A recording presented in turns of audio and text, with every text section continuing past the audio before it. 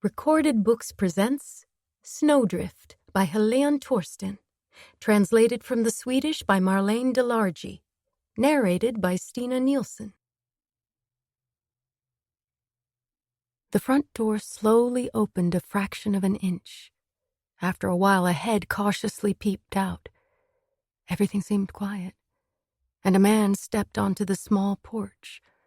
Taking his time, he tucked a gun into the waistband of his pants and slipped a cell phone into his pocket. Then he zipped his leather jacket, adjusted his night vision glasses, and pulled up the hood of the sweatshirt he was wearing under his jacket. Large fields extended on both sides of the house. This was an advantage. There was no one nearby to see or hear him. But just to be safe, he reached around the doorframe and turned off the external light. He also removed the key from the inside, pushed the door shut with his hip, and locked it. Then he turned around and, with a flick of his wrist, he tossed the key into the darkness. Carefully, he made his way down the slippery steps and was swallowed up by the night in seconds. The blizzard came sweeping in from the west. The strong wind whipped up the snow that had fallen earlier in the week, and within minutes, visibility was virtually down to zero. The floor no longer felt solid, and her feet sank deeper with each step. She mustn't stop or she would get stuck. Keep going, keep going. There was no time to waste. "I'm coming, Lolo." The light got closer, and she thought she could hear voices through the pounding in her ears. She could just make out 3 large shadows up ahead. They were bending over a small, curled-up figure. She knew it was Lolo. "Please, God, don't let it be too late. I promise I'll never... If you just help us, God." She tried to call out, but nothing passed her lips. They merely moved in silence. One of the shadows suddenly turned toward her, and she realized she'd been spotted. At first, she froze in fear. Then she tried to run. But that moment of hesitation had been enough. Her feet were stuck. The menacing shadow was approaching, but she couldn't move. He reached her, and she felt him grasp her by the throat. "If you say a word to anyone, you're dead. We know who you are and where you live," he hissed. Somehow she managed to speak. Lolo. "Forget her." He pushed her to the floor. The walls around her collapsed, and she sank into the ice-cold sludge. It filled her nostrils and her mouth. Breathe. She couldn't breathe. Beneath her, the ground began to shake. Embla woke to find herself sitting bolt upright in bed, terrified and gasping for air as sweat trickled between her breasts. Her t-shirt stuck to her back. It was usually the same when she had the recurring nightmare. She woke up because she couldn't breathe. But this time something was different. The ground was shaking. Why was the ground shaking? And where was she? Slowly, she began to gather her wits and realized the bed was moving. Uncle Nisa's guest room was small, but there was just enough space for a camp bed at the foot of hers. That was where the movement was coming from. A halo of tousled brown hair appeared with a pair of wide-awake eyes sparkling beneath the curls. Elliot was impatiently shaking the rail at the bottom of Embla's bed. "Come on, Embla! We're going hunting today!" He leaped up and onto her bedspread. "Hunting, hunting, hunting!" He warbled away happily as he bounced up and down. Embla couldn't help laughing. He was always full of energy, but right now, the dial was turned up to maximum. "Okay, off you go to the bathroom. Then put on the clothes I've left on the chair in the hall." She didn't get any further. He was already on his way to the tiny ensuite bathroom. Elliot was the best thing to come out of Embla's relationship with Jason Abbott, a jazz musician. They'd split up almost 5 years ago after a series of excoriating rows about Jason's inability to remain faithful. But a deep bond had grown between Embla and Jason's son, Elliot, which his father had sensibly chosen to nurture. Needless to say, He had seen the value of having an adult around who was willing to help out. Elliot's mother had died before he was 1 year old, and the boy's only close relations in Sweden were a divorced maternal aunt and her 3 children. But she already had her hands full. Embla stayed under the covers for a little longer, trying to shake off the fear that still sat in the middle of her chest, like a hard knot. Over the past week, the nightmare had haunted her every night. The reason was obvious. Her childhood best friend, Louise, who went by Lolo and had disappeared 14.5 years ago, had suddenly gotten in touch. Late on Friday night, 8 days ago, Embla's phone had trilled the opening bars of the original 1977 Star Wars soundtrack. She'd been annoyed because she'd just broken up with Nadir and assumed it was him calling. Warily, she'd answered, "Embla Nyström?" No one said anything, but she could hear shallow breathing and a faint rushing in the background, as if the person on the other end was far away, or standing by the sea. "Hello? Who is this?" There was a sharp intake of breath. Then a female voice whispered, "Oh, Osa. Is that Osa?" The hairs on the back of her neck had stood on end. Nobody had called her Osa in years. Everyone called her Embla these days, which was her given name. But when she was little, she'd hated it because it was so unusual, and she'd persuaded all her friends and teachers to use her middle name, Osa. As an adult, she'd started to prefer Embla, and switched back. But someone who hadn't seen her since she was a teenager couldn't possibly know that, and the person on the other end of the phone hadn't seen her for 14.5 years. She was certain of that, because she recognized the voice. Lolo, she managed eventually. There was a gasp, and the connection was broken.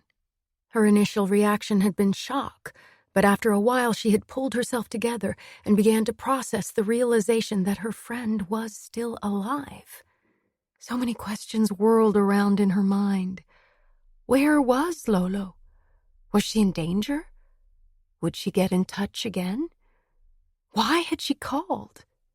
Embla had decided to finally tell someone everything she knew about that night.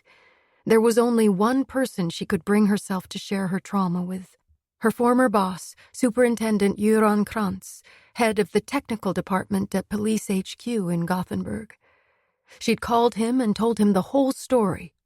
Her best friend had disappeared one night when they were both 14 years old. Embla had gotten seriously drunk for the first and only time. The only thing she remembered was the scene that constantly replayed in her nightmare. The 3 men bending over Lolo, the grip on her throat, the death threat, the sense of impotence, the guilt. As Embla and Elliot planned to travel to Dalsland the following morning for the school break, she and Göran had agreed to meet up as soon as she returned to Gothenburg. While she was away, he would try to take a closer look at the case notes surrounding Louise's disappearance, if time allowed.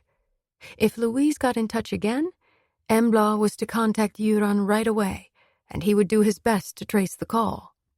Embla was glad she'd spoken to him. It had felt good to know that he'd taken her seriously and was going to help her find out what had recently happened to Lolo. Ever since that phone call, Embla had gone over and over what she remembered. Sometimes she felt as if her head were about to explode. It was only when she was with Elliot and Nisa that she was able to relax for a while. Within minutes, the bathroom door flew open and Elliot shot into the hallway, still singing his hunting song to the accompaniment of the toilet flush. The melody was catchy, but the lyrics were a little monotonous, as they still consisted of just one word: hunting. He used different stresses and tones. He had clearly inherited his father's musicality and knew how to perform, but it was starting to get tiresome. This had been going on for several days, ever since Embla had given in to his pleas and Nisa's assertion that she ought to let the boy find out what it's like to go hunting. Embla still wasn't sure it was a good idea to take a 9-year-old on a fox hunt. She had been 15 when she first went out and had kept putting this forward as a good reason to wait. Nisa had objected on the grounds that he'd been the same age as Elliot when his father had taken him hunting for the first time. But Embla knew the two situations weren't the same. The tradition had been in her family's blood for generations, but that wasn't the case in Elliot's family. Familiar sounds from downstairs penetrated her consciousness. The hiss of the coffee machine, the clink of plates and bowls, footsteps crossing the creaking floor, the low hum of voices on the radio. Her Uncle Nisa was making breakfast. As usual, he was up first. He'd always been an early riser. That's what happens when you own a small farm. The animals have to be fed and stalls mucked out first, before you move on to the job that provides you with a regular income. Nisa had worked at the sawmill for nearly all of his adult life. He had just retired 2 years ago, and unfortunately, he was now a widower. He and Aunt Anne-Sophie had no children, but Embla had always spent a lot of time with them. She loved the countryside, the forests, and the animals. Maybe she'd always felt more at home here than with her large family in the middle of Gothenburg, she reflected. She was a late arrival, the child no one really bothered with. Her 3 older brothers had, each in their own way, taken up a lot of space. All 3 had already started school by the time she was born. Her strongest recollection from her childhood was loneliness. Fortunately, she'd had Lolo. At the thought of her friend, she gave a little start. She was suddenly wide awake. "Breakfast!" Nisa shouted up the stairs. Embla yawned and stretched before reluctantly clambering out of bed.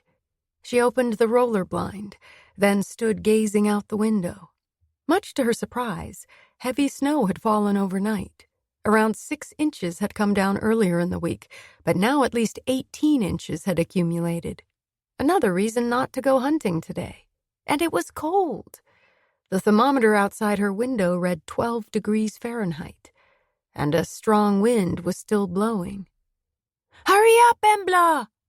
Elliot shouted impatiently. He had to go back to school in 2 days after the February break. He couldn't wait to tell his open-mouthed classmates about going hunting.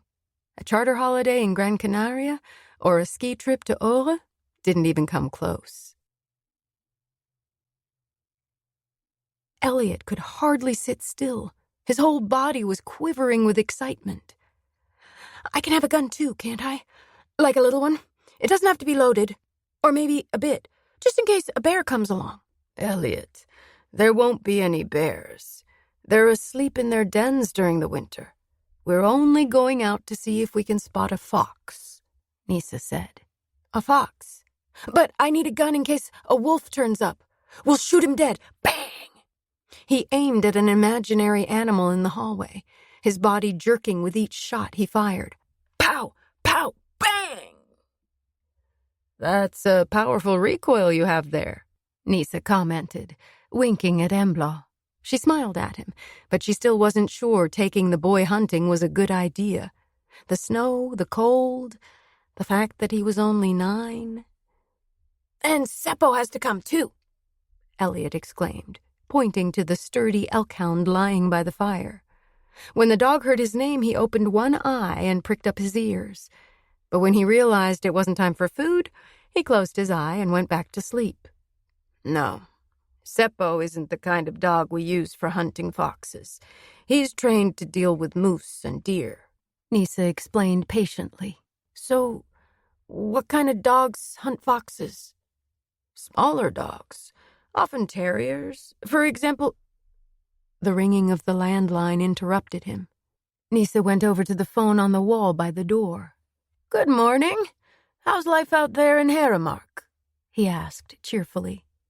Embla immediately knew who it was. Harald Felt, her mother and Uncle Nisa's cousin. Nisa had spent quite a lot of time with Harald and his wife over the years, but Embla hadn't seen them for ages. She could hardly remember when they'd last seen each other. Oh yes, Harald and Monica had thrown a big party at the guest house they ran. A summer party, midsummer perhaps. She wasn't sure. She must have been 7 or 8 years old. "Did you use a little gun when you were my age? Do you still have it? Can I borrow it? Please?" "No, Elliot. There are no children's guns. And I didn't get a gun of my own until I was 18, and I'd passed my hunting exam," Embla explained. Elliot frowned, looking confused. "Your what?" "My hunting exam." "What's that?" "Well, it's kind of like school." He thought for a moment, then his face lit up.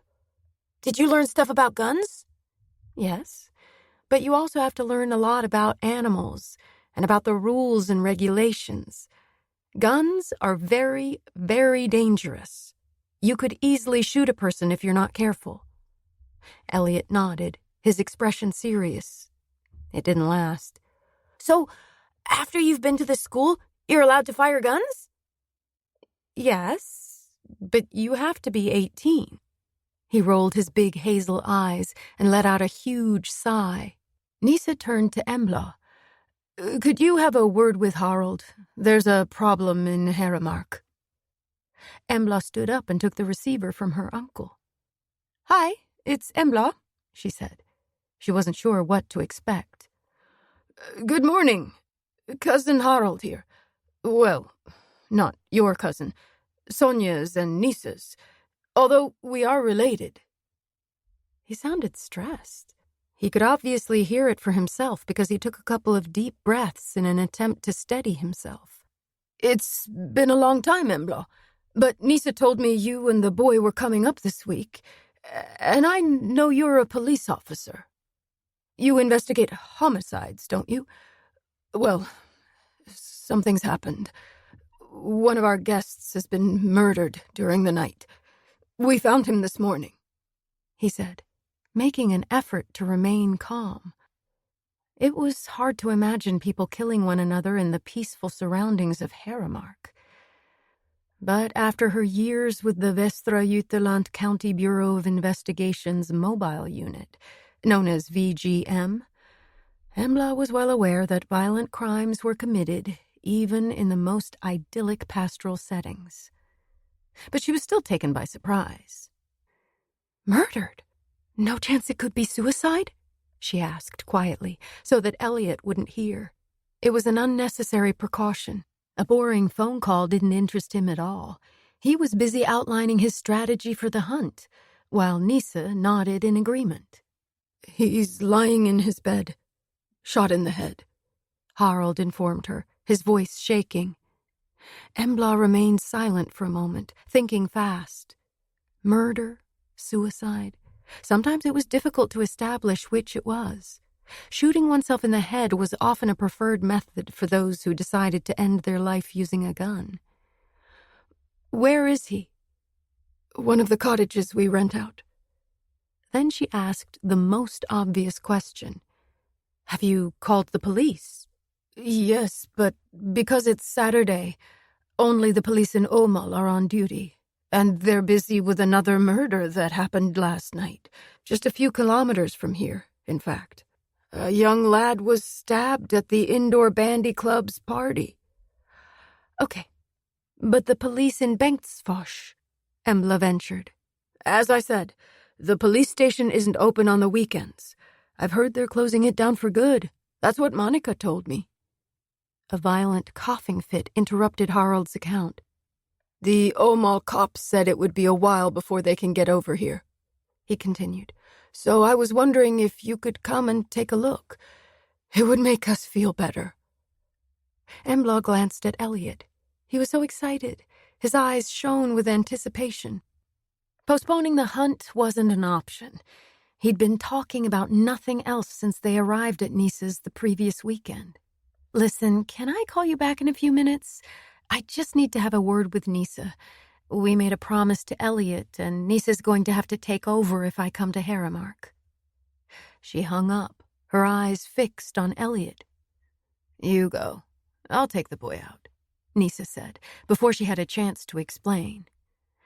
"I'm sure we can manage to shoot a fox on our own." He winked at Elliot, who responded with a beaming smile. The strong wind had packed the snow into solid drifts, and at any moment a swirl of fine snow, known as snow smoke, could hide the way ahead completely. Luckily, the 172 had been cleared pretty well, so it didn't take Embla very long to cover the 30 kilometers. When she saw a sign for a Haramark guest house, she turned off the main road, following the arrow. It wasn't easy to cover the last few hundred meters, even though her car had good winter tires. She had borrowed a Kia Sportage from her friend Bella, who had gone to New York to spend a year working for a bank. Embla's own vintage Volvo 245 was due for a tune-up at some point during the spring. As she slid to a halt in front of the guest house, the carved double doors opened, and Harald and Monica came out to greet her. "Embla, thank you so much for coming. This is just dreadful," Monica exclaimed. She was shaking as she took Embla's outstretched hand between her own. Her grip was unexpectedly firm, as if she were clinging to a life buoy. Harald's anxiety showed itself in his inability to stand still. He kept shifting from one foot to the other, which made him sway slightly. Monica was small and neat, with thick, steel-gray hair cut into a short bob. She was wearing black pants and a pretty traditional Norwegian sweater in shades of blue. Harald was tall and had grown a little rotund over the years. Like Nisa, he'd lost most of his hair, and, also like his cousin, he'd chosen to shave off the few remaining strands. When they were young, Harald, Nisa, and Embla's mother Sonja had all had flaming dark red hair. Only Embla and her youngest brother, Kolbjorn, had inherited the family color. The two older brothers had dark hair like their father. Harald was wearing a red-checked flannel shirt and dark blue chinos, with a pair of neon green Crocs. In spite of the cold, his forehead and upper lip were beaded with sweat. Before Embla left, Nisa had told her something about the history of the guest house. It dated from the mid-19th century, a prosperous manor house with plenty of agricultural land and forest.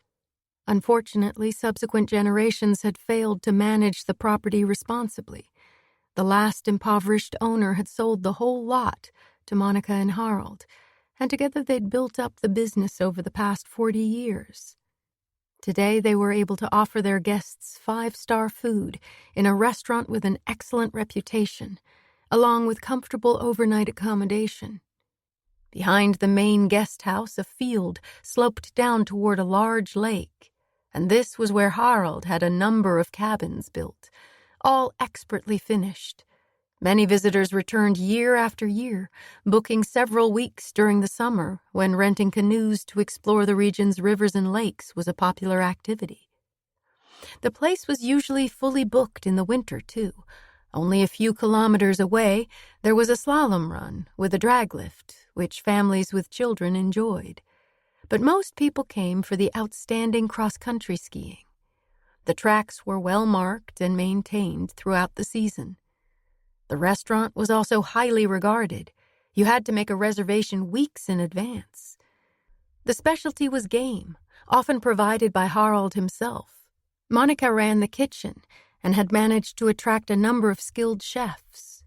The couple were approaching retirement age now, and Nisa had told Embla that they were already negotiating with a possible successor.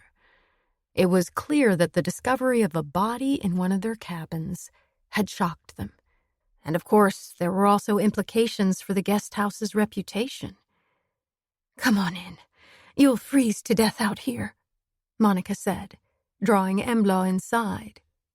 Only then did she release her grip on Embla's hand. She gave her a warm hug, and Embla realized Monica's cheek was damp with tears. Embla hugged her warmly in return as Harald followed them in and closed the heavy doors. The small lobby was welcoming, with several armchairs arranged around a crackling open fire. "Let's go upstairs," Harald said, leading the way to a door marked private. He held it open politely for the two ladies. Embla took off her boots and hung up her jacket on one of the hand-forged iron hooks in the hallway. Then they headed up the stairs, Harald bringing up the rear with a heavy tread. The large, airy room was lined with bookshelves. The windows provided a fantastic view of the lake. There was a cane sofa and chairs with soft blue and white striped cushions, and the rag rug on the floor was perfect in different shades of blue. "Please, sit down," Monica said. Embla chose one of the chairs, while Harold and Monica sat close together on the sofa, unconsciously seeking each other's hands. The cane creaked alarmingly beneath their combined weight. No time for small talk. Best get on with it, Embla thought. "Are you absolutely certain the man is dead?" she began, looking at Harold. "Definitely. All the blood, the head..." He broke off, fighting back the nausea. He's a huntsman. I'm sure he knows a fatal bullet wound when he sees one, Embla thought. "When did he arrive?" she asked. After a quick glance at her husband, who was still swallowing hard, Monica answered, "Yesterday afternoon. He signed in as Jan Müller, which was the name he'd used when he booked. And he said he didn't want to be disturbed, so he requested the accommodation that was farthest away." Embla frowned. "Farthest away, but they're all pretty close together along the slope, aren't they?" "It's not one of the cabins by the lake. We have 3 newly built cottages on the road leading down to Klevskog, the nature reserve." Embla knew nothing about the nature reserve or the cottages, but decided to keep that to herself. "Are all 3 cottages currently occupied?" The couple shook their heads. Then Harold got to his feet with a mumbled apology. He looked terrible. He quickly walked over to a closed door, opened it, and disappeared. Monica watched him go with a concerned expression, then turned back to Embla. "No, our winter guests usually stay in the cabins by the lake. It was only Jan Müller who specifically asked to be by the nature reserve." "So, how far away are these cottages?" Monica frowned. "Let me think. The turnoff is about 150 meters from here. Then it's maybe 100 meters to the first cottage.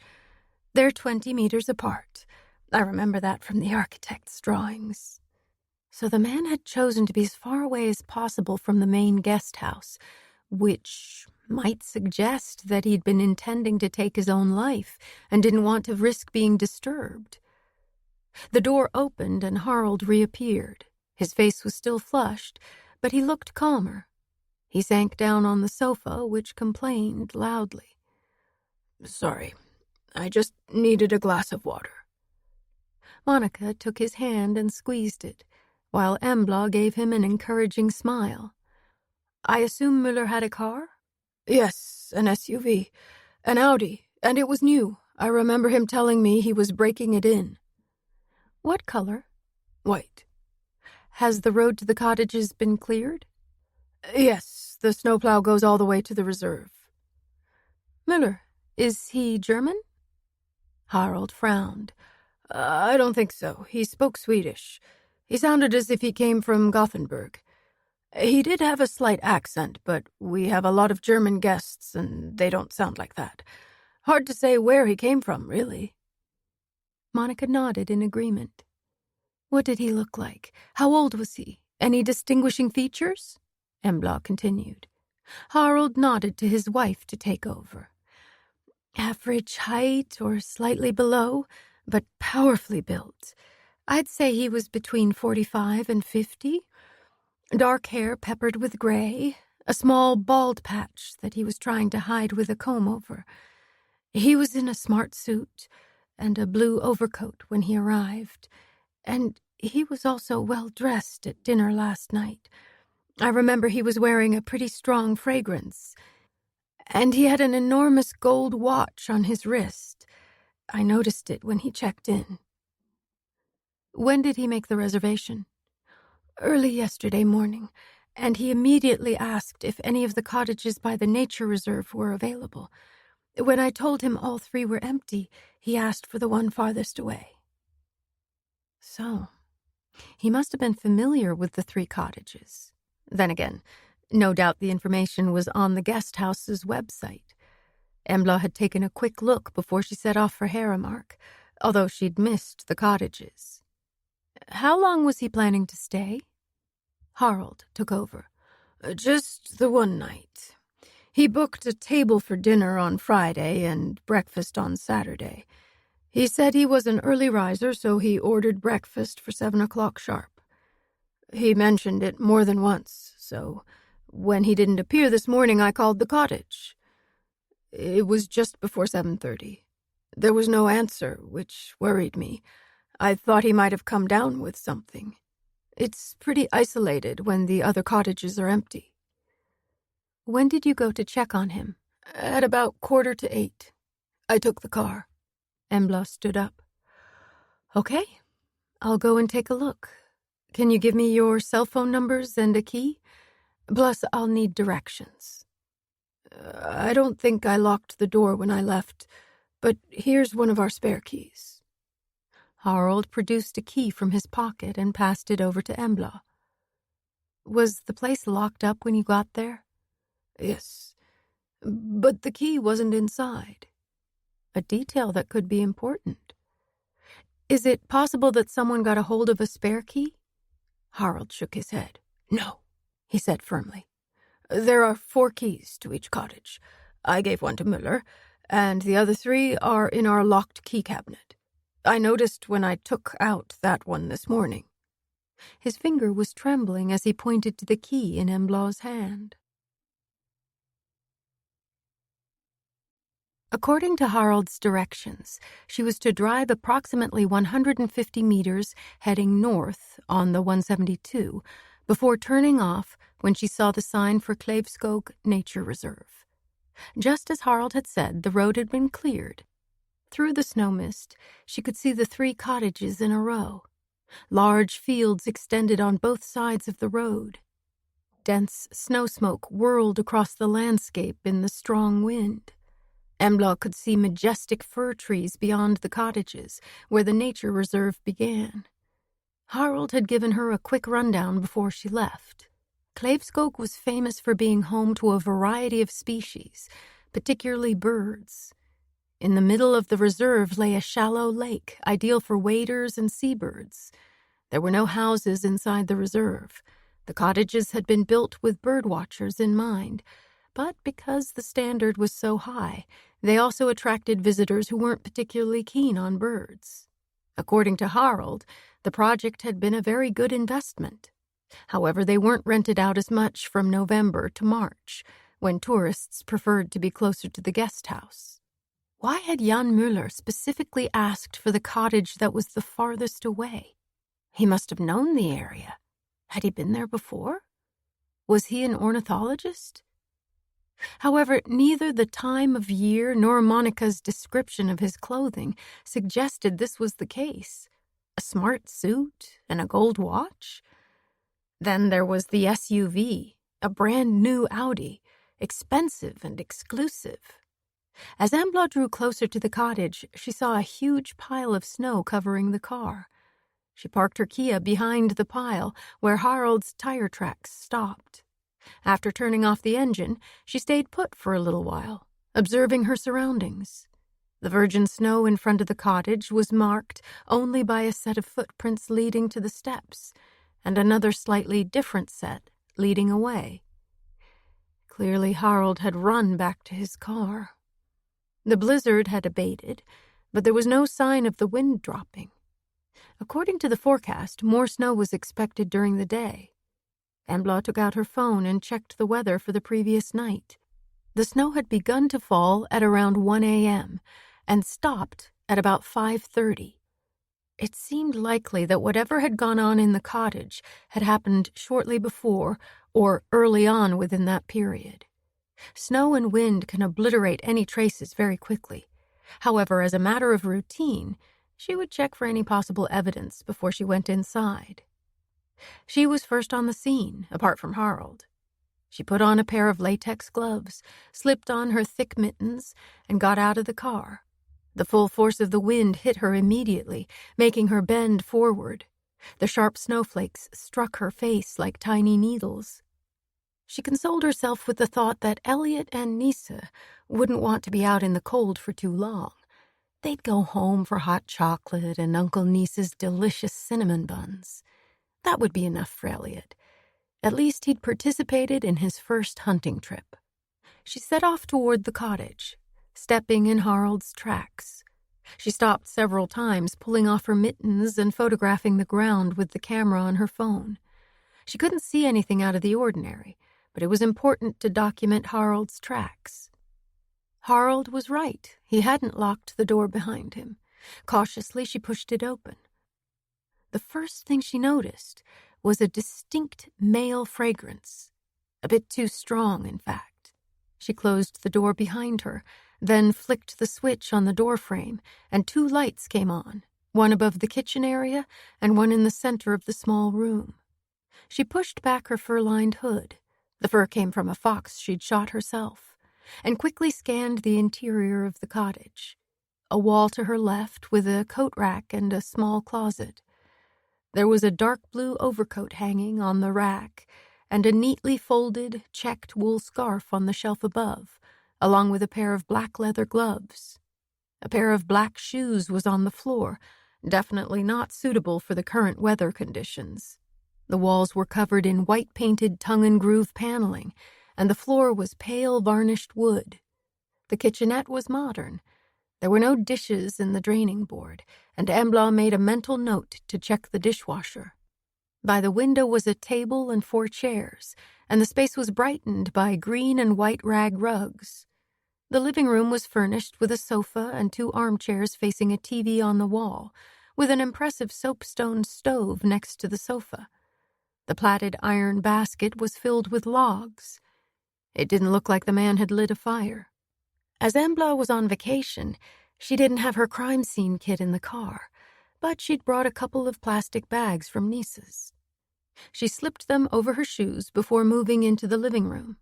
One of the 2 doors was ajar, and through the gap she could see reflections in the glass of a medicine cabinet. The other door, leading to the bedroom, was wide open. She decided to check out the bathroom first. She switched on the light, revealing a fully tiled room with a toilet, wash basin, and shower. The smell of male fragrance was strong, almost nauseating. She noticed a black toilet bag on a hook, a thick white bath towel, and a hand towel. Everything seemed fresh and new. She closed the door and headed for the bedroom. She reached inside, switched on the light, and remained in the doorway, taking in the scene before her. The raw smell of blood, mingled with cologne and alcohol, was striking. A double bed dominated the room and had a nightstand on each side. On the one nearest the door stood an empty vodka bottle and a glass. There was a double wardrobe along one wall. On a neat bench below the window lay a closed black carry-on suitcase, an ultra-light, ultra-expensive Samsonite. She turned her attention to the man on the bed. She understood why Harold had been shocked. It was a horrific sight. He was lying on his back, his large hands folded on top of the duvet, which created an oddly peaceful impression. He was wearing a gold signet ring with a polished green stone on the pinky of his right hand. She could see a pistol beneath his hands. To her surprise, he appeared to be wearing dark blue silk pajamas. Who wears silk pajamas in a cottage in the country in the middle of winter? The man in the bed, obviously. The hole between his eyebrows was pretty big, large caliber. The pillow was sodden with blood, indicating a significant exit wound. Presumably, the back of his head had been blown off. Embla stood on tiptoe to get a better look, which wasn't easy in her heavy boots. Then she saw a blood stain on the duvet in the vicinity of his heart. 2 shots, then. His face had taken on a grayish tone, which suggested that he'd been dead for quite some time. Given the 2 bullet wounds from a large-caliber gun, this definitely wasn't suicide. You can't fold your hands neatly after you've shot yourself in the head and the heart. The victim was powerfully built, but not overweight. Even though Embla was 3 meters from the bed, she thought there was something familiar about his features.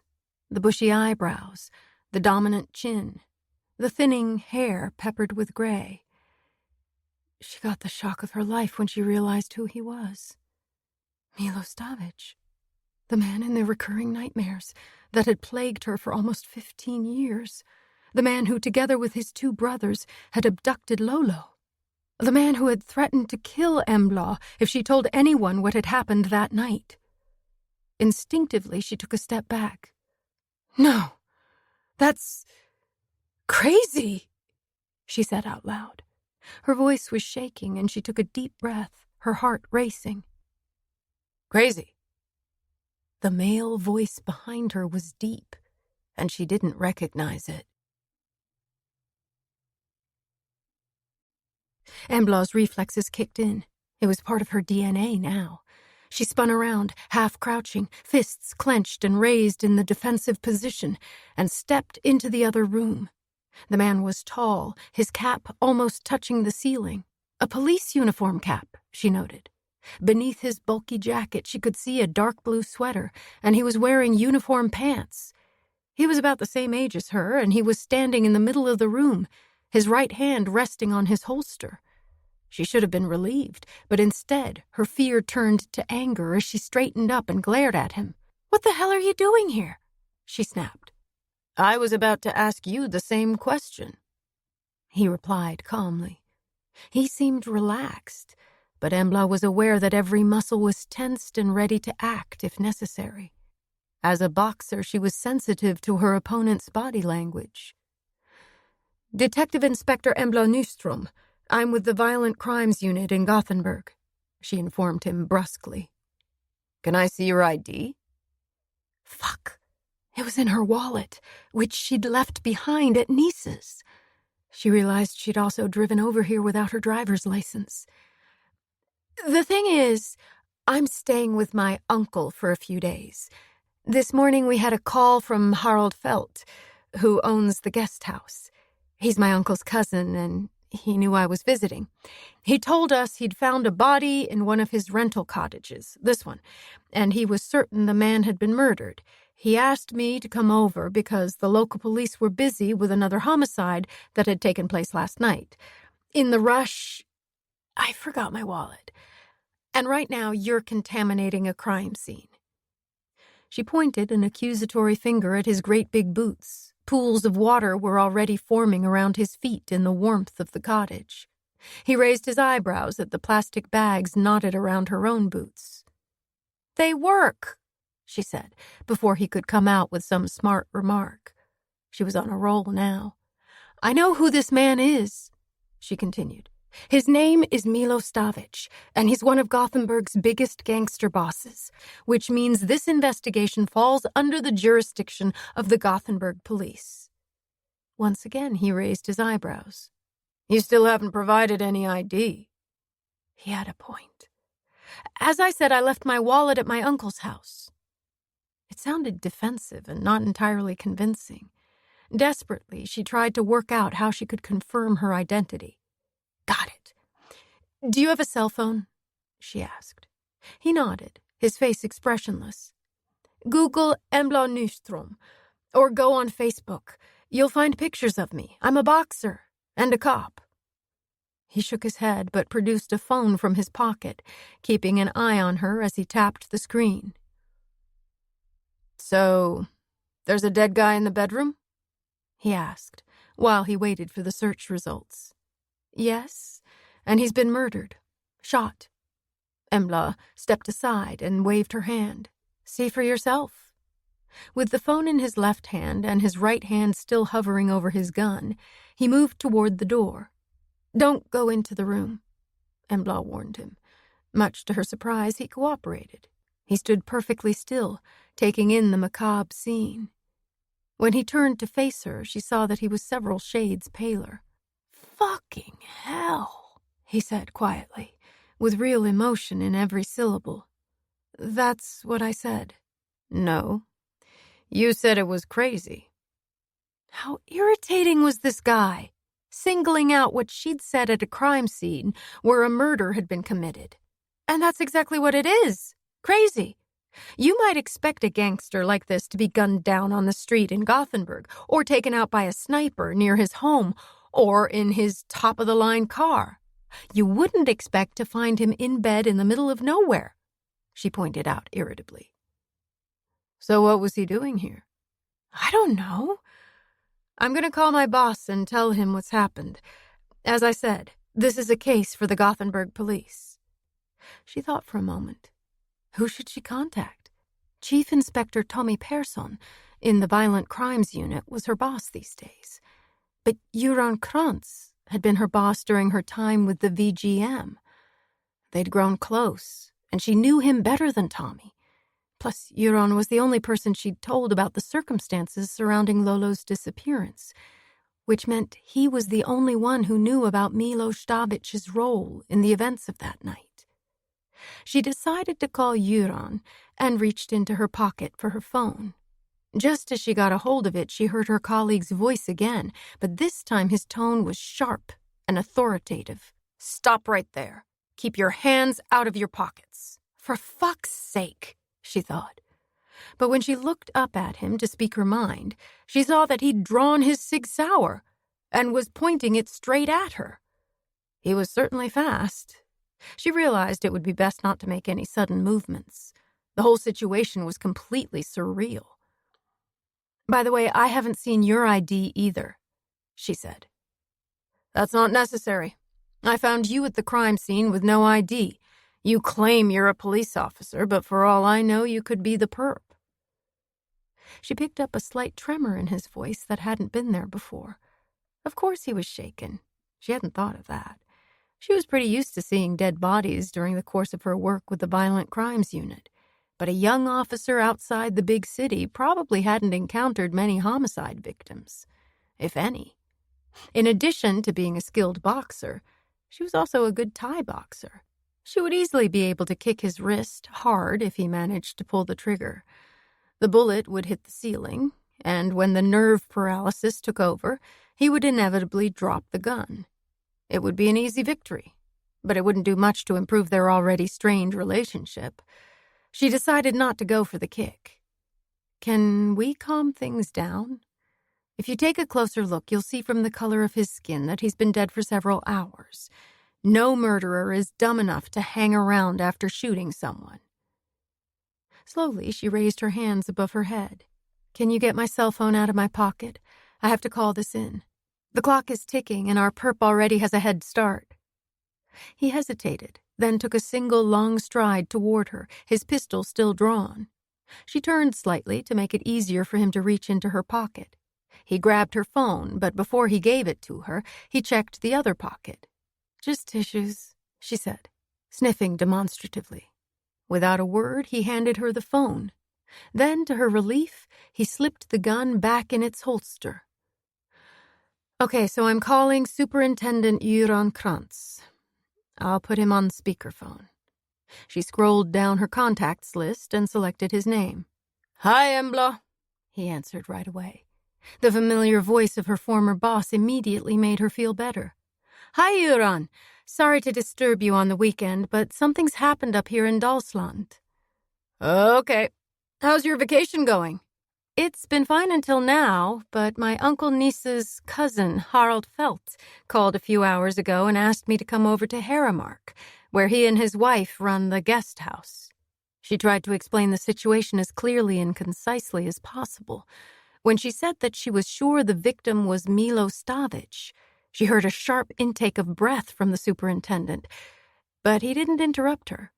She told him about the 2 bullet wounds and the pistol carefully placed beneath the folded hands. "It has to be a homicide," Göran agreed. When she revealed that her colleague at the scene was so suspicious of her that he'd actually drawn his gun on her, Göran burst out laughing. I guess he didn't realize how dangerous that could be for him, he said. The young officer had grasped that Embla and the man she was talking to really were detectives, but the superintendent's comment left him totally bewildered. Embla had no intention of enlightening him.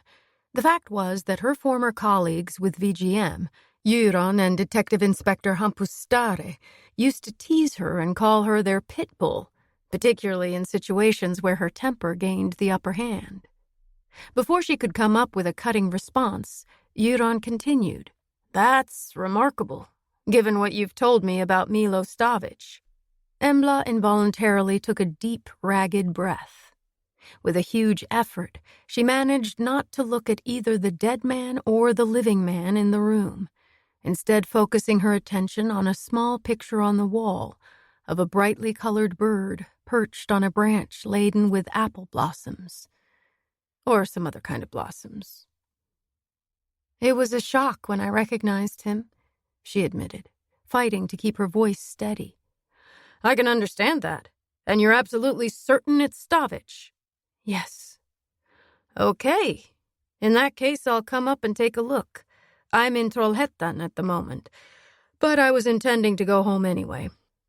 Paula's ex-husband is going to a 50th birthday party, so she's having the kids over here tonight."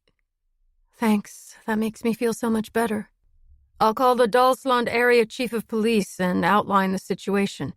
Then I'll send some of my CSIs. They can get to work straight away," Euron added. "And I'll stay here and secure the cottage." Embla felt as if a great weight had been lifted from her shoulders, and she caught herself smiling when the call was over. A discreet cough behind her made her jump. She'd forgotten about the uniformed officer. "There's no need for you to hang around, but give me your name before you leave," she said. He immediately straightened his shoulders and gave her a perfect salute. "Inspector Ola Tillman, Omal Police." "Omal? So what are you doing here?" "Ours is the only station that's manned on weekends." "So you were called out to the stabbing?" "Yes. How do you know about that?" "Harold, the relative who contacted me, told me the Omal police couldn't get here right away." She jerked her head in the direction of the bed. Ola Tillman automatically glanced at the dead man, but quickly looked away. "There are only 5 of us on duty," he said. "But 2 detectives from Trollhättan are coming over later. My boss thought it would be a good idea if I checked out the situation. And what did I find? A total stranger in the same room as the body. She claims to be a cop, but can't provide any ID. Clearly a person of interest." This was obviously meant as an explanation and an apology for drawing his gun. "So you've been on duty all night," Embla said, trying to sound a little more friendly. "Yes. My shift started at 6 yesterday evening." Which meant he'd been working for almost 16 hours. "I really think you ought to go home, and I'm not going to get any sleep today. We tried to question a number of witnesses during the night, but we didn't get very far. Most of them were drunk and very shaken up, so we have to try again today, and tomorrow, and the next day." "How many witnesses are involved?" The answer came with no hesitation. 62. "That's going to take some time," Embla said.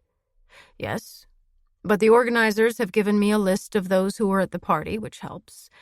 We'll divide up the names among us, and, as I said, we're expecting 2 detectives from Trollhättan."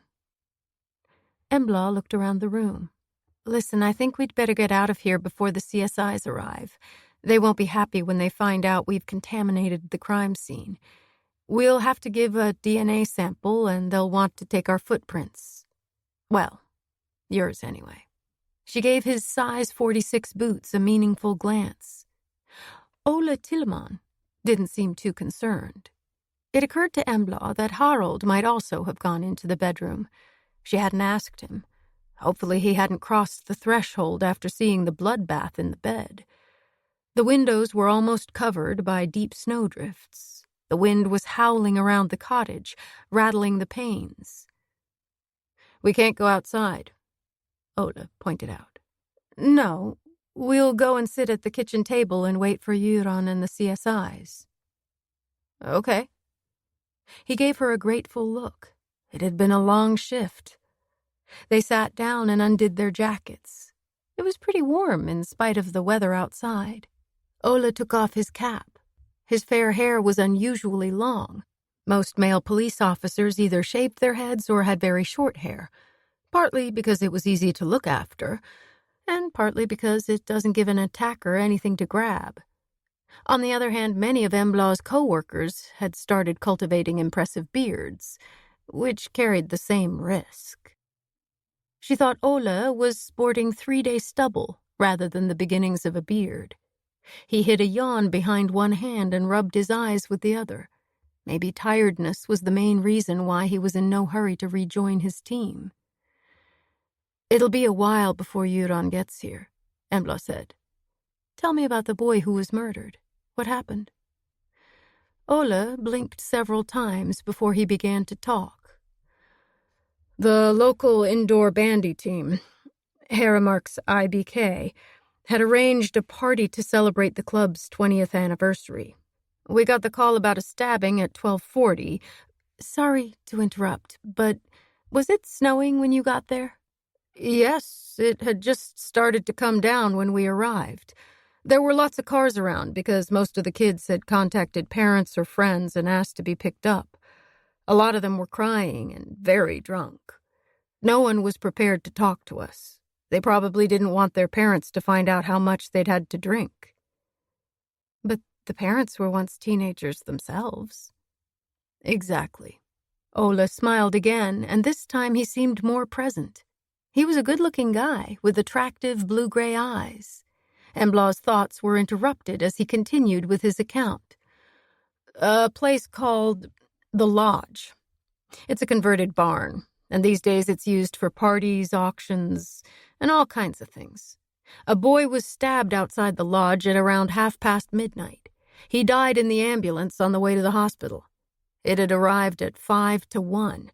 We got there about 15 minutes later, by which time the ambulance had already gone. As I said, it was snowing and the wind was blowing hard." "Did the victim say anything?" she asked. "Not according to those we've questioned so far." "Who was he?" "His name was Robin Pettersson. He was 18 years old and in his final year of high school. According to one of the club leaders, he was the star of the bandy team. Apparently his family moved to Omal a month ago, and he was due to transfer to another team in Sefleal after the party." "Any information on the perpetrator?" "Not a thing. No witnesses have come forward. Not yet, anyway." Embla thought about what he'd told her, then asked, "How far is it from here to the lodge?" 2 kilometers. Closer than she'd thought, which meant there'd been plenty of cars on the move from about 12:45 until at least 2. Someone might have seen a car or a person they didn't recognize, or noticed something unusual, something that might be connected to the death of Milo Stavic.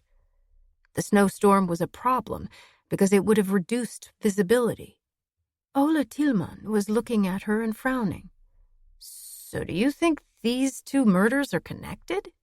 he asked, eventually. She didn't answer right away. "I can't imagine that an 18-year-old boy at the high school in Omal was stabbed by the same perp who shot Stavic. That seems unlikely." "But you can't rule it out?" Once again, Embla considered her response. "I think I probably can. If we look at the victims, Milo Stavic has been a top-level gangster in Gothenburg for many years. He owns several restaurants, hotels, nightclubs, and casinos, which he uses to launder the money he makes from smuggling drugs and arms. Human trafficking, prostitution, you name it, he's into it." Ola nodded. "My boss, Chief Inspector Jonzane, with a Z, thought this was just some nut job who'd decided to end it all. But I guess he was wrong," he said. "He was. My first thought was suicide too, but this was definitely a homicide. You can't shoot yourself in the head and the heart, then settle down with your hands neatly folded on your chest. I'm certain the gun was placed there after he was killed." Ola glanced toward the bedroom door. Embla knew he couldn't see the bed from where he stood. "What was a guy like that doing here?" he said. "Good question. I have no idea." Embla picked up her phone and called Harald Felt, who answered almost immediately. "Hi, it's Embla. Sorry I haven't been in touch until now, but yes, it's definitely a homicide. I've contacted my colleagues in Gothenburg, and they'll be here at any moment to take over the investigation. No, it doesn't have anything to do with the police in Åmål, because the victim is from Gothenburg. I recognized him. He's come up in a couple of my department's investigations." Harald asked a few more questions, which Embla did her best to answer without giving too much away. "You and your colleagues are welcome to come here for lunch when you're done," Harald offered. "That's very kind of you. I'll pass it on." Ola brightened up when she relayed Harald's invitation, but one look at his weary face made her wonder if he'd managed to stay awake until lunchtime. Superintendent Göran Krantz knocked before entering the cottage. As Embla had expected, he stopped just inside the door and quickly scanned the interior. He nodded to the two officers at the kitchen table. "Good morning. So you're sitting here shedding DNA?" He smiled at them to take the sting out of his words. Embla gave Ola Tillman a meaningful glance and whispered loudly, "What did I tell you? We're in trouble for staying indoors and contaminating the crime scene." Göran put on plastic shoe covers before coming over to join them. Ola got to his feet and held out his hand. "Ola Tillman. I'm a detective inspector from Åmål. Göran Krantz, superintendent with the technical department in Gothenburg. Good to meet you, even if it's not under the best circumstances." "Yes, this is all pretty overwhelming," Ola replied, with a pale attempt at a smile. "Ola came over because there was another murder last night, only 2 kilometers from here. He and his colleagues are investigating," Embla explained. Any hint of joviality disappeared from Göran's face. "Another murder? And was the victim also shot?" he demanded sharply. "No, an 18-year-old high school student was stabbed. The local indoor bandy team was having a party, and something went wrong," Embla said. Göran nodded and muttered something. He pulled on a pair of latex gloves. "My team will be here in about an hour. I'd like to take a look at the scene of the crime, then we can talk." "We won't be able to do much once the CSIs arrive. I suggest we go over to the guest house. Harald has offered to provide lunch," Embla said. Ola's phone rang. He took it out of his pocket, glanced at the display, and sighed. "Tillman." He wasn't on speakerphone, but Embla could hear a male voice speaking sharply on the other end of the line. "Yes, but it's not a suicide. He was Another torrent of words interrupted Ola's attempt to clarify the situation. "I know it's not my call, but Superintendent Göran Krantz and Detective Inspector Embla Nyström from Gothenburg are also here. They've checked out the body, and they think we're looking at a homicide." That wasn't strictly true, because Göran hadn't yet seen the dead man. But it was clear from Ola's tone that he was annoyed with his boss. Maybe it was due to tiredness, given how many hours he'd been on duty, but Embla got the feeling that he was pretty sick of Chief Inspector Jonzane, who barked out a brief question. "Shot in the head. The CSIs from Gothenburg will be here in—" The roar at the other end of the phone made Ola hold it away from his ear. "The fuck has it got to do with them?" Both Embla and Göran heard every word. Göran held out his hand, and a smile of pure joy spread across Ola's face as he passed over the phone. "Good morning. Superintendent Göran Krantz from the technical department in Gothenburg. My colleague, Detective Inspector Embla Nyström, was called to the scene by a relative who rents out this cottage. It was this relative who found the body this morning. D.I. Nyström immediately realized that the victim had been murdered and called me. I happened to be in Trollhättan and was able to get here quickly." Once again, Embla heard a sharp comment. Göran rolled his eyes, but kept his tone perfectly civil as he answered. "No, we don't have too little to do. But the victim is ours." Formal identification has yet to take place, but we're pretty sure he's a major criminal from Gothenburg, who features in several of our ongoing investigations. That's why the case falls under our jurisdiction. I believe you have another homicide to deal with." Another irate comment came through the ether. Göran winked at his audience and said pleasantly, "I'll pass that on." He ended the call and handed the phone back to Ola. "Your esteemed boss wants me to tell you, and I quote, to get your ass back there right now." "He could do with signing up for a course on how to treat colleagues," Ola replied with a sigh.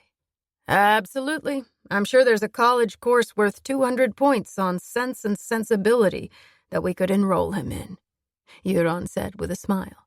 "Okay, time I took a look at our victim. For real this time." Ola pulled on his cap, headed for the front door, and opened it. A gust of icy wind blew snow all over the rubber doormat. "When you and your colleagues are questioning witnesses who were at the lodge or who came along later, could you ask if they saw a car or a person they didn't recognize? I'm thinking of our murderer," Embla said quickly. "No problem," Ola said. He closed the door behind him and stepped out into the whirling snow. Göran stood in the bedroom doorway in silence for quite some time, taking in the scene before him. Embla knew from past experience that very little escaped him. She admired him above all for his competence and sharp mind. Plus, he was an absolute genius when it came to computers. Göran was someone she trusted and respected, which was why she had confided in him just over a week ago. Göran returned to the table and sat down. He clasped his hands and looked at her. It was hard to read his expression.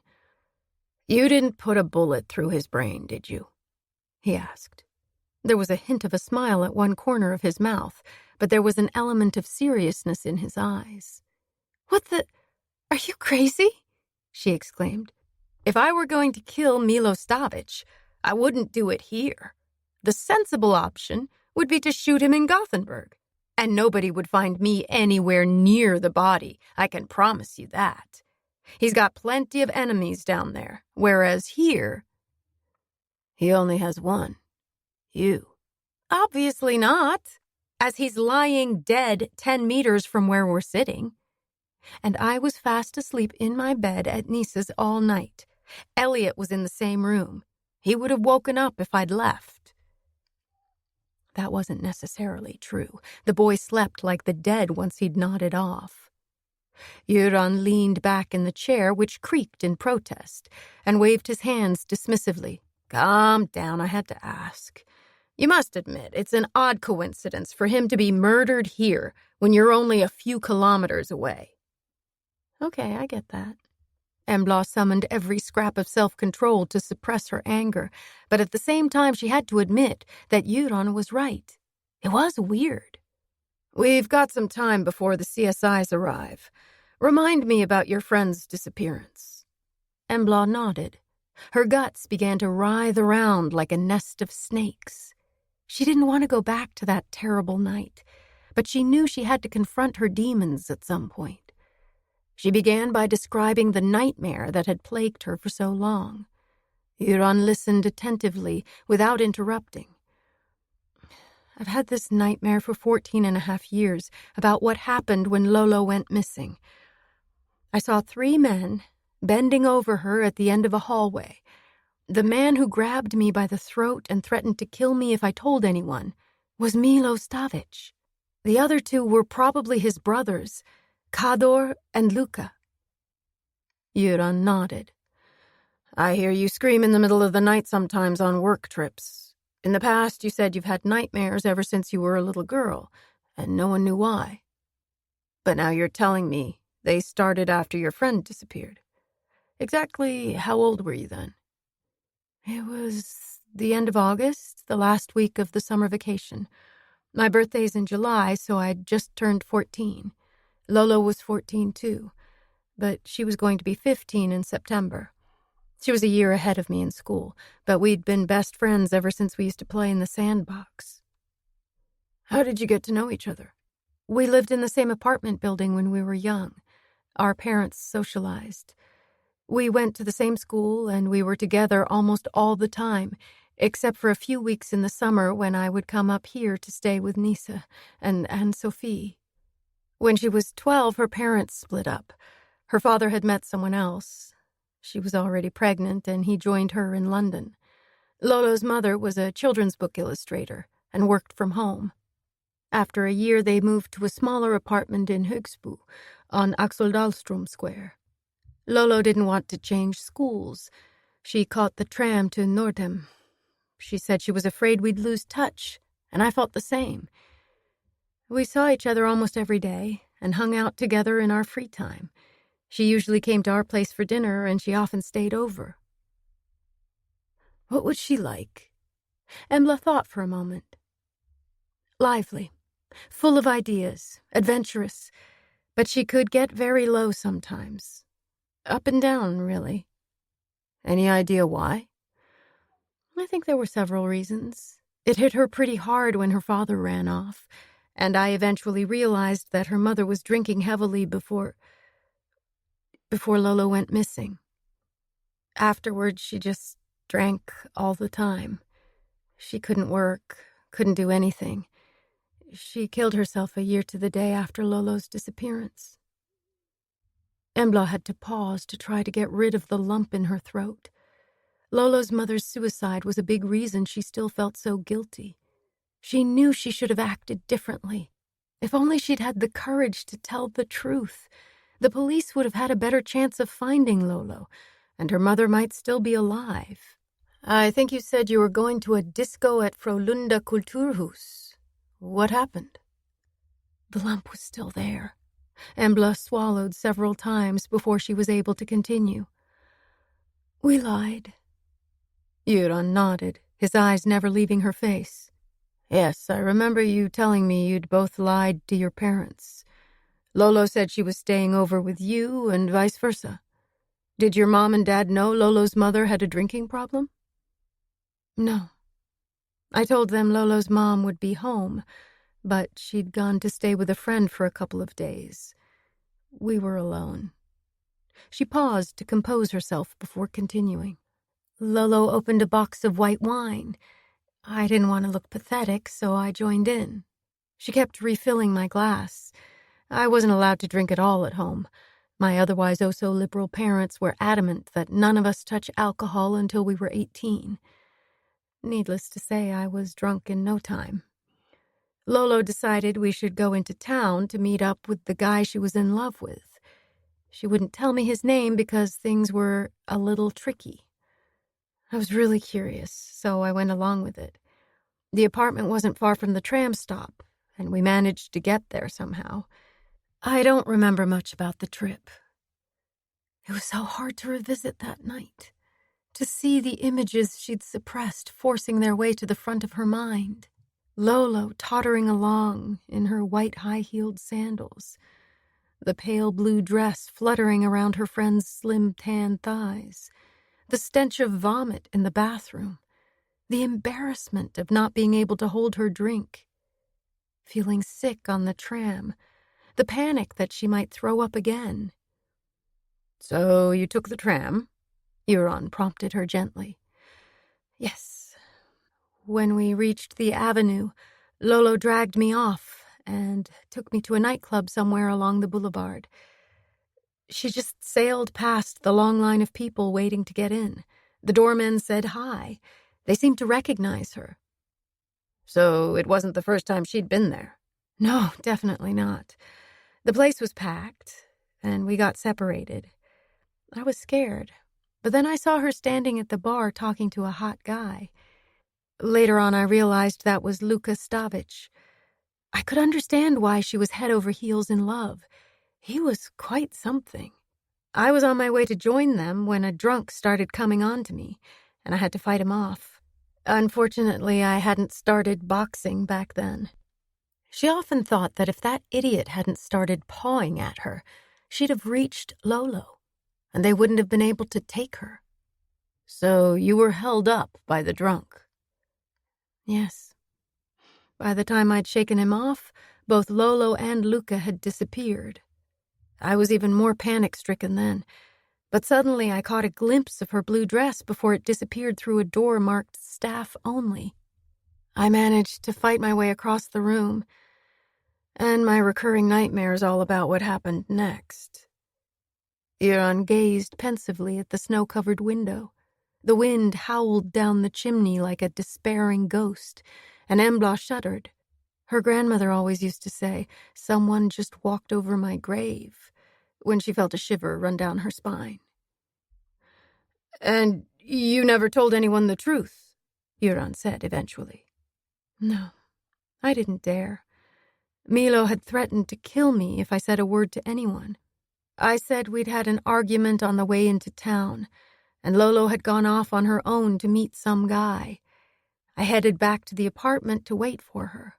She'd given me a key before we went out, in case we got separated." She broke off. Should she reveal the thought that had often occurred to her? She'd promised herself that she'd be totally honest with Euron. Sometimes it seems to me that she already knew I'd need a key, that she already knew she wouldn't be coming home. "Did she take a bag with her?" "No." "Not even a purse?" "A tiny shoulder purse. There was just room for her wallet, her key, and her mascara." Euron nodded, narrowing his eyes as he asked, "No one remembered you from the nightclub? No one realized you'd arrived together?" "No. I was interviewed more than once, but no one ever questioned what I said. Nobody from the club came forward, so the police never even found out we'd been there. The place was packed. I guess they didn't notice me or Lolo. And in hindsight, I suspect alcohol wasn't the only substance being consumed." "You mean any possible witnesses wouldn't want to contact the police because they'd been under the influence of drugs? Given what we know about the activities of the Stavich brothers, I assume all kinds of stuff was readily available." He fell silent for a moment. How long had Lolo known Luka Stavich? Embla had often wondered exactly that over the years, so she didn't need to think about her answer. 6 or 7 weeks, I'd say. She never mentioned him before I went off to Dalsland to stay with Nisa. But they could have met around midsummer. My dad's cousin and his family came over from the USA to visit us. One of the kids is about the same age as me, and I got to go on various outings with them. They stayed for 10 days. When I met up with Lolo afterward and asked her what she'd been doing, she said she'd hung out with some of her classmates and been partying. "Partying? Did she say where they'd gone?" "No, and I didn't want to ask. Didn't want her to see how envious I was. Maybe that's when she met Luka." "So you didn't see much of her after midsummer?" "No, I came up here for 5 weeks." Euron nodded. Then he leaned across the table and said softly, "How did you feel as the days passed and she didn't come back?" This was the hardest thing to talk about. She couldn't meet his gaze. Of course I was worried, but at the same time I was relieved. I thought I'd gotten away with it. My emotions were so mixed up. Shame, guilt, anxiety, relief. I've often wished that someone had seen through me, started searching for Lolo right away. But I didn't dare say anything. She pointed to the bedroom. "The man in there threatened to kill me if I told anyone, and I believed him. He said he knew my name and where I lived." Euron caught her gaze and held it. "I understand," he said. "But bearing in mind what we know about him, I'm surprised they didn't take you too, or get rid of you on the spot to make sure you could never talk." That thought had never occurred to Embla, but now she realized Euron was right. The Stavich brothers had taken a huge risk. Now that you mention it, why didn't he make sure I kept quiet? "I have no idea. He's the only one who knows the answer. There are lots of questions about Milo Stavich that will never be resolved. But I'd really like to know what he was doing up here in the middle of winter." Another memory pushed its way forward in Embla's mind. "But, Euron..." We've seen him before. Have we? Yes. No, not here. In Melrud.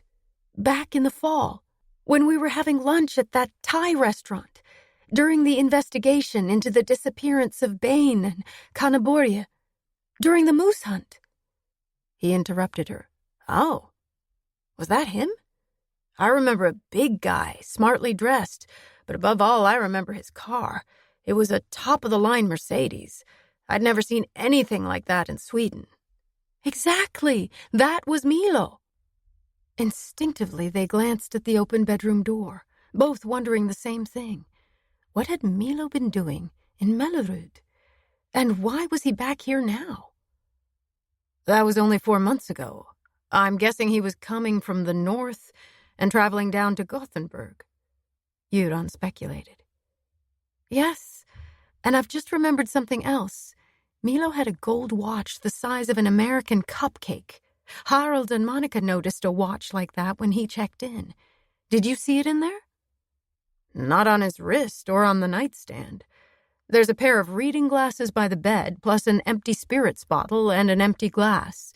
There's also a charger for an iPhone or iPad. Sometimes Embla found Euron's photographic memory kind of creepy.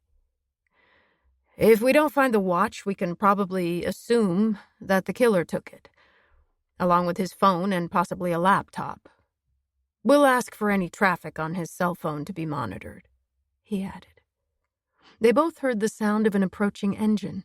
Euron stood up and peered out through the remaining gap in the snow-covered window. The cavalry has arrived. Time for us to leave. In that case, let's go to the guest house, Embla suggested. They waited until 2 CSIs appeared, already dressed in full protective clothing. They stamped the snow off their shoes before coming in. The female technician, who Embla knew was named Linda, came over to the table to say hello. Her male colleague stopped in the doorway with camera equipment and lamps. Is it just the 2 of you? Euron asked. Yes, the others are busy with a fatal shooting in Hisingen. A guy who belongs to some criminal gang, as far as I know. It was reported at about 6 o'clock this morning. Bengen and I were called in when dispatch realized who your victim was, Linda explained, glancing around the cottage. Those gangland murders swallow up our already minimal resources, Euron said with a sigh. Too right. Bengen pointed to the bedroom. In there? Yes, we'll leave you to work in peace. Call me if you need me, Euron said, getting to his feet. Will do. We've requested transportation for the body. We can't get a hold of a forensic pathologist up here, so we're taking him to Gothenburg. Good. We're going to the guest house for lunch. Come over for something to eat when you're done and we can have a chat. You're bound to discover things we haven't been able to see. Nobody's actually entered the room. We've only taken a look from the doorway. Embla thought of something important. 2 other people have been in here today, apart from the killer. Ola Tillman, a police officer who works in Oma, and Harald Felt, the owner of the cottage. He's the one who found the body. I don't think he went into the bedroom, but I'm not sure. I guess you might need their DNA? We will. Thanks for letting us know. You're already on the register, and I assume Tillman is too, Linda said from behind her mask. Embla and Euron certainly did justice to the oven-baked salmon stuffed with horseradish and herbs. The fish was served with new potatoes cooked in dill and a lemon sauce. There was also a dish of freshly grated horseradish for anyone who wanted to intensify the flavor. Euron heaped a generous amount on top of his salmon, and Embla was a little worried about how his stomach would react. Then again, it was well used to such onslaughts. Maybe he'd try to lose some weight now that he was with Paula Nilsson, a colleague from Trollhättan. He looked good, with thick blonde hair that had just started to recede at his temples, and kind blue eyes. "I'm going to get myself a cup of coffee and a few raspberry cookies. Can I tempt you?" he said. "Just a cup of tea, thanks." Euron went over to the table where hot drinks and cookies had been set out. As Embla watched him go, she felt a pang of regret that they were no longer working together. He was the best boss anyone could wish for, and she was genuinely sorry that VGM had been disbanded as a result of reorganization within the police force. The country's 21 police districts had been brought together into 7 regions, with a number of national departments and a head office based in Stockholm. One effect of this restructuring was that many experienced and skilled officers had taken early retirement. Units that had worked well for many years were broken up, including VGM. The situation in many districts today is pretty chaotic. The police don't have the resources to investigate all the crimes that are reported. Cases pile up or are immediately written off. Sweden is around 1,500 kilometers long and has significant regional variations when it comes to both climate and population. Sometimes police had to cover vast distances, particularly in the far north. The only advantage was that it was now possible to coordinate investigations across the whole country. This hadn't worked out well when there were 21 separate districts. The sound of Göran's phone cut into her thoughts. He put his tray down on the table and fished his phone out of the pocket of his jacket, which was draped over the chair. He answered as he sat down, then listened in silence. Judging by the look on his face, it wasn't good news. After a minute or so, he thanked the caller and hung up. Slowly, he shook his head, then met Embla's gaze. That was Sabina Amir, my new deputy. She was calling about Milo's younger brother. Embla had met Sabina. Göran had introduced the two of them at the beginning of the previous month, but he'd clearly forgotten. Which one, Kador or Luca? Luca. He was found at 6 o'clock this morning. That was the shooting Linda mentioned. Embla's brain refused to work. This morning had already brought a number of surprises that had reawakened powerful emotions. Eventually, she managed to process what Göran had just said. 2 of the Stavich brothers were dead. Murdered. She couldn't speak. He was lying on the ground by his car, Göran continued, watching Embla's face closely. He was behind other parked cars, so several hours passed before his body was discovered. They think he's been there since last night. Embla tried to pull herself together. She was confused. Does anyone know when he left La Dolce Vita? She asked. That was the club from which Lolo had disappeared. As far as Embla knew, Luca still worked there. Yes, there's a camera by the staff entrance. He left just after 7:30. Unfortunately, there are no cameras in the parking garage where he was shot. Sorry, there is one by the entry ramp, but it's broken. Over the years, Embla had tried to keep herself up to speed on the Stavich brothers, but she'd mostly relied on what was in the media. She didn't have access to the police database, but she did remember an incident that had made headlines a few years ago. She cleared her throat a couple of times before she was able to trust her voice again. 4 years ago, Luca and one of the doormen were shot outside the club. Luca survived, but the other guy died. Then nothing else happened. Or did it? You mean, was the gunman arrested, or did the cops know for sure who he was? As in most cases involving gang-related violence, the answer is no. But this isn't just some suburban crew. This is the Stavich brothers. All I know is that a body was found floating in the water below the Opera House a month or so later. The man was from one of the Balkan countries and had arrived in Gothenburg the day before the shooting. Rumor had it he belonged to a rival gang. A power struggle between 2 gangs would explain a great deal. And was that the case? Göran shrugged. I have no idea. There's been no more trouble since then. But now everything's kicking off. 2 brothers murdered within a few hours, and the 2 crime scenes were only about 200 kilometers apart. Where's Kador, the 3rd brother? Last I heard, he'd moved to Croatia. He'd already been there for 10 years when Luca and the doorman were shot. I'll check him out. Killings like this are often internal affairs. He's definitely a person of interest. Embla was beginning to feel exhausted.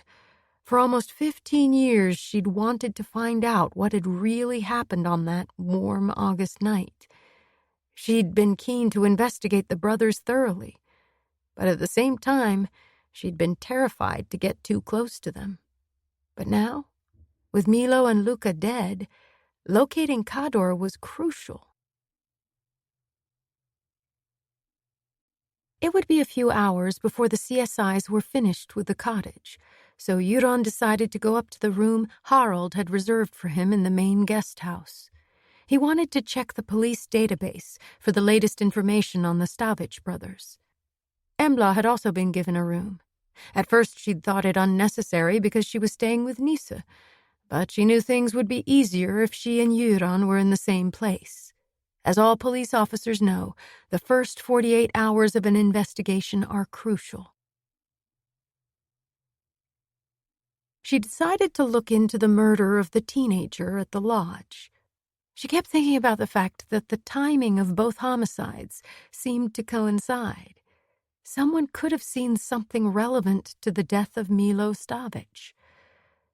It was a long shot, but it might just pay off, and at the moment, she couldn't think of a better way to start the Stavich case. She didn't know anyone in this part of Dalsland, and she wasn't familiar with the area. There was no point in embarking on door-to-door inquiries, because there were no inhabited buildings anywhere near the scene of the crime. 2 police cars were parked outside the party venue, a standard Volvo V70 and a V70 cross-country. The latter was the CSI's vehicle. The door of the lodge was open, and the technicians were just coming out. They were from the Trollhättan district and said hi to Embla because they recognized her from the homicide investigation during the previous year's moose hunt. She was about to go inside when Ola Tillman appeared. His face lit up when he saw her. "Hi, we're done here," he said. Embla nodded in the direction of the CSIs. "So I see." "Have your technicians arrived?" "Yes. They're hard at work. So I thought I'd ask if you've got time to show me this crime scene, so I can get a feeling for the place. I can't help hoping that someone who was here last night might have seen something connected to Stavich's murder." "Of course, if you think it'll help." He turned and waved her into the lodge. From the outside, the building looked like a large barn, well-maintained and with decent doors and windows. Once they stepped inside, any resemblance to a barn disappeared. It was a spacious, airy hallway with plenty of hooks and shelves for outdoor clothing. The temperature was pleasantly warm. Ola opened a double door and they entered a generous venue with white-painted walls. The windows were new but made to look old-fashioned. There was a small stage at the front, and the floor was clear of chairs and tables, which were stacked along the walls. Black plastic garbage bags were dotted around, filled with plastic plates and tumblers.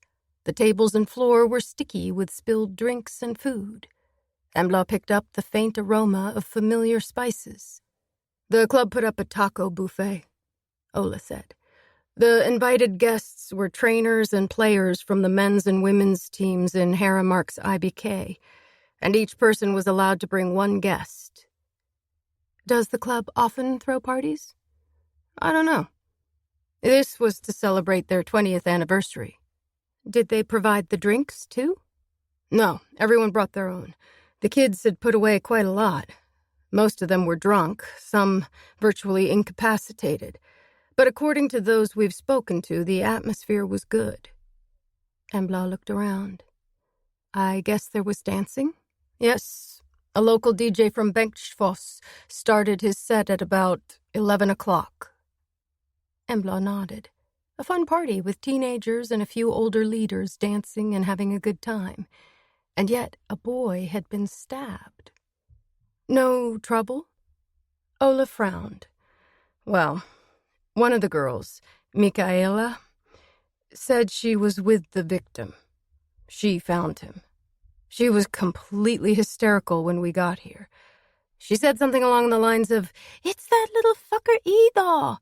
She couldn't cope with being dumped by him." He rolled his eyes, his voice rising to a falsetto as he imitated the girl. Embla couldn't help smiling. Even though he was exhausted, Ola could still manage to be funny, which was a point in his favor. Did she or anyone else say anything interesting? She didn't. The only other person I spoke to was Willy. He was covered in blood. He'd rushed over and tried to stop the bleeding. At first I didn't think it was worth questioning him because he was so drunk. But then he said something strange. He was pretty aggressive and claimed it was Robin's own fault he'd been stabbed. I asked what he meant, and he almost yelled at me that Robin was so fucking cocky. When I asked him to explain, he clammed up on me. "You need to talk to him right away," Embla said. "Absolutely. Remind me of the victim's surname?" "Pettersson," he said, trying to suppress a yawn. Embla was becoming increasingly certain that the two homicides were unconnected. The victims were too different in every way. "Tell me what you know about the course of events leading up to the stabbing." Ola reached into his breast pocket and took out his notebook. He found the page he was looking for, then glanced through what he'd written. A smile spread across his tired face. "That's it. Mikaela Malm was the girl who said she and Robin were together. And the boy who said it was Robin's fault is Willy Andersson." "You need to talk to both of them," Embla reminded him. "Of course. Tomorrow. We've already got people interviewing those who were at the party. We've divided the list of names between us, and those two are mine, along with a few more." "So what happened last night?" Ola turned the page, unconsciously clearing his throat before he began to read. "Witnesses saw Robin leave through the back door of the kitchen shortly before 12:30. Apparently the boys often go out that way to pee." "Was he alone?" "Yes, but people were coming and going through that door the whole time. Most of them were far from sober, so it would have been possible to slip out without anyone noticing. And of course, someone could have left by the main door at the front and crept around the back. Or the killer could have been out there waiting for Robin. He was bound to appear sooner or later." "Okay. So Robin went out for a pee at about 12:25. What next?" "No one missed him at first, but after a few minutes, Mikaela Malm started looking for him. She said it was pitch dark at the back of the lodge. Apparently the external light is broken. She eventually found him 20 meters from the back door. He was curled up on the ground, unconscious and bleeding heavily. She ran back inside, screaming for help. It was all pretty chaotic, but one of the leaders realized that something serious had happened and went outside with Mikaela. He could see that Robin was badly injured. Willy Andersson was trying to stop the bleeding, along with another guy named... Gustav. The leader called an ambulance, which took around 25 minutes to arrive. Robin was showing no signs of life by this stage and was pronounced dead in the ambulance. We got here 15 minutes later." "Do you know what injuries he'd sustained?" "Yes. Several deep stab wounds to the chest and abdomen, inflicted with a large knife. The blade was long and wide, longer and wider than a Mura knife. According to the doctor, one or more arteries had been severed." "So you already have the report?" Embla said in surprise. That was quick. "Only the preliminary, so we know what weapon we're looking for." "You haven't found a knife that matches the description?" "Not yet." "Good." Ola raised his eyebrows. "Good? Why is that good?" "Because something tells me you're not looking for a professional hitman here. A person who kills for the first time usually makes mistakes. A cardinal error is holding on to the weapon. Search for a large kitchen knife or hunting knife in the homes of those you eventually identify as suspects." He looked at her thoughtfully, then nodded. Suddenly his expression darkened. "We do have one problem," he said. "John Zane. Your boss? Why is he a problem? To be fair, she'd already concluded as much from Joan Zane's conversation with Ola and then with Euron. He's got it into his head that one of the boys from the residential care home is our perp, Ola said with a sigh. This was news to Embla. Where's this home? About 3 kilometers from here. It's an old school that's been converted to a home for unaccompanied refugee children. At the moment, 8 boys from Syria and Afghanistan are living there, but they're going to be relocated since the place is closing. Were any of them seen around the lodge last night? Not as far as we know. But Joan Zane is sticking to his theory. Ola nodded, then closed his notebook and slipped it in his pocket. Okay, I'm going home to Tora, he said firmly. His son or partner? So poor Tora's been all alone since yesterday evening, Embla said casually. No, my sister has him when I'm working, but they're going out tonight, so I need to get back. Not a partner, then? A son? It's a shame if he doesn't get to see you on a Saturday when he's free, she said in the same tone. Tora's always free, except when he's training. Then he works very hard. Training? Works very hard. Given Ola's age, his son couldn't be much more than 5 or 6. Why would he drive a little boy so hard? How old is he? Almost 2. Almost 2? That's crazy. She had to make a real effort not to show what she was thinking. So, what kind of training is he doing? She couldn't quite keep the sharpness out of her voice. Ola spread his hands wide. It varies. Obedience, seek and find, narcotics. A dog. What breed is he? A Belgian Shepherd. He's passed the aptitude test to become a police dog, and he's done particularly well in the assessment for sniffing out drugs. I've done the dog handling course, and we've applied to the center in Karlsborg to do our basic training. It starts in 2 months. I should hear pretty soon. So you're going to be a dog handler? I hope so. There are plenty of vacancies. Far too many dog teams were scrapped when the service was reorganized, so now new ones have to be trained. Embla knew that dog teams were vital when people went missing in the vast forests. During her time with VGM, she had been involved in a number of searches where dogs had played a key role. She thanked Ola for the information he'd given her. Then they said goodbye and jumped in their respective cars. Embla drove back to the guest house to see if Euron had heard from the CSIs at the cottage. Just as she'd suspected, he was still hunched over the computer in his room. The CSIs had been in touch, but only to say they wouldn't be joining him for a few hours. In that case, I'll go over to Nisa's and pick up my things, Embla said. Good idea. If we meet here at 6, that gives us an hour before dinner. I should have something from Linda and Bengon by then. The body's on its way to the pathologist, and we've been promised a preliminary report by tomorrow.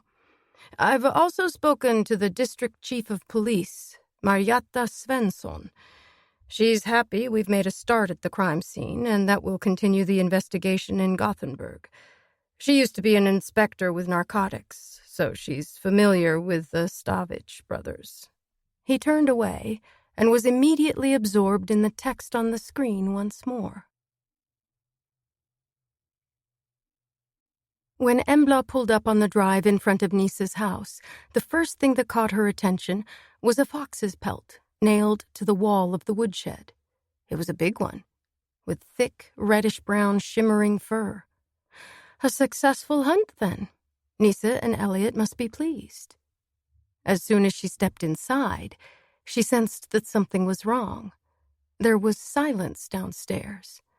The only sign of life was from Seppo, who leaped up from his place by the stove to welcome her. He hurried over, wanting to be petted. There's a good boy. What have you done with your master? The dog understood the word master and let out a bark before going to the foot of the stairs. He turned his head and looked back at her, then stopped wagging his tail and allowed it to droop. Embla joined him and scratched behind his ears. She heard the sound of sobbing from the bedroom, accompanied by the low hum of Nisa's voice. She took the stairs in a few strides. The door of the guest room was ajar. She tapped gently before she went in. "Hello, you two. Congratulations on a good day's hunting," she said, with excessive cheerfulness. Elliot was lying on his stomach with his face buried in the pillow. Nisa was perched on the bed beside him, clumsily stroking the boy's back. When he heard Embla's voice, he turned and shook his head, but it was too late. Elliot raised his head, his eyes red from weeping. She hurried over, crouched down, and gently placed her hand on his shoulder. "Oh, Elliot, I didn't want it to die." Tears poured down his cheeks, and he buried his face once more. Nisa exchanged a helpless look with his niece, who was equally at a loss. "What happened?" she asked. "I'm sure you can work it out," Nisa said with a deep sigh. "You shot a fox. I saw the pelt on the—" Loud sobs interrupted her. Nisa made a gesture indicating that she should stop talking about the unfortunate fox. It was exactly as she'd feared. Elliot wasn't mature enough to cope with the hunt. He had no relationship with the tradition of hunting. His father only went after women, Embla thought sourly. The closest Elliot had come was people chasing and shooting one another in movies and computer games, where death is an abstract concept that affects no one because everyone knows it's only pretend. However, if he saw an animal die in a nature documentary, he would sob as if his heart was breaking. And now he'd seen it for real. Killing an animal during the hunt demands respect for nature and for the animal itself, along with knowledge and good judgment, because death is irrevocable.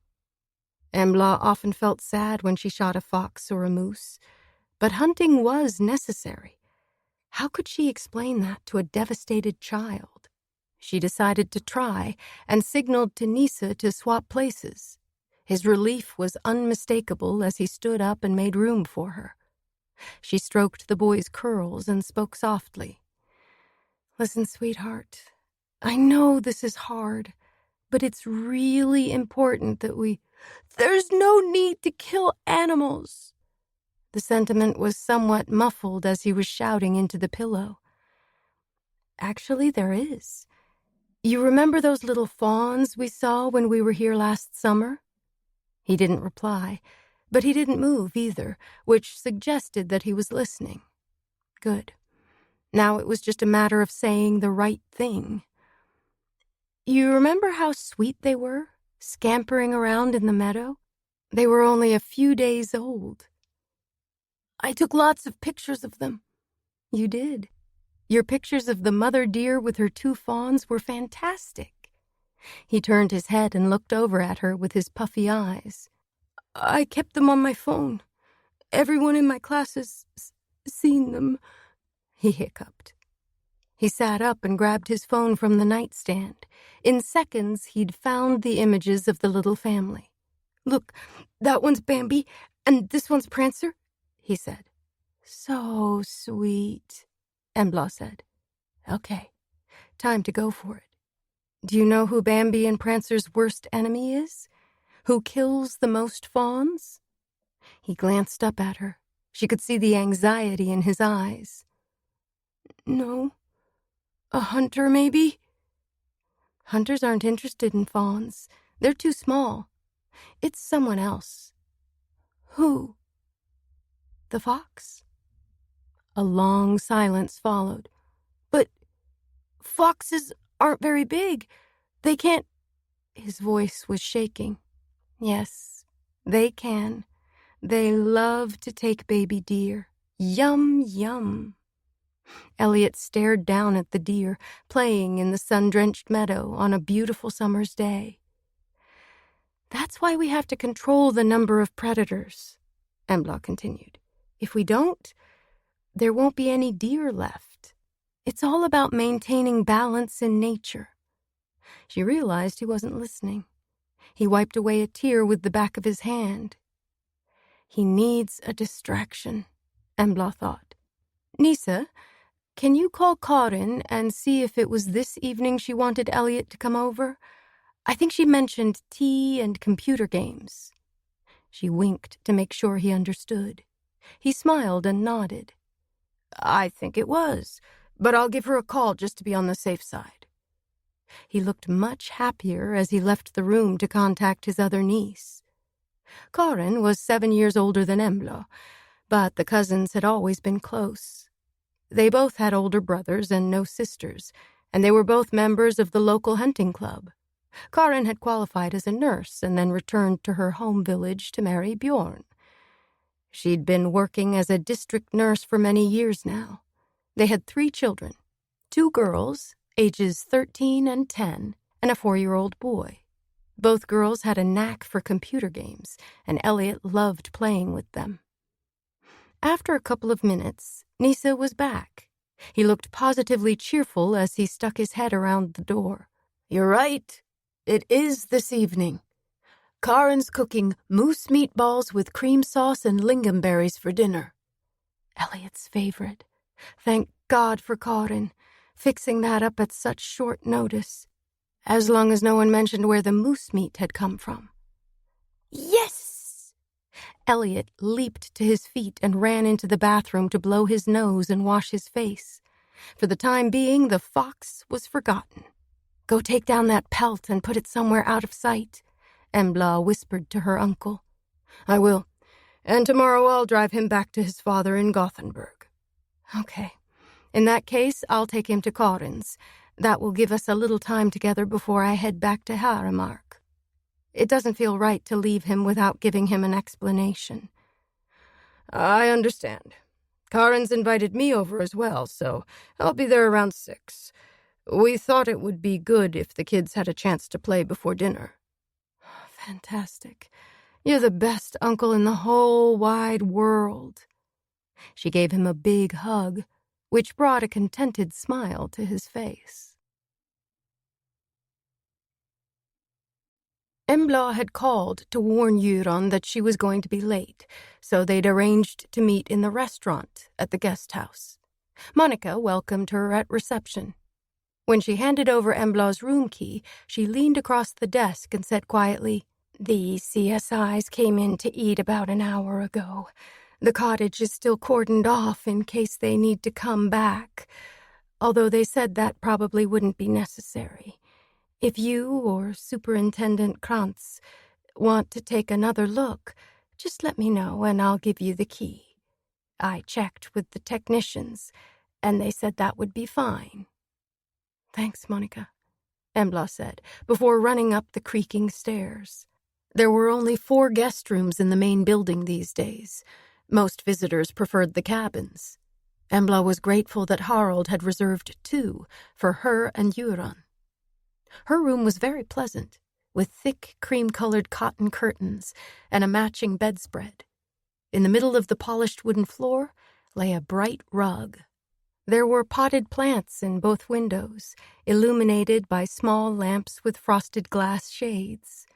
On the neat desk and the 2 nightstands, more lamps gave a soft glow. A comfortable-looking leather armchair was by one of the windows, along with an old-fashioned standard lamp, complete with a parchment shade that had a brown fringe around the bottom. She also had her own ensuite bathroom. She knew the other guests had to share the bathroom in the hallway. She took off her coat and changed into her high-heeled boots.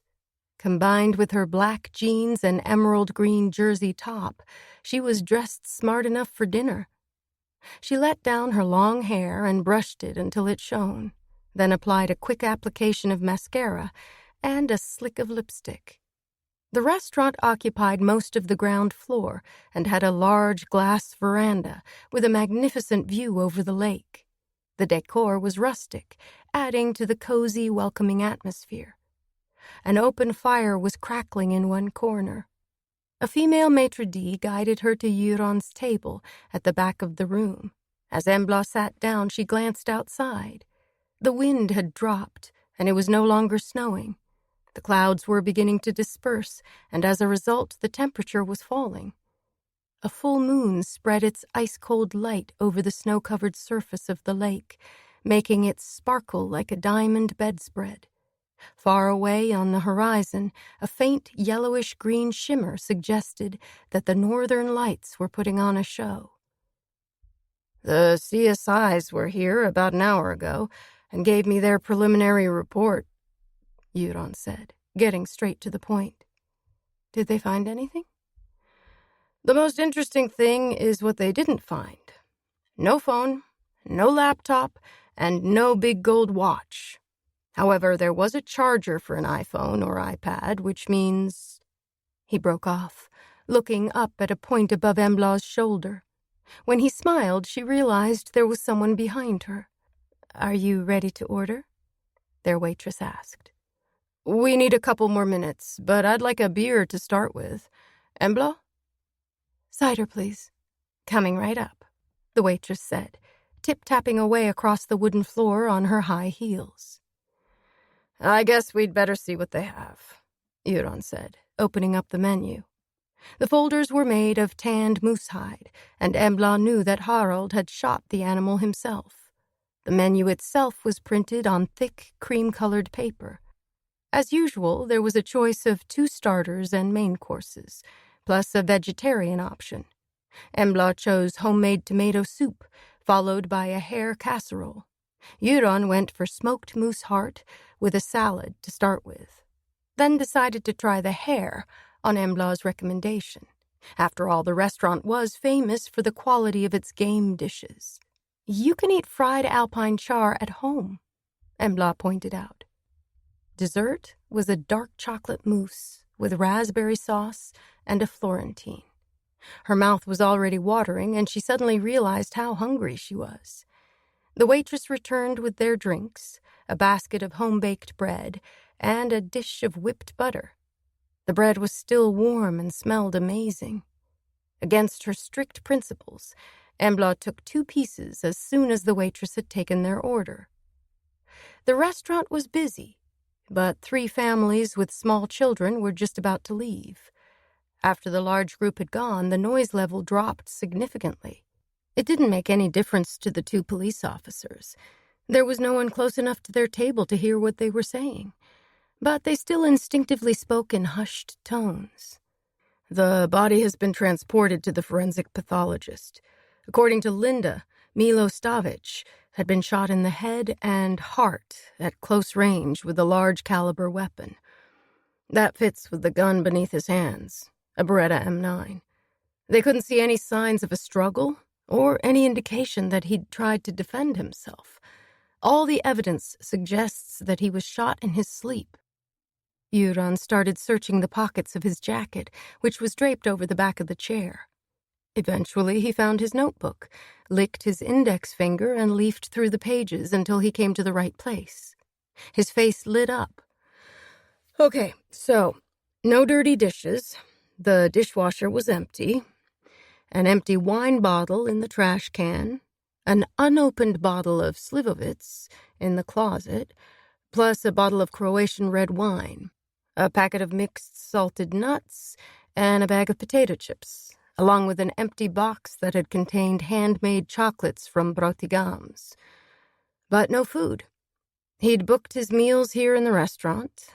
They also found an expensive-looking suit and 2 shirts. The shirts were handmade in London. There was a wool overcoat hanging up in the hallway. A large bag in the closet contained a winter jacket with matching pants, thick socks, lined gloves, a pair of long underwear, all from peak performance. There was a pair of heavy winter boots still in their box, everything brand new and unused." He fell silent and looked at her over the top of his reading glasses. Why did Milo need an entire set of new clothes suitable for winter conditions? There was nothing to indicate that he'd had the slightest interest in outdoor activities in the past. And since Milo Stavic was involved, this was no impulse buy. He was a man who always knew what he was doing. Before Embla could speak, the waitress brought their starters.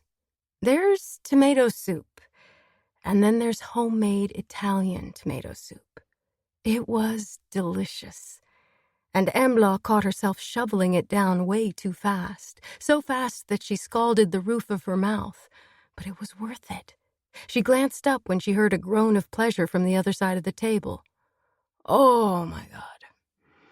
Smoked moose heart with pickled chanterelles and salad. Amazing, Euron said, rolling his eyes. The restaurant had more than lived up to its reputation and their expectations. The service was also outstanding. As soon as they'd finished, their plates were whisked away. The French cider was dry and cold, the alcohol content probably higher than in Swedish varieties. As the sparkling liquid cooled her palate, Embla felt the tension in her shoulders ease. It had been quite a day. She hadn't had the chance to process everything that had happened. But now the snow had eased, and she and Euron were sitting in the cozy restaurant, enjoying their meal. Her brain felt clearer, and she was sure they could make some progress in the investigation, even if the information they had so far was a little sparse. "How did the perpetrator get in?" she asked. "Through the door. There are fresh marks on the lock. Forced." "Wouldn't Milo have hurt him?" "Not necessarily. The Slivovitz bottle on the nightstand was empty, as was another red wine bottle on the floor by the bed. I think we can assume he was in the habit of drinking quite a lot. He was probably comatose when the killer entered the cottage." "Isn't that a bit strange?" Embla objected. "Why?" "Well, I'm surprised he dared to drink so much, given the effect it has." "True. But doesn't that tell us something important?" Euron held up his index finger to stress just how important that something was. Milo felt safe in the cottage. He wasn't expecting any trouble.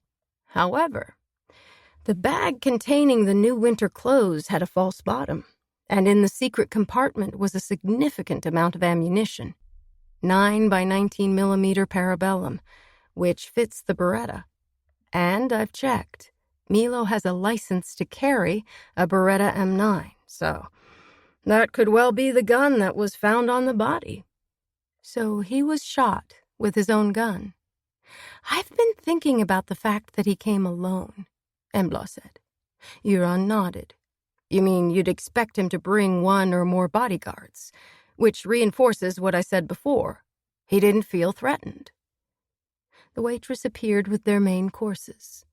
The hare casserole gave off a wonderful aroma of garlic, spices, and red wine. It was served with Hasselback potatoes and fried apple slices. They ate in respectful silence, then decided to wait a little while before moving on to dessert. "Did I tell you that Milo's car is being taken down to our lab in Gothenburg first thing tomorrow morning?" Euron asked. Embla shook her head. She'd been wondering about Milo's new car. "Why buy a great big Audi SUV when you've already got a top-of-the-line Merce?" she asked. Euron took a swig of his beer before he answered. "I've checked out the Audi, and it's a company car, registered to a brand-new firm, Stav Property Limited. All 3 brothers are listed as owners. The company has just bought up a number of buildings in Vasastan. Big business. I'll take a closer look when I have time. There's also another Audi, an A6, registered to Stav Property. It would take a while to disentangle the Stavich brothers' affairs while investigating the homicides of 2 of them. The questions were piling up, but the biggest puzzle was still what the hell had he been doing in Haramark? Euron turned a page in his notebook. "I've been looking into Milo's story, and I found a couple of things I didn't know before. For example, he's actually Kador and Luca's half-brother. Those 2 are full brothers." "I didn't know that either," Embla said in surprise. "Milo was 45 years old. He was born in Dubrovnik. His mother Maria was a Croat, and his father Milan was a Serb. When Milo was 6, his father drowned in a boating accident. 2 years later, Maria married Ivan Stavich, a fellow Croat, and they moved to Gothenburg. She must have been pregnant on her wedding day because Kador was born 6 months later. Was that when the Bosnian War broke out? No, this was several years before the war. So why did they move? I have no idea. Luca arrived 3 years later, so the two youngest were born in Sweden. Euron turned another page and quickly scanned the text. Ivan Stavich started working at a pizzeria and kebab shop in the city center. After a year, the owner died of cancer and Ivan took over. Soon he acquired 2 more places, and Milo joined him in the business as soon as he left school. Together, they picked up more and more establishments, restaurants, nightclubs, pizzerias, and bars and casinos. Even back then, they were laundering money for various gangs in the city, but the police never managed to prove anything. Ivan died of a heart attack 23 years ago. By then, Milo was more than capable of running things on his own. Today, he's regarded as one of Sweden's most powerful mafia bosses. Needless to say, he's well paid for laundering money. His latest client is a luxury hotel in the city. Apparently, it's all going very well. Euron paused to catch his breath, and Embla took the opportunity to ask a couple of questions. It sounds to me as if Ivan knew what he was doing. It didn't take him long to become a player. Did he have contacts in Gothenburg before he came here? Was the owner of the first pizzeria a relative? I have no idea. And the police have never managed to pin anything on Milo? No, apart from tax infringement, for which he was fined. Ivan must have taught him well. Yes, and Milo was a willing student. Street smart, intelligent, tough, ruthless. Ivan must have seen those qualities in his stepson. Embla thought for a moment before she responded. So he earmarked Milo as his successor, not Kador or Luca. Exactly. They were probably too young. Kador was 14 and Luca was only 11 when their father died. But Milo has always taken care of his half-brothers, and they've worked well together over the years. It was a lot of new information. Come to think of it, I haven't heard anything about Kador since I started monitoring the Stavich brothers, Embla said after a while. That's hardly surprising. He's lived in Split for a long time. He's married to a Finnish woman, and they have 3 children. According to our colleagues dealing with organized crime in Gothenburg, he's responsible for smuggling prostitutes, drugs, and guns from the Balkans. Access to illegal weapons has increased significantly in Sweden in the recent past. They're pretty sure Milo is a major player when it comes to bringing arms into the south and west. And Kador is Milo's man in the Balkans. The Stavich brothers are also heavily involved with human trafficking. The victims are moved around and distributed in a steady stream all over Europe. We're talking about vast amounts of money, which also have to be laundered. So we're looking at a huge international organization? Absolutely. Globalization works to the advantage of many, especially criminal networks. Embla hadn't been aware of the scale of the operation until now. To be honest, she'd concentrated on Milo and Luca and their activities in Gothenburg, and they didn't often feature in the media, except when Luca got shot outside the nightclub. So, Kador is married and has children. How about Milo? No children, but he was married to a Swede for almost 8 years. Her maiden name was Carolina Karlsson. They parted as friends, and the divorce settlement was very generous. She doesn't live in Sweden anymore. She runs a restaurant in London with her new husband. They have 2 kids. So, does Milo pay alimony even though she's remarried? Apparently. Euron looked up from his notes and gave her a sly smile. I guess she knows too much. You could be right, Embla said, smiling back. Deep down, she wasn't sure. If she was right about Milo, he wouldn't have hesitated to get rid of Carolina if she'd tried to blackmail him when they split up. A man like Milo never pays up without good reason. He must have thought she was worth more to him alive than dead. How old were they when they got married? She asked, mainly out of curiosity. Euron switched on his tablet and searched online. Within a very short time, he nodded, looking very pleased with himself. Okay, so Carolina was 21 and Milo was 29. Married for 8 years, as I said, so she was 29 and he was 37 when they divorced. That's a long time ago. No new woman or live-in partner? Plenty of women and aspiring partners, but he never let any of them move in. More information to absorb. Embla was beginning to feel as if her hard drive was full. Have you found anything about Luca? She asked. Not much. He'd just turned 34 when he was shot yesterday morning. His birthday is February 10th. No criminal record, apart from speeding tickets 15 years ago and 12 years ago. Nothing else in our database until the shooting outside La Dolce Vita. The investigating officers at the time thought the doorman who was killed was the actual target. He'd refused to let a group of young men in earlier in the evening, and there had been some trouble. It was assumed that the perpetrator was in that group, but they all had watertight alibis. No one was ever charged with the homicide. No other suspects? No. But as I said, there was a rumor that it could be a rival gang wanting to take over the Stavich brothers' lucrative operation. That rumor was strengthened when they fished that body out of the river down below the Opera House. The one I mentioned before. He turned out to be a Serbian citizen, Damian Pacic. According to the Serbian police, he had an extensive criminal record and was a professional hitman. In which case he wouldn't have missed, Embla pointed out. Not everyone is as accurate as you, but the theory is that Pacic made a mistake. Luca and the doorman were pretty similar.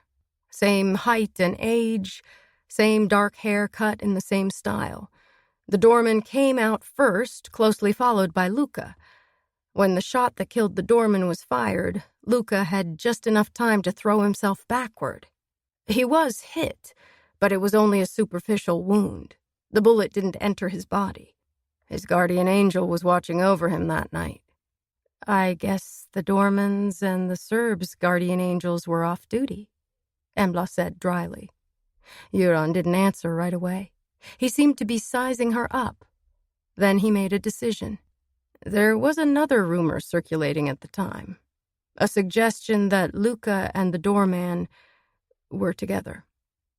That they were a couple. Embla was surprised. The idea that Luca was gay didn't fit with her theory. She was convinced he was the guy Lolo had fallen in love with.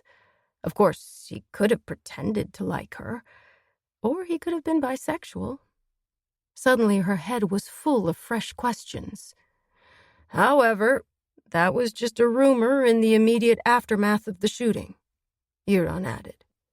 I expect we'll find out more in the course of the investigation into his murder. I'm sure we will. I plan to be hands-on, and I'll be bringing you down to Gothenburg when the time is right. I'll speak to Tommy Persson. I should think quite a few of your colleagues will be involved. However, right now, you're needed up here in case anything new turns up. Okay, but I'm confused. Are you going to be my boss, or is Tommy Persson? Good question. Since you and I have already started looking into Milo's murder, it makes sense for us to carry on together. Tommy will be leading the investigation into the shooting of Luka Stavich. We'll obviously be sharing information because it seems more than likely that the two deaths are connected. I'll speak to Tommy in the morning and let you know how things are going to work. Euron's tablet pinged, and he couldn't hide his surprise as he read the message. There's an international alert out for Kador Stavich. Let's see. He's been missing for almost 2 weeks, so he's not a suspect. They think he might be the victim of a crime. Must be unusual for him. No indication that he had any reason to disappear. His relatives are concerned. He looked up at Embla. With good reason, I'd say, given what's happened to his brothers. Missing for almost 2 weeks? Could he be in Sweden? Embla wondered. Anything's possible. I'll contact our colleagues in Split right away. Officially, Kador runs a number of restaurants and nightclubs over there, and a couple of hotels, I think. But the Croatian police might know more. Something that could be useful to us. It was essential to act fast before the media picked up on the murders and any possible trail went cold. Speaking of cold, Embla looked out at the moonlit landscape. Nothing was moving, and the stars were twinkling in a clear sky. According to the forecast, the temperature was due to drop to -4 degrees Fahrenheit during the night. She shivered and turned back to Euron. I need to make a couple of calls. No problem. I'll see you at breakfast. On the way up to her room, Embla realized they'd forgotten dessert. Her first call was to Elliot's father, Jason, to explain what had happened during and after the unfortunate hunting expedition. She wasn't looking forward to the conversation, but it was best to get it out of the way. As she'd expected, he was furious that she'd even considered taking his son hunting. He's only 9 years old. Are you crazy? He yelled. I know, and I was against the idea, but he really wanted to go, she said feebly. That's irrelevant. He's only 9 years old. I'm well aware of that, but he's been nagging me for weeks, and Nisa thought, don't blame your senile uncle. You're the one who's responsible for Elliot. Making a huge effort to remain calm, Embla replied, I know that too, and I take full responsibility for the decision. I wasn't actually there.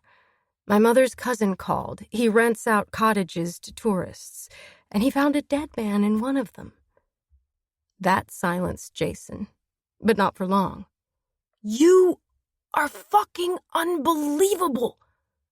You're supposed to be looking after my son, but instead you hand him over to an old man who takes the kid hunting while you go chasing after a murderer. Enough. And what have you been doing this week? She asked, shards of ice clinking in her voice. This time the silence was considerably longer. Presumably he wasn't sure how much she knew, whether he dared to lie. In fact, she knew everything. Elliot had spilled. During the drive up to Dalsland, he'd suddenly said, Do you think I call too often? He sounded a little down, but she couldn't work out why. No. Sometimes, maybe. No. Why do you ask? Dad said I wasn't to call him so much this week. Why not? He and Tanya, I think her name is, are going away somewhere, he said with a deep sigh. Embla got the picture. Jason didn't want to be disturbed by phone calls from his son while he was enjoying himself with his new girlfriend. Same old, in other words, she thought, unconsciously pursing her lips as she waited for Jason's response. That's none of your business. My concern is the lasting damage this experience has inflicted on my son. He was doing his best to recapture his initial outrage. There's no lasting damage. Right now he's at Karin's, playing computer games with her 2 daughters. She cooked him his favorite dinner, which he really enjoyed. He's as happy as can be. He's with people who care about him. It's good for him to experience the security and love of a family environment. The last comment was a deliberate jab. Embla knew exactly what she was doing. If you're insinuating that I don't love Elliot, I'm sure you do in your own way. But some people might wonder why you didn't take him away for the spring vacation. Because you and he had already decided you were going up to Nisa's. The 2 of you always spend the February break with him. That's very convenient for you. I guess you were able to devote yourself wholeheartedly to your new girlfriend. Everyone's happy." It was all spiraling out of control, as their quarrels always did. But Jason was bright enough to realize where this could end up. If he pushed any further, he would have to stop Embla from taking care of Elliot. That would cause huge problems both for him and the boy. As a jazz musician, he toured a great deal, and Embla always tried to step up. Jason valued the opportunity to live his life without having to bother about his son from time to time. Time for a tactical retreat. Okay, so I'm not happy that Elliot had such an upsetting experience. But let's draw a line under it now. We'll need to keep an eye on him. I'm sure he'll get over it, as you said. But I don't want him going hunting again. You have my word. At least, not without asking you first. And, to be honest, I don't think you'll want to go. Sounds good. By the way, did you say Niece's bringing him home? Yes. They're leaving straight after breakfast tomorrow. Okay. And Embla? He cleared his throat a couple of times. Thanks for being there for him. No problem, she said, ending the call. Relief flooded her body. The conversation had been tricky, but it was clear that Jason relied on her to be around and to take care of his son. For the first time, she wondered what would happen in the future as Elliot grew up. Would Jason take more responsibility, or would he continue to dodge his obligations? In spite of everything that had happened, on Saturday, Embla slept deeply, with no bad dreams. The alarm on her phone woke her at 7:30 the following morning, and she was astonished to realize that she'd slept for almost 9 hours. That was unheard of. Was it because Milo was dead? Because she felt safe now that he could no longer threaten or hurt her? And Luca was out of the picture, too. Now there was only Kador to worry about. Where could he be? 2 weeks is a long time to be missing. Was he in Sweden? Had he murdered his brothers? Even though such a course of action would give him greater power in the organization, she didn't think it was very likely. The network was too extensive for one man to lead. Then again, maybe Kador had a different view of power and leadership. She still didn't feel she was in any real danger from him. If he was in the country, then no doubt he had his hands full with other matters. Her thoughts returned to Lolo. Where was she? She'd contacted Embla after almost 15 years, but the call had ended abruptly. Had it been a cry for help? For the first time in many years, she was filled with hope that they would find Lolo alive. She stretched out on the comfortable bed. The radiator made a ticking noise. It was doing a wonderful job of warming the room. The windows were still covered in snow and ice. She hadn't pulled down the blinds. It was cold outside, just as the weather forecast had promised. The wooden floorboards creaked as she made her way along the hallway. A stern gentleman was staring down at her from an old, dark oil painting. His eyes seemed to follow her. A small brass plaque on the frame informed her it was Baron Gustav Adolf Holze of Falkeklo, 1794 to 1866. He could well be the original owner of the manor house, Embla thought. To her surprise, there were only a few guests at the tables laid for breakfast. Monica came hurrying over with a steaming pot of coffee. "Good morning. Not many people up yet, I see," Embla said. "Morning. No, most prefer to have breakfast in their cabins. About half come in for lunch, and almost everyone for dinner," Monica explained. "So they don't have to book half or full board?" "Not at all. But as I said, most book dinner. It's an important part of the Heramark experience." Embla asked Monica about something that had occurred to her the previous day. "Are the cottages cleaned while the guests are here?" "No, not until they've left," And Jan Müller had booked for one night? Yes. So the cottage would have been cleaned yesterday? No, on weekends our cleaners come on the Sunday, which is when most people check out. No one was scheduled to check in to Müller's cottage right away, so it was on the list for today. Had he paid the full amount in advance? Yes. Accommodation for one night, plus dinner on Friday and breakfast on Saturday. It was pure luck that Milo Stavic had requested an early breakfast and stressed that he wanted to eat at 7. The murderer wouldn't have expected the body to be discovered so soon. She saw that Göran had claimed the same table they'd sat at yesterday evening. He was absorbed in something on his laptop. On her way over, Embla helped herself to a glass of orange juice, a cup of tea, a bowl of porridge, and cheese and tomato on crisp bread from the buffet. As usual, Göran gave her breakfast a disapproving glance. He had gone for several slices of toast with apricot jelly, warm croissants, and a generous dollop of Nutella, plus a pot of coffee. He was drinking the coffee from a large cup, having added 4 sugar cubes. The perfect start to the day, according to the superintendent. Morning. Good news. I just heard that Milo's Audi is on its way to the lab. I've also found out that he picked up both cars only 10 days ago. And according to the National Vehicle Register, he still owns the Mercedes we saw back in the fall. He bought it in June last year, so it's not even a year old. He paused to attack his toast and have a mouthful of the sweet coffee. Embla nodded and made a start on her porridge. She was hungry. Strengthened by the fast carbs, Göran continued. I'm driving down to Gothenburg as soon as I've eaten, but I'd like you to stay on for a while. Check if anyone saw anything on Friday night. Not a single witness has come forward.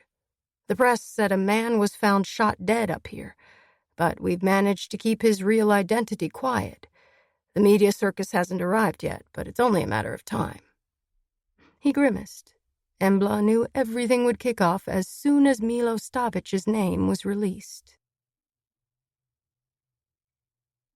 After breakfast, she decided to take another look at the cottage. The temperature was around 3 degrees Fahrenheit, but the wind had dropped. She paused on the steps of the guest house and gazed at the cabins, dotted along the land leading down to the lake. A pale sun had begun to peek above the horizon, spreading a faint pink glow over the sparkling snow. The phenomenon lasted only a few minutes, but it was beautiful. It was going to be a clear but chilly day. She didn't mind the cold, as long as the wind and snow stayed away. Monica had given her the key to the cottage. Embla didn't think the CSIs would have missed anything. She just wanted to make sure that she herself hadn't overlooked something vital. If her trigger-happy colleague hadn't come stomping in and disturbed her, she might have been more focused. Ola Tillman. She needed to contact him, ask if she could sit in on his interviews with the partygoers on his list. She was interested in the results of the door-to-door inquiries currently underway in the area around the lodge. Her phone rang. She pulled off her mittens and reached into her pocket. The display showed only a number, no name. Embla Nyström? She said warily. Hi, it's Ola Tillman, the cop from Omal, if you recall. She could have acidly pointed out that she usually remembered people who'd pointed a gun at her. But instead, she simply replied, Hi, I was just about to call you. In that case, I'm guessing we're on the same page. I thought you'd like to sit in on my interviews. Yes. I'll be leaving Omal in a little while. See you at the lodge in an hour and a half? Sounds good, but surely it's only 60 or 70 kilometers.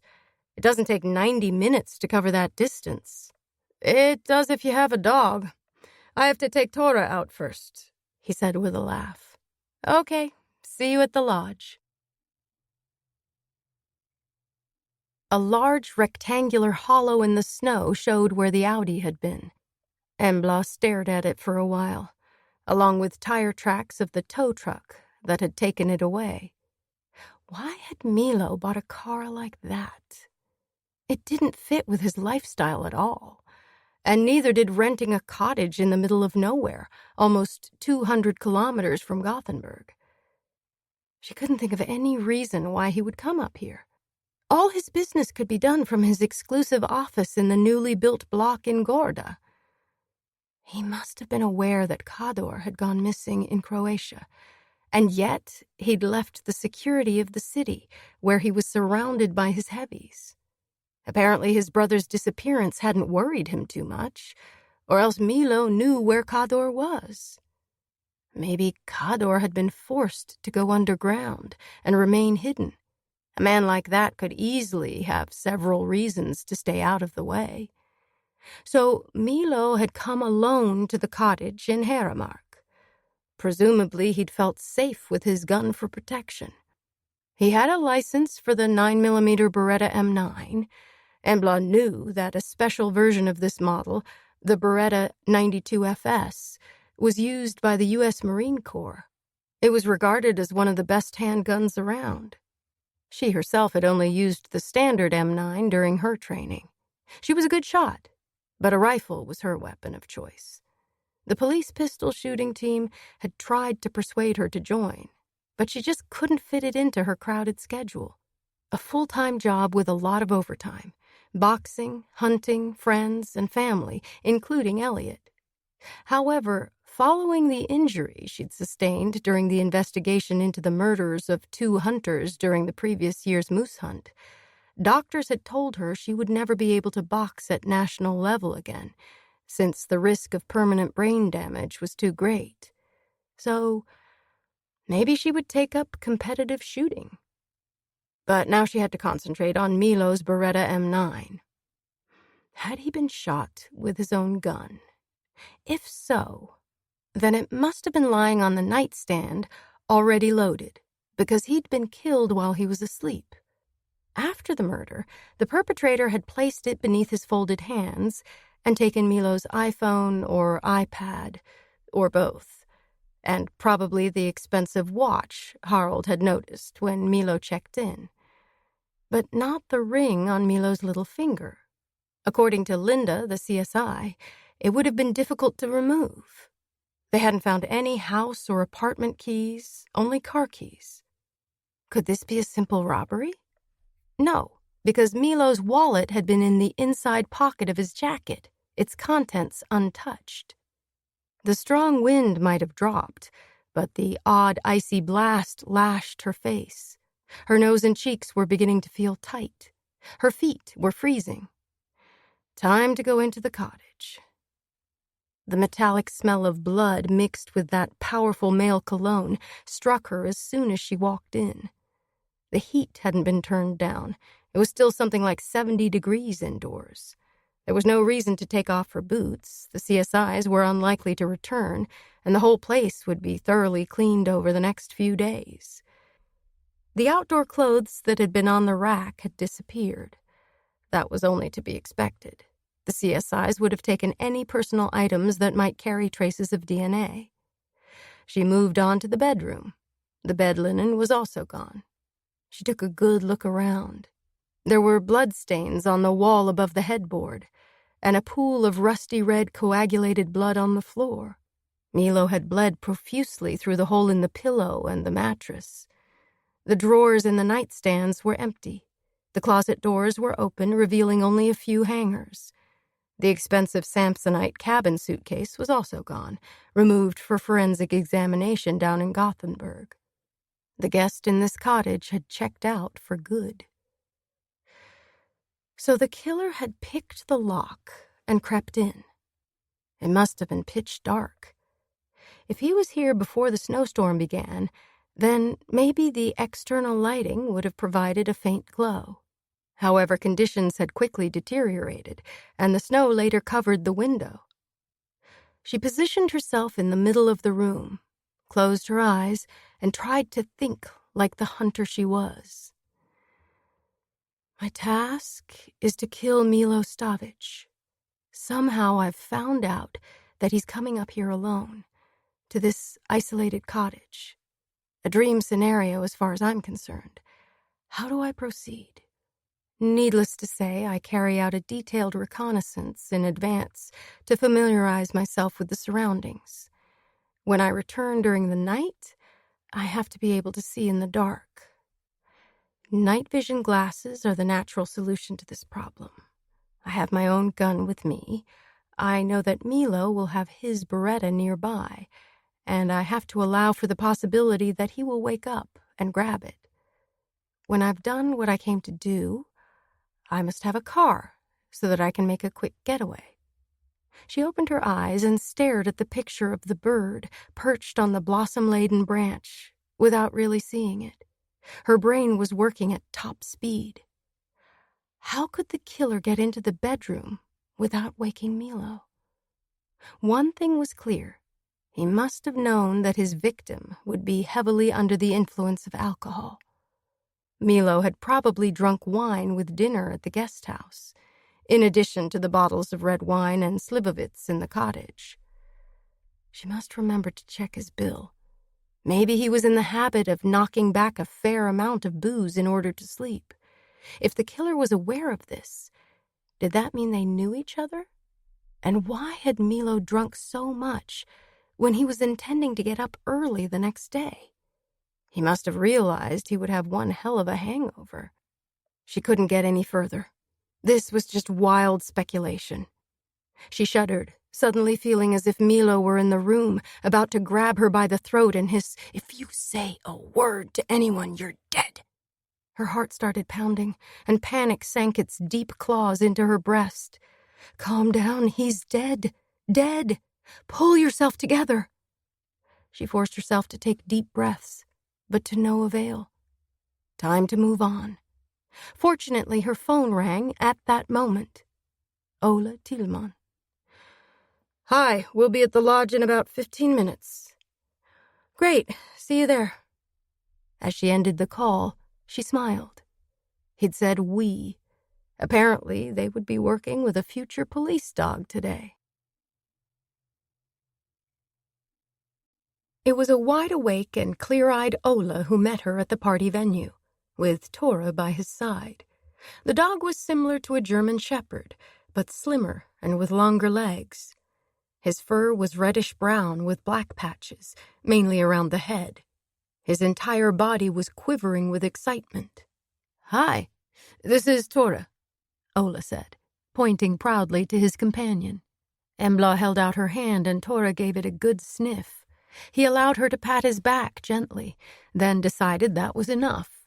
He took a few steps away from her and turned his back on her. She had been classified as uninteresting. Ola looked slightly embarrassed.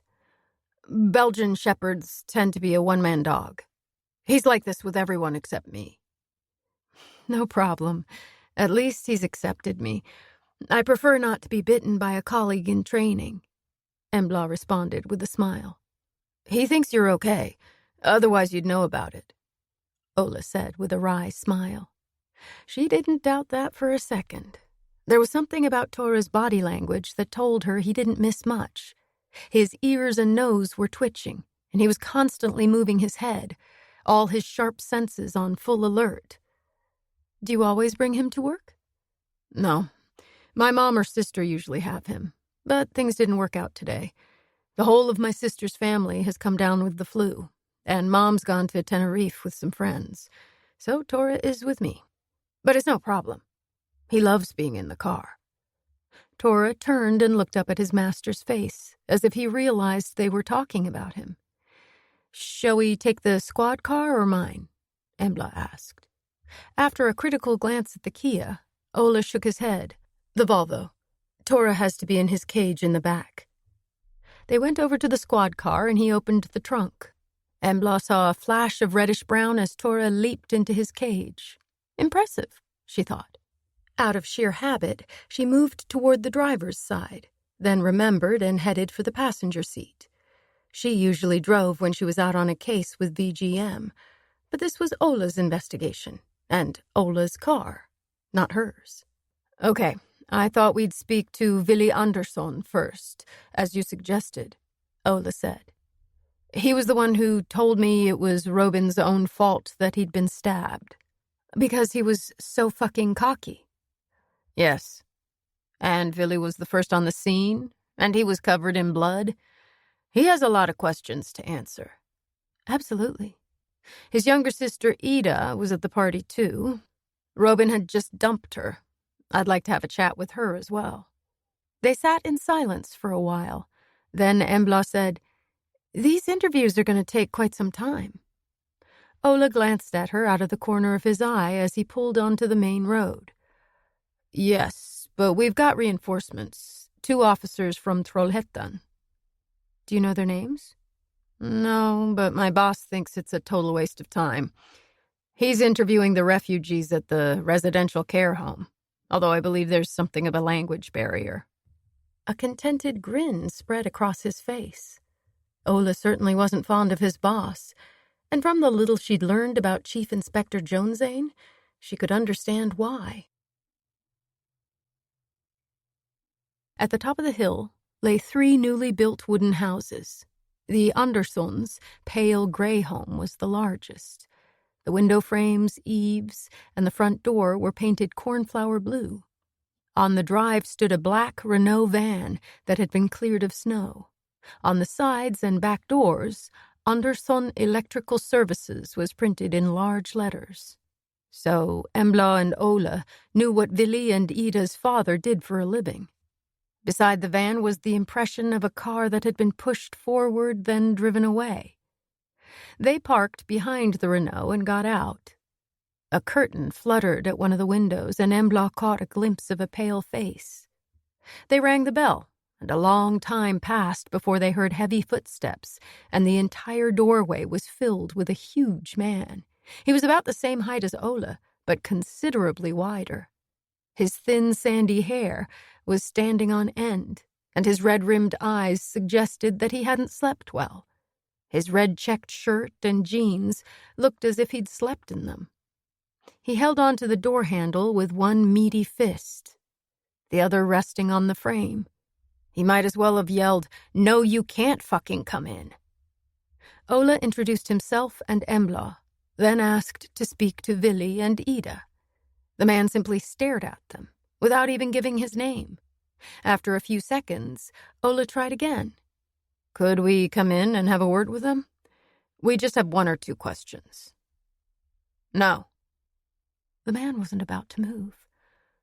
"Can I ask why not?" "Willy's at a friend's. Ida's sick." This was a blow, but Ola had no intention of giving up. "So, where does this friend live?" The man gave an almost imperceptible shrug. "Somewhere near Mellerud." "Okay, and what's his name?" Ola was clearly starting to get annoyed. Embla could only admire his calmness in the face of such intransigence. "Mickey. That's all I know." "And why has Willy gone to see this friend? I spoke to him myself last night after Robin was murdered. He knew I was coming." Ola had stopped trying to hide his irritation. "I don't know anything about that, but the boys usually travel to college together in Willy's car." The look he gave Ola was provocative. Andersson clearly thought he had the upper hand in the battle with this upstart young cop. "College? What college?" Ola persisted. "The agricultural college in Nuntorp." Embla knew where that was, just south of Brolanda, at least 80 kilometers away, maybe more. "When will he be home?" "Next weekend." A major setback. For the first time, Embla spoke up. She turned to Ola and said, "I can take that interview when I go back down to Gothenburg tomorrow." "Good." She could hear the relief in Ola's voice. He hadn't lost face in front of Andersson. "In that case, we'd like to speak to Ida," he said. "You can't," her father said firmly. "Why not?" "Like I said, she's sick. She's got a temperature." At that moment, Embla heard a sound from inside the house. Someone was crying, while another voice spoke softly and reassuringly. Andersson must have heard it, too, because he said, "She's very upset by what happened. Imagine seeing your boyfriend murdered. Something like that could be hard for anyone to bear. And she's only 16. Embla had the feeling that they'd come close to something he didn't want to reveal. She adopted a stern expression and her most authoritative tone of voice. "Okay, listen to me. I'm a detective inspector with the Violent Crimes Unit in Gothenburg. I deal mainly with homicide investigations. This is serious. A young man has been stabbed to death. Your children were at the party, and we need to interview them and everyone else who was there. And I mean everyone. It's essential to give us a clear picture of the course of events. I would find it very strange if your son and daughter didn't wish to help us solve the murder of their friend Robin." She held his gaze. It was clear that he hadn't been prepared for the little red-haired girlie to speak up, and in that tone. Detective inspector, homicide investigations. Fucking hell. He glared back at her, then looked away. Embla saw a flash of fear in his eyes, reinforcing the impression that he was trying to hide something. "We'll be back tomorrow morning at 9 o'clock, she informed him. Ola raised an eyebrow, but quickly joined in. 9 o'clock, on the dot." They felt the draft as the door was slammed in their faces. After leaving the Andersson house, they sat in the car thinking about what had just happened. Eventually, Embla broke the silence. "You said Mikaela Malm accused Ida Andersson of having killed Robin." "That's right. According to Mikaela, Ida wanted revenge because Robin had dumped her." "So, what if Mikaela is right? Ida's father seems determined to make sure that you don't get the chance to talk to her." "He made that crystal clear," Ola replied. "Worth considering." "Absolutely." In pensive silence, they set off to find the next person on Ola's list, Anton Åkesson. The snow was piled a meter high along the sides of the road leading to the beautifully restored farmhouse.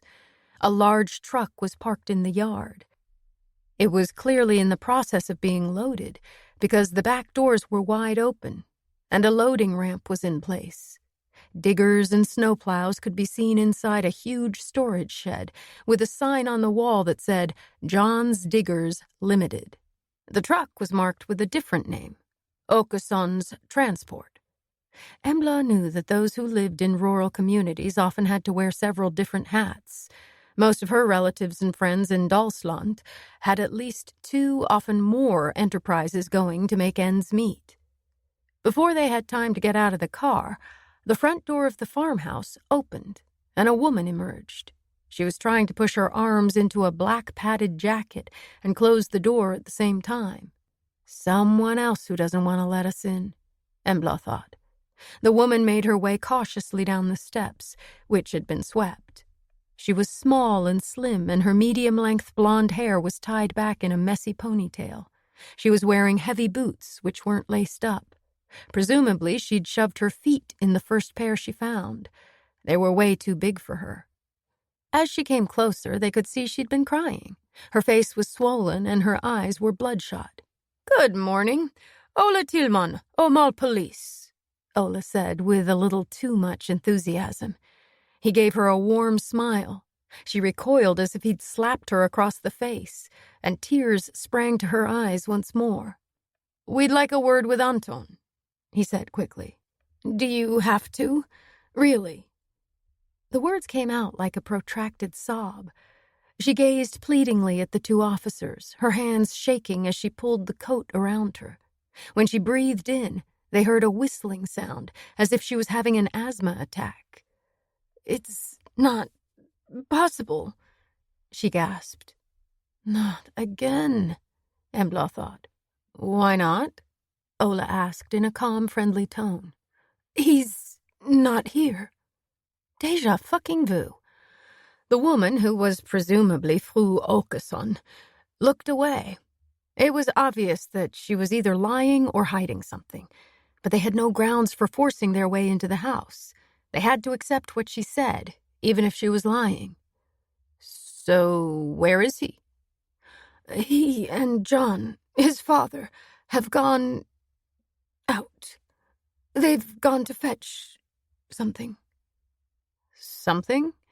Could you be a little more specific? Ola was losing his patience. She merely shrugged. She still couldn't look him in the eye. Talk about a crap liar. Embla almost felt sorry for her. In that case, please tell Anton that he needs to be at home at 10 o'clock tomorrow morning. If he's not here, he'll be required to go to the Trollhättan police station for an interview. And I mean a formal interview, not just a chat, Ola said sternly. Embla suppressed a smile. Trollhättan police station was a nice touch. It definitely sounded more alarming than Åmål. One look at Anton's mother made her wonder what was actually going on. Every scrap of color had drained from the woman's face, and her hands were shaking even more now. Was she having a stroke or a heart attack? I'll tell him, she stammered. Thank you, Ola replied, turning away. Anton's mother headed back to the warmth and safety of the house in her oversized boots. She looked like a penguin as she shuffled across the yard and up the steps. Embla hoped she realized she was anything but safe. We're gonna cling on like leeches, she thought. Then again, why we? This was Ola's case. Of course, she hoped someone had seen something relevant to her investigation. But she was beginning to find it interesting that no one seemed willing to talk to the police about Robin's murder. Strange, and pretty shocking, given that such a young man had been brutally stabbed. Presumably her instincts as a cop were kicking in, along with a generous portion of good old curiosity. Just as she and Ola were about to get in the car, Tora started whimpering. He needs a comfort break, Ola explained. He opened up the back door and the cage, and Tora was out in a flash. Ola grabbed his leash and shouted, Tora, here! Suddenly the dog's acute sense of hearing didn't seem to be working. He raced up the bank of snow piled against the storage shed and released an impressive stream of urine against the wall. If Ola thought he would come trotting back obediently, he was mistaken. Tora disappeared around the corner of the building. Tora! What the hell is wrong with you? Here, now! Both he and Embla ran after the dog. Was it obedience training you were focusing on? Embla couldn't help asking. Seek and find, Ola informed her through gritted teeth. Tora still has a lot to learn, Embla thought, but wisely refrained from actually saying so. As if he'd read her mind, Ola said, He's only 22 months old, right in the middle of puberty. Was that supposed to be an excuse? When Embla glanced back over her shoulder, she saw that Anton's mother had reappeared and was standing on the top step, moving her feet up and down. She seemed terribly anxious. The realization made Embla speed up. She raced up the bank of snow and saw Tora bouncing around, yelping with excitement. She suddenly stopped, and Ola ran straight into her. What the? Then he, too, stopped. The dog had found a car. The roof was badly dented, the windows smashed. It was bright red and looked like a sports model. A Toyota, Ola said.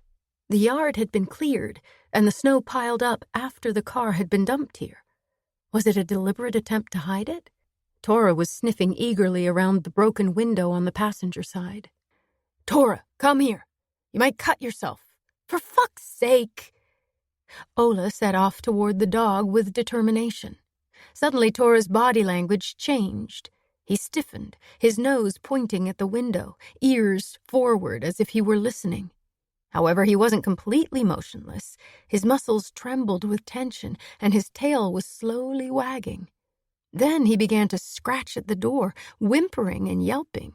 His tail was going like a propeller now. His master's attitude changed, too. Ola stopped and said quietly, He's found something. He edged closer and clipped the leash onto Tora's collar. Good boy, he said reassuringly. Tora ignored him and continued to mark, as he'd been taught. Ola handed the leash to Embla. Can you hold on to him while I take a closer look? He leaned forward and peered into the car. There's a lot of fresh blood. That's what Toro was reacting to. Both airbags have deployed and... Hey! What are you doing up there? You've got no business poking around, came Fru Åkesson's shaky voice. The dog needed to pee, and he ran off when we let him out. We've found a car that's clearly been in a crash, Embla yelled back, even though she suspected that the woman was well aware of the car's presence. Ola was still examining the vehicle, clicking away with the camera on his phone. What's it doing here? Embla shouted to Fru Åkesson. There was no answer at first. The eventual response was almost inaudible.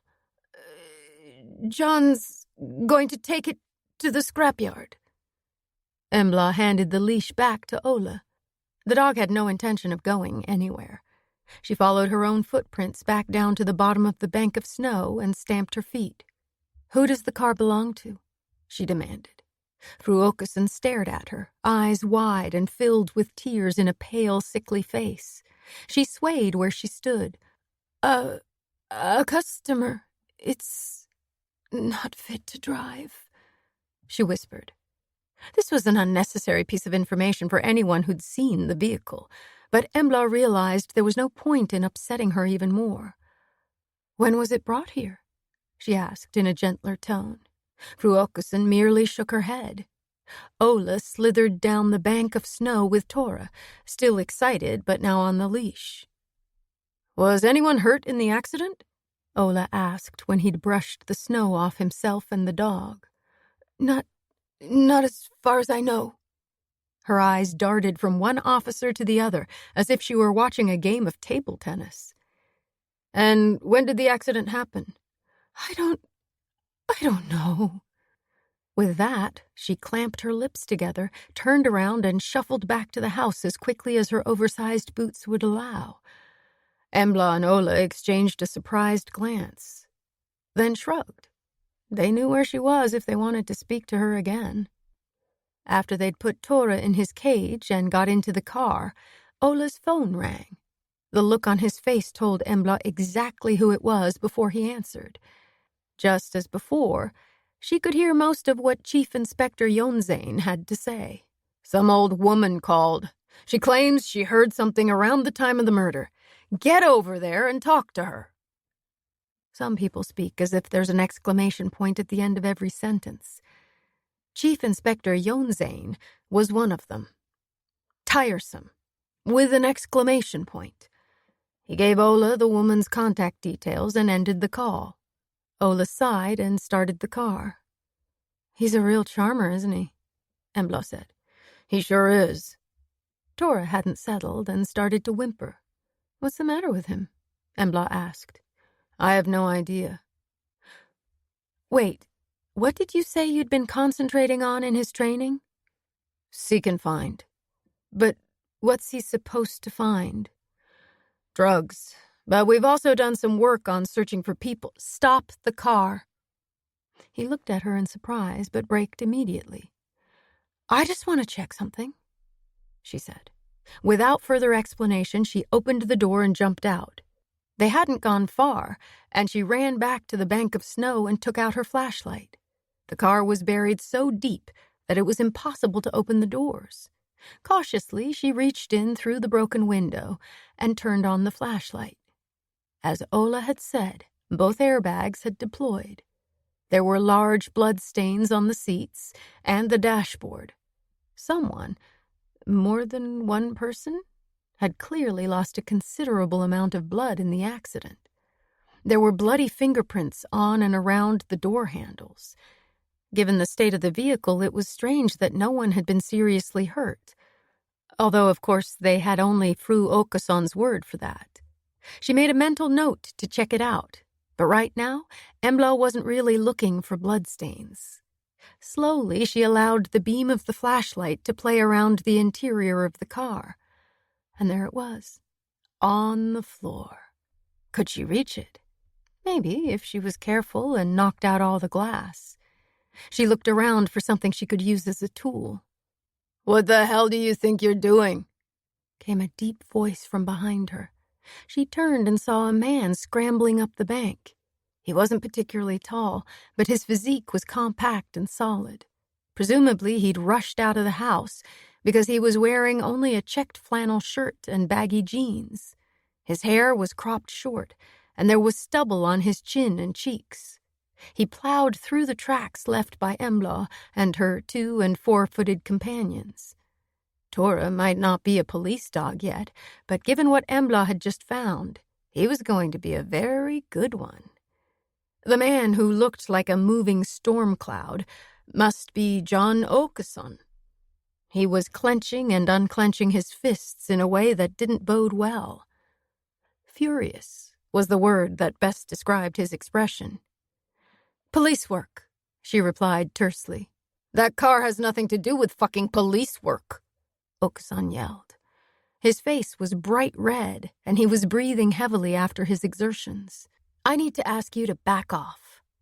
Embla adopted her most authoritative tone, and at the same time she took out her phone and called Ola. He answered right away. "Hi, Embla. Tora was right. Come up here." A fraction of a second later, she heard the sound of a car door closing, which made her feel a little better. Åkesson was unpleasant and aggressive. His eyes narrowed, and he clenched his jaw so tightly that his puffy cheeks looked rock hard. "You have no right to trespass on my land," he hissed. "We're investigating a homicide. We have the right to examine anything that might be connected to that investigation." "Homicide? This has nothing to do with your fucking homicide." Åkesson spat out the words, gesticulating toward the car. Embla could see Ola making his way up the bank of snow behind him. Although Åkesson seemed unaware of his presence, all his attention was focused on Embla. When he suddenly clenched his fist and moved to attack her, she registered a brief flash of surprise before reacting reflexively. She leaned back so that he struck thin air, missing her by several centimeters. John Åkesson might be a tough guy, but he was slow and lacked technique. She hunched her shoulders to gather strength, then straightened up and delivered a series of hard jabs to his face. Nose, eyebrow, nose, eyebrow. With a roar, he raised his hands to protect himself, but Embla had already achieved her goal. Blood was pouring from his nose and from a cut in his eyebrow. There would be no lasting scars. His nose wasn't broken, and the eyebrows heal quickly. She knew this because she herself had weak brows. The left one had a slight zigzag shape due to all the times her opponents had split it open. Åkesson made a few clumsy swipes in midair before Ola reached him and grabbed his arms. "I'm gonna fucking report you!" "Assaulting a police officer is a serious offense," Ola informed him calmly as blood dripped onto the snow, staining it red. "Okay, let's take it easy. If you behave yourself, we'll come back to the house with you, and I'll tape up that cut," Embla offered.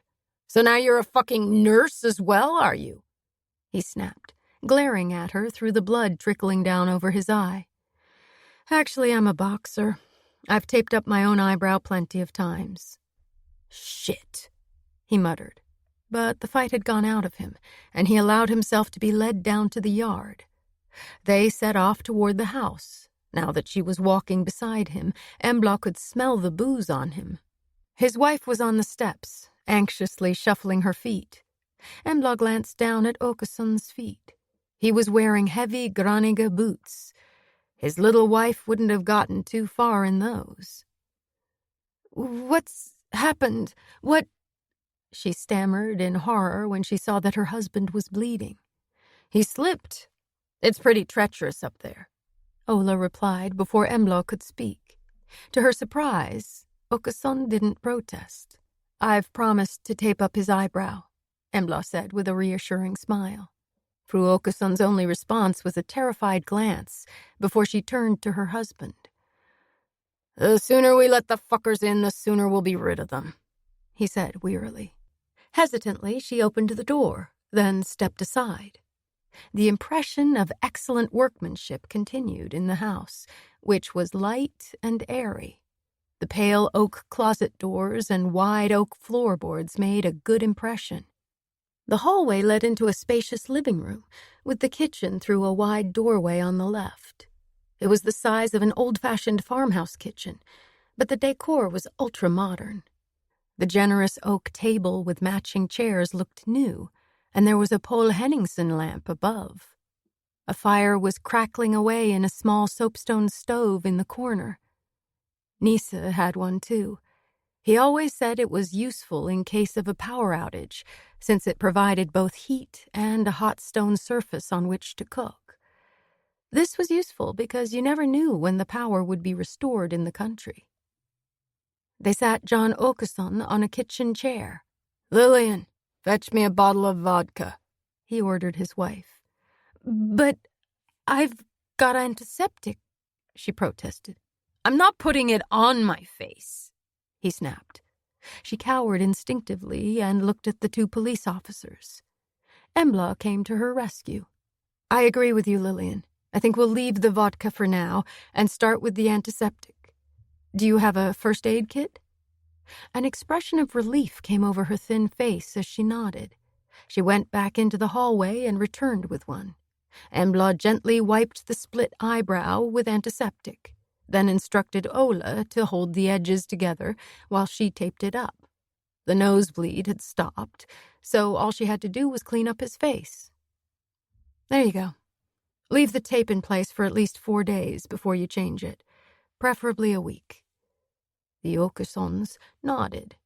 Ola looked searchingly at Lillian. "You told us that John and Anton had gone off to fetch something, but obviously John is here. So, now we'd like to speak to Anton," he said firmly. Both parents stiffened. He's not home. Honestly, he's not," Lillian exclaimed. She glanced at her husband. I thought they'd both gone, but I guess Anton went on his own." John nodded in agreement, his expression grim. They had clearly decided on a united front. "Okay, in that case, I'll come back at 10 o'clock tomorrow morning, as I said earlier. If Anton isn't here, he'll be required to go to the police station in Trollhättan for a formal interview. And if he doesn't turn up there, I would be suspicious to say the least. And I'll send a squad car to collect him."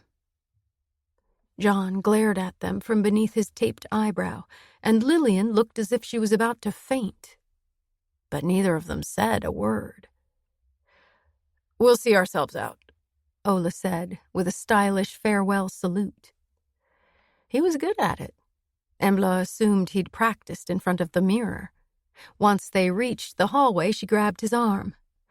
"Go back to the Toyota and pick up the joint that's on the floor under the driver's seat," she whispered. "A joint?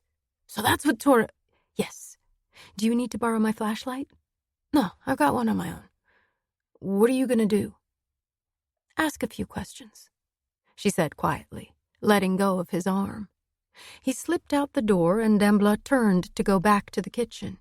Lillian appeared in the doorway and seemed to deflate when she saw that Embla was still there. "We've decided to optimize tomorrow's interview with Anton by asking you and John 1 or 2 questions now," Embla informed her in a pleasant tone of voice. "Oh." Lillian's shoulders slumped. Her husband hadn't moved, but his expression darkened when Embla walked in. Neither of them asked her to take a seat. Embla smiled. No response. "First of all, do you have any other children?" "Only Anton," John snapped. "And how old is he?" 18. Talk about getting blood out of a stone. Embla kept her cool. She'd learned a few things during her years at drama school in Gothenburg. "At what time did he get home after the party?" Lillian and John exchanged a glance. "We were asleep," John said, and his wife nodded in agreement. "So you have no idea?" "No." Now. "Whose car is hidden behind the storage shed?" John clenched his fist and slammed it down on the table. "That's none of your fucking business." Embla's expression changed from pleasant to unmoved. "I'm afraid it is. The car will be examined thoroughly because we've found drugs in it. Now it's a crime scene and can't be touched by anyone except the police. Silently, Lillian Åkesson fainted and slipped off her chair. Before leaving, Embla and Ola checked out the car once more. They took Tora with them, and the dog reacted in exactly the same way as before. There could be more drugs, or he's still picking up the smell, Ola said. Okay, let's cordon it off, Embla decided. They wound police tape around the section of the vehicle that was visible above the snow. I've called the CSIs, but they weren't sure if they'd make it out here today, Ola said. Embla checked her phone. Before we go to lunch, let's speak to the woman who heard something. The contrast between the Åkessons' well-cared-for property and my Nyström's cottage couldn't have been greater. Apparently the place was called Solängen, Sunny Meadow, which sounded idyllic, but it was more or less falling apart. Smoke rose from the dilapidated chimney, and there were large snow-free patches on the roof where the heat from the house had leaked out. Long icicles dangled from the eaves. The paint on the window frames and the front door had almost completely flaked off. The road beyond the hedge marking the boundary had been cleared, but no attempt had been made to shovel the snow in the yard. There were plenty of footprints and paw prints, however. An outhouse next to the main building was at the point of collapse and only appeared to be standing because it hadn't decided which way to fall. Something resembling a dog kennel with a flat roof had been built inside an enclosure beside the outhouse. There was no sign of any dogs out there at the moment, probably due to the cold. They didn't need to knock. As soon as they started trudging across the yard, they heard a chorus of barking coming from inside the house, along with someone instructing the residents to be quiet. Embla decided that Ola could go first, as he was a dog person. The barking abated and the door opened. A sturdy woman in her 50s welcomed them with a smile.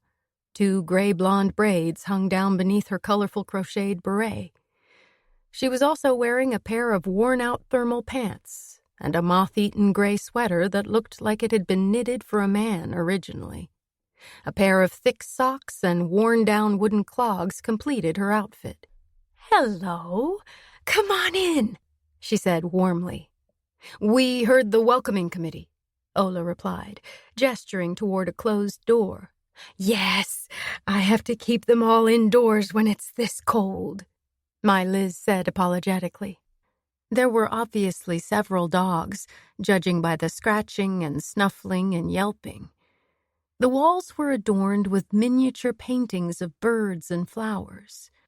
It struck Embla that my Liz had probably painted the picture of the bird in the bedroom where Milo Stavic had been murdered. "What do you breed?" Ola asked. "Wire-haired dachshunds. I've got 4 bitches at the moment. Sasha's due to whelp in 2 weeks. Would you like one? The pedigree is excellent. The sire is a Swedish and Norwegian champion, and Sasha is a Swedish champion. The hunting lines couldn't be better." Her round face broke into a smile once more. A proud grandmother boasting about her wonderful grandchildren, Embla thought. Why have I never thought of getting a hunting dog of my own? "Because I don't have time for a dog," she quickly answered her own question. "And Nisa has Seppo, who's outstanding when it comes to tracking game." "Thanks, but I already have a dog," Ola said. Then, before my Liz could ask the obvious question, he added, "A Belgian Shepherd." "Of course, you're a police officer." The smile faded slightly. Then she said, "Come on in. I'll make some coffee." Embla didn't really want to spend any longer than necessary in this cold house with the barking dogs. "Thanks, but we've just had a cup," she said quickly, before Ola could accept the invitation. He looked a little disappointed, then nodded in agreement. "That's a shame. Come and sit by the fire anyway." My Liz insisted, leading the way into a cozy room. There was an unmade sofa bed and a kitchen table surrounded by 4 wooden chairs that didn't match. On the table was a tray of watercolors, a jar of grayish water, and a small pad with something sketched on it in shades of blue. In the corner nearest the sofa, a fire burned cheerily in an antique iron stove. Below the window, a portable electric heater was working hard. There were no fixed radiators. An old-fashioned TV was perched on top of a rickety table, and the walls were covered with small paintings. "It's hard to keep the place warm when it's so cold outside," my Liz said. "The girls and I usually cuddle up in here." As if the dogs understood that she was talking about them, they started barking again. "Do you mind if I let them out? It's pretty chilly in the bedroom." "Fine by me," Ola said. "Me too," Embla hastily agreed. She managed to sound more confident than she felt. My Liz opened the door and tried to calm the excited dogs as they poured into the room. "There we go. Be good now. Say hello nicely. No, Natalia, bad girl, no growling." Natalia didn't seem to care what her mistress said, and she carried on growling and glaring at Ola. "Oh, I think I know what's going on here. Is your dog male?" my Liz asked. Ola nodded, looking confused. "In that case, she's picking up the male smell. She hates males, both humans and dogs. But the dogs are the biggest problem. It's impossible to mate her. She either fights or goes off and sulks until they lose interest. I don't have the heart to get rid of her, though, so she'll just have to be a companion for the other three." Embla was beginning to get a little tired of all this doggy talk. She cleared her throat discreetly to attract the attention of both her colleague and my Liz. "Could you tell us what you heard or saw in the early hours of Saturday morning?" "Oh, yes, of course," my Liz sighed. Clearly the pleasant chat was over. "Natalia had an upset tummy during the evening. When we went outside at some point between 12:15 and 12:30, it must have been the 5th or 6th time since dinner, I took her out on her own because she wasn't well. The others went crazy wanting to come with us, so it was kind of noisy. Just as I opened the door, I thought I heard a dull thud. It sounded as if—" She fell silent and thought for a moment. "It sounded as if someone had struck a big bass drum. Or... no, it was more of a metallic clang, but muffled." Neither Embla nor Ola interrupted her. "I stopped on the top step and tried to listen, but I didn't hear anything else. Then I thought maybe it was my imagination. The girls were making so much noise and—" "Was it this dull metallic thud that you wanted to report?" Embla asked. "Yes, I thought it might be important. It was pretty loud. I wondered if it was a crash." The pregnant dog waddled over to her mistress and whimpered. My Liz bent down and lifted her onto her lap. "Where did the sound come from?" Ola asked. "From the direction of the field, I'd say. The far field, I mean." "Can you show us?" "Of course." My Liz put down the dog and went over to the window. She scraped off a patch of frost until she cleared a space big enough for 2 people to look through at the same time. She stepped aside and beckoned them over. "There you go," she said with satisfaction. They stood close together and peered out. The cottage was on a hill, which meant there was an excellent view of the surrounding area. The property boundary was delineated by a low hedge, which was currently covered in snow, with just the odd branch sticking out. On the other side of the road lay a huge field, the virgin snow unmarked. It was at least 200 meters across, and beyond it Embla saw the tall pine trees that showed where the Klevskog Nature Reserve began. She could also make out Harald's 3 cottages. From this distance, they looked like tiny Lego houses. "I didn't realize this place was in sight of the cottages," she said quietly to Ola. He turned to my Liz. Did it sound as if the dull thud came from those cottages? No. There's a field about the same size on the other side of the road leading to the nature reserve. I think that's where it came from. Both this cottage and Harald's were on minor roads, but people drove fast on the main road. My Liz had mentioned the possibility of a crash. A theory came into Embla's head, and she decided it was worth testing. She turned away from the window and smiled at my Liz. I think we've seen all we need to. Thank you so much for getting in touch. She picked her way through the dogs and made for the door, with Ola right behind her. It was pretty chilly inside the car, but before Ola started the engine, he ran a check to see if Anton Åkesson was the registered owner of a vehicle. In seconds, he had the answer.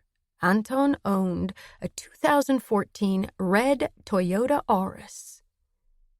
I think we know what happened to the car we found at the Åkesson's place, Embla said, raising her eyebrows.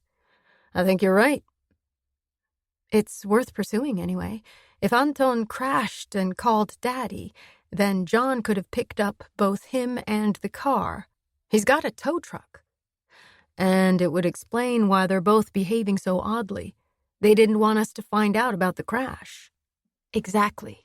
And Willy and Ida's father had a strange attitude, too. To say the least, Ola agreed. But where's Anton? Given the amount of blood in the car, we know he was injured. Do you think he might be in a hospital? We'll check that out as soon as possible, but I just thought of something else. He paused for effect and gave her a sideways glance.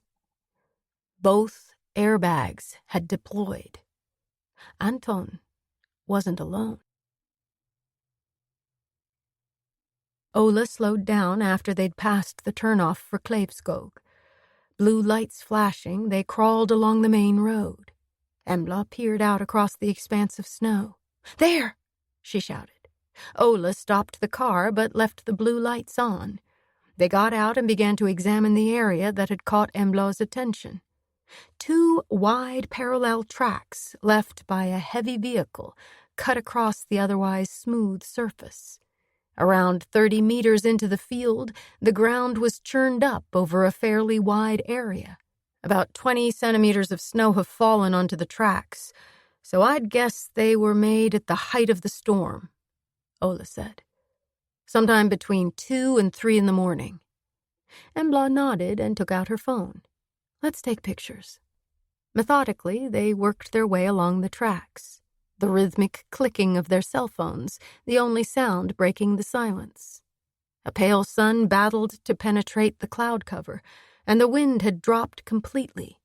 It was still chilly, but not quite as bitterly cold. As they headed back to the car, a Nissan Navara passed them.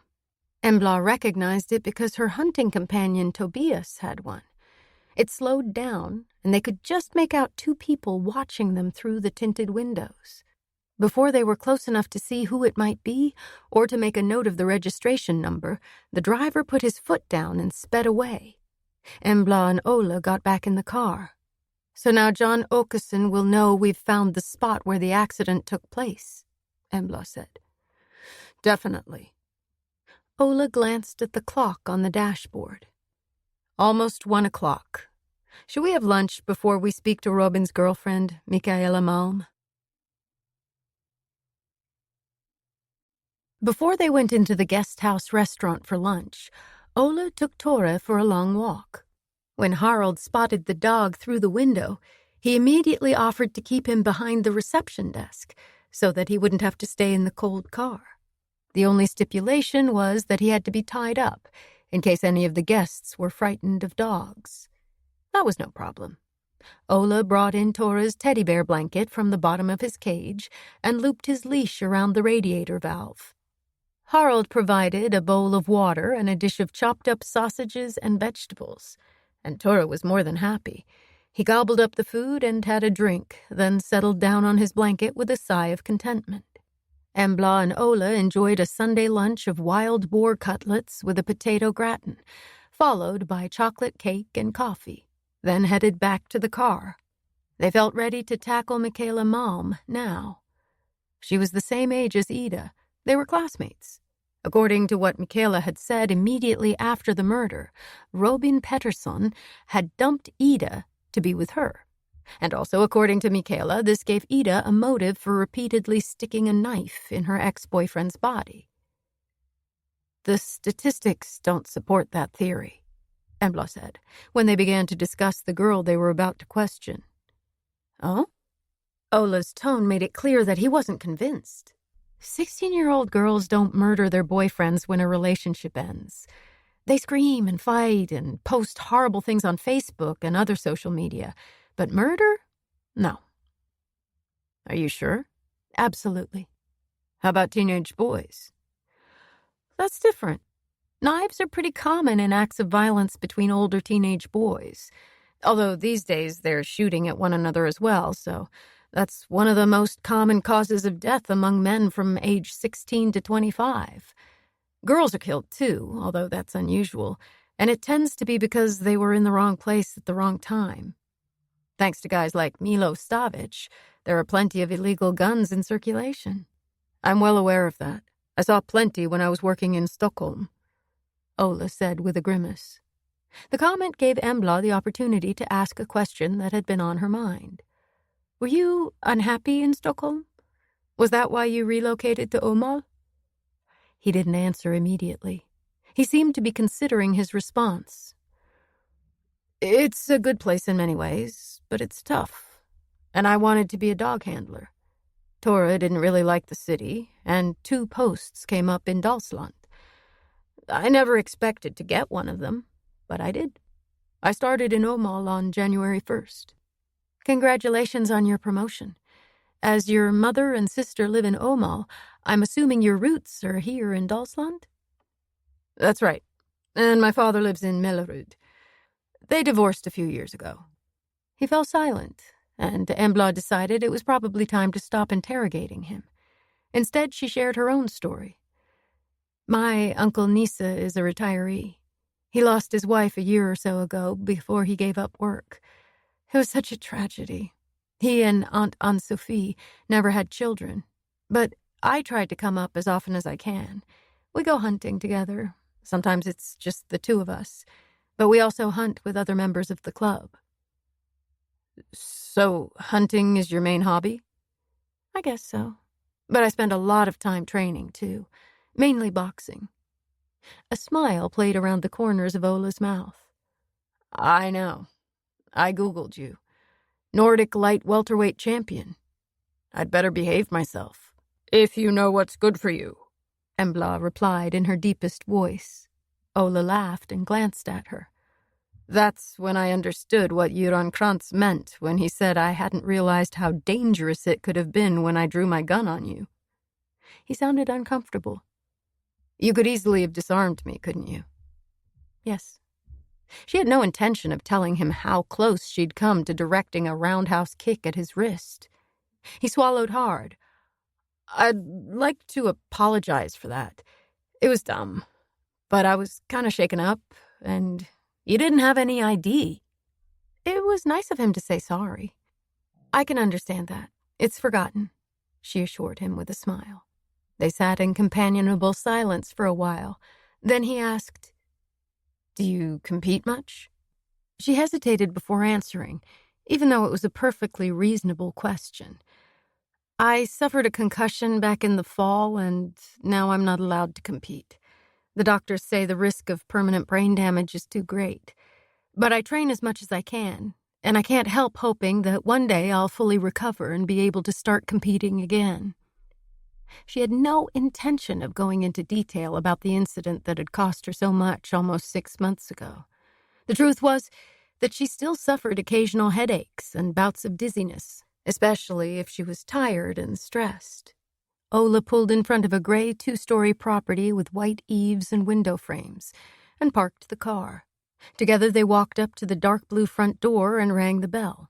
They heard the sound of running footsteps, and the door was opened by a boy around the age of 8. "Can I sit in your car?" he asked. "I'm afraid not. That's only allowed when we visit schools to give talks," Ola explained. Disappointment was written all over the child's face. "Pigs!" he yelled, and ran back into the house. "Don't say that, darling," a female voice remonstrated gently. High heels came tip-tapping across the floor, and Michaela's mother held out a hand with long scarlet nails. Diamond rings sparkled on several fingers. Embla and Ola introduced themselves. "Siri Mom." Her bright red lipstick emphasized the whiteness of her teeth. She was tall and slim, probably in her early 40s, but she was trying hard, not without success, to look 10 years younger. Her black dress clung to her slim figure and ended just above the knee. She was also wearing a short cream wool jacket. Her makeup was impeccable, and her thick, shiny, bleached blonde hair was beautifully cut and styled. No comfortable slippers for Siri Mom, but black pumps with a low heel. The way she moved suggested that she might have been a model. "Come on in. I guess you're here to speak to Michaela. She's sleeping at the moment, but it's time I woke her. Would you like coffee? There's a pot already made," she said with a warm smile. The smile was directed only at Ola. Embla might as well have been invisible. In order to make her presence known, Embla quickly said, "No thanks, we've just had lunch." It came out a little more brusquely than she'd intended. Siri Mom's eyes flicked toward her for a second, as if she'd heard something but wasn't quite sure what it was and didn't really care. Then she turned the full beam of her smile on Ola once more. "I can offer you fresh pastries, too." Somehow she made it sound like a sexual proposition. If he accepts, I'm going outside, Embla thought. This woman was a parody of the classic vamp. Was it deliberate, or did she need affirmation from every man who crossed her path? Embla had to admit that Ola was good-looking, but he was at least 15 years younger than Siri, who was now giving him a teasing look from beneath lowered eyelashes. "Thank you, but no," Ola said. "We'd like to speak to Michaela now, and of course, you're welcome to sit in as she's underage." He didn't respond in any way to Siri's body language. He didn't glance at her décolletage or give the slightest wink to show that he was interested. Embla let out a long breath. "Please, take a seat," Siri said. They each chose a gray leather armchair. Between them and a gray leather sectional sofa, there was an oval glass coffee table with a vase of drooping white tulips. A wool rug in gray, white, and red provided the only pop of color in the room. There was an enormous home theater screen on the wall opposite the sofa, with tall speakers on either side. A corner bookcase contained a surprising number of books, and photographs of the children at different ages were displayed on one wall. Embla turned her head at the sound of approaching footsteps. Michaela was neither as tall nor as slim as her mother. To Embla's surprise, she was wearing makeup. Hadn't Siri said she was sleeping? She wore her thick blonde hair loose. It almost reached her waist. She reminded Embla of the pictures in a book of fairy tales illustrated by John Bower that she'd seen when she was a child. The princesses had beautiful hair, just like Michaela. Embla, too, had had long, thick, curly hair, but none of the lovely heroines ever had her bright chestnut-red color. One of the little trolls, maybe. The girl also had long nails, but hers were painted black. She was wearing tight jeans, a black scoop-neck t-shirt, and a gray hoodie. Embla could see a tattoo of a red rose just above the neckline of the t-shirt, along with the upper part of a red heart. On her feet, she wore neon pink fluffy socks. She slumped down on the sofa and looked morosely at the two police officers. "Hi, Michaela. My name is Ola Tillman, and this is my colleague, Embla Nyström." Ola held out his hand, but Michaela didn't seem to see it. Her eyes filled with tears. "Do we have to talk about Robin?" she whispered, in a shaky voice. "Only as much as you feel up to," Ola reassured her with an encouraging smile. Michaela leaned back and gazed up at the ceiling. She rubbed her index finger gently under each eye. When she sat up and focused on him, her mascara was still perfect. "Could you tell us what happened at the party on Friday?" Ola began. She nodded, her expression filled with sorrow, then sighed deeply. I mean, it's all so terrible. I just want to, forget the whole thing. We got there shortly after 8, and everyone had already started eating. There was, a taco buffet. It was nice, but these old guys kept giving speeches. It was some kind of anniversary, I think.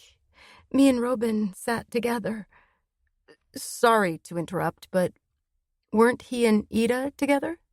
Ola interjected. Something glinted in Michaela's eyes. Only when she began speaking again did Embla realize what she'd seen. Contempt.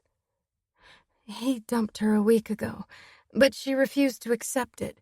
She was furious when he ignored her. She's such a fucking loser. Ola ignored her scornful tone. "So you and Robin were together before the party?" "Yes. Not many people knew about it, but it became clear during the evening. We made it pretty obvious, if you know what I mean. And when the music started, we danced together and had a great time while Ida was in a corner sulking." She made no attempt to hide her smug satisfaction. "So she didn't take it well, the fact that Robin had dumped her?" "Nope. She was really upset. And then that idiot Anton came along and tried to persuade her to go to Gothenburg with him. Let's go to Gothenburg. What a waste of space. Anyway, she went in the end. She probably thought Robin would be jealous because Anton's got a cool car." "A red Toyota," Ola said. "Yes. His dad bought it for him when he turned 18. But it doesn't make anyone like Anton. Not even Ida." The thin smile Michaela unexpectedly directed at Embla sent an icy shiver down Embla's spine as her own memories from school rose to the surface. "Did Robin hear Anton ask her to leave with him?" "Oh, yes." We just laughed at them. Robin couldn't have cared less. He even waved to them when they left, like, "Bye-bye, losers." The smile still lingered on her lips and in the tone of her voice. "So this was before he went outside to pee," Ola said, managing to look genuinely interested. "Yes. At least a quarter of an hour before."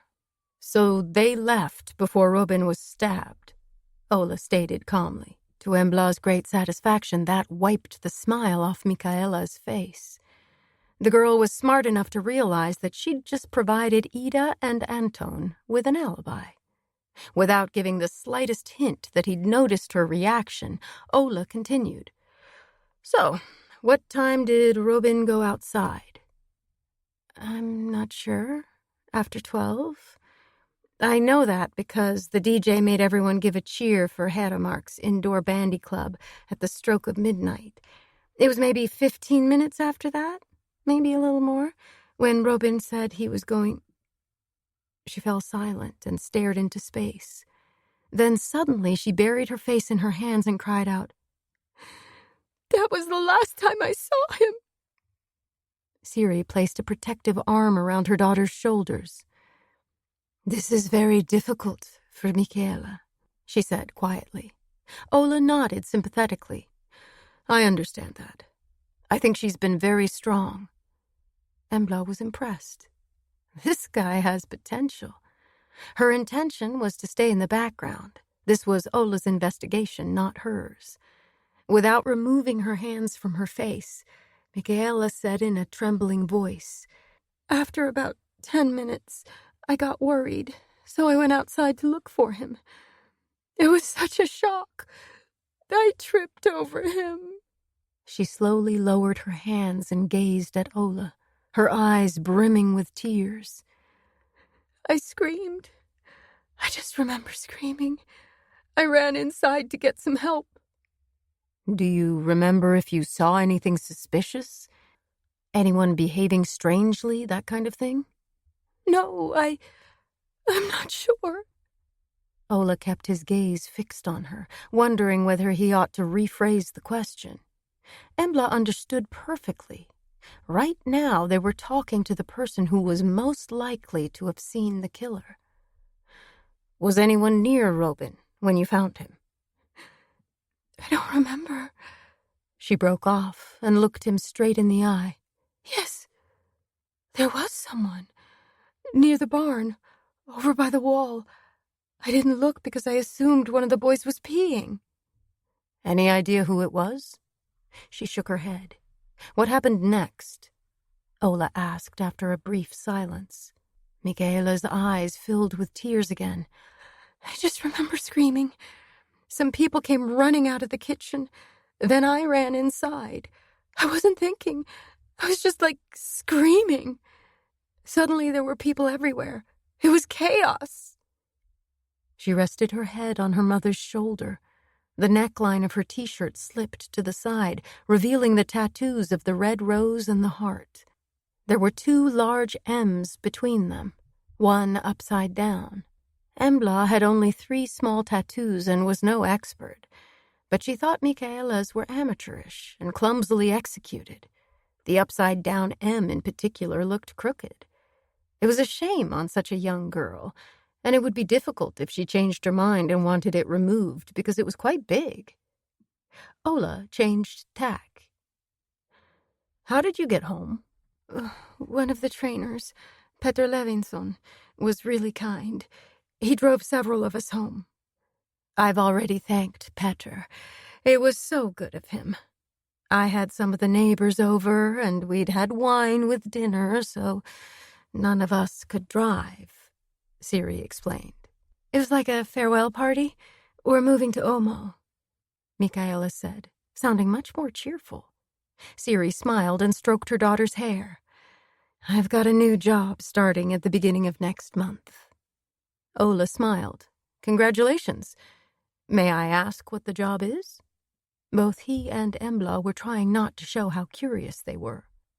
Chair of the Dalsland Community Council. I chair the local council up here at the moment, so my jurisdiction will increase significantly. Embla wasn't surprised, but now it was time to ask the question that was her reason for being here. With what she hoped was a sympathetic smile, she leaned toward Michaela. Do you remember seeing anything when you were on your way home from the lodge? A car you didn't recognize or a person wandering along the road?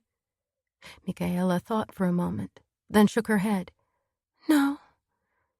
Everything was just chaotic, and it had started snowing. I couldn't see a thing.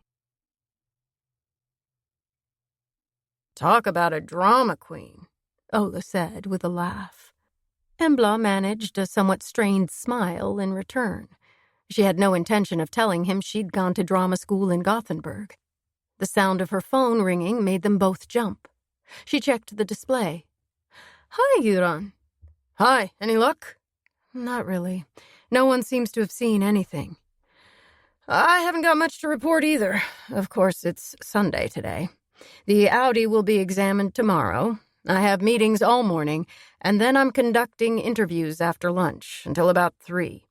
After that, I'd like you to come with me to take a look at Milo's and Luca's apartments. We're short-staffed. No one else can get there before Wednesday at the earliest. That suits me fine. I've promised to interview someone in Nuntorp just outside Rolanda tomorrow, so I can do that on my way down. She smiled at Ola, who gave her the thumbs up. I've been in touch with the chief of police in Split. He's going to update me on Kador Stavic's disappearance, Göran said. Do you know anything else about his family?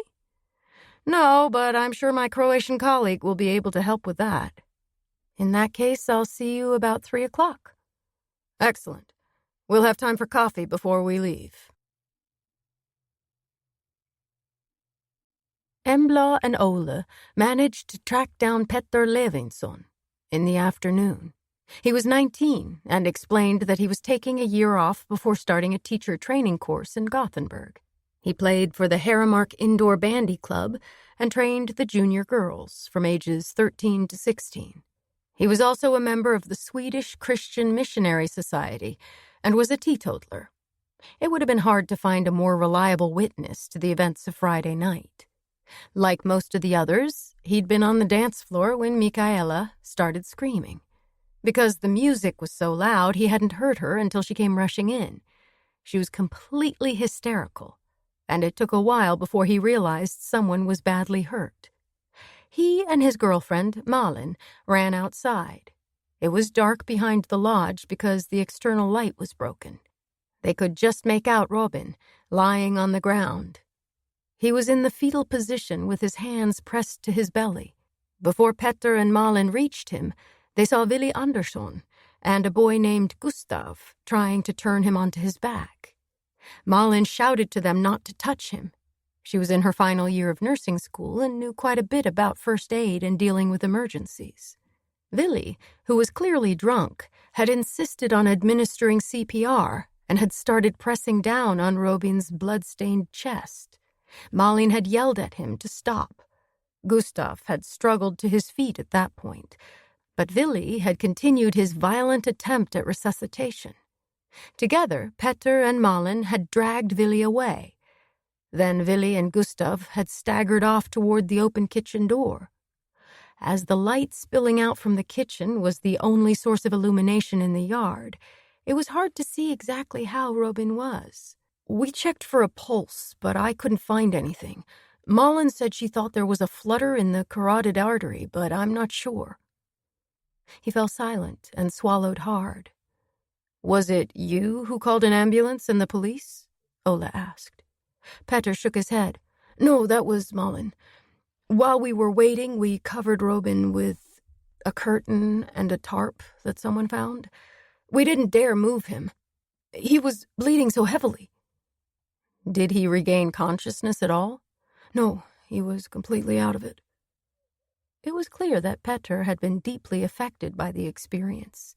He and his girlfriend had done everything they could. Did you notice anything strange? I mean, before and after you found Robin? Ola clarified. Petter pursed his lips before answering. To be honest, most of the people who were there were behaving strangely. A lot of them were very drunk, like Willy and Gustav. That wasn't the kind of party we'd had in mind. It all got completely out of hand. The bitterness in his voice was unmistakable. Okay, but has anything occurred to you since? Something someone said, someone acting out of character? Once again, Petter shook his head. Things were pretty chaotic.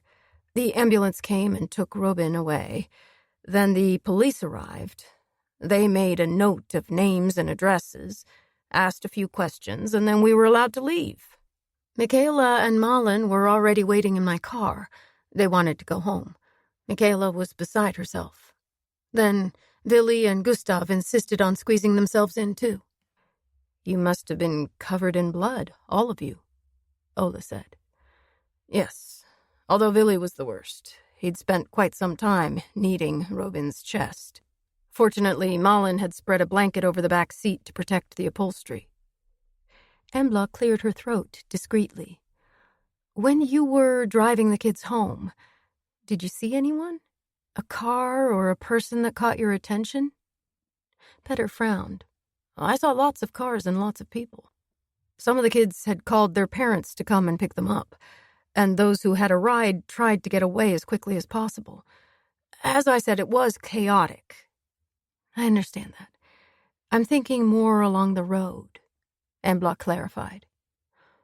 No, it was snowing. I had my hands full keeping the car under control. Sitting in on Ola's interviews had proved pointless so far.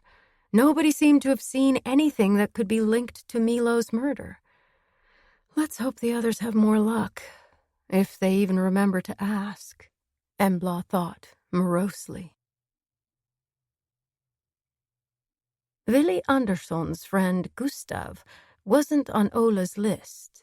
One of the officers from Trollhättan was due to contact him the next day. The same applied to Petter's girlfriend Malin. Ola and Embla spoke to 2 more girls and a boy during the afternoon. The girls had the same surname and turned out to be 15-year-old twins who lived 20 kilometers from the party venue. The interviews were conducted over speakerphone, so the girl's mother could listen in, as they were minors. She had picked them up just before midnight, so they didn't have much to contribute, although one twin said she'd seen Ida Andersson crying shortly before they left the lodge. Anton Åkesson had gone up to her and put his arm around her shoulders, but the girl didn't know what had happened next. The last person on Ola's list was Kevin Malm, age 18. They had to call him as well because he worked in a diner in Halden. Ola's first question surprised Embla. "Mom, are you related to Michaela? We're cousins. My uncle is Michaela's dad, but we don't see each other very often," Kevin said warily. Ola didn't pursue that line of inquiry. It had nothing to do with the investigation. Instead, he focused on the evening itself. Kevin insisted he'd been on the dance floor and hadn't heard or seen anything that had happened behind the lodge. After Michaela ran in screaming, he'd stayed where he was. When he found out what had happened, he left as quickly as possible. "I got a ride with someone and jumped out when they turned to go to Bengtsfors. Then it started snowing, so I had to walk home in a blizzard, like 2 or 3 kilometers. Fortunately, I was wearing my padded jacket." "Did you see anyone along the road? A person or a car?" Ola asked, glancing at Embla. Kevin didn't answer right away. He was obviously thinking back. "There was something now that you mention it. When I was almost home, I heard a truck engine. Or maybe a snowplow, something big. It was driving at full speed." "Could it have been a tow truck?" A brief silence. Then Kevin said, "Yes, it could have been." "How far away was it?" "I don't know. It was pretty faint." "What time was this?" There was no hesitation. "Almost 2:00. Ola thanked Kevin and ended the call. He and Embla looked at each other. "So, John Åkesson got there fast and picked up the Toyota around 2, Embla said. "Looks that way. The question is, where's his son now?" There was only one thing to do. "He must have been injured in the crash. We need to call the hospital. I tried earlier, but couldn't get a hold of a doctor who was willing to speak to me," Ola said. "The nurse cited patient confidentiality. In that case, we need to apply for permission, or see if we can persuade his parents to talk." They decided that was enough for one day. It was time to head back to the guest house. Tora needed a walk and something to eat, and both Ola and Embla were hungry too. They soon discovered there was no need to worry about Tora's dinner. He was fast asleep on his blanket. Monica had given him a bowl of meat and vegetables. "I think we're friends for life. He let me stroke him when I picked up the bowl," Monica said with a smile. "I'm not surprised. I'd roll over on my back for a meal like that," Ola replied. At the sound of his master's voice, Tora woke up. He leaped to his feet, barking happily. "You'll stay for dinner," Monica said with an inquiring glance at Ola. He hesitated for a fraction of a second before accepting her invitation. Tora was already by the door, quivering with anticipation. "How long does he need to be out?" Embla asked. "No more than half an hour. It's only about 6 degrees out there. He doesn't care, but it's too cold for me." "In that case, I'll go up to my room. I'll see you back here in half an hour." Immediately, Ola straightened his shoulders and executed one of his perfect salutes.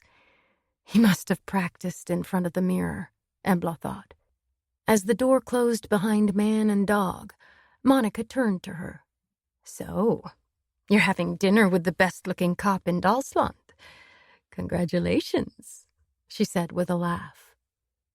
"I thought it was the other way around," Embla countered, shaking out her long red hair in a glorious cascade. Monica raised her eyebrows. "You're a very attractive couple," she said. "We're not a couple. We're colleagues." "The two aren't mutually exclusive, you know." Monica lowered her voice. "Berit, Our cook is related to Ola's mother. According to her, one of the reasons why he decided to leave Stockholm was that he split up with his girlfriend. His mother was delighted. Apparently, she was a real city girl and refused to consider moving. Interesting. So the dog hadn't been his only reason for applying to Åmål. Embla had tried to run away from more than one relationship herself. She had no wish to share those memories with anyone, not even her closest friends, and no one else knew about them. It was best if it stayed that way. She decided to change the subject. Could you do me a favor and check if Jan Müller was here at any point between the 14th and 24th of October last year? He had a meal at the Thai restaurant in Mellerud, then drove south. I wonder if he might have come to Haramark to take a look around. He might not have rented a cottage, but is there a chance he ate in the restaurant? I'm happy to help, but I won't have time this evening. Can it wait until tomorrow morning? Absolutely. Thank you so much, Embla said, smiling gratefully at her. I'll be leaving after lunch tomorrow, she added. Okay, but I'll keep the room for you for a few days, in case you come back. Come back? As far as Embla was concerned, her inquiries in Dalsland were complete. It was time to concentrate on the murders of the Stavich brothers, and that investigation was based in Gothenburg. After a quick shower, a dab of mascara, a spritz of clean, warm cotton, and a change of clothes — she chose a blue top that matched her eyes — Embla felt ready to have dinner with the best-looking cop in Dalsland. Tore was once again parked behind the reception desk and settled down on his blanket by the radiator. Ola was waiting when Embla came down the stairs, and she thought she saw a glint of appreciation in his eyes. It's a good thing a uniform is always appropriate, he said with a smile. Embla wasn't sure that applied to his dark blue winter sweater, even if it was adorned with the police logo. However, it didn't really matter. He looked good. His hair had been ruffled by his cap, and she had to quell the impulse to smooth it down with her fingers. Resolutely, she tucked her arm under his and led him into the restaurant, where Monica had reserved the same table Embla and Göran had occupied the previous evening. They chose a celery salad with walnuts and a mayonnaise dressing to start, followed by venison cutlets with cherry sauce and potato croquettes. The small cutlets were crisp on the outside and pink on the inside, and their delicate flavor was perfectly complemented by the slightly sharp sauce. They both drank mineral water. During the meal, they chatted about anything and everything except the ongoing case. Ola enjoyed his dessert, a fruit gratin with mixed berries and white chocolate, but Embla was too full for something so sweet. Ola pushed away his empty plate and gave her a long look. So, what are your thoughts on Robin's murder after today's interviews? He asked. Embla gave herself a little time by taking a sip of her mineral water. I want to speak to Willy Andersson tomorrow before I say anything. The fact that he wasn't home today could mean that he's trying to stay out of our way. Or maybe he's worried that his drunken attempt at CPR made Robin's injuries worse. However, my gut says he's involved somehow. Ola nodded slowly. What makes you think that? Willy was the first on the scene after Mikaela Malm ran back inside. His friend Gustav might have been with him, or he might have arrived later. We don't know yet. It was Willy who decided to do CPR. Was that to hide the blood on his hands and clothes? The stab wounds were deep, so the murderer must have been covered in blood. And I remember what he said to you, that it was Robin's own fault he'd been stabbed because he was so cocky. So fucking cocky, Ola quickly corrected her. Embla rolled her eyes. Noted. So fucking cocky. Isn't exactly the kind of thing you say about a dying friend who's just been taken away in an ambulance, particularly if you're standing there with the victim's blood all over you. Ola nodded again, his expression serious. Absolutely. We need to take a closer look at Willy. I'll make a start tomorrow. Skål. They clinked glasses to toast their decision. They chatted for a while, but eventually Ola said, I guess it's time for me to get going. It's quite far from here to Åmål. Once again, Monica refused to let them pay for their meal. We're so grateful that you're here, trying to solve these terrible murders. You seem like such a good team, she said. Her eyes filled with tears as she took Ola's right hand between her own trembling hands and squeezed it warmly. Then she turned to Embla and gave her a big hug.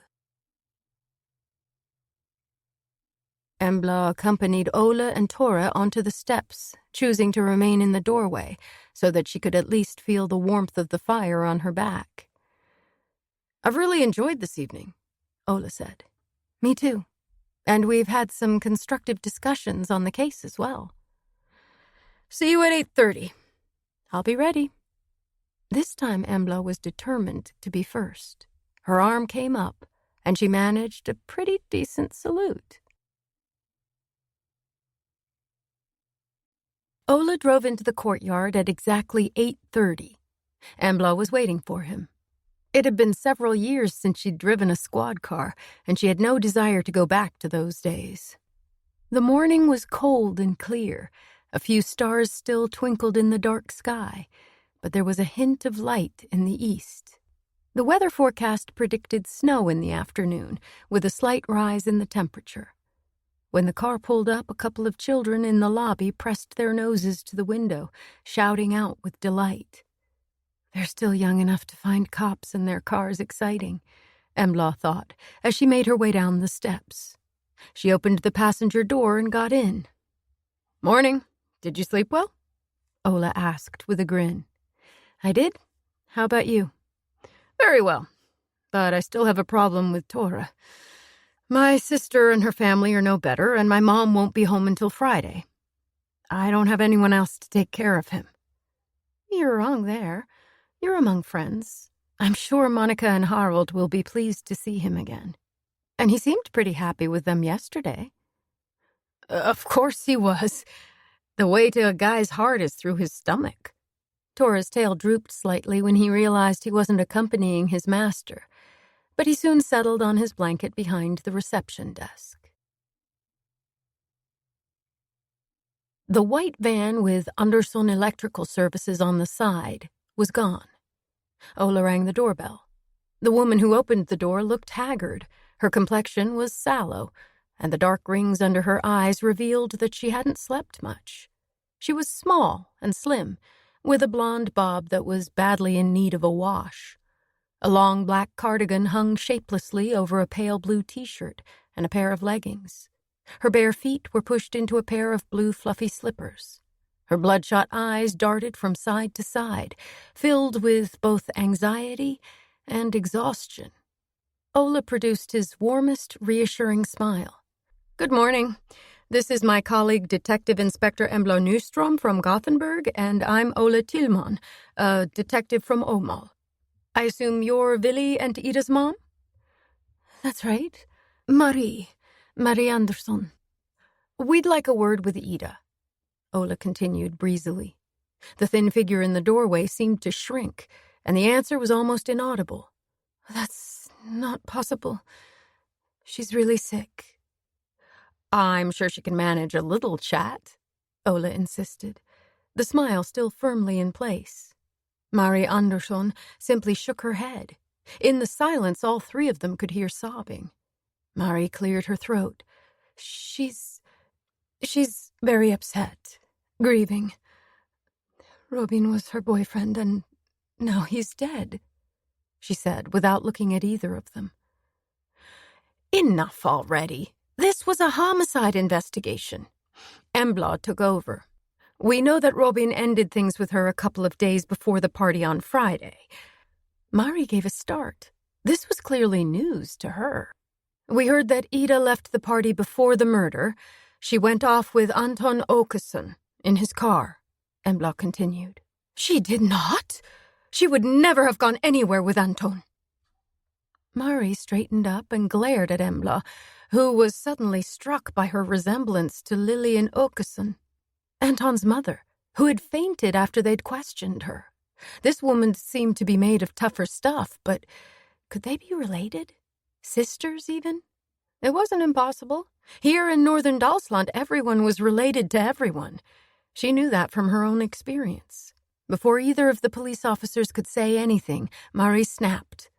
Robin had promised to drive Ida and Willy home, but then he was stabbed and she and Willy got separated.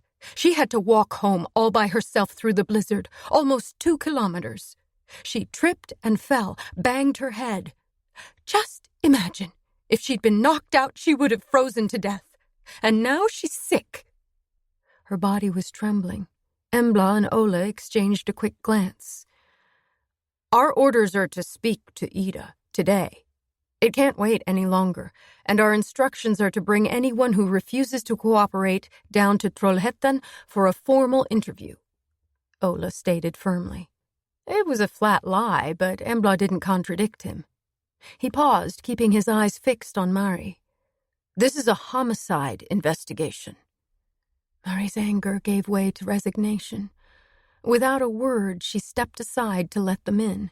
They took off their shoes, and then she led the way up a staircase that opened into a light and airy living room. A generous black leather sofa was positioned in front of a large TV on the wall. On the screen, a cheerful young man was whisking something in a bowl while chatting to the show's female host.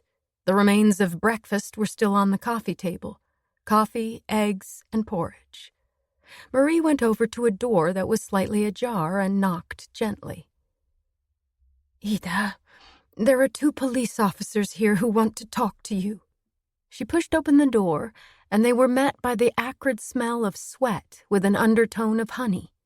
The sweat was clearly coming from Ida, and the honey from the untouched cup of tea on the nightstand next to her king-size bed. The black and white patterned duvet cover was crumpled. The room definitely needed a good airing. The first they saw of Ida was a thin back dressed in a baggy black t-shirt. The sharp angles of her shoulder blades and the outlines of her vertebrae were clearly visible beneath the cotton fabric. The sobs continued with undiminished strength. Her whole body was shaking. Darling, you have to speak to them, Mari said in the same soft tone. The narrow back stiffened, and after a lengthy pause, the girl slowly turned and looked at them. According to the information they'd received, Ida was 16 years old, but she looked no more than 14, partly due to the state she was in. Her eyes were puffy from all the crying, and her right cheek was swollen and discolored. An angry reddish-purple bruise extended all the way from her eye to her forehead. She had a large bandage over one temple. Ola introduced himself and Embla, but there was no response. The tears continued, and occasionally Ida's body convulsed with a sob. Her gaze was fixed on a point beside the 2 officers. She's been given painkillers, only Alvedon, though. The swelling has actually started to go down a little, Mari said. It didn't look good. Has she seen a doctor? Ola asked. No, she didn't want to. Why not? It must be very painful, and I wouldn't be surprised if she'd suffered a concussion. She really ought to be examined by a doctor, Ola said firmly. Ida turned around and clutched her pillow. She didn't seem to be aware they were talking about her. Embla could see that she was in shock. Because of her parents' misguided attempt to protect her, she'd been allowed to retreat into herself and brood about Robin's death, which was not good. She needed to come out of the darkness. Ida, can you tell us what happened at the party? Embla prompted the girl. Ida gave a start, then shook her head. Do you remember anything before the accident when you banged your head? No, she whispered. Had Ida really lost her memory, or was she reluctant to say anything while her mother was listening? Do you remember what happened afterward? A shuddering sob. Ida looked at Embla for the first time, but only for a second. I was freezing cold. It hurt. I wanted to get home. I didn't feel well. I can see how painful it must have been, Embla said, her voice overflowing with empathy. She glanced at Ola, who didn't seem inclined to step in. Ida was suffering both mentally and physically, and there was a real risk that she might collapse. Maybe it was best to ask the key question now rather than waiting. She tried to make it sound like a routine inquiry, nothing special. I know there was a blizzard and it was hard to see, but did you notice anyone along the road as you were walking home? A car or a person you didn't recognize? A barely perceptible nod. Then Ida let out a scream and clasped the back of her neck with both hands. Does your neck hurt? Embla immediately realized how ridiculous the question was. Ida didn't answer. She simply continued to whimper. Ola turned to her mother, his expression deadly serious. She could have injured one of the cervical vertebrae or have a sustained whiplash. She needs to see a doctor. Mari's anxiety was clear. Maybe you're right, she said hesitantly. I have to tell you that she didn't fall and bang her head, Ola continued calmly. She was involved in a car accident. Witnesses saw her leave in Anton Åkesson's car, which we've found hidden on the Åkesson property. It's been in a crash and is badly damaged. The accident happened in a field between the guest house and the road leading to the nature reserve. And, as you may be aware, a man has been murdered in one of the cottages along that road. The murder took place on the same night, and probably around the same time as the crash. That's why it's vital that Ida tells us. Embla was interrupted by a hysterical scream. Ida began to rock back and forth, tears pouring down her face. Embla wondered how many liters of liquid she'd lost from her tear ducts so far. Mari sank down on the bed beside her daughter, trying in vain to calm her down. She looked up helplessly at Ola and Embla.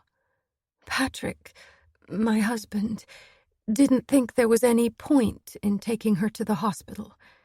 But you're right. She needs to see a doctor. Although I have a problem, my car's in the shop. We'll drive you to the primary care center in Dals-Ed. If you help Ida get dressed, I'll call ahead, Ola said. It would only take an extra 15 minutes to drop them off. During the drive, Embla managed to persuade Mari to give her Vili's cell phone number, although it was a struggle. Once again, she was surprised at the reluctance of both the teenagers and their parents to help the police investigate the events of the night in question. Was it just a general distrust of the police, or did they know that the murderer was among them?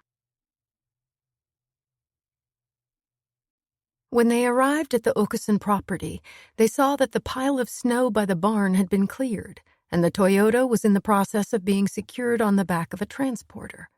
The Volvo belonging to the CSIs from Trollhättan was parked a short distance away. One of them was talking to a grim-faced John Åkesson, whose expression didn't change much when Ola and Embla got out of their car. If anything, he looked even angrier. The only sign of the previous day's confrontation was the white tape over his eyebrow. Ola greeted the CSIs, who had also been at the crime scene at the lodge after the stabbing. When he introduced Embla, the guy on the transporter looked down at her. His winter cap, complete with ear flaps, hid part of his face. Hi, Ulf Barry. We met during the moose hunt case back in the fall, he said quietly. Embla merely nodded. She couldn't think of a suitable answer. The moose hunt case, Ola said. It was too complicated to explain. Embla chose to pretend she hadn't heard his question. John Åkesson made no comment on Barry's remark. Instead, he stared first at Embla, then at Ola. Just so you know, Anton's in the hospital. Severe concussion and damage to several vertebrae. But it was me who dug out the car for your colleagues. Lillian and I just want this sorted, he said brusquely. It was obvious how much it cost him to utter those words. Embla noted that he seemed entirely sober, There wasn't even a hint of stale booze or a hangover. Ola glanced at her, understandably taken aback by the change in Åkesson's attitude. She felt the same way, but quickly pulled herself together. "Good," Embla said in a pleasant tone. "In that case, maybe you'd like to tell us why you brought the car here." His eyes slid away, and for a moment she thought he wasn't going to answer. "We wanted to protect the boy. We didn't want him to be accused of anything." His reluctance was palpable, and he clearly wasn't telling the whole truth. Embla decided to move on and circle back when he didn't have his guard up. "How did you find out that Anton was hurt?" Åkesson swallowed audibly, still refusing to meet her gaze. "Ida Andersson called after the car went off the road. It was in the field, and Anton couldn't move. Ida managed to get out and called me. I drove her home, but she asked me to let her out a short distance from the house. I brought Anton here, but..." He fell silent, his cheeks flushed red. "We could see that he was in bad shape, so Lillian drove him to the hospital in the Volvo. It's a B70, so there was room to lay him down in the back. It was quicker than waiting for an ambulance." He stopped speaking abruptly, as if he had no intention of saying any more. "If he was admitted that night, I'm sure he was tested for alcohol," Embla said calmly, "in which case there will be evidence that he'd been driving while under the influence." There was no mistaking the anger in Åkesson's eyes as he looked at her, but he didn't attempt to contradict her. The CSIs didn't hide the fact that they were listening with interest. Maybe that was why Ola felt the need to join in. "And that's why you picked up the car, so that no one would start asking questions." "Fucking smartass!" Åkesson turned on his heel and marched toward the house. "We can't get along with everyone in this world," Ulf Barry said dryly. A call to the hospital confirmed that Anton Åkesson was in intensive care. The doctor Embla spoke to thought he would probably be moved to an ordinary ward the following day. There was no chance the police would be able to speak to the boy before then. "The boy? He's 18 years old, for fuck's sake," she snapped when she ended the call. "He's old enough to vote, and he can marry whoever he likes without his parents' permission. Why do we mollycoddle adults?" Ola gave her a disingenuous smile. "Boys mature later than girls." "At least you're self-aware," she replied sourly, making him laugh. They drove back to the guest house. On the way, they discussed the case and the interviews they'd conducted so far. "Speak to Ida again. She might remember more when she's feeling better. And you need to talk to Anton as soon as he's out of intensive care." "And you're seeing Willy on the way down?" "Yes, I'll do my best to get a hold of him."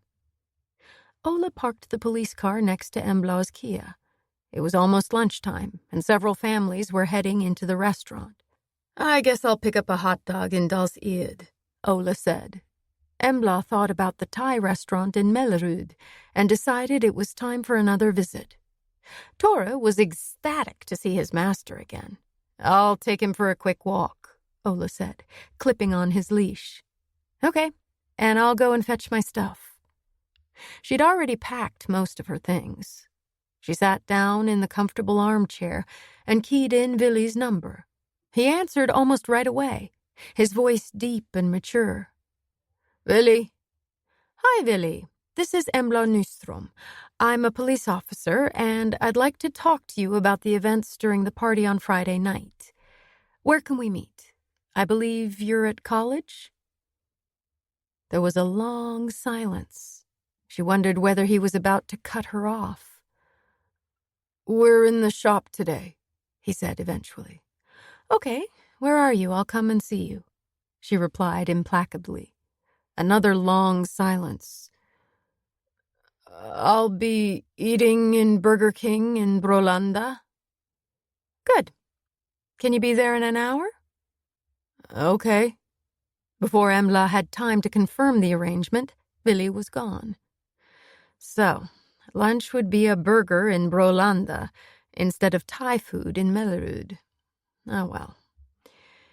When she got back down to the lobby, Ola was already there. He thanked Monica and Harold for taking such good care of Tore, and for the excellent food and hospitality. Embla gave them a hug and expressed her own warm thanks. "I'm afraid I couldn't find a reservation in the name of Jan Müller for last October," Monica said. "It was just an idea. Thanks for checking." Ola gave his trademark salute as they said their final goodbyes. "I'll call you after I've spoken to Willy," Embla said. "Great. Thanks for making time to see him." They waved to each other as they climbed into their respective cars and set off in different directions. As Embla walked toward the entrance of Burger King, a sticker on the back window of an old Saab caught her attention. The slogan was very familiar to her. "The Swedish Association for Hunting, Sweden's most important hunting club." She'd had the same one on her old Volvo 245. The metallic blue Saab was well cared for. A smaller sticker bore the word bar. Something told her she'd found Willy's car. The restaurant was packed, and the majority of the customers were children. The noise level was high, and the kids who'd finished eating were running around playing. Several were wearing the paper crowns they'd received with their meal. A boy who stood a head taller than everyone else was waiting in line to order. Broad-shouldered and powerfully built, he was a younger version of his father. Large tattoos, mainly tribal motifs, monsters and skulls, covered his bare arms. On his head was a baseball cap that had seen better days. Obviously, he chose to wear it backwards. He was in a t-shirt and a sleeveless hunting vest in spite of the freezing temperature outside. Talk about the need to play macho, Embla thought. She went and joined him. "Hi, Willy." He looked at her, surprised at first, but then his expression darkened when he realized who she was. A brief nod was his only attempt at a greeting. Embla smiled, handed him a 100-kroner note, and said, "Get me a veggie burger, will you? I'll go and sit over there." She pointed to a small table at the back of the room. There were only 2 chairs, which was probably why it was free. Willy muttered something in response. Embla went and sat down. She watched him order and pay. He was given 2 huge cardboard cups, but before he picked them up, he pulled up his jeans by the waistband with a well-practiced grip. He filled the cups with Coca-Cola from an automated dispenser, and Embla groaned to herself. She hated Coke. She should have told him. But all she could do now was accept it with good grace. The most important thing was to get Willy talking. He put the cups on the table without a word. His whole attitude was sullen and uncooperative. She had to soften him up somehow before his lunch break was over. "I'm starving," she said with a smile. He grunted, refusing to meet her eye. One of the young assistants came over with their plastic baskets containing burgers and fries. Willy dug several packets of ketchup out of his pocket, nodding to Embla to help herself. It was a toss-up as to which she hated most. The burger, the Coke, or the ketchup. She kept the smile firmly in place. "Thank you." Once again, those years at drama school hadn't been a complete waste of time. Judging by the mound of fries in Willy's basket, he'd ordered a double portion. He also had a double burger with extra everything. He began to open the ketchups one after another, giving his full concentration to the task of dousing his entire meal. It made Embla think of blood. She was going to have to approach this conversation with care, but first she wanted to confirm something that could be significant. She picked up a couple of fries and put them in her mouth. They were limp and slimy like worms. She licked the grease from the corners of her mouth, then asked, "The Saab 99 out there? Is it yours?" He looked up from his food in surprise. What? The sticker in the back window, the Swedish Association for Hunting. Are you a member? Uh-huh, He mumbled, nodding faintly. She could hear the defensiveness in his voice. Of course he was wondering why she'd mentioned the association. But she didn't explain. From the beginning, she'd suspected that the weapon used to murder Robin had been a hunting knife, very sharp and with a long blade. Things were beginning to make sense. Tell me what happened at the party. When did you go around to the back of the lodge? Billy removed the plug of snuff from beneath his upper lip and placed it next to the pile of fries. He took a big bite of his burger and chewed noisily, then swilled it down with a slug of Coke. He obviously wanted time to consider his answer. 12:30, maybe later. I was drunk, so... He shrugged, his expression reflecting his uncertainty. Did you go out alone? Yes, I needed to pee. He took another huge bite, so Embla thought she might as well try her veggie burger.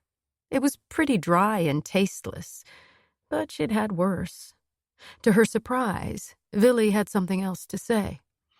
The light was broken, so I didn't have far to go. Several witnesses had said that the light above the kitchen door wasn't working. It had been pretty dark out there.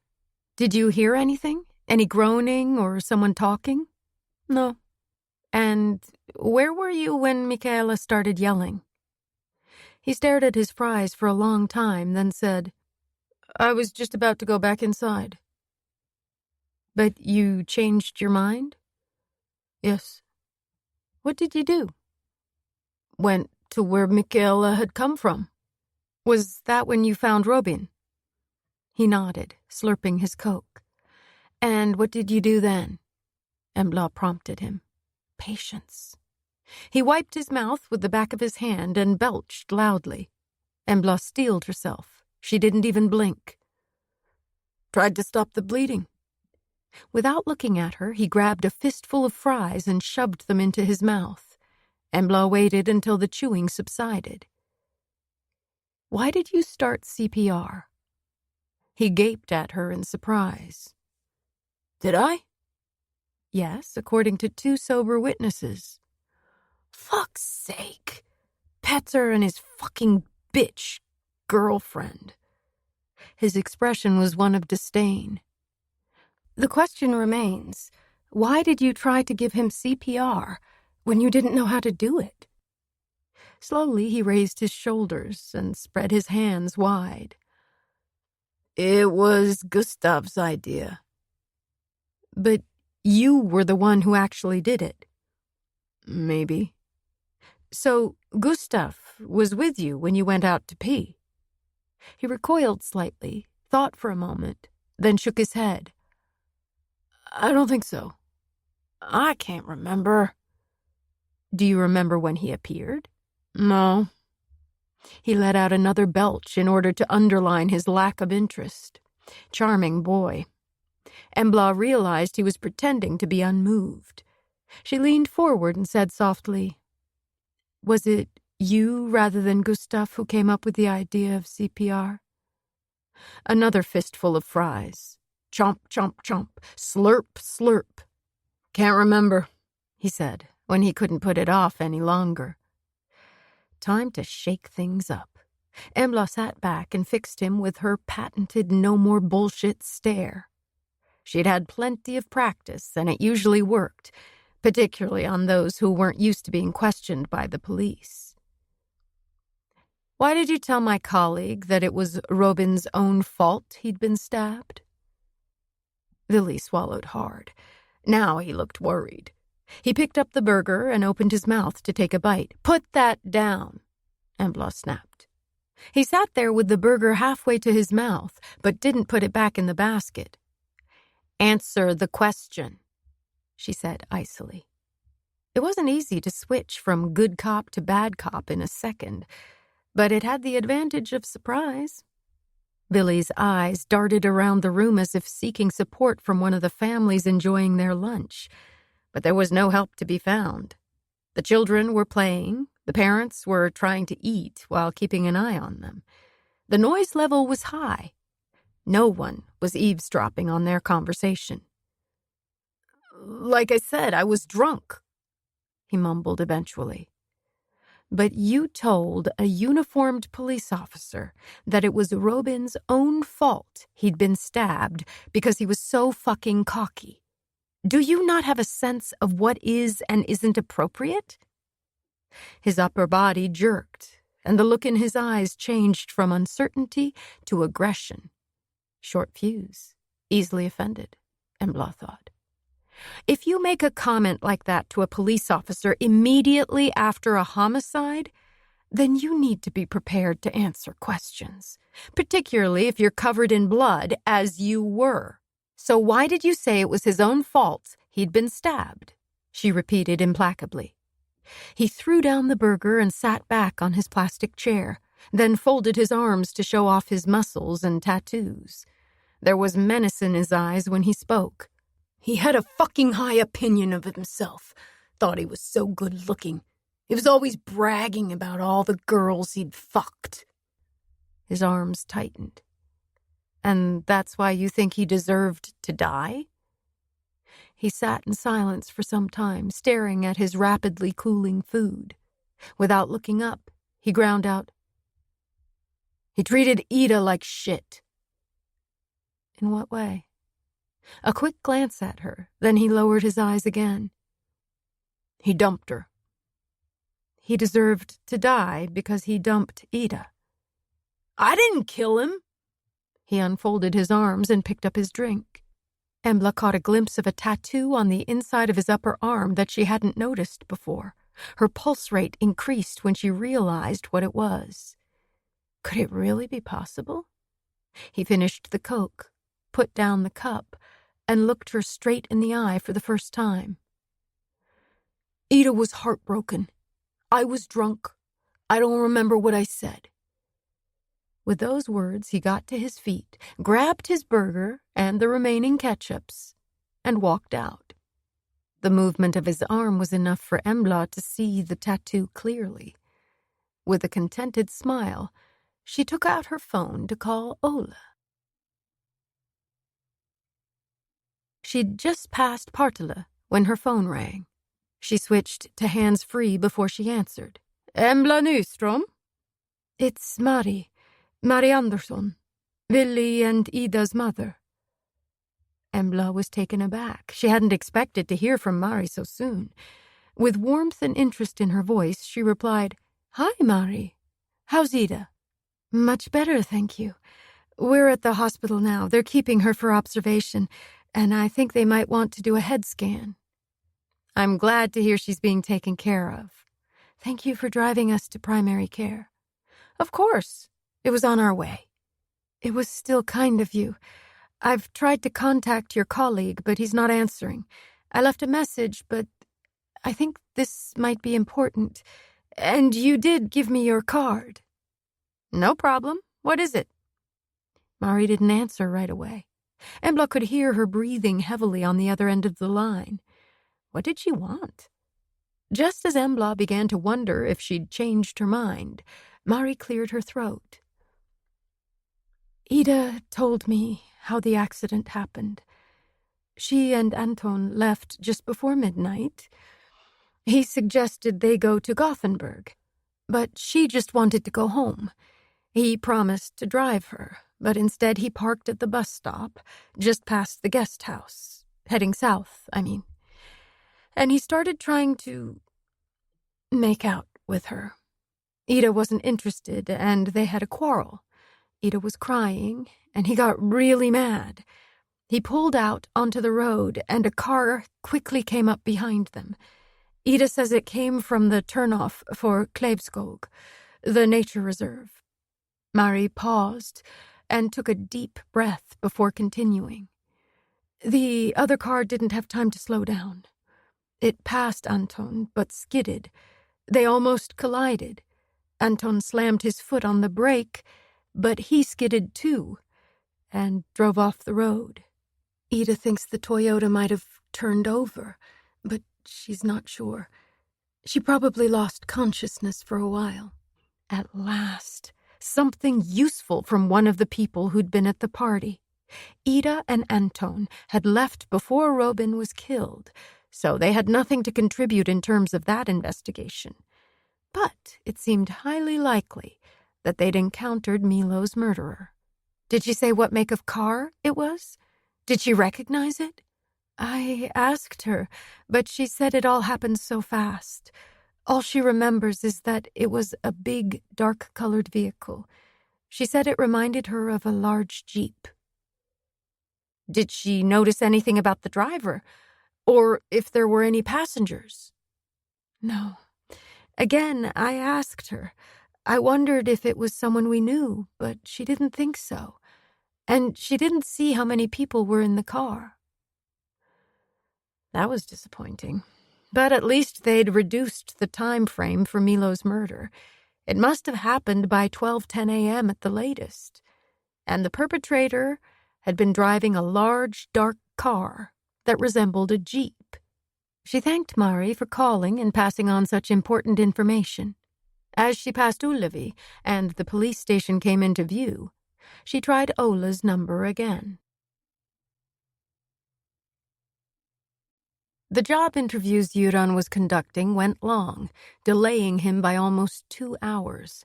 So he and Embla didn't leave the police HQ until 5 o'clock. Under normal circumstances, the drive to Terraskotten took only a few minutes, but now it was rush hour. It had also started snowing, leading to even more problems. One advantage of being stuck in traffic was that it gave them time to update each other. I've spoken to Tommy Persson, and he's happy for you and me to continue with this investigation, since we started it in Dalsland. I went along to morning prayers to pass on what we've found out so far, Göran said. A great deal of information would need to be exchanged between the technical department and violent crimes in a case like this, and Embla didn't want that responsibility. Chief Inspector Persson preferred her to be in her normal post, where he was her boss these days. He often made barbed comments about the fact that she couldn't stay away from VGM, the unit that no longer existed. Are you going to liaise with Tommy? She asked tentatively. Yes. She felt as if someone had released an iron grip on the back of her neck. I've also been in touch with the chief of police in Split, Boris Tsetinsky. His English isn't great, but we managed to understand each other. Kador Stavic disappeared 2 weeks ago after having a drink with some friends in a bar. He left at about 11, which was early for him. He said he had an important meeting early the next morning and wanted to be well rested. The others stayed out. The bar is no more than 300 meters from his house, but he never arrived home. Embla had never visited Split, but her parents had been there on vacation a couple of years ago. Split is a pretty big city, and 11 o'clock isn't very late. Did nobody see him? She asked. Well, nobody's come forward. I asked the same question, and Boris said it was a cold, rainy night, so not many people were out and about. Plus, there are very few tourists there in February, if any. A Nissan King cab in the lane next to them started signaling and pushed its way in ahead of them. As she slowed to let it in, Embla wondered crossly why people drove such huge gas-guzzling cars in a city. Only then did she realize they were sitting in VGM's Volvo XC90. They'd taken it because all the forensic equipment necessary for examining a crime scene was in the trunk.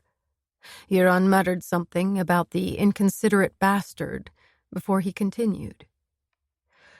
Kador's wife called one of his friends shortly after midnight to ask if her husband was still at the bar. When she found out he'd left over an hour earlier, she got worried. The other guys didn't think anything of it. They assumed he'd decided to visit one of his girlfriends. According to Boris, he's definitely a ladies' man. Slowly, the line of traffic edged along Södra. They had plenty of time before they got to Milo Stavic's apartment. Does his wife know? Presumably, since the chief of police knew. A militant cyclist quickly zigzagged between the cars and was almost knocked over by the king cab. The driver leaned on the horn, and the cyclist gave him the finger before whizzing off through the slush toward Bergsaligaten. Nice to see someone doing their part for the environment, Göran said with a laugh. Embla thought of her colleague Irene Huss, who cycled all the way home to Guldheden every day. It was a steep 3-kilometer uphill climb. On the other hand, she hardly needed to pedal at all on her way down to Police HQ at the beginning of the day. Irene wasn't exactly a morning person, so that probably suited her. Back to Kador. He didn't show up for the meeting the next morning. Apparently it was something to do with the sale of a bar. An Englishman was very keen to buy it, and according to Kador's lawyer... Now, what was his name? Göran began checking his pockets, frowning and muttering to himself. Eventually, he found his little notebook. As usual, he licked his index finger before leafing through the pages. That's it. Stefan Fabrice. He and the Englishman waited for an hour before they gave up. Fabrice called Kador's home number several times, as well as his cell, but no one answered. He got worried then. Kador might be a little slapdash in some ways, but never when it comes to business. He drove to Kador's house, but there was no one there. So the whole family's missing? Yes. Fabrice reported it to the police. According to Boris, they found a witness, a neighbor who lives opposite. He was woken at about 3 a.m. by the sound of a car. He got up and looked out. He saw Mirja Stavic and all 3 children getting into a large, dark-colored vehicle. The driver wasn't Kador, but a bald man whom the neighbor didn't recognize. A pensive silence filled the car. Embla was considering what Göran had told her while trying to concentrate on the heavy traffic.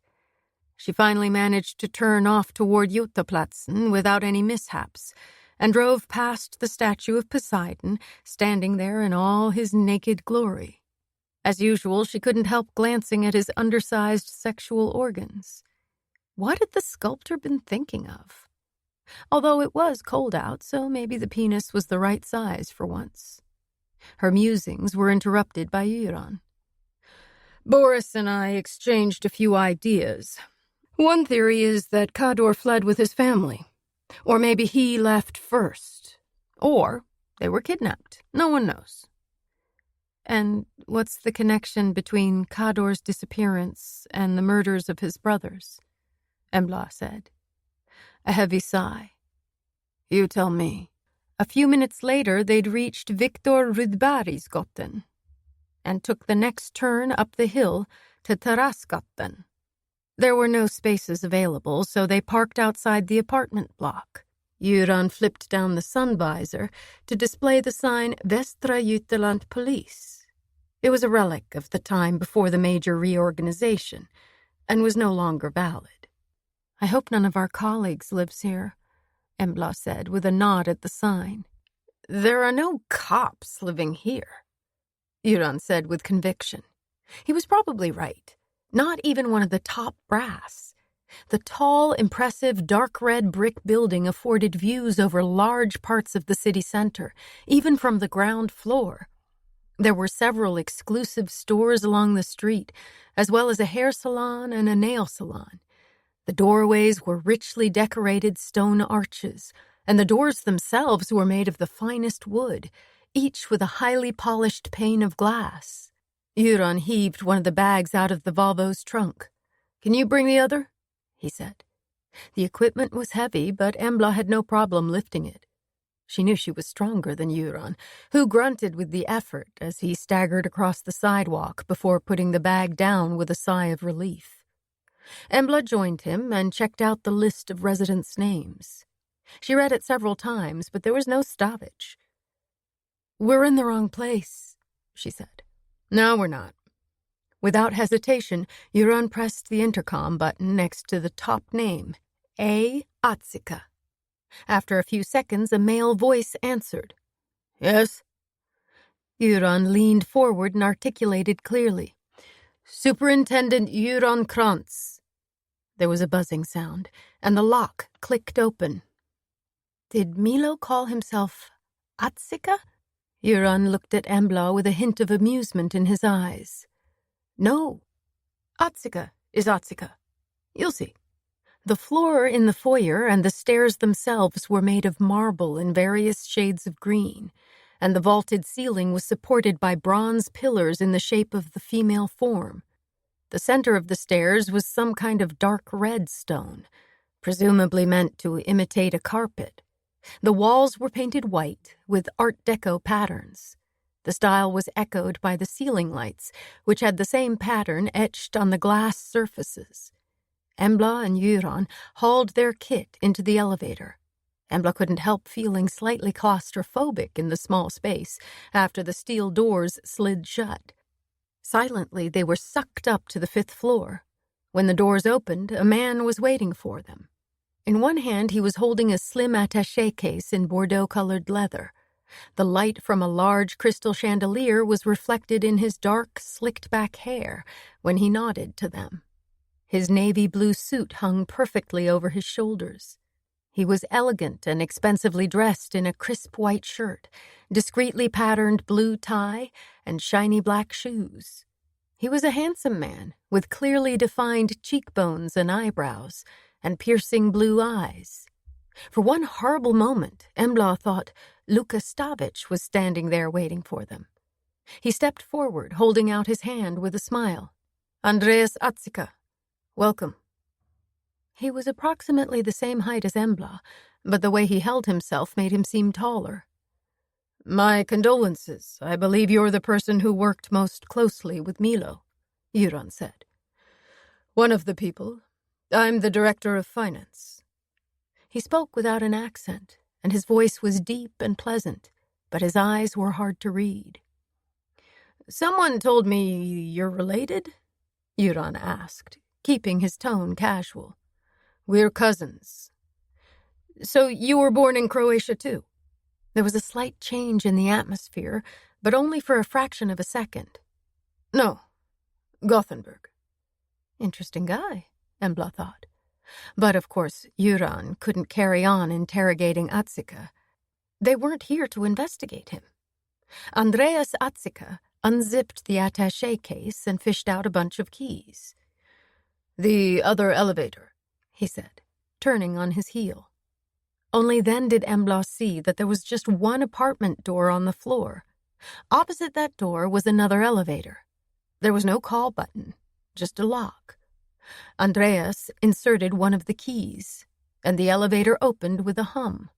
The sliding doors inside remained closed until he pressed a teardrop-shaped piece of plastic against a small glass panel.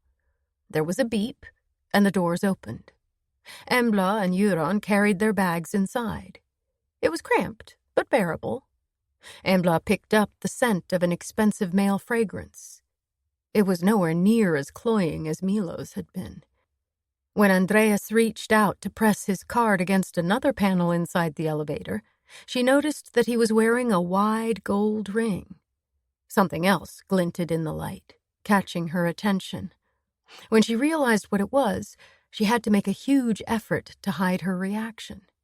The sleeve of his jacket rode up, revealing a gold watch the size of an American cupcake. She couldn't tell whether Euron had noticed as well. His expression didn't change. "Does anyone else have keys to Milo's apartment?" he asked. "Luka." "No one else? Kador, for example?" "What would be the point of that? Kador lives in Split." The surprise in Andreas's voice was unmistakable, but there was something else. Contempt, maybe? Presumably, he thought they were stupid. The elevator stopped, the doors slid open, and they stepped out into a large hallway. An alarm started beeping. Andreas used his card once again to silence it. Then he switched on an even bigger crystal chandelier than the one downstairs. On the floor lay a beautiful Persian rug in glowing shades of blue and gold. Instinctively, Embla avoided stepping on it. In her eyes, it looked like a work of art that should be hanging on a wall. Then again, the walls were already crowded with paintings, old and gloomy, in heavy gold frames. A curved rococo chest of drawers with a matching mirror stood along one wall. The mirror frame was highly embellished and gilded, as were the two candelabra on the marble top of the chest, which was flanked by two Gustavian armchairs, upholstered in gold brocade. Embla felt as if she'd walked straight into a museum, or maybe an antiques store. To the right of the elevator was a door. The lock suggested it was probably a bathroom. She peered inside and saw a generous guest toilet with a shower, the tiles shimmering turquoise and gold. The faucets and towel hooks were gilded, and there were thick white hand towels. Meanwhile, Andreas opened the closet in the hallway and took out two hangers. "You might like to take off your jackets. You can leave your shoes here, too." "First of all, I'd like to check out the closet," Euron said, pulling on a pair of blue latex gloves. He slipped off his boots and put on blue protective overshoes, puffing and panting. One big toe was protruding through a hole in his sock. Embla noticed a faint expression of distaste cross Andreas's face.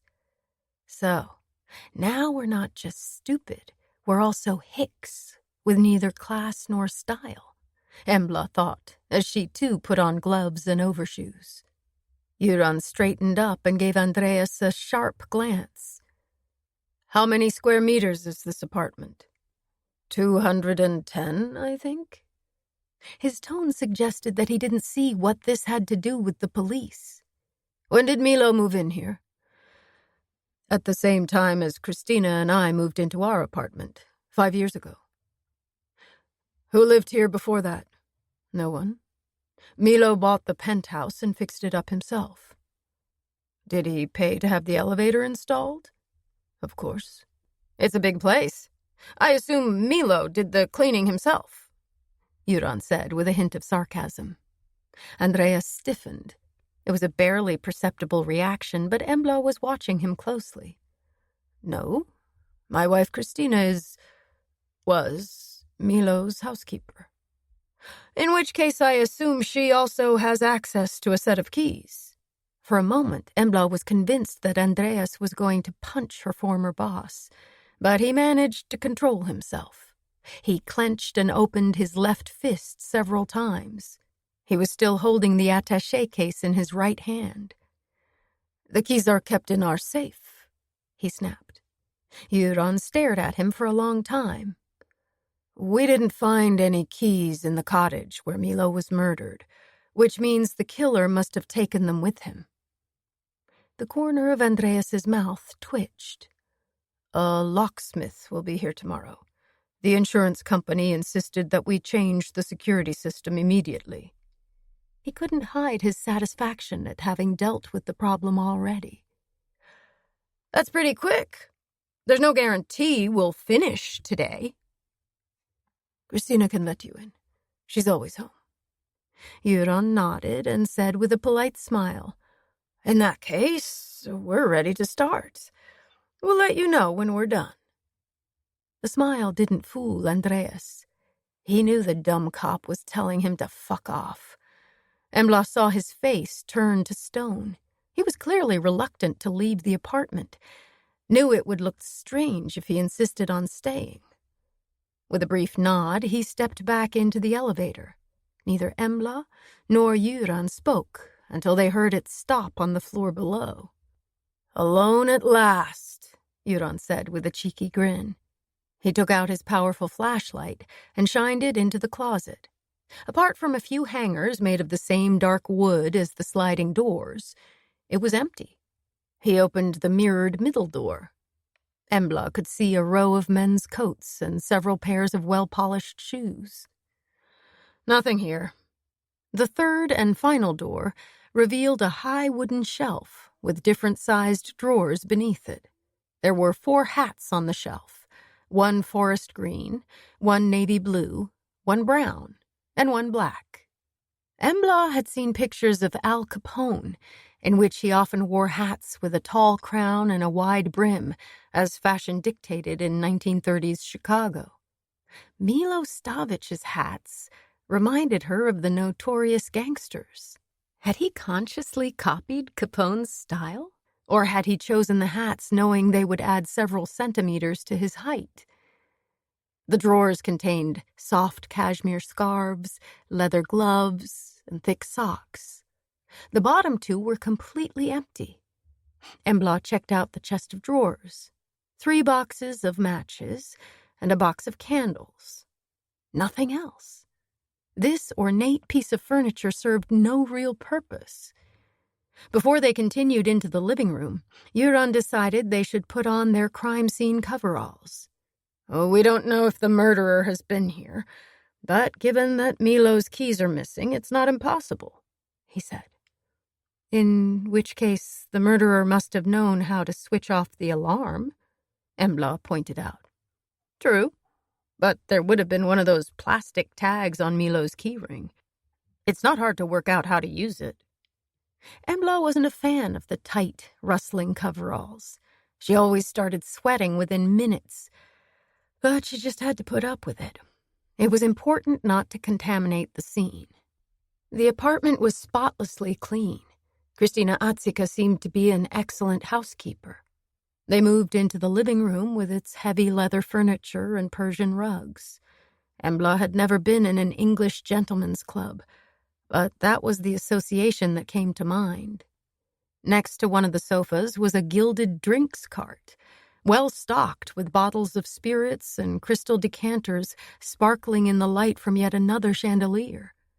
A large tiled stove in one corner looked old, but was probably brand new.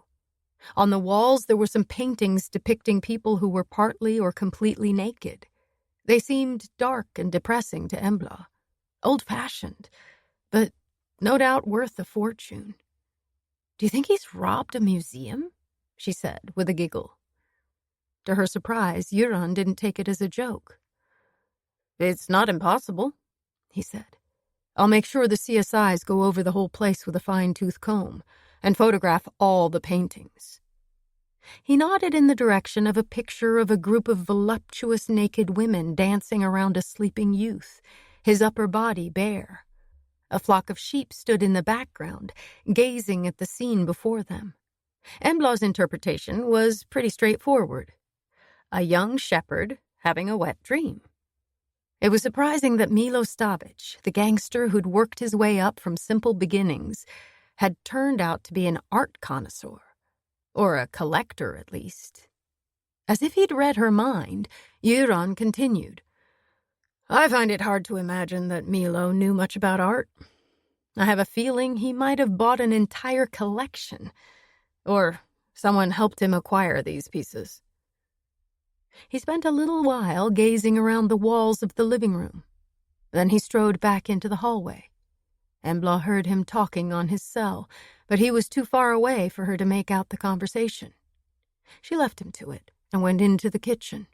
It was super modern, with a black stone floor, brushed steel appliances, and a large island housing the stove. Some of the cupboards had glass doors. When Embla pressed the switch, lights came on inside those cupboards as well as the spotlights in the ceiling, making the crystal glasses sparkle. A tall cupboard next to the refrigerator was full of wine bottles. It was the kind of wine cooler you'd find in a small bar. Was Milo a wine connoisseur too? A massive oak table with 6 chairs stood by the window, which offered a spectacular view over the eastern part of the city center, with the 3 Gothia towers and Liseberg clearly visible. There was a large steel fan hanging above the island. The kitchen was so clean that Embla got the feeling it was hardly ever used. When she opened the refrigerator, she found 5 bottles of champagne, several bottles of a Czech beer, a box of eggs, a variety of cheeses, and a pack of extra salted butter. No sign of any meat, fruit, or vegetables. A door in one wall led into a large pantry. A walk-in pantry, Embla thought with a smile. The shelves in here were also strikingly empty, apart from bottles of Slivovitz and whiskey. There were empty bottles on the floor along with a case of the Czech beer. Finally, she checked under the sink to see if there was any garbage. There wasn't. The various receptacles for recycling and the landfill were clean and empty. She met Euron on her way out of the kitchen. "Anything of interest?" he asked. "Not as far as I can see." "Okay, my team will be here on Wednesday morning, so we'll see what they can find." They went back through the living room and into a hallway with several doors. A quick check revealed a study, a home gym, 3 bedrooms, and 2 bathrooms. "We'll start with the study," Euron decided. Not surprisingly, the room was decorated in the same style. A huge desk, a black leather office chair that was more like an armchair, paintings on the wall, and tall bookcases filled with leather-bound volumes that appeared to have been bought in sets. The gold lettering on the spines caught the light, but like everything else, these were accessories aimed at creating the illusion that the owner of this apartment was a cultured and well-educated person. There was no sign of any files or folders. However, there were a couple of bottles of fine single malt whiskey on one of the shelves. This room also boasted an attractive tiled stove with 2 leather armchairs and a small round brass table strategically placed in front of it. The Persian rug on the floor reminded Embla of the one in the hallway. Euron went straight over to the desk. On its uncluttered surface was a freestanding computer monitor, a laser printer, a mouse, and a brass lamp with a green glass shade, plus a neatly coiled cable for a laptop. No computer. He quickly opened the drawers one by one, unable to hide his irritation as he slammed the last one shut. Nothing. He stood there motionless, his gaze fixed on the lamp.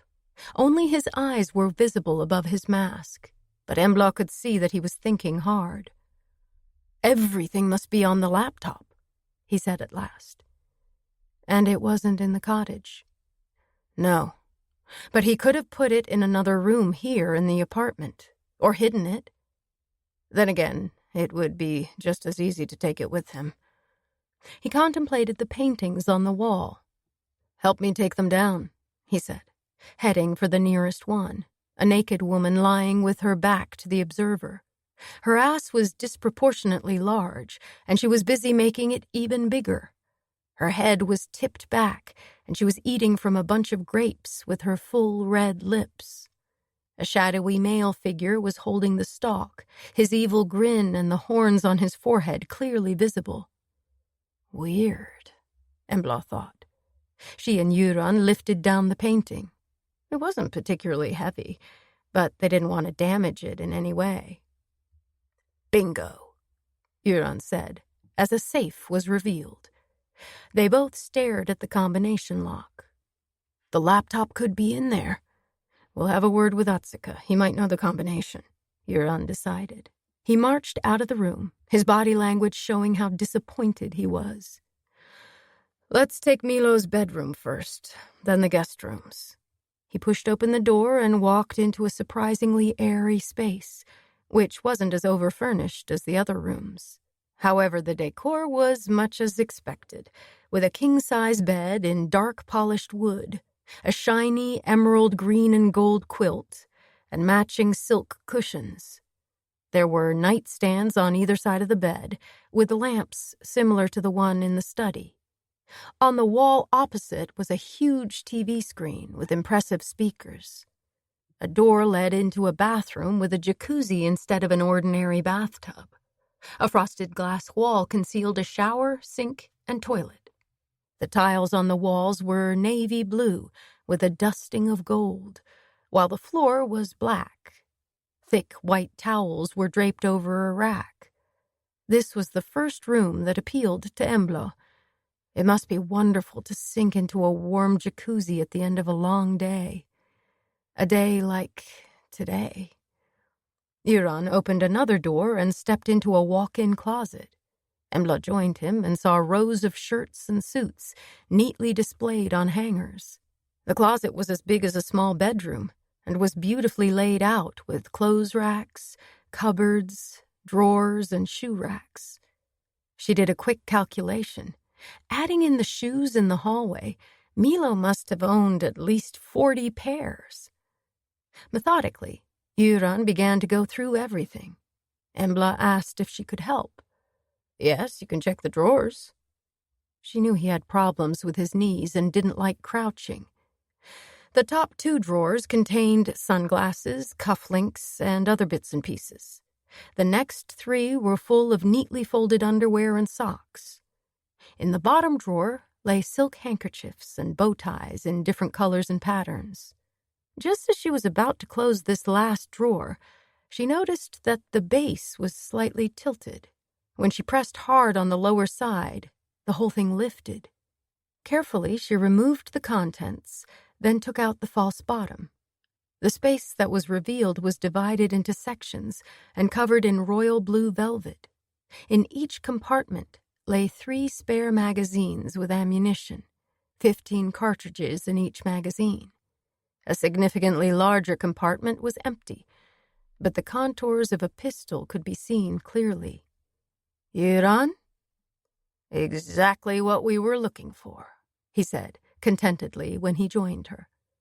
He decided they would take the 3 magazines with them, because it would be a while before the CSIs could document the scene.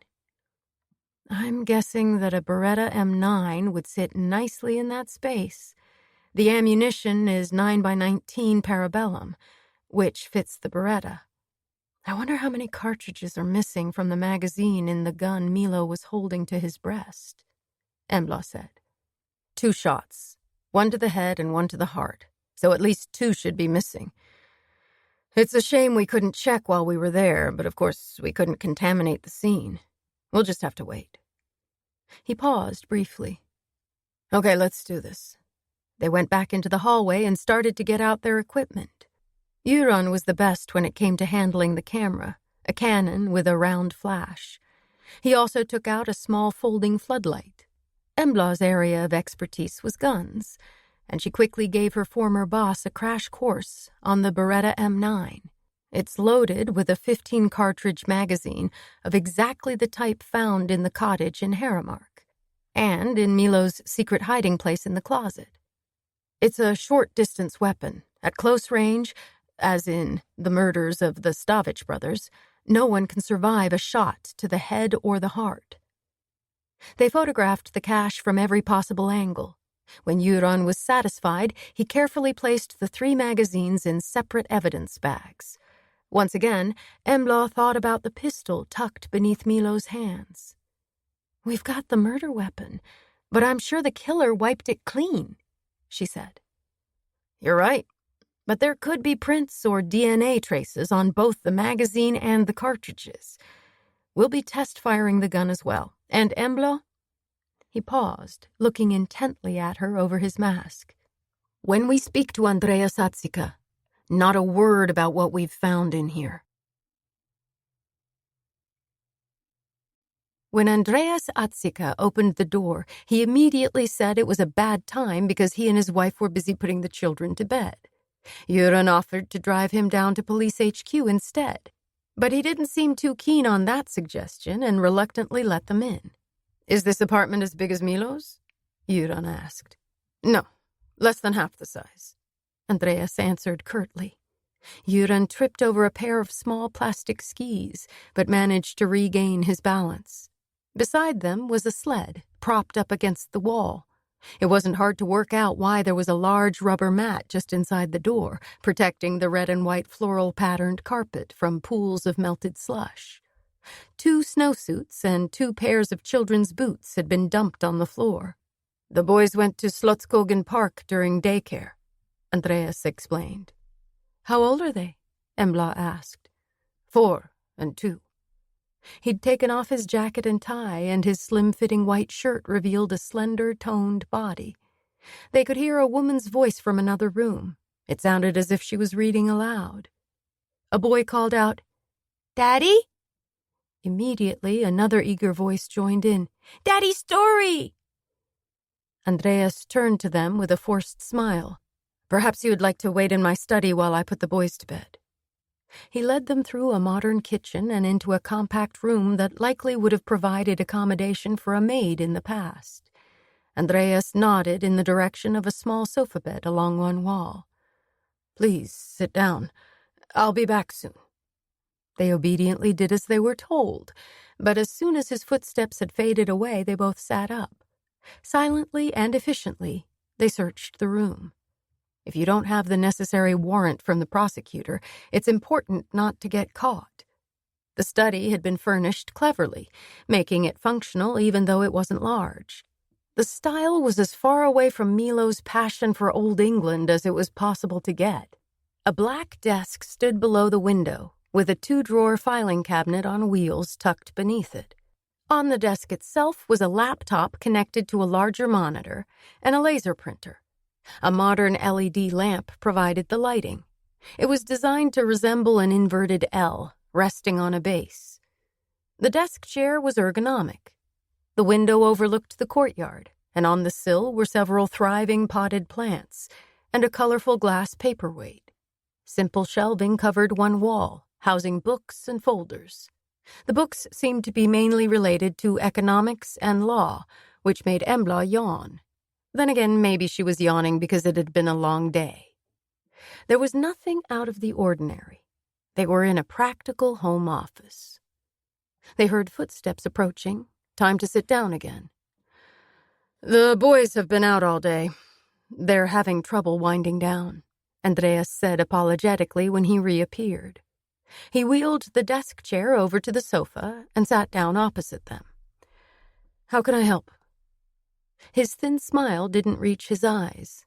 Göran smiled back and said pleasantly, "We realize things must be difficult for you at the moment, with the death of your cousins and the implications for Milo's business affairs. I assume you'll be dealing with most matters from now on?" Andreas grimaced slightly and shrugged. "Yes, there's a great deal to do and some confusion, but I'm doing my best to keep things on track. And of course, there are managers, boards, and legal advisors who can step in until we know what's going to happen." Both Göran and Embla noticed the brief pause, but the superintendent simply nodded to show that he understood the situation and sympathized. "First of all, can I ask if you have the code for the safe in Milo's apartment?" "No, that's his personal safe." "Okay. Maybe you have some of his papers down here. You mentioned that you also have a safe." "It's in our walk-in closet, and it contains only our personal effects." Sharpening his tone, Göran said, "But there must be a safe containing Milo's business papers. Some documentation will be at the office in Garda, but Milo deposited his paperwork in various locations, with his lawyers, with the banks, and so on. And I can assure you that everything is above board. We've never had any problems with our tax filings," Atsika said firmly, unmoved by the change in Göran's attitude. They clearly weren't going to get any further, so Göran tried another tack.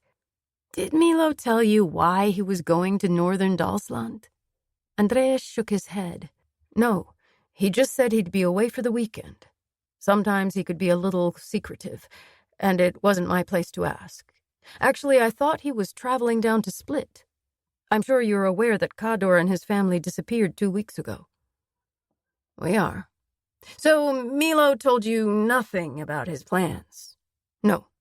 The response was firm and emphatic. Göran shifted position on the sofa, and Embla knew that meant a change of direction in his questioning.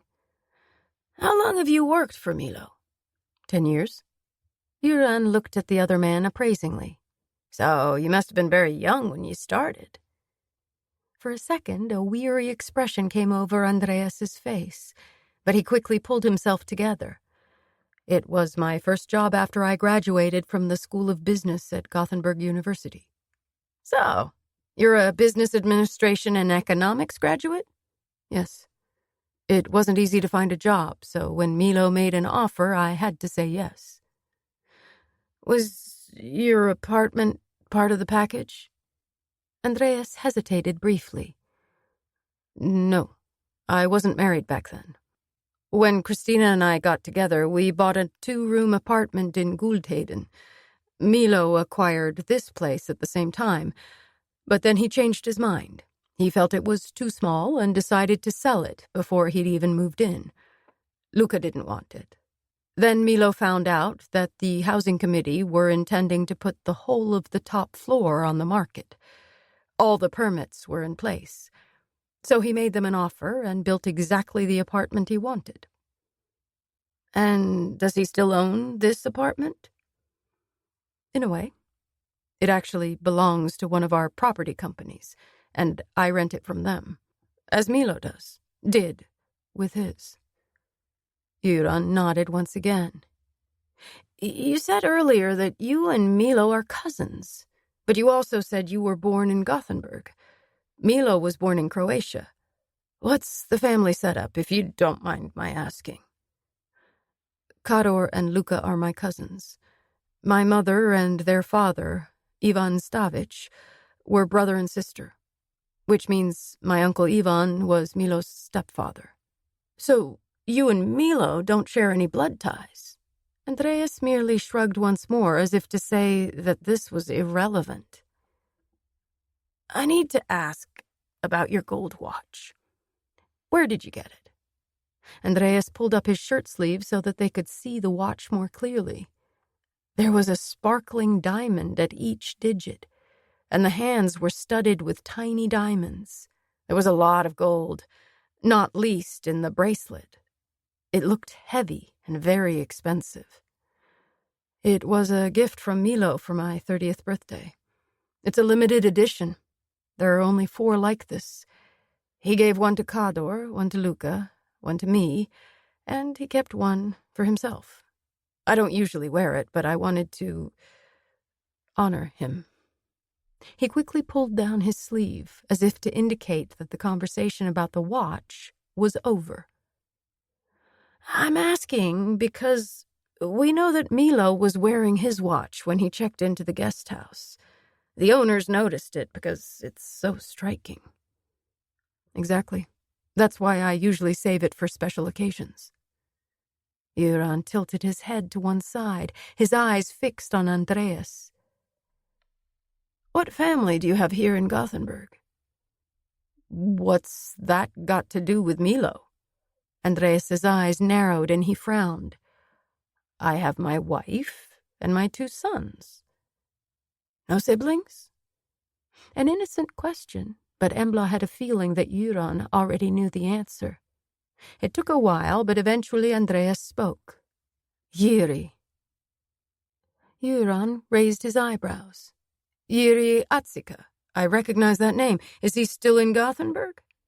Andreas's jaw tightened. No, he moved to Croatia after he got out of jail. I see. And when was this? Göran sounded as if he had no idea, but neither Embla nor Andreas were under any illusions. 5 years ago. Göran leaned back and contemplated the man opposite, who was clearly not happy with the turn the conversation had taken. If I remember correctly, he was sent down for homicide. Andreas swallowed several times before he was able to answer. Yes, he was attacked and shot his assailant in self-defense. He took a deep breath. It was an altercation between 2 youth gangs, he added. But he was convicted of murder, Göran pointed out calmly. Yes, Andreas conceded, pressing his lips together in a thin line. How is he now? Göran looked genuinely interested. Andreas shifted uncomfortably on his chair and gave Embla a quick glance. Okay, Jiri took a wrong turn, but he came to realize a number of things while he was behind bars. So as soon as he was released, he went down to Split and started work in a relative's restaurant. He's done really well. He's married now with a 3-year-old daughter. This relative, was it Kador? Andreas looked genuinely surprised. Kador? No, it was another uncle. My mother's older brother. He and his wife have no children of their own, so he's kind of taken Jiri under his wing. And where's your father? A shadow passed across Andreas's handsome face. He died in the Civil War. Did he go back to Croatia to fight? A deep sigh. No. My parents divorced several years before the war broke out. He stayed in Split, and she came over here to join her brother Ivan. Jiri was only little. I was born a few months later. So she left her husband even though she was pregnant? Yes. My father was a violent man. Did you ever meet him? No. My mother couldn't go back. He'd threatened to kill both her and us if he got the chance. He stopped speaking and looked over toward the door. Footsteps approached from the kitchen, and a beautiful woman with long dark hair appeared. She gazed at them warily without saying a word. A dark red dress clung to her body. She was heavily pregnant. Snowflakes were still drifting down when they emerged onto the street, but not heavily enough to envelop Gothenburg in a white winter blanket. The flakes would simply merge with the mush already lying on the streets. The temperature had begun to rise, and according to the weather forecast, it would be even warmer tomorrow. The inner city squares and sidewalks would be covered in slush and water. At least there had been enough snow to allow the kids to go sledding in Slotskogen Park for a few days. The winter had been unusually mild until the first week in February, just in time for the spring break. Dalsland, however, had had a proper winter, and Embla was glad that Elliot had been able to experience it. There was a danger that the memory of the fox hunt would overshadow all the fun things they'd done, but she suspected he'd turn the story of the hunt into a real adventure when he saw his friends again. They plodded to the car, congratulating themselves on having parked right in front of the building. They got in, and Embla turned to Göran. She knew him well and was sure he'd acquainted himself with all the available facts in advance, just to see how honest Andreas Atzika was. Did he lie about anything? She asked. Not exactly, but I thought he was evasive when it came to who's going to take over Milo's various business interests. Milo must have chosen a crown prince. His work involved considerable risks and a high mortality rate. I'd have expected it to be one or both of his brothers, given that he didn't have any children. But now, Luca's dead and Kador is missing. The ensuing silence was interrupted by the loud rumbling of a stomach. Embla realized it was hers. It's after 8. We need something to eat before we head over to Luca's apartment, Göran decided. Have you got keys? He rummaged around in his pockets, dug out a bunch of keys, and shook them. Embla saw a tag like the one that had opened the elevator door to Milo's apartment. Indeed I have. Luca's keys were in his coat pocket. Are there any spares? Yes. When the staff at the nightclub were questioned, Luca's assistant said that Luca had put a couple of spare keys in the safe in case he lost his own. Apparently that had happened once. They checked, and the spare bunch was there. So he had his own keys on him. Has his phone been found? No. Milo's cell had also been missing from the cottage after his death. Something tells me we're not going to find Luca's phone or his computer in his apartment. Something tells me you're right, Göran agreed with a sigh. They'd reached the T-junction at Lararegatten. He pointed to the right. Head down to Sudravägen. There are some decent Italian places there. After they'd each eaten a filling plate of pasta, with frutti di mare sauce for Embla, bolognese for Göran, they drove over Elfsborg Bridge and on toward Eriksberg. They found a parking space on Östra Eriksbergsgatan, right outside Luca's apartment.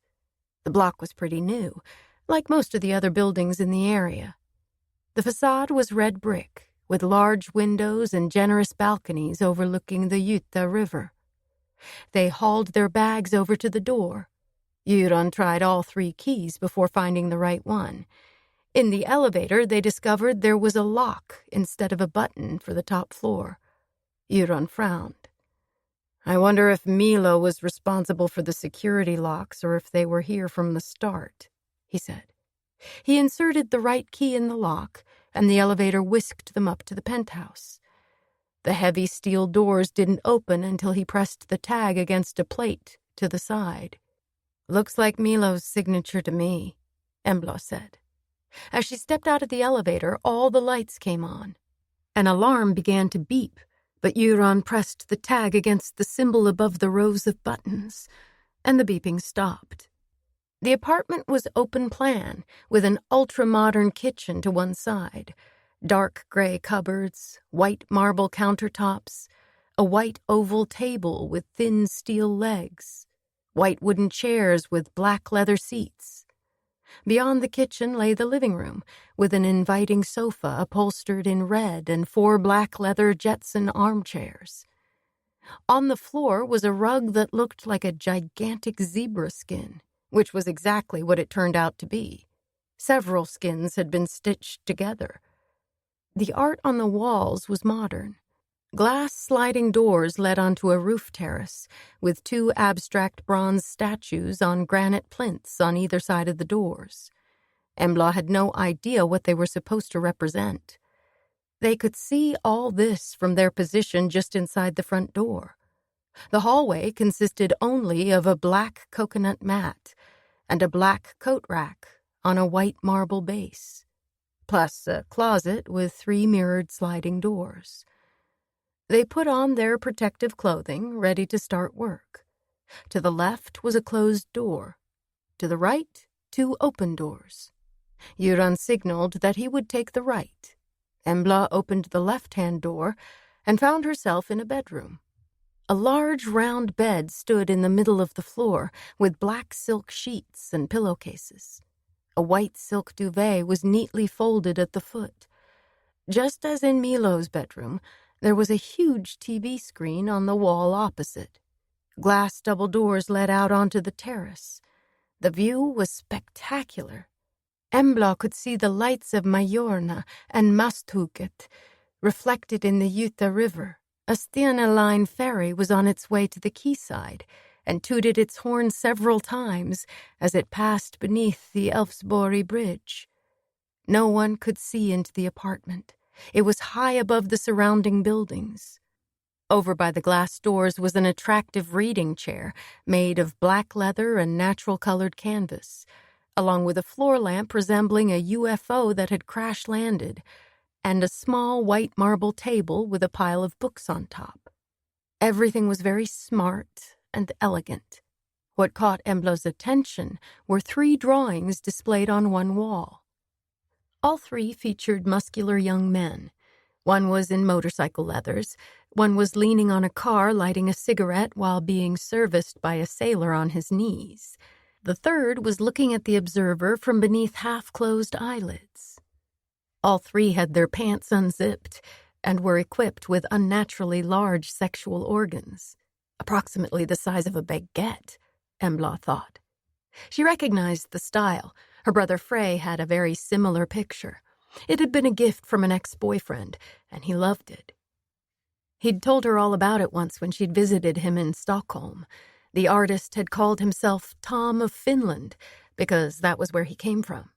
He didn't dare reveal his real name for fear of ending up in jail or in a mental institution for spreading homosexual perversion. His art became a significant influence within gay culture. His major breakthrough came in the USA in the late 1970s. He died many years ago, but his art lives on and has achieved cult status. If these drawings were originals, they were worth a fortune. Embla crossed the room to the opposite wall. One door led to a bathroom, the other to a walk-in closet. The design and layout of the bedroom reminded her strongly of Milo's on Terraskotten. Had he had a hand in this apartment, too? The bathroom provided even more evidence of Milo's involvement, or at least that of his interior designer. In one corner stood a large jacuzzi, screened from the shower and toilet by frosted glass. Black tiles on the floor, white tiles with a dusting of silver on the walls. She moved on to the walk-in closet. Again, it was almost identical to the one on terraskotten, although the wood was darker. The clothes, however, were as far from Milo's formal suits and shirts as it was possible to get. Admittedly, there were a number of suits, but in a range of styles and colors. Luca must have had at least as many shoes as his half-brother. They were exclusive brands, a perfect match for his clothing. There was a safe with a combination lock in one corner. It measured approximately 70 centimeters by 50 centimeters. She tried the door, but as she expected, it was locked. Above the safe was a tall mirror. There was another on the inside of the closet door, which meant it was possible to see oneself from the back. Smart and well-planned, just like everything else in this apartment. She decided to start with the bottom drawer. It was filled with sports socks. She spent a long time pressing and tapping on the base, but to her disappointment, there was no hidden compartment. Methodically, she searched the other drawers, but found nothing of interest. There were a few sex toys, but they weren't particularly noteworthy. She went back into the bedroom, convinced she had missed something. She gazed at the drawings. She had seen nothing to indicate that more than one person lived there. That didn't mean Luca never had company, but there was no evidence of anyone else's presence. Euron appeared in the doorway. "Any luck?" "No, but there's no doubt about Luca's sexual preferences," Embla said, pointing to the drawings. Euron came over to join her. You're right. No straight guy would have something like that in his bedroom." Embla was about to say why not, but stopped herself just in time. The stereotypical images could be interpreted as an ironic comment on the male ideal, with the ever-potent giant cock at the ready. But there was no doubt that men were the objects of these erotic fantasies. Once again, Lolo came to her mind. Luca was the guy she'd fallen madly in love with. Had he already been living as a gay man back then, and had simply pretended to be in love with her in order to lure her into... what? Prostitution? Trafficking? Drug smuggling? There were so many criminal activities that a young girl could be drawn into. It was a horrible thought, and she pushed it away. Euron glanced around the room. "Any sign of a computer?" "No, but there's a safe in the closet. Locked, of course." Euron went to take a look. He stared at the safe for a moment. Then he leaned forward and gently moved the mirror to one side. There was a small piece of paper stuck to the wall with a series of numbers on it. 1198561. "Bingo!" he exclaimed for the second time that evening. Why didn't I think of looking behind the mirror? Embla thought crossly. People always do this. They keep their codes and passwords close to the thing that's supposed to be protected. Dumb, but human, he said, as he began to key in the digits. The door opened with a loud click. Embla couldn't see what was inside because Euron's broad back was in the way. Impatiently, she waited for him to move, but he remained in the same position, crouching down in front of the safe. Eventually, she'd had enough. Anything interesting? He straightened up with a groan, his knees protesting at the strain. See for yourself. Embla stepped forward and peered curiously into the safe. Nothing on the top shelf apart from a few large envelopes and plastic folders. There were several boxes on the middle shelf. The smaller ones looked as if they contained cufflinks and jewelry, while the 4 larger ones bore the names of designer watches.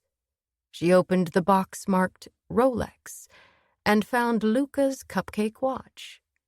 Carefully, she lifted it out and turned it over. The letters LS were engraved on the back. She replaced it and returned the box to the shelf.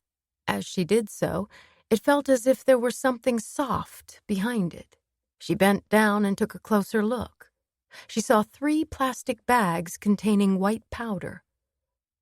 "Coke," she said. Euron crouched down again with another groan. "Probably, although it could be amphetamine. The bags are bigger than the usual portions of cocaine. We'll test the contents, but the bottom shelf is even more interesting." Embla realized what he meant. On top of a thin blue velvet cushion lay 2 spare magazines of the same type as they'd found in Milo's drawer. There was no sign of a gun. It was almost midnight by the time Embla crawled into her own bed after a quick shower. She was so exhausted that her whole body was aching. Euron had been tired too, but excited at the discovery of the ammunition. He was going to check out the weapon ID on the Beretta they'd found in the cottage where Milo was shot, and he was also going to see if Luca had been issued a firearms license. Then the gun from Haramark would be tested, and the cartridges compared with those that had killed the Stavich brothers. Tomorrow would be a busy day for Euron. "Why don't you sleep in?" he'd said. "You've worked all weekend, and you weren't even supposed to be on duty." With a clear conscience, Embla decided not to set the alarm. She began to relax. Her arms and legs felt heavy, her eyelids closed. Slowly, sleep crept up on her. Then her phone rang. She grabbed it from the nightstand and looked at the display. Ola Tillman. Should she ignore it? Best not. It might be something important. "Hi, Ola. I need my beauty sleep, you know," she said, in a weary attempt at a joke. "Hi. Oh, I'm sorry, I didn't realize it was so late. Tora and I just got home." At least he had the sense to sound apologetic. "And no, you don't need your beauty sleep. You already look pretty good to me," he added with a laugh. Flattery is always welcome, she thought with satisfaction. He must have had a good day. "I'll keep it short. After you called me, Tora and I went to the lodge. Just as you'd suggested, we searched for an area behind the building where someone could have hidden a knife. And I found it. The knife had been pushed behind an electricity meter box on the wall. It's a large hunting knife, like you said." This was good news. It wasn't surprising that the police dogs hadn't sniffed it out earlier, because there had been so much blood at the scene, plus the sense of all the people wandering around in the snow after the murder. A weapon halfway up a wall behind a metal box could hardly be expected to compete with all those other smells. "Was it Tora who found it?" she asked. "No, it was me. It was about 2.5 meters off the ground. And before you ask, yes, I did remember to put on my latex gloves, and I managed to get it into an evidence bag without smudging any prints." Had she been too hard on him at the crime scene in the cottage? "Great," she said lamely. "I know. Then I went to see Michaela, and you were right again. She and Villy have identical tattoos. Hers is just below the collarbone, and his is on the underside of his upper right arm. A heart and a rose with a circle in the center. There are 2 letters inside the circle. Not 2 M's with one upside down, as I first thought, but MW, Embla said. She was beginning to feel more awake now. This was good news, and it was always satisfying to be right. Exactly. They were together for almost a year. They got the tattoos last summer when they were crazy about each other. But something went wrong over Christmas and Michaela broke it off. Villy was, totally devastated, of course. Ola's imitation of Michaela's dramatic tone was spot on, and Embla couldn't help laughing out loud. Then she pulled herself together and tried to sound serious. "Has anyone spoken to Villy yet?" "No, but we'll be bringing him into the station tomorrow. One of the inspectors from Trollhättan is going to interview him. Her name is Paula Nilsson. She said she knows you." "Yes, we met in Strömstad a few weeks ago. She and Göran Krantz are an item, although they haven't been together long. She's good at talking to kids and teenagers. She has 3 of her own." A police mom? Billy doesn't stand a chance. Embla laughed, then grew serious again. Did Michaela realize she was dumping her ex-boyfriend in the shit?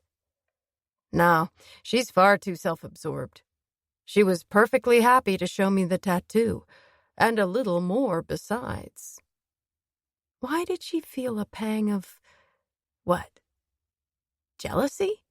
The fact that a curvaceous young girl had taken the opportunity to flash her breasts at the best-looking cop in Dalsland shouldn't bother her at all. But it did, she realized. I have to say, well done, Ola. Thank you. I'll call you tomorrow evening and let you know how the interview with Willy goes. Do that. Good night. Sleep well, Embla. With a contented smile on her lips, she put her phone back on the nightstand. It seemed likely that the investigation into Robin Pettersson's murder had reached its conclusion, and she had made a valuable contribution. Well done, Nyström. Now she was wide awake, of course. The opening bars of the original 1977 Star Wars soundtrack woke her. It took her a few seconds to locate her phone. Embla, she said, still only half awake. Good morning. I hope you've slept well and are raring to go. I need you here. Euron sounded as if he'd had the weekend off and had slept for at least 10 hours the previous night, while Embla felt as if she'd been fed through an old-fashioned mangle. It had taken her over an hour to nod off after her conversation with Ola. He was sweet and funny, and there was definitely chemistry between them. She'd felt it during their dinner at the guest house, which had been more like a successful date than anything else. Her thoughts had gone around and around, keeping her awake. But eventually, her sleep had been deep and dreamless, with no nightmares to torment her. She had to admit that ever since Milo Stavic's murder, she'd slept better than she had for many years. 14.5 years, to be precise. Gradually, she began to come to life. She made a brave attempt to sound more alert than she actually was. Has something happened? Yes, it has to do with Kador. I have a Skype call booked with Boris Setsinski at 9. He has interesting news that could have a bearing on our investigation. Embla was wide awake now. I'm on my way. The temperature had definitely risen, and the snow had already melted. A bitterly cold wind came off the sea and howled through the streets.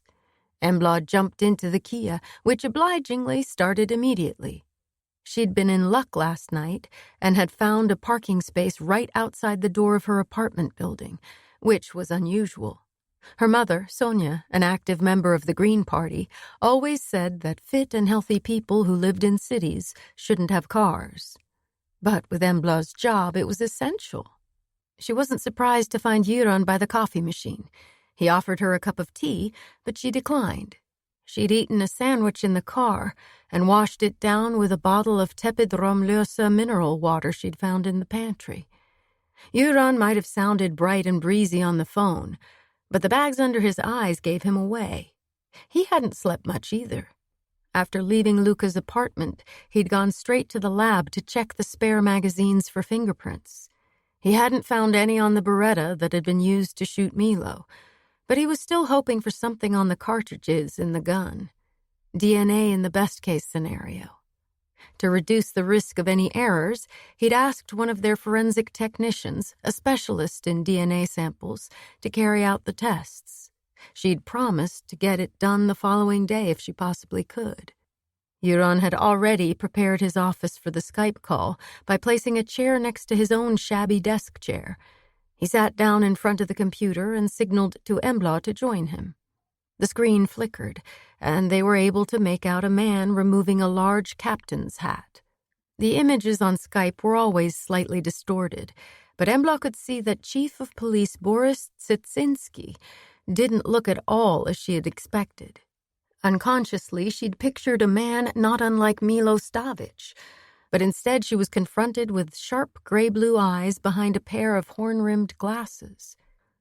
Satinsky was about 60, with well-defined features and a long, narrow face. His hair was thick and almost white, as was his small mustache. Embla thought he looked more like a philosophy professor than a police officer. There was so much gold braid on his collar that it was impossible to see the fabric of his uniform jacket.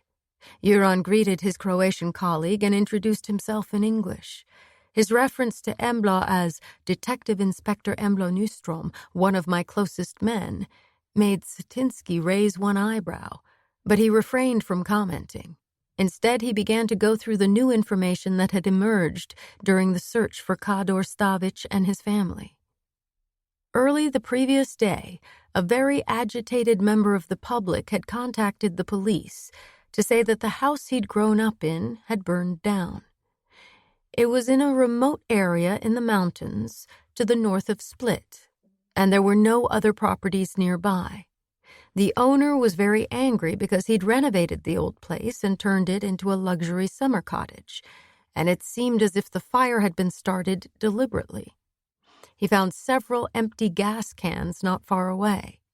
However, the main cause of his distress was that he'd also found the charred remains of a human body in the ruins.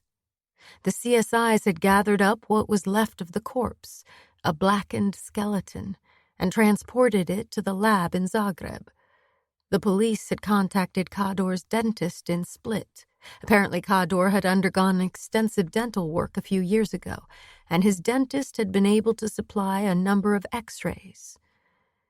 In a few days, they would know whether they'd found Kador Stavic. He was the only person who'd been reported missing over the past 2 weeks. There was still no trace of his family. The police had gone through every list of people who'd left the area by train, boat, or plane. There was no record of a family with 3 children of the right ages having crossed the border. If they weren't in hiding in Croatia, they had probably left the country using false passports. The children would have been distributed between 2 or 3 adults. It would be nearly impossible to find them if they were traveling under false identities. The Stavic house had been searched. Satinsky promised to scan and send over some photographs of Kador's wife and children. It was possible that the family would turn up in Sweden, particularly Gothenburg, since Kador's brothers had lived there. The police in Finland had already been contacted because Mirja Stavic, née Hervonen, had said that she came from Helsinki. Her family were allegedly Finland Swedes who spoke Swedish. She'd told her neighbors that both parents had died in a car accident and that she had no siblings.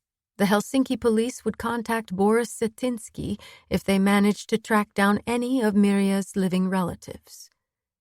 On the subject of relatives, Milo had called Satinsky every single day to ask if there was any news on Kador and his family. When Satinsky had finished, Euron took over and told him about the murders of Milo and Luca. Once again, Satinsky raised an eyebrow. Euron filled him in on what the police knew so far. It was early days, but the two of them agreed to keep in touch. It couldn't be a coincidence that Kador and his family had disappeared just before his 2 brothers were murdered. "Did you find a computer or cell phone in Kador's house?" Euron asked. "No, we looked for those especially, but found nothing. Not even kids' phones or laptops." "It seems as if the computers are important." "Yes, they must hold a lot of interesting information. I'll get those photographs to you right away. Goodbye." "Thank you. We'll speak again soon. Bye." In spite of the shaky picture, Embla thought she could see the hint of a smile lurking at the corners of Satinsky's mouth. When she turned and looked at her colleague, she could see why. With his uncombed hair standing on end, no tie, and the top 2 buttons of his shirt undone, Euron was as far from his smartly dressed and richly decorated counterpart as it was possible to get. She herself was wearing no makeup, her hair was piled in a messy bun, and she'd pulled on a faded green t-shirt that didn't exactly flatter her winter-pale skin. Boris Satinsky must have wondered about the dress code for the Swedish police service. The truth was there were strict guidelines in place. Full uniform must always be worn in official situations. Maybe a Skype call could be classified as informal, but Embla wasn't convinced. Göran couldn't have cared less, as he was rubbing his hands with glee. Things are happening. But if the body in the summer cottage turns out to be Kador, that's the end of one of my theories. I thought Kador might have come to Sweden and killed his brothers. An internal power struggle. Exactly. But if he was murdered almost 2 weeks before Milo and Luca, that doesn't work. Embla nodded. There was something nagging at her subconscious. Suddenly she realized what it was, and that it could be important. Do you think the murder of the doorman and the attempt on Luca's life 4 years ago could be related? Göran looked as if he was about to answer, but he changed his mind. He thought for a moment, then nodded. It might be worth taking another look at that shooting. We found a guy in the river a few weeks later. He was supposed to have been a hitman. I'll have a word with Violent Crimes and see what they know about him, and if they can find any connection to Croatia and the Stavic brothers. I can do that, Embla offered. She had an ulterior motive. It would give her a chance to swing by her locker and change into a cornflower blue top that suited her much better. She would also have time to brush her hair and put on some mascara. Even if you feel like a wrung-out dish rag, there's no need to look like one, as her mother used to say.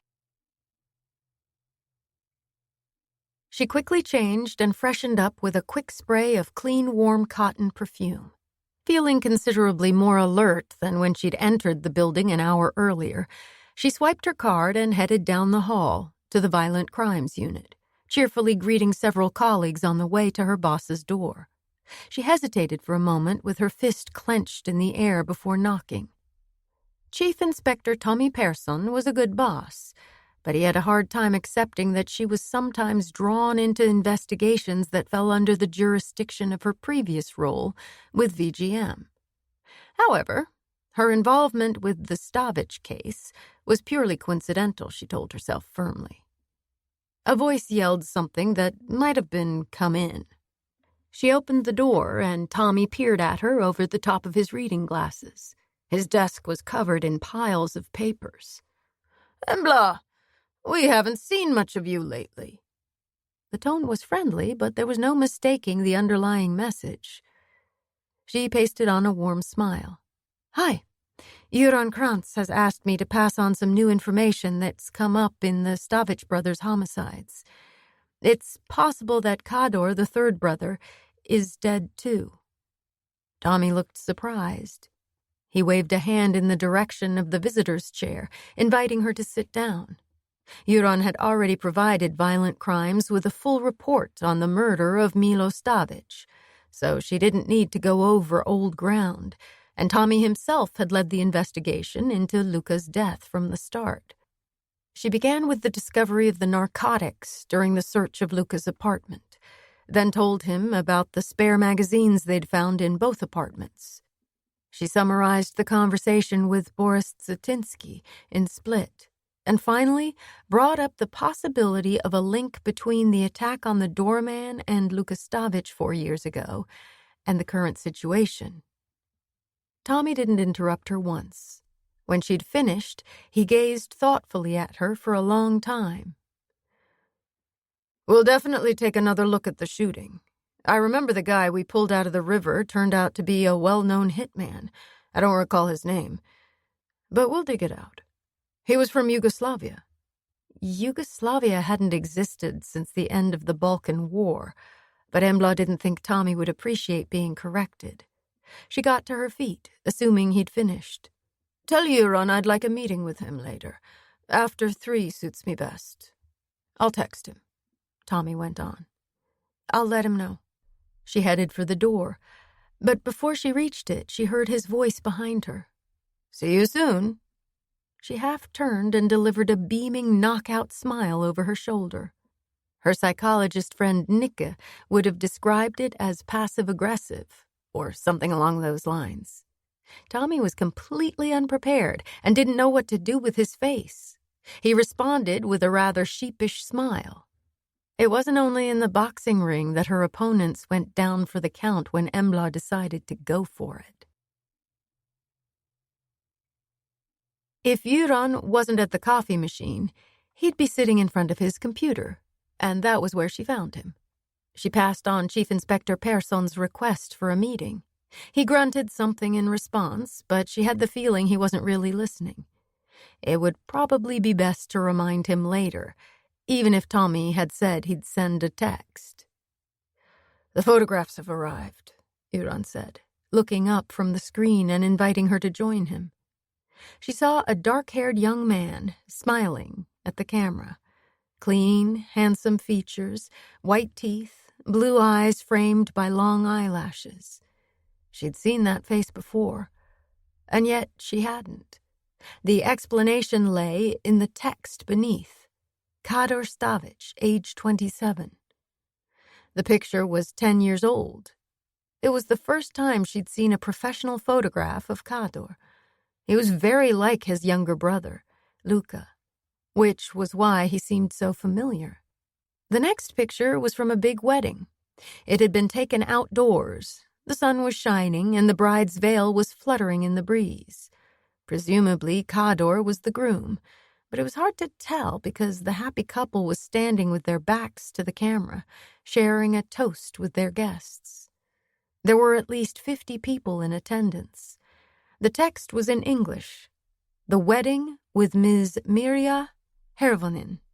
The date revealed that the event had taken place almost 15 years ago, which meant that Kador had been 22 when he got married. According to the information they'd received from the police in Split, Mirja had just turned 18, a very young couple. The third picture was a recently taken photo of the 3 children. It looked as if it might have been the family's Christmas card to friends and relatives. Miranda was 12 years old, Adam 10, and Julian 6. The girl had her father's coloring, with long, straight hair and blue eyes. The studio lights made her dark hair shine like a soft mink coat. Her smile was a little restrained, as if she were trying to live up to the formality of the occasion. She was going to be a real beauty. Adam was grinning at the camera, revealing several gaps where his baby teeth had fallen out. Blue eyes like his sister, but his dark brown hair was curly and a little messy. Julian also had blue eyes, but unlike his siblings, he was blonde. His hair was curly like his brother's. He was laughing at the photographer, showing the gap where 2 front teeth were missing on his lower jaw. Where do you hide with 3 children of school age? Or had the murderer already found them and killed them? It was a terrible thought, because the children bore no responsibility for what their father and his brothers had done. The last picture was of Kador and Mirja, a stylish bridegroom looking very proud. Mirja's head was tilted slightly, her Mona Lisa smile just like her daughter's. Restrained, dignified, a little mysterious. The realization hit Embla hard, as if a horse had kicked her in the solar plexus. Breathe. She couldn't breathe. Her chest hurt. She could hear the pounding of her heartbeat in her ears. She heard Göran's voice in the distance, felt him touch her arm. Then everything went black. Blurred figures were bending over her. Was she in a hospital? Had she had surgery? Why was someone pressing a paper tissue to her forehead? It hurt. Had her eyebrow split open again? A blow. Someone must have hit her hard. Out for the count. Or... Embla?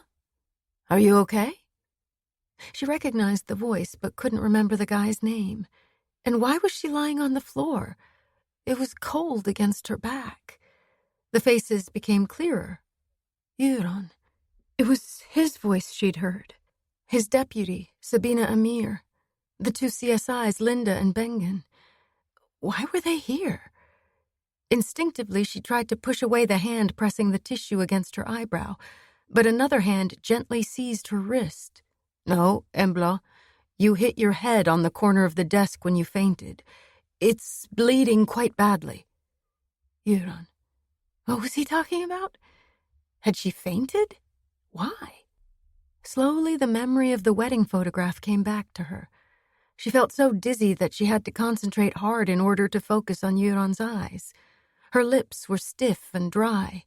She licked them several times and finally managed to utter a few comprehensible words.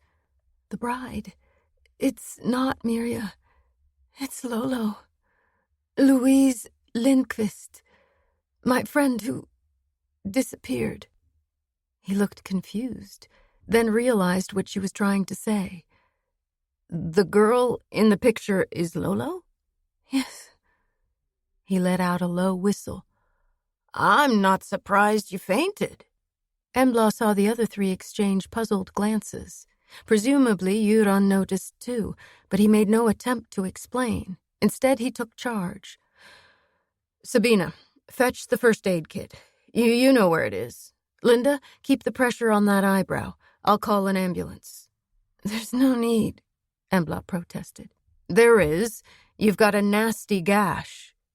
Embla made a clumsy attempt to get to her feet, but the dizziness was too much for her and she sank back down. "There's some surgical tape in my locker. My eyebrows are weak, especially the left one, because it's taken a lot of punishment.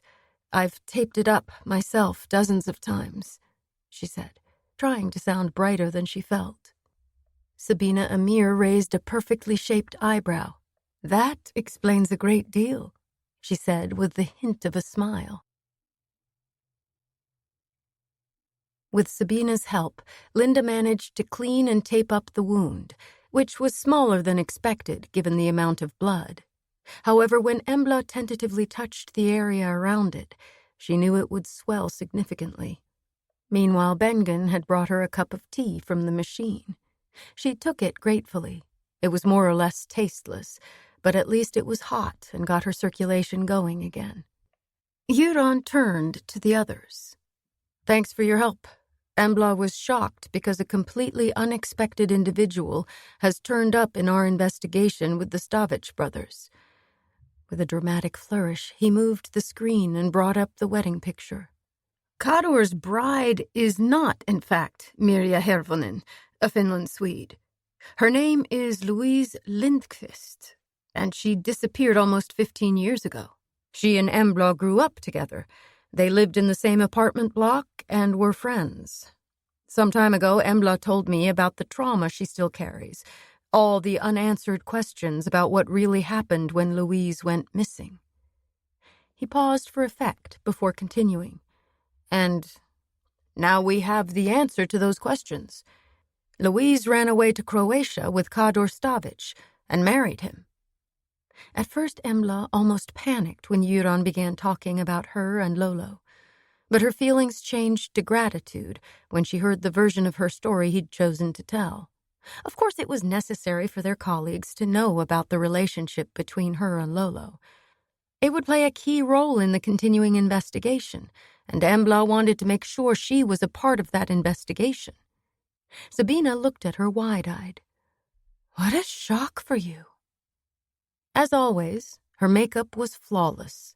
She was wearing an emerald green scarf around her neck, bringing out the green flecks in her honey-brown eyes. She had always reminded Embla of the famous bust of Queen Nefertiti. She was 36 but looked younger. Many of their male colleagues had asked her out over the years, but she had always said no, pleasantly but firmly. As is the way with men who are frustrated, certain people began to spread the rumor that she was a lesbian. But there was nothing to suggest that this was the case. She was extremely competent and often worked overtime. You could see she was married to the job. She and Linda and Bengen left Euron's office to resume the tasks that had been interrupted by Embla's collapse. Embla sat down on the chair again and stared at the screen, hypnotized by the wedding photo. So many suppressed emotions came rushing to the surface. Shame and guilt at not having been brave enough to tell the truth, at having let Lolo down.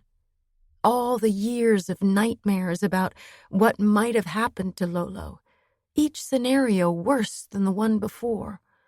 The reality was that Lolo had married only a few months later. She was due to turn 15 a few weeks after she disappeared, which meant she was 15 in the picture, not 18 as the personal details held by the police in Split claimed. If you looked closely, you could see that she looked very young. But of course, many 18-year-olds can seem much younger than they are. Had she willingly gone with him and married him? Or did she not have a choice? Embla really wanted answers to all her questions. All she could see was that her childhood friend appeared to be blissfully happy. So she ran away with Kador. The sound of her own voice brought her back to the moment. Had she said that out loud? Apparently she had, because Euron was nodding. Possibly, but it's not so strange that you thought she was in love with Luca. He was closer in age to her. Embla nodded toward the screen and swallowed hard a couple of times before she dared to trust her shaky voice. It was always Milo and Luca who were seen around. I never even thought about Kador. No one mentioned him. I didn't connect Lolo with... Her voice failed her, and she tried to fight back the tears. We have to find her and the children. They could be in mortal danger, Euron said energetically. And I need to contact Boris Satinsky again. This information puts things in a completely different light. Embla glanced at him but couldn't speak. I think this is a classic gangster war, Embla. A takeover, clearing out the old guard. The Stavich brothers have been removed from the scene, and the new gang is now running their well-established business empire. It's essential that we find Louise before they do. She might know who killed the brothers. Euron continued. He got to his feet and paced up and down the room, then stopped and stared at her, his expression grave.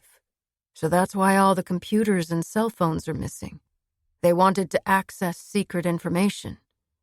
What? What do you mean? Coded email traffic, the dark net. Of course, she knew what the dark net was. The place where most criminal activity takes place these days.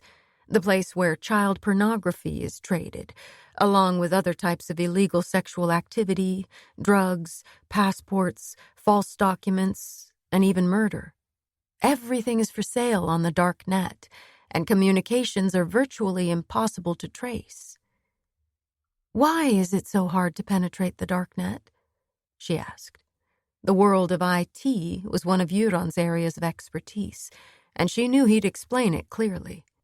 Ordinarily, search engines can't reach the encrypted network. You have to use a special piece of software, which is usually called Tor. This allows you to surf the net anonymously. You keep moving between different accessible servers until you reach the one you want to communicate with. He paused to see if she was keeping up. No problems so far. She nodded to show that she understood. The really clever part is that each individual server knows only the latest link in the relay, a so-called node. The server also knows which node you're sending to, but that's it. No one knows the origin or final destination of the message. The trail can end anywhere. A year or so ago, there was a retired couple in Varberry whose son had given them a second-hand computer so he could email them and vice versa, but they hardly ever used it. The operating system was old-fashioned, and all the firewalls were out of date. Both necrophilia porn and several kilos of cocaine had been ordered via that computer. He sighed and shook his head. Were you able to find the person behind it? No. It's impossible to find the original sender via logs or network surveillance, unless they make an error along the way.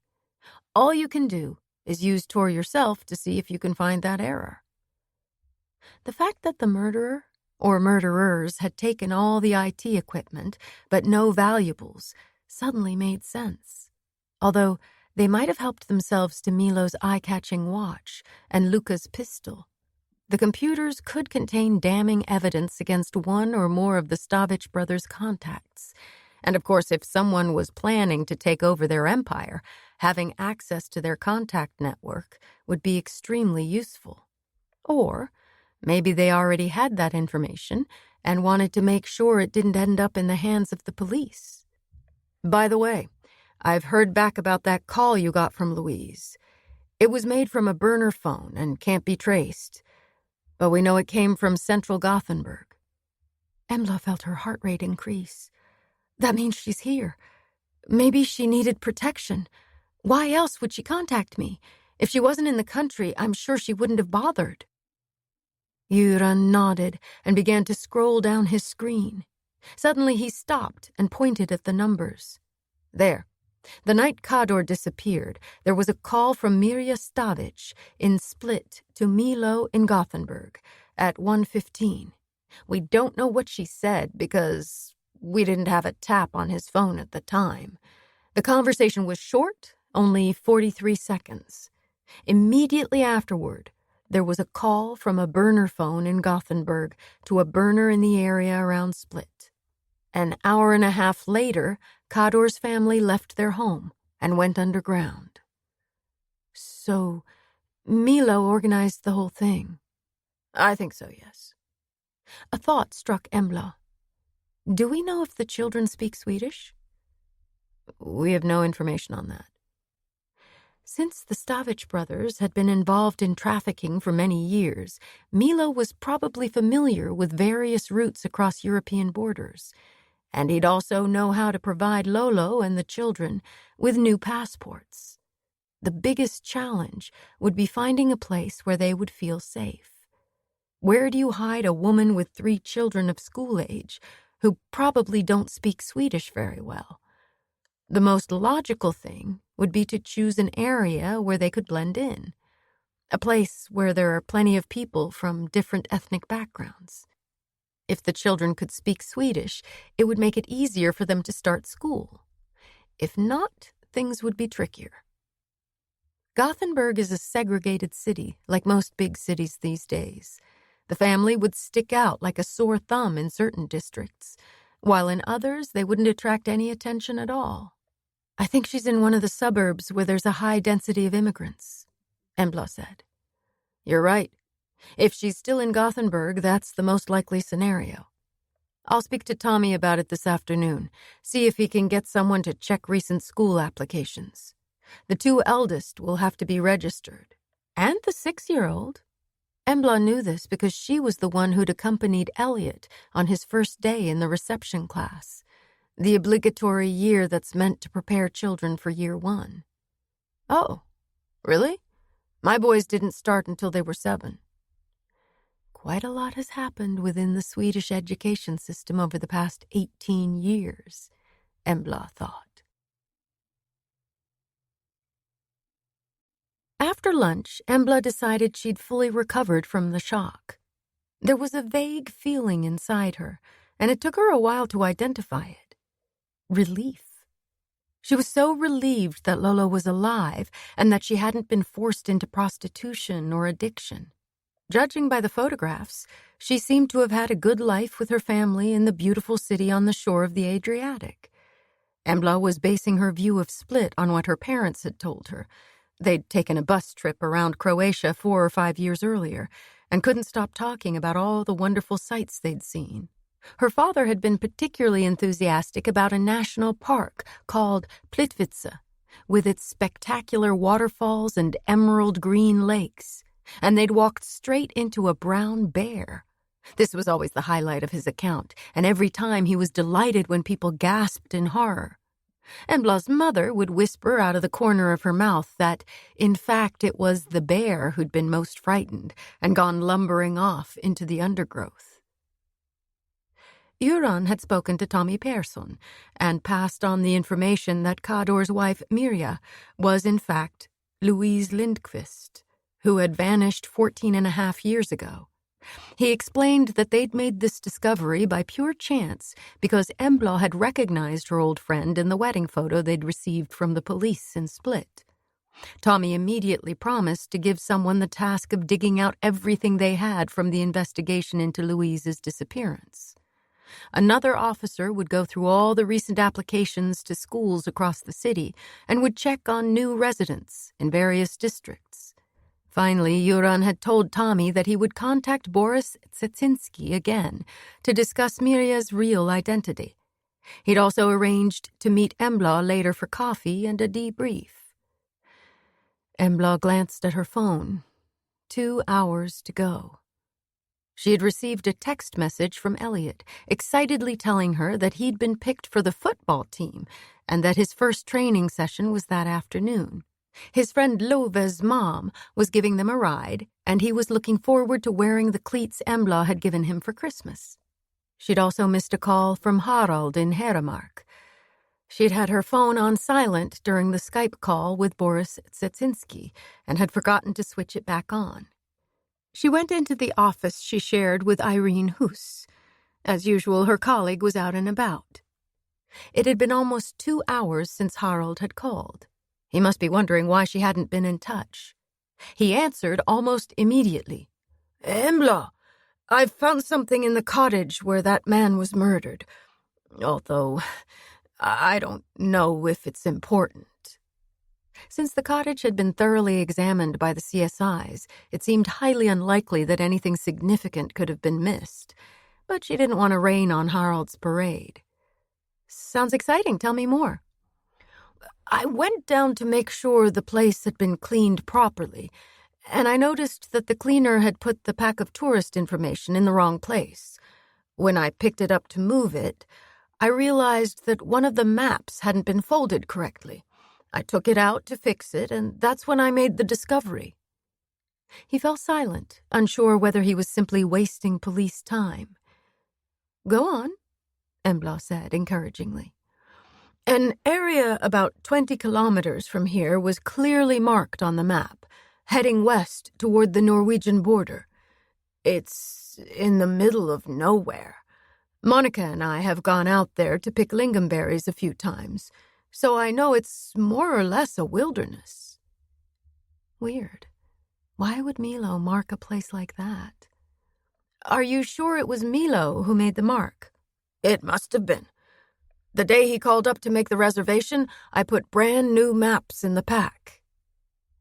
This could be interesting. No other guest had had access to the new maps. It was certainly worth following up, even if it might not be top priority right now. "Could you scan the map or fax it to me?" "We got rid of the fax machines a few years ago. Out here in the sticks, we have to keep up with the latest developments, you know.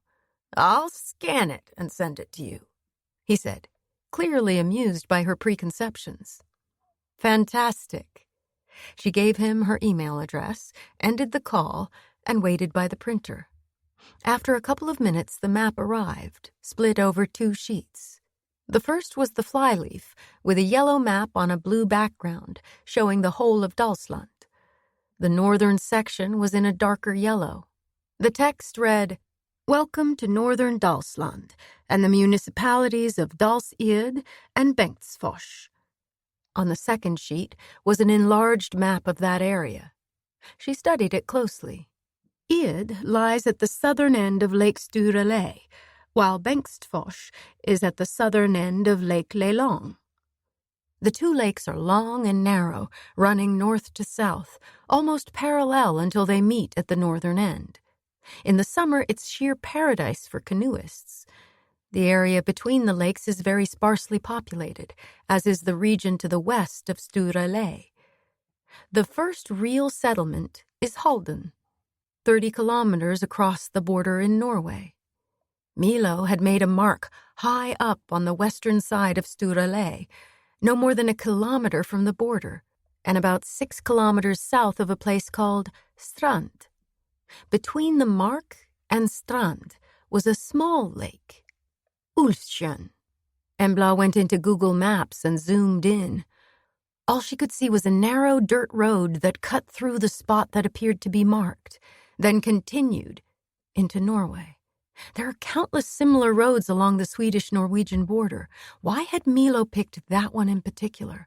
It came off the road that runs all the way down the western side of Sturelay. She could see a small house with several outbuildings, but Milo's mark was nearer the dirt road than the house. Time to contact Uncle Nisa. As always, he sounded happy to hear from her. He probably got lonely sometimes, even though he insisted he never wanted to move. When Embla explained why she was calling, he asked her to wait while he fetched his own map from the Land Registration Authority. "The fact is, that place doesn't actually have a name," he said when he returned. "People probably just call it the dirt road south of Ulvsjön. As you can see, it continues into Norway. It could have been used during the war to smuggle people and essential goods, but those who live on either side of the border have been using these little roads and tracks for hundreds of years. Of course, these days it's easier to drive up to Strand than follow the main road to Halden." Which didn't explain why Milo had marked it on the map.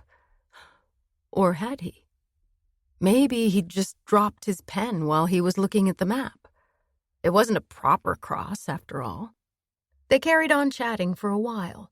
Then Embla said she had to get back to work. It was almost time for her meeting with Euron.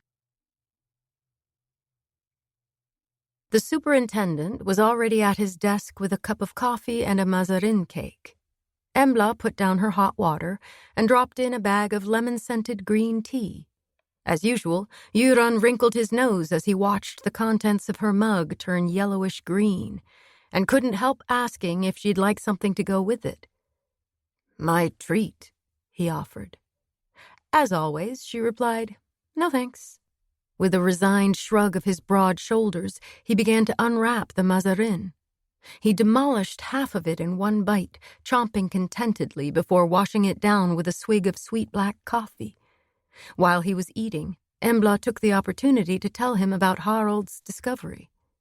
Nods and small grunts told her that he was interested, but he didn't speak until he'd polished off the whole cake.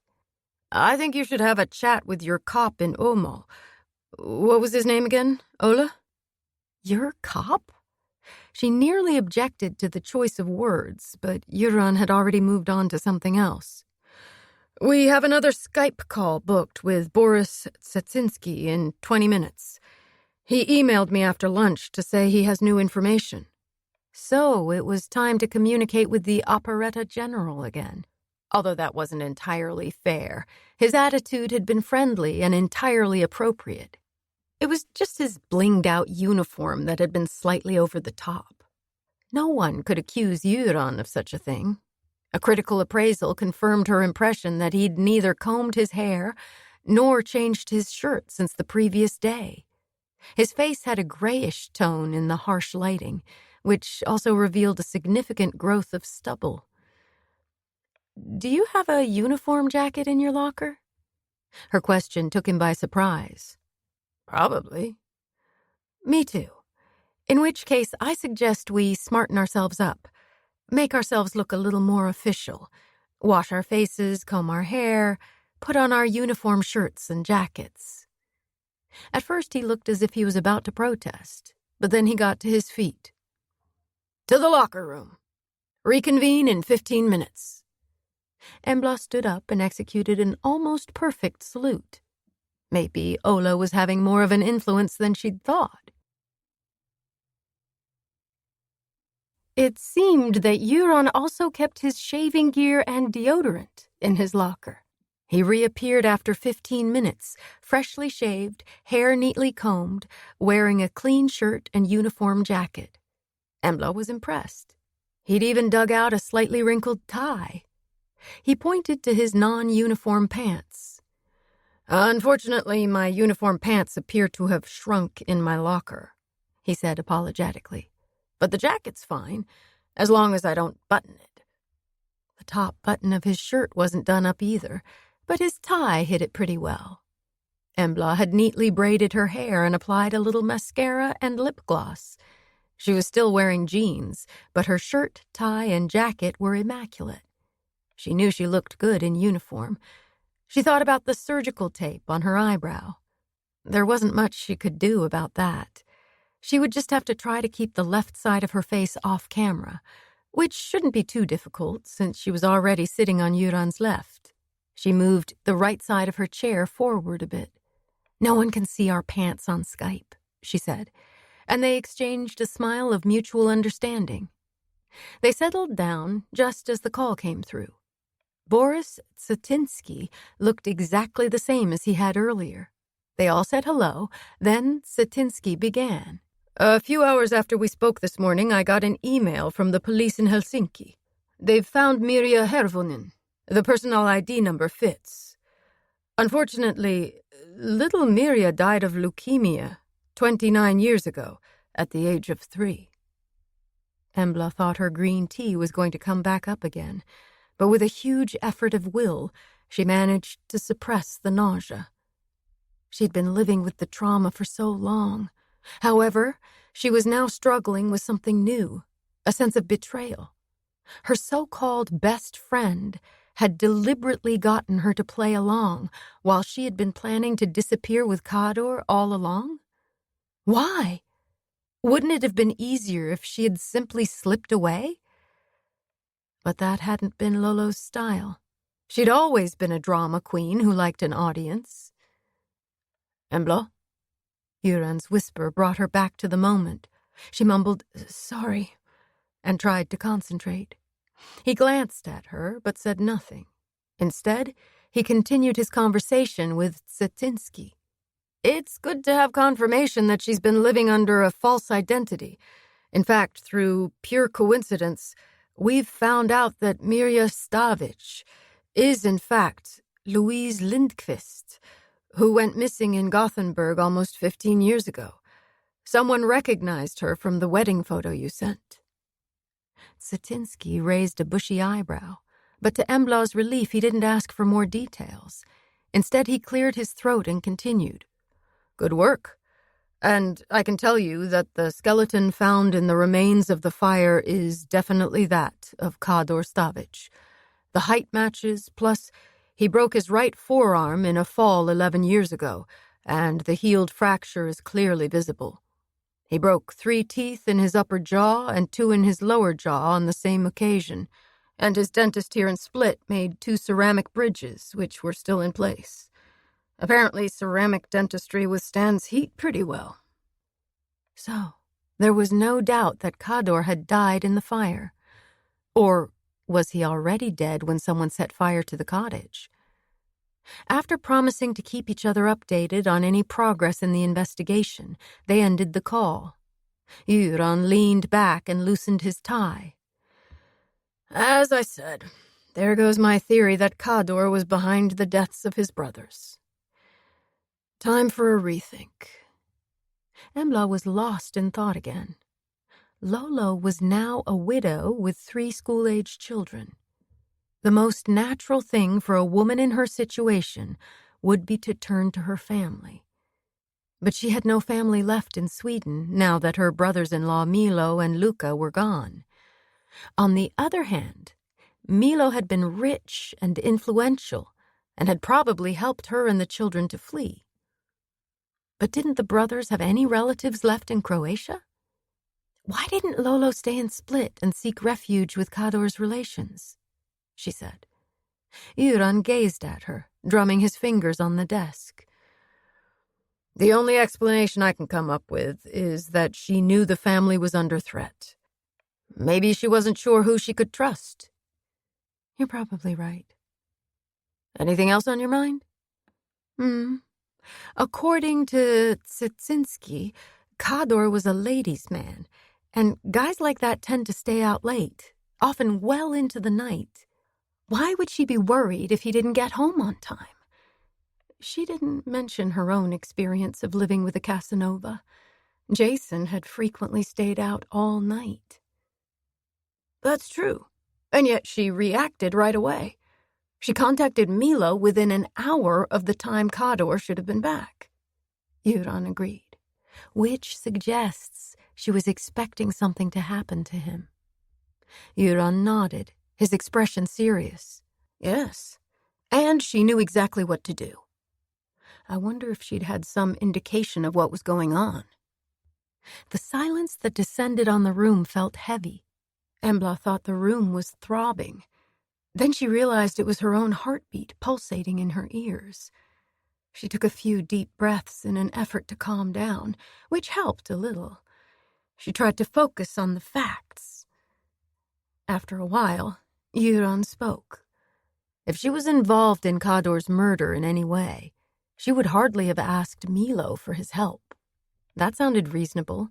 Once again, Embla was relieved. She was about to leave, then remembered a key question. "Any news on the pistol?" Euron's face broke into a satisfied smile. "Luca had a license for a Beretta M9. I've checked the gun that was tucked beneath Milo's hands, and it's Luca's Beretta. It's also the murder weapon in both homicides." "Luca's pistol? Both homicides?" Embla repeated, completely taken aback. "That's right. It's entirely logical when you think about it. Luca was shot first between 8 and 10 on Friday evening, according to the medical examiner. Unfortunately, the body wasn't discovered until the following morning because it was hidden behind the car." It was all a bit of a mess, but when Embla considered the course of events, no doubt Euron was right. "Didn't anyone hear the shots?" He shook his head. "No witnesses have come forward. The parking garage is at least 100 meters from the nearest house. Plus, there's a busy street in between. The weather was terrible, sleet and a cold wind. No one was around." Embla's brain was hurting. But why did the killer leave Luca's pistol with Milo? It's hot. It's been used in 2 homicides. Euron shrugged. "Maybe for that very reason, to get rid of the murder weapon. Although I agree it sounds crazy. And another thing, he must have had access to keys. My theory is that our perp visited Luca's apartment before the murder and took the computer and the Beretta. I assume he took the phone from Luca's dead body." Embla made a huge effort to think clearly. But if the murderer was in the apartment before the murder, then he must have had a set of spare keys, because Luca's keys were still in his pocket when he was found. Is there another set, apart from the ones in the safe at La Dolce Vita? Not as far as we know, unless they're in Milo's private safe in his apartment. And when will that be opened? Soon, I hope. It was all very confusing. They didn't seem to be getting anywhere with the keys, so Embla decided to focus on the gun. So, once again, why didn't he get rid of Luca's Beretta after murdering Milo? And why take Milo's gun with him rather than leaving it behind? Euron spread his hands wide. "I can't give you an answer. It's going to be at least 2 days before we hear about any possible DNA on the magazines or the gun itself. Lena has her hands full. There have been 2 new shootings, an internal dispute between 2 gangs of youths in Biskopsgården, totally unrelated to the Stavich brothers." Embla's head was spinning. They could certainly be looking at the same murderer, but this schedule was pretty tight. He must have had help. So, after he'd killed Luca, he headed straight up to Haramark and shot Milo. Yes. Same M.O., same murder weapon. So we have to assume that it's the same murderer. But he must have had a hell of a job getting back down to Gothenburg, even if he had a big car. The snow caused chaos overnight, and the E45 across the Dalsland Plain was completely blocked. Okay, so the killer had probably gotten hold of Luca's pistol before Luca was murdered. But maybe he went into the apartments after the murders to take the computers, Embla suggested. Euron leaned back even farther, ignoring the protests of his chair. That's not impossible. No guard was stationed at either apartment after the murders. We assumed they were as secure as Fort Knox. Everyone was involved in other ongoing investigations. Linda and Bengen had to travel up to Haramark and spend the whole of Saturday there. When they got back, they went straight up to Biskopsgården to help out at the crime scenes following the gang shootings. And you and I didn't get to the apartments until yesterday evening, 3 whole days after Luca and Milo were killed." Embla nodded. If someone had access to keys, he or she could have gone to Luca's place first and taken all his IT equipment and the Beretta, then handed the gun over to the killer. It doesn't have to be the same person who entered the apartments and carried out the murders. And if we're looking at a mafia-style killing, then it's not unreasonable to assume that several people were involved. Someone could have gone into Milo's apartment after the murder up in Haramark. Euron continued. "So, now we have to find out who might have had access to those keys, although in Milo's case we already know it was Andreas Atzika," Embla said slowly. "Exactly, but he claims he doesn't know the combination for Milo's safe, which could contain Luca's spare keys.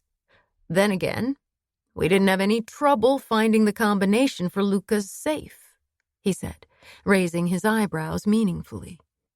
This meant that the murderer had had no need to struggle back down to Gothenburg in a snowstorm. His only job had been to kill the brothers. His sidekick, or sidekicks, had taken care of the apartments. So, where did the killer go after he'd shot Milo? Embla wondered. "Maybe that's something you and Ola could look into. Why don't you go back up to Haramark and see if you can find his hiding place? I think we should also take a closer look at the area Milo had marked on the map." "Good idea. We don't know if it was a deliberate mark. It might mean nothing, but it's worth checking out, just to be on the safe side." At that moment, Euron's phone rang. "Hi, Tommy." "Yes, she's here." Embla got to her feet, but he signaled to her to stay put. She didn't sit down again, but waited by the chair. "I'm sure she can. Hold on, I'll ask her." He covered the mouthpiece and looked up at her. "Tommy's asking if you can go over to La Dolce Vita and have a chat with the executive assistant, which is apparently his proper title. He called Violent Crimes to say he has important information, but no one has time to go over there today. Could you fit it in?" The very thought of going to that place made her stomach turn over. She hadn't set foot inside since the night Lolo disappeared. She'd been too afraid of bumping into the Stavich brothers, and she was anxious about confronting the spot where her nightmare had begun. She had no intention of admitting any of that to Euron, though. "No problem," she heard herself say. "Great. Tommy, that's fine. By the way, what's the guy's name?" He listened for a moment, then said, "Okay, I'll pass that on," and ended the call.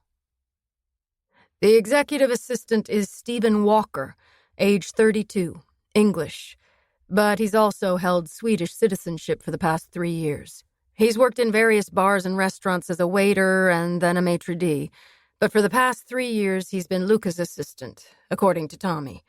Rumor has it their relationship wasn't just professional." "But they didn't live together." "No, Luca lived alone." Embla glanced at the clock on the wall. It was almost 4:30. "Is he at La Dolce Vita now?" "Yes, he's waiting for someone from Violent Crimes. The restaurant doesn't open until 5. "Okay, I'll go right away." As she turned and headed for the door, she felt as if she had a burning cannonball in her stomach. For once, Embla had no problem parking in the area around the avenue. There were several empty spaces behind the concert hall. Typical. She would have been happy to cruise around for a little longer in order to try to summon up at least a semblance of inner calm. It was already dark and the temperature had dropped below freezing. The slush and water had frozen, turning roads and sidewalks into ice rinks. To be on the safe side, she held on to the railing as she went down the steps from the parking garage. She was no more than 5 minutes from La Dolce Vita. If she blamed the treacherous conditions and took tiny, tiny steps, maybe she could stretch it to 7. But there were heating pipes underneath the sidewalk on the avenue, and her plan was soon foiled. not a trace of ice. As usual, there were plenty of people around. Groups of noisy schoolchildren who'd finished for the day, shoppers, commuters on their way home from work. However, it wasn't really crowded. That would change in the spring and summer, when visitors from all over the world poured in and were inexorably drawn into the tourist traps. That evening, it was mostly the English and Scots who were hanging out in bars like the Dubliner, the Bishop's Arms, trying to soak in the genuine atmosphere. There were a number of restaurants and clubs in the area, and Gothenburg was known as Little London. The closer Embla got to the nightclub, the more hesitant her footsteps became. Outside the double doors made of reinforced glass, according to Göran, she stopped. Her heart dropped like a stone and settled beside the burning cannonball in her stomach. A faint hope that she might not be able to get in was crushed when she saw a man waiting inside, peering down the street. As soon as he saw her, he opened the door. "Good evening. Who are you looking for?" he asked politely. She almost burst out laughing, and some of her nervousness subsided. He spoke and looked like a younger version of Tony Irving, one of the judges on the TV show Let's Dance, although he was more muscular and significantly taller. "Hi, Detective Inspector Embla Nyström. I'm looking for Stephen Walker. Something tells me that might be you." He pushed the door open wide and stepped aside. "That's correct. Please come in." With more assurance than she was feeling, Embla walked up the steps and went in. From the door, she could see straight into the restaurant. Her memories from the evening when Lolo disappeared were extremely vague, but she'd always thought of the decor as black. Walls, floor, ceiling, all painted black. Even the bar had been black. Either she was wrong or the whole of the interior had been redone. Now the walls were covered in eggshell-colored wallpaper, the floors were pale gray marble, and the bar tables and chairs were made of cherry wood. Heavy white silk curtains framed the tall windows, while lush green plants created a pleasant atmosphere and prevented anyone outside from seeing in. The lower part of the bar was made of mirrored glass, while the counter itself was sparkling white marble. The wall behind the optics and shelves of bottles was also mirrored, as was the ceiling above. At the far end of the foyer was the staircase leading down to the nightclub. "This way," Stephen Walker said. She followed him down the stairs. This was where it had all happened. Strangely enough, she didn't remember ever going downstairs with Lolo. In the basement, the lighting was muted. The wallpaper was silver gray. The floor was marble, but in a darker shade. The atmosphere was sophisticated and international. The bar was the same as the one in the restaurant, but the counter was twice as long. There was a DJ booth in one corner of the large dance floor. Next to the booth, Embla could see a door, the door that etched itself in her mind. It was painted the same silver gray shade as the walls, so that it blended in and was almost invisible. The sign was gone, and there was a keypad beside it. Stephen Walker quickly entered the code. The lock clicked, and the door swung open. For a moment, Embla felt the rising panic from her nightmares, but she managed to pull herself together. She followed him along the hall. The eggshell wallpaper had been used again here, and there were plenty of brightly colored paintings on display. Pale gray wall-to-wall carpet completed the decor. They went past several closed doors, each with a keypad. Embla had no memory whatsoever of the doors. In her nightmare, there was only a long, dark hallway with a single bulb dangling from the ceiling at the end. That couldn't possibly have been the case, she realized now. There was nothing claustrophobic about this light space. Or had it been so different on that fateful night? Stephen stopped at the final door and entered the code. "Is there a back door?" Embla asked as innocently as she could manage. "In here," he replied, politely, holding the door open. In there? That must mean that the far end of the hall had been closed off and converted into a room. She recalled her last sight of Lolo, a small figure lying on the floor in something that resembled a hallway inside the back door. 3 men looming over her, Milo, Kador, and Luca. Terrified and drunk, Embla had assumed that they'd drugged her friend or knocked her down. She had obviously misinterpreted the situation since Lolo had run away with Kador. Or had she been taken against her will? That possibility still existed. With the burning cannonball spinning around in her stomach, Embla entered the room. The first thing she saw was the back door. It was covered in steel. The windows up by the ceiling had been replaced with glass tiles. They allowed the light to pass through, but no one could see in or out. Windowless rooms often make people feel uncomfortable. Embla didn't usually suffer from claustrophobia, but it was creeping up on her now. The decor was pleasant. The carpet continued from the hall. The office chair was white leather, and on the desk stood a Mac monitor, keyboard, and laser printer, all white. A white sofa and 2 armchairs were arranged around a glass coffee table. On 2 of the walls hung large oil paintings in bright colors, one in tones of red, the other blue. Abstract, but attractive. Embla could imagine having one of them in her apartment, if she had a wall that was big enough. "Please take a seat," Stephen said, gesturing toward an armchair. Very polite. He sat down opposite her and leaned back.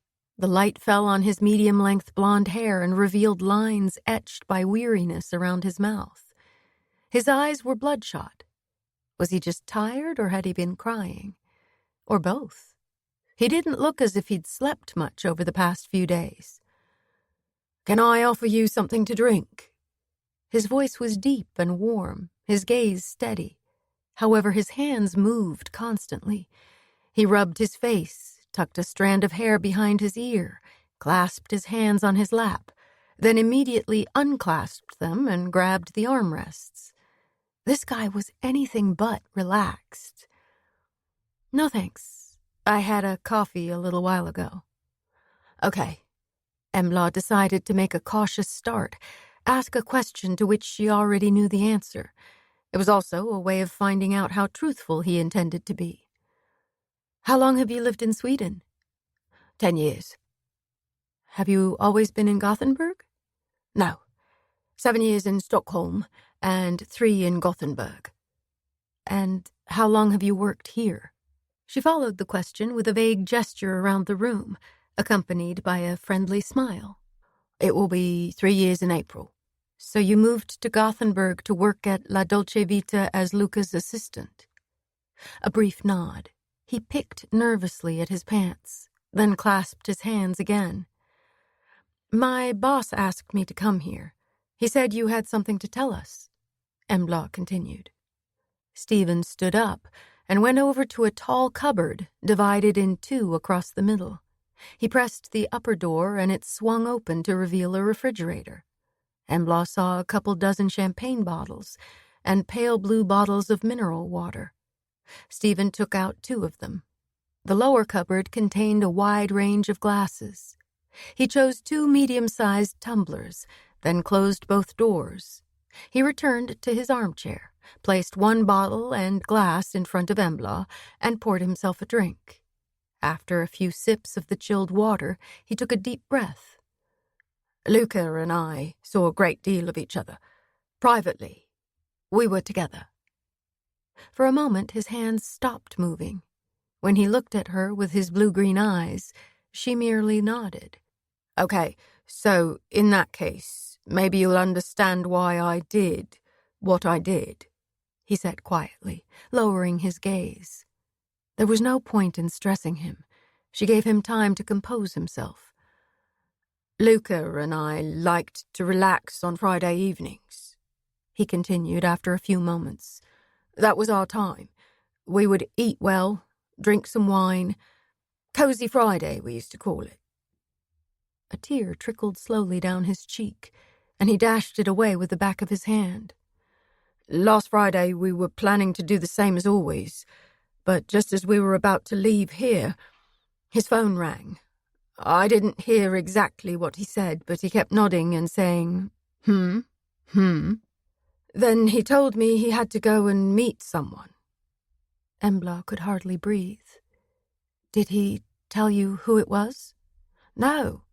I asked, but he said it was business. Confidential matters. Milo was away, so he had to deal with it. Confidential matters. Like most of the Stavich brothers' affairs, the hope of finding out the name of the man Luca was meeting faded away. Embla made one final attempt. He didn't say what kind of business? No. His fingers started plucking at his impeccable suit once more. He straightened his tie for what must have been the 20th time. He walked out. Luca's never done that before. Just left me like that. I wanted to see who he was meeting. Embla nodded encouragingly. I know Luca. He always wants to freshen up before he sees someone important. As it was business, I was sure he'd go home first, so I drove out to Eriksberg. He let out a half sob. He was wringing his hands now. The poor guy was completely devastated. Embla reached into her pocket for a pack of tissues and passed them over. He mumbled his thanks, wiped his eyes, and blew his nose, then took a deep breath. I got there about 8. It was sleeting, and of course it was dark, so there was no one around. I parked outside the parking garage. I was waiting to see if he'd come back to pick up his car to drive to his meeting, or if someone was coming to him. In the apartment, he said, clearly distressed. You suspected he was seeing another man, Embla clarified. Yes. What else was I supposed to think? That he was heading off to a last-minute business meeting because Milo wasn't available? She thought. Have you had any reason to suspect that Luca was seeing other men? He shook his head emphatically. No, never. But something didn't feel right. He ran his fingers through his hair and adjusted his tie yet again. I'd been sitting there for 5 minutes at most when a guy emerged from the parking garage. At first I didn't really pay any attention to him because he looked nothing like Luca, the way he was dressed. How was he dressed? Gangster style. You know, short black leather jacket over a hoodie, blue jeans. Luca would never dress like that. The guy had his hood up, but there was something about the way he moved. He was walking straight toward me. I sat perfectly still. I don't think he saw me. He went over to a black Range Rover that was parked a few meters away. He tossed a bag into the back seat, then pushed back his hood. I had a hell of a shock. Stephen broke off and looked Embla directly in the eye. At first I thought it was Luca. It was hard to see in the dark and the sleet, although there was a street lamp nearby. Then I realized it wasn't him. The face was very similar, but the eyebrows were bushier, and his hairstyle was the same as mine. Slicked back, Embla thought. He was also shorter than Luca, Stephen added. He drank deeply from his glass of water. I've been ashamed to tell anyone that I was spying on Luca when I found out he was lying dead inside the parking garage while I was sitting outside. But I think the fact that I saw the man could be important. I think I know who he is. A little flame of hope was rekindled in Embla's breast. Would he really be able to give her the name of the killer? He spoke slowly, emphasizing every word. It must have been his brother, Kador. I've never met him, but the age fits, and Luca always said they were very much alike. The flame went out. Kador was already dead by the time Luca and Milo were murdered. Embla did her best to hide her disappointment. She was suddenly struck by a thought and glanced over at the desk. Monitor, keyboard, printer. No computer. Do you know if Luca took his laptop home from here? Stephen nodded. Always. He often worked at home in the evenings. So the murderer had taken it. Presumably, it had been in the bag he tossed in the back of the car, along with his phone. Thank you so much for telling me this. It could be really important. We'll be in touch, probably tomorrow. I'm sure my boss will want you to come into the station to work on a police sketch. They both got to their feet at the same time. Stephen accompanied her down the hall, through the nightclub, and up the stairs. Faint music was coming from the restaurant. Some early diners had arrived. Embla's stomach contracted with hunger. Another question occurred to her. Were you aware that Luca owned a pistol? A Beretta? Yes, he showed it to me once. He kept it in his safe in the apartment. Did he often practice with it? Was he a good shot? Stephen looked surprised. Practice? No, I don't think so. As far as I know, he never fired it once during the years we were together. He couldn't help smiling. It was obvious that he found the idea of Luca as a crack shot amusing, in spite of the circumstances. After brief consideration, Embla decided not to ask him if he'd known about the drugs they'd found in the safe. That could wait until the contents of the bags had been analyzed, and any investigation would be up to narcotics. Call me if you think of anything else, she said, handing him her card. Thanks. I will.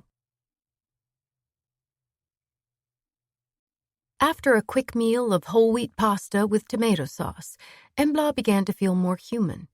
She went into the living room with a steaming mug of green tea, curled up on the sofa, and called Göran's phone. Hi, Embla. What did Luca's executive assistant have to say for himself? He was trying to sound alert, but Embla could tell how much of an effort it was. She briefly summarized her meeting with Stephen Walker. Göran remained silent for a while, then said, I'm pretty sure it was our murderer that Stephen saw. Me too. We can definitely rule out Kador, but clearly it was a man who reminded Stephen of him, and Luca. The penny dropped. Andreas Atzika. That's exactly what I was thinking. Okay, so I'm seeing Tommy Persson at 8 o'clock tomorrow morning. I'll pass on what you've just told me, and I'll have Atzika brought in for questioning. I want to know where he was and what he was doing on Friday evening, and during the night. I'd like you to go to Dalsland and check out the area that Milo had marked on the map. Take your good-looking colleague from Omal with you. If there's a problem with his boss, just let me know, and I'll have a word. He's not mine, and his name is Ola, Detective Inspector Ola Tillman. Nothing else. Embla retorted. She heard laughter on the other end of the line. Whatever you say. But I don't want you going up there on your own. The first thing Ola said when she called him was that Willy Andersson had confessed to the murder of Robin Pettersson.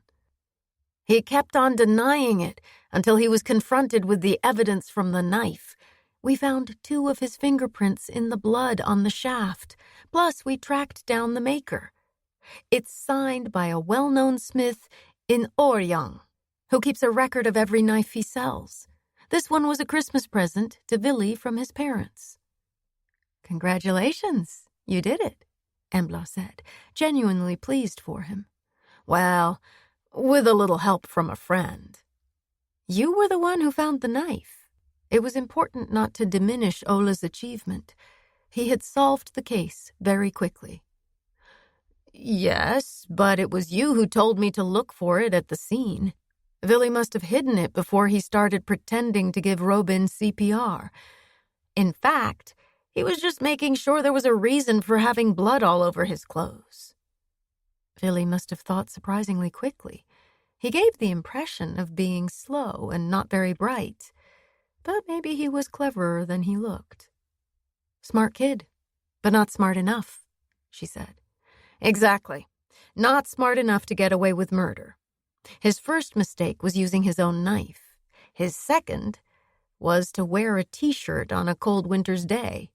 If he'd kept the MW tattoo hidden, you might not have worked out his motive. She had to admit he was right. She obviously had more experience in investigating serious crimes than Ola did, but he was sharp and persistent, which were important qualities in a cop. Are you sure you want to be a dog handler? I think you've got the potential to be a colleague of mine, she said, keeping her tone light. His response showed that he was giving serious consideration to what she'd just said. Taking an active role in this case has been interesting, but I still feel dog handling is the path that appeals to me the most. I'm going to do the training anyway. If I change my mind, I can apply to crime later. It was a sensible approach, and he was still young, although he was only 2 years younger than her. That fact popped into her mind every time she thought of him.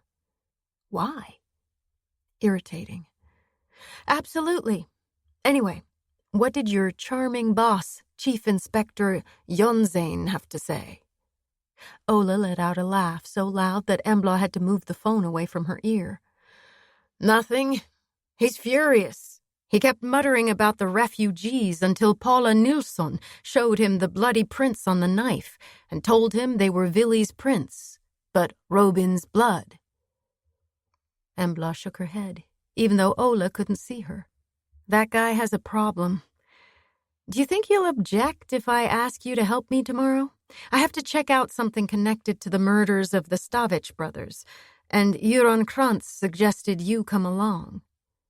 If he knew, I'm sure he'd refuse to let me go. But it's my day off tomorrow, so I don't need to ask. I'd love to come. Embla explained about the area marked on the map, and they agreed to meet at the harbor in Ied at 11 o'clock the following morning. She ended the call and glanced at the clock. Only 9 o'clock.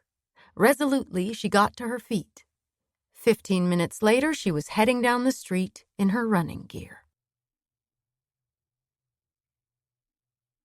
A bitterly cold north wind swept in across the lake known as Stura Ley, bringing with it tiny snow crystals that felt like pinpricks against her skin. It could hardly be more inhospitable, but Embla wanted to stretch her legs and get a little fresh air, so she walked over to an ice cream kiosk that was closed for the winter. After a minute, she gave up and got back in the car. It was only 11:15. She'd reached Ied in good time. A few minutes later, a blue Passat station wagon pulled up next to her Kia. Ola was driving, and she could just see Tora's head through the bars of his cage in the back. The dog sat up and looked out the side window, ears pricked, and an alert expression in his eyes. Ola got out and chivalrously opened her car door. "Good morning," she said, as she got out. "Good morning to you." Before she knew what was happening, he let go of the door and gave her a big hug. She felt enveloped by his warmth, and an unfamiliar sensation spread through her body. She wanted to stay in his arms, to be safe and secure. She didn't usually allow herself to be drawn into situations where she wasn't in control, but with Ola, she was able to lower her guard for some reason. Not completely, but enough to give her pause. Gently, she extricated herself and looked at him. No uniform today. He was wearing a dark blue padded jacket, gray wool hat, jeans, and sturdy boots. His blue-gray eyes looked clearer than she remembered. "It's so good to see you again," he said, blushing slightly. It could be the cold and the snow crystals that had brought color to his face, but she didn't think so. Impulsively, she took off one of her mittens and laid her hand on his cheek. "It's good to see you, too." What the hell was wrong with her? She was standing here and doing what exactly? Flirting? Or more than that? Definitely more than that. But this was neither the time nor the place for romance. For one thing, it was freezing cold, and for another, they had a job to do. She gently stroked his cheek, then put her mitten back on. She turned away to hide her confusion. "I'm glad you've brought your top police dog along," she said. "Absolutely. My sister's family still has the flu, and my mom isn't back from Tenerife yet." Embla locked the Kia and went around to the passenger side of the Passat. Before getting in, she stuck her head in and said, "Hi, Tora." A brief bark in response made her wonder how much the dog actually understood. The temperature had remained below freezing in northern Dalsland, and the snow was still piled high along the roadsides. To be fair, it had only been 2 days since Embla had gone down to Gothenburg, but so much had happened that it felt as if it had been much longer. They were heading for an area approximately 30 kilometers from Yd, but the road was narrow, and it was impossible to travel fast. This gave them time to discuss what had gone on in their respective investigations. Ola told Embla that they'd had big problems with Willy Andersson's father. He'd stormed into the police station in Trollhättan where Willy had been questioned, yelling that nothing his son had said was admissible because he hadn't had a parent or guardian with him during the interviews. He had been informed that the age of majority in Sweden is 18, and since Willy was 19, there was no requirement to have an adult present. He'd also been provided with a public defense counsel who would support him throughout the process. Unfortunately, this hadn't calmed John Andersson down in any way. Quite the reverse, in fact. He'd gone crazy, shouting that he was going to contact the press.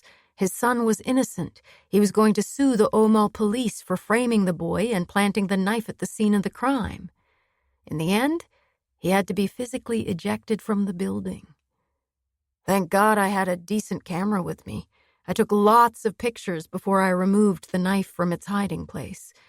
And as my personal crime scene tutor taught me, I was wearing latex gloves and was extremely careful when I transferred the knife to an evidence bag, he said, with a sly sideways glance. "So you're not involved with the case anymore?" Embla asked.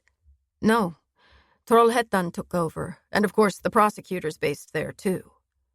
"That means you can help me with a clear conscience." "Absolutely.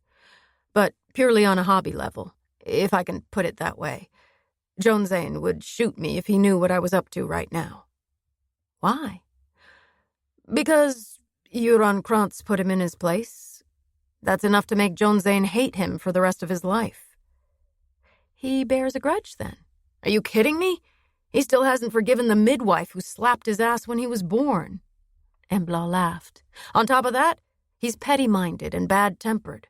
The perfect combination." It might have been a joke, but there was a hint of unhappiness, even resignation in his voice. There was no doubt that Chief Inspector Jonzane was a difficult boss. Embla went through everything that had emerged in the Stavich brothers' case. Nothing had leaked to the media yet, so this was all news to Ola. When she told him about Stephen Walker lurking outside Luca's apartment, consumed with jealousy, and about the man Walker had seen, Ola jumped in. "So this guy looked a bit like Luca." "And Kador, but we know it couldn't be him because he was dead by the time Luca and Milo were killed. However, their cousin Andreas Atzika bears a certain resemblance to the brothers. If it's not him, it could be a contract killer they've brought in, maybe from the Balkans, in which case he'll be hard to find." "You're right. If he's a professional hitman, he's unlikely to be in Sweden at this point." They hadn't seen a single building for the past few kilometers, though there was probably the odd summer cottage covered in snow down by the lakeside. They met only one car, a black Range Rover. Not an unusual make in an isolated area like that, where a decent vehicle to tow heavy loads and travel over rough terrain was necessary. But what attracted Embla's attention were the two men in the front seat.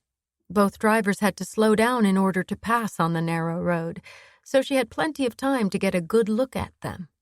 The driver was heavy-set, bordering on fat. He was wearing a camouflage jacket and had a green wool hat pulled down over his ears. He could have been a member of the Home Guard. His companion was slimmer and bareheaded, but the jacket was the same. His dark hair was sticking out in all directions. Maybe he'd just taken off his hat. Both had several days of dark stubble. Something about their appearance made her think they had nothing to do with the Home Guard after all. Embla kept an eye open for the turn. According to Google Maps, it was so narrow that it would be easy to miss. To her surprise, the snowplow had cleared the dirt road. Ola drove slowly. Eventually, they reached a neat, red-painted cottage with several outbuildings. The yard was covered in virgin snow, and there was no sign of life. "Nice place," Ola remarked.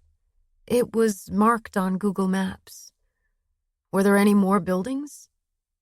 Embla hesitated. "There's something that looks like a little cabin farther on." "Someone must be using it. The road's been cleared. How far is it?" "About 100 meters. Ola braked and pulled into a spot where the snowplow had cleared a space to turn. There was enough room for 2 cars to pass. "I'll park here and we'll walk," he said. Embla took out her phone and looked at the screen. Just as she'd feared, there was no coverage. "Do you have a signal?" she asked. Ola reached into his pocket. After a glance at the display, he shook his head. "Nothing." As soon as they got out of the car, Tore started whimpering and moving around anxiously. Ola sighed and smiled apologetically. "He needs a comfort break." They always say you shouldn't work with children or animals, Embla thought. Ola opened the back door and Tore jumped out. Just like the time when they went to speak to Anton Åkesson's parents, he shot under Ola's arm and raced up onto a bank of snow. And once again, he was affected by total deafness, unable to hear his master's command to come back here. Tore scampered happily along the top of the hard-packed snow. The last they saw of him was a wagging tail disappearing around the bend up ahead. "Goddamn dog!" Ola hissed, his face red with anger. "I'd say he needs a little more training," Embla teased him. Ola didn't answer, but marched off in pursuit of Tore. The snow crunched beneath their boots, and the cold nipped at their cheeks. As they rounded the bend, they stopped. At the end of the dirt road lay a dilapidated cottage. There were grubby net curtains at some of the windows. The paint was flaking off the walls and window frames. Impressive icicles hung from the roof, a clear indication that warmth was leaking from the poorly insulated building. Above the door was a frosted dormer window, presumably a bathroom, Embla thought. Smoke was rising from the chimney. About 20 meters from the cottage was a red building that looked pretty new. It appeared to be some kind of storage shed. There was a window on the gable end, facing the road, but the glass was tinted, making it impossible to see inside. A white Mercedes van was parked outside with its back doors wide open.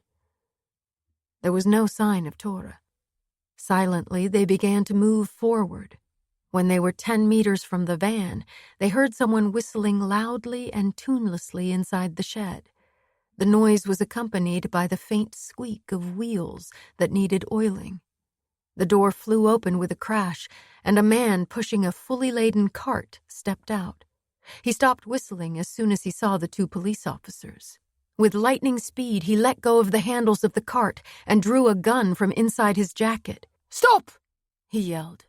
"We're from the police and—" Ola began, but he was immediately interrupted. "You're trespassing on private property." The man spoke Swedish with a barely perceptible accent. The hand holding the pistol was steady. He was clearly used to handling guns. He was wearing a gray hoodie underneath his jacket, and the hood was drawn tight around his face to keep out the cold. Embla saw a pair of bushy eyebrows, well-defined cheekbones, and black stubble. He looked to be between 30 and 40, with a normal build, and was slightly below average in height. A faint suspicion began to take shape. This could be the man Stephen Walker had seen leaving the parking garage after Luca's murder, in which case they were standing, unarmed, in front of a murderer. Suddenly, Embla caught a movement by the corner of the building. Tora. The dog paused for a second, but when Ola muttered, "Go, go," he reacted instantly. He'd practiced many times. When someone points a gun, neutralize the threat. He flew toward the man, leaped, and sank his teeth into the man's right wrist. This guy wasn't wearing the thick protective pad on his arm that Tora's target usually wore during training, which made it easier for him to get a good grip. A shot was fired. Embla felt the hot draft as the bullet whizzed past her left cheek, immediately followed by a thud as it hit a tree trunk behind them. The man dropped the gun, yelling in pain and anger. He began hitting Tora with his left hand, which simply made the dog sink his teeth even deeper into the soft, yielding flesh. Ola and Embla rushed forward to rescue Tora. Embla grabbed the gun on the way. One glance told her it was a Beretta M9. Together, Ola and Tora forced the man to the ground. Several times Ola gave the command to let go, but Tora was having none of it and growled menacingly. In spite of the fact that Ola was considerably taller than his opponent, he had some difficulty turning the man over onto his stomach because he wouldn't stop writhing around. Embla stepped in to help, and they finally managed to get the handcuffs on, much to Tora's disappointment, because then he really did have to let go. However, he carried on growling and barking, just to show that he was still involved.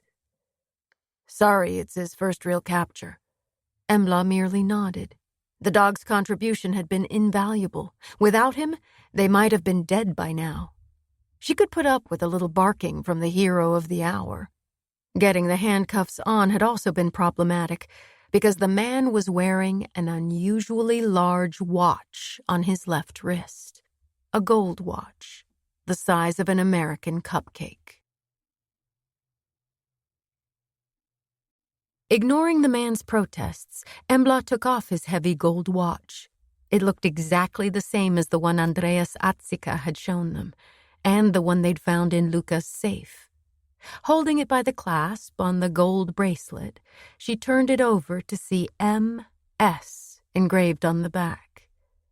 Ola went through the man's pockets. He didn't find any ID, just 2 spare magazines for the Beretta, the keys to the Mercedes, another bunch of keys, a plastic cigarette lighter, and an almost empty pack of Marlboros.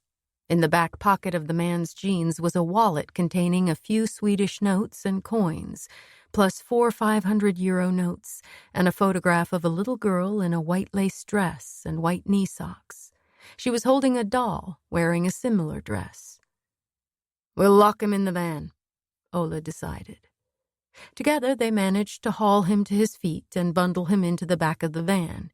He was swearing loudly, mostly in Swedish, but also in another language. Judging by the tone, it was just as well they didn't understand everything he said. When Ola had locked the back doors, he took the dog leash out of his pocket. Tora obediently stood still, panting slightly. "I think I'll put him back in the car and get some evidence bags to—" Before he had time to clip the leash, Embla hurled herself at him and sent him crashing to the ground. It was a good thing the door of the storage shed was open, otherwise he'd have banged his head on it. A bullet whined past over their heads and disappeared into the building. "I saw someone poke the barrel of a rifle out the bathroom window," Embla explained. Clearly, the man they'd just locked in the van had one or more associates in the cottage. Encouraged by the shot, he started kicking the doors and bellowing with rage. Without wasting any time, Ola crawled into the shed, closely followed by Embla. They each took one side of the doors and pressed themselves against the wall. Ola was pale and looked very shaken. Tora was barking again, responding to the noise the man was making. Fortunately, the van was between the dog and the gunman in the bathroom. "Tora, come here," Ola hissed. This time the dog obeyed, slinking in through the door just as another shot was fired. It slammed into the doorframe, and Ola and Embla moved away from the opening. It wasn't completely dark inside the shed due to a couple of bare bulbs. Embla positioned herself behind one of the pillars holding up the roof and quickly scanned the room. There was a pile of wooden boxes over by the far windowless wall, and to the right of the door there was a window with heavily tinted glass. She was able to see the gable end of the cottage, but not the bathroom window. She noticed that it was easier to see out than in through the tinted glass. Old tools and work clothes hung on nails to the left of the door, and there was a large snowblower in the corner. When Embla spotted a mattock among the tools, she crept over and took it down. Cautiously, she edged closer to the door, then dropped to her knees and quietly took a deep breath. She stretched out her arm, hooked the mattock over the side of the door, and pulled it shut. A bullet immediately smashed into it, but luckily the door was reinforced with steel on the inside. She sighed with relief. Then she got to her feet and turned off the lights. The small amount of daylight seeping in would have to do. "Quick, we need to get those boxes open," she said. Ola, who had sought refuge behind another pillar, looked puzzled. "Why?" "They might contain guns." "But we've got the pistol." "That's evidence. It's a Beretta M9, and I'm pretty sure it's Milo's." Ola went a little paler as he absorbed the implication of what she'd just said. The man they'd locked in the Mercedes van had murdered the Stavich brothers. Embla spotted a short iron bar with a pointed end leaning against the wall below the tools. "This will do nicely," she said, weighing it in her hand. Without further comment, Ola took down a small hammer, and together they went over to the boxes. Tora was sniffing around behind them.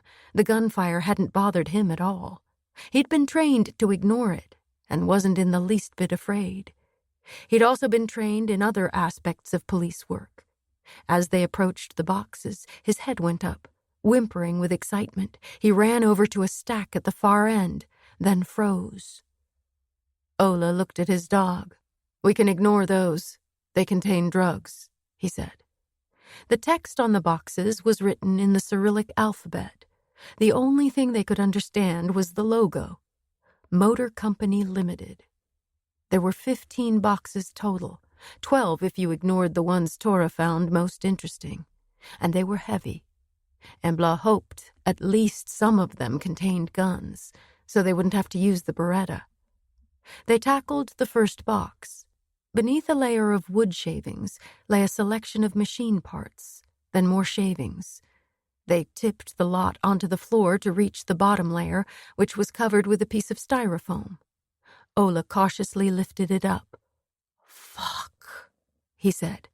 The bottom of the box was packed with hand grenades, each sitting in its own compartment in a thicker piece of styrofoam. "We can use those. How are your throwing skills?" At first, Ola looked like a giant question mark. Then his face brightened. "I was pretty good in school, and I did my military service with the infantry. Hand grenades are not a problem." "Grab a few and keep an eye on the house in case the guy with the rifle decides to come over here." "Okay." He took 3, slipped 2 in his pockets, and kept 1 in his hand as he moved over to the window by the door, which gave him a good view of the cottage. Embla started on the next box. Wood shavings, machine parts, more hand grenades. Next box. Suddenly Ola said, "The door's opening. A guy with a pistol." A second later, the window shattered. Embla and Tora were a safe distance away, but if Ola hadn't been quick enough, he could have been injured by flying glass. Or he could have been shot. Fortunately, he'd managed to press himself against the wall and was unhurt. They needed backup, but with no cell phone coverage, they had no way of contacting anyone. Embla's heart began to pound, but she forced herself to sound calm and composed. "Throw." Without a word, Ola removed the pin, counted to 3, then tossed the grenade through the empty window frame. The explosion was deafening and even made Tora whimper. Snow, gravel, and splinters of wood whirled around and hit the walls of the shed with terrifying force. When everything had settled, Ola ventured a quick glance outside. The Mercedes was no longer white, but was covered in a layer of dirt. There wasn't a sound from inside. Presumably the occupant had received a genuine shock, which filled Ola with great satisfaction. However, the sight of the cottage brought him down to earth with a bump. Jesus, I scored a direct hit on the porch. It's been blown to pieces, and I think the guy with the pistol's gone with it. Embla couldn't hide her relief. Good. Keep watching the house in case there's anyone else in there. If they were lucky, it was the sniper from upstairs who'd been blown to pieces along with the porch. But they couldn't count on that. With renewed energy, she tackled box number 3. Wood shavings, machine parts. Yes, 2 small assault rifles. She picked one up and weighed it in her hand. It was pretty light, somewhere between 3.5 and 4 kilos. It was far from new, and former users had carved centimeter-long marks on the stock. She counted 14. Was that the number of people who'd been killed with this gun? Possibly. Both rifles seemed to be well-oiled and in good condition. She took a closer look and decided the model was probably of Serbian origin. A Kalashnikov 7.62 millimeter, generally known as an AK-47. She scrabbled around in the wood shavings, but there was no ammunition in the box. She moved on to the next box and was disappointed to find that it contained 2 guns of the same type, but no ammunition. She would just have to keep looking. She was still a little hard of hearing after the explosion, so it took her a moment to realize that Ola was calling quietly to her. She stopped what she was doing and turned to face him. What? There's a car. She listened carefully and picked up the sound of a powerful engine. Could be the Range Rover we met on the way, Ola said. He moved over to the window on the gable end, which gave him a clear view of the road. It meant he could no longer watch the house, but then they'd already caused considerable damage there. If anyone else was inside, they would probably lie low for a while. If the 2 men in the Range Rover were on their way back, they would no doubt be armed. Ola and Embla were also armed, of course. They had plenty of hand grenades and a growing pile of guns. Resolutely, Embla continued her search for ammunition, sweat pouring down her back as she struggled with the heavy machine parts. She lifted the bottom layer of wood shavings and let out a whoop. Yes! We have ammunition. With a triumphant smile, she picked up 2 full magazines and a box of bullets. But her smile faded when she saw Ola's grim expression. Load the guns. Only now did she realize that the sound of the engine had stopped. The new arrivals had parked around the bend behind Ola's car. They were intending to approach on foot. She pulled off her gloves and slammed a magazine into one rifle, then another. Before joining Ola, she slipped a hand grenade into each pocket, plus 2 spare magazines. Each contained 30 bullets. That should be enough. She crouched down and ran across the room, making sure she couldn't be seen from outside. Ola was busy securing Tora's leash to one of the pillars, well away from the windows. His hands were far from steady. I don't want him running around if they're shooting, he said. Good thinking. He could get hit by mistake if we don't know where he is. She handed him a rifle and one of the spare magazines.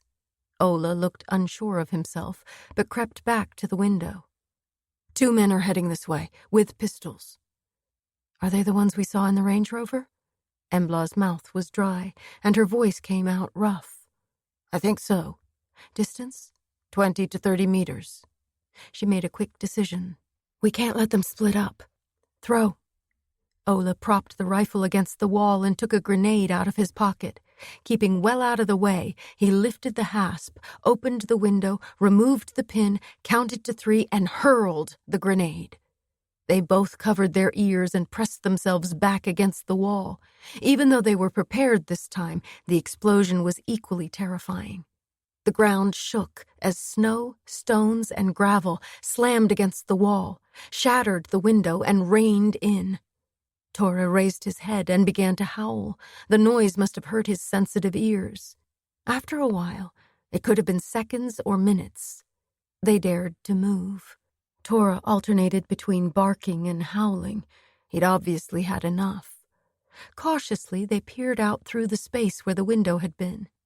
In the middle of the dirt road, a man lay motionless on his back, with one leg sticking out at an odd angle.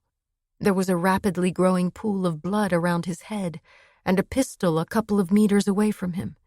He looked like the guy who'd been driving the Range Rover. There was no sign of his companion. "He's thrown himself over the bank of snow," Ola said grimly. "Exactly. Can you make Tora shut up?" Without questioning her order, he crawled over to the dog. Apart from the odd, faint whimper, Tora fell silent as soon as he heard his master's reassuring voice. Embla's ears were still ringing, but fortunately, it wasn't as bad as it had been after the first explosion. She had to listen hard now. She pressed one ear to the wall, and after a little while she was able to pick up faint sounds from outside, the crunch of approaching footsteps. The plan would work if she fired first. She had the advantage. She was armed with a semi-automatic rifle, while her opponent had a pistol. She assumed he was trying to reach the window. If he was smart, he would try to hit the boxes containing the grenades, but she suspected that he would attempt to kill both her and Ola first. The desire for revenge tends to stop people from thinking logically. She stepped back and edged over to the corner of the building closest to the pile of snow. She needed every scrap of concentration now. She dropped to her knees, adopted the firing position, and aimed at a point a short distance away from the corner, about a meter above floor level. She heard a loud crunching noise as the man got closer. It's impossible to move silently across hard-packed snow. Stillness descended. He was clearly listening, trying to work out where they were. Embla counted to 2, then she fired. 30 bullets went straight through the wall. The velocity of a semi-automatic rifle is usually just above 700 meters per second, and a wooden wall is no hindrance. With lightning speed, she changed the magazine and fired again, aiming slightly lower this time. If he made a sound when he was hit, she didn't hear it, but the echoing shots died away. He began to bellow. Before Embla could stop him, Ola rushed over to the window and stuck his head out. "No!" she yelled. At that moment, a shot was fired. Sometimes people have a guardian angel watching over them. Ola certainly did on this occasion.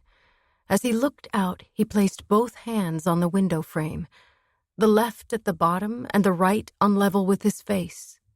The bullet whizzed past his nose and straight through his right hand, embedding itself in the wood.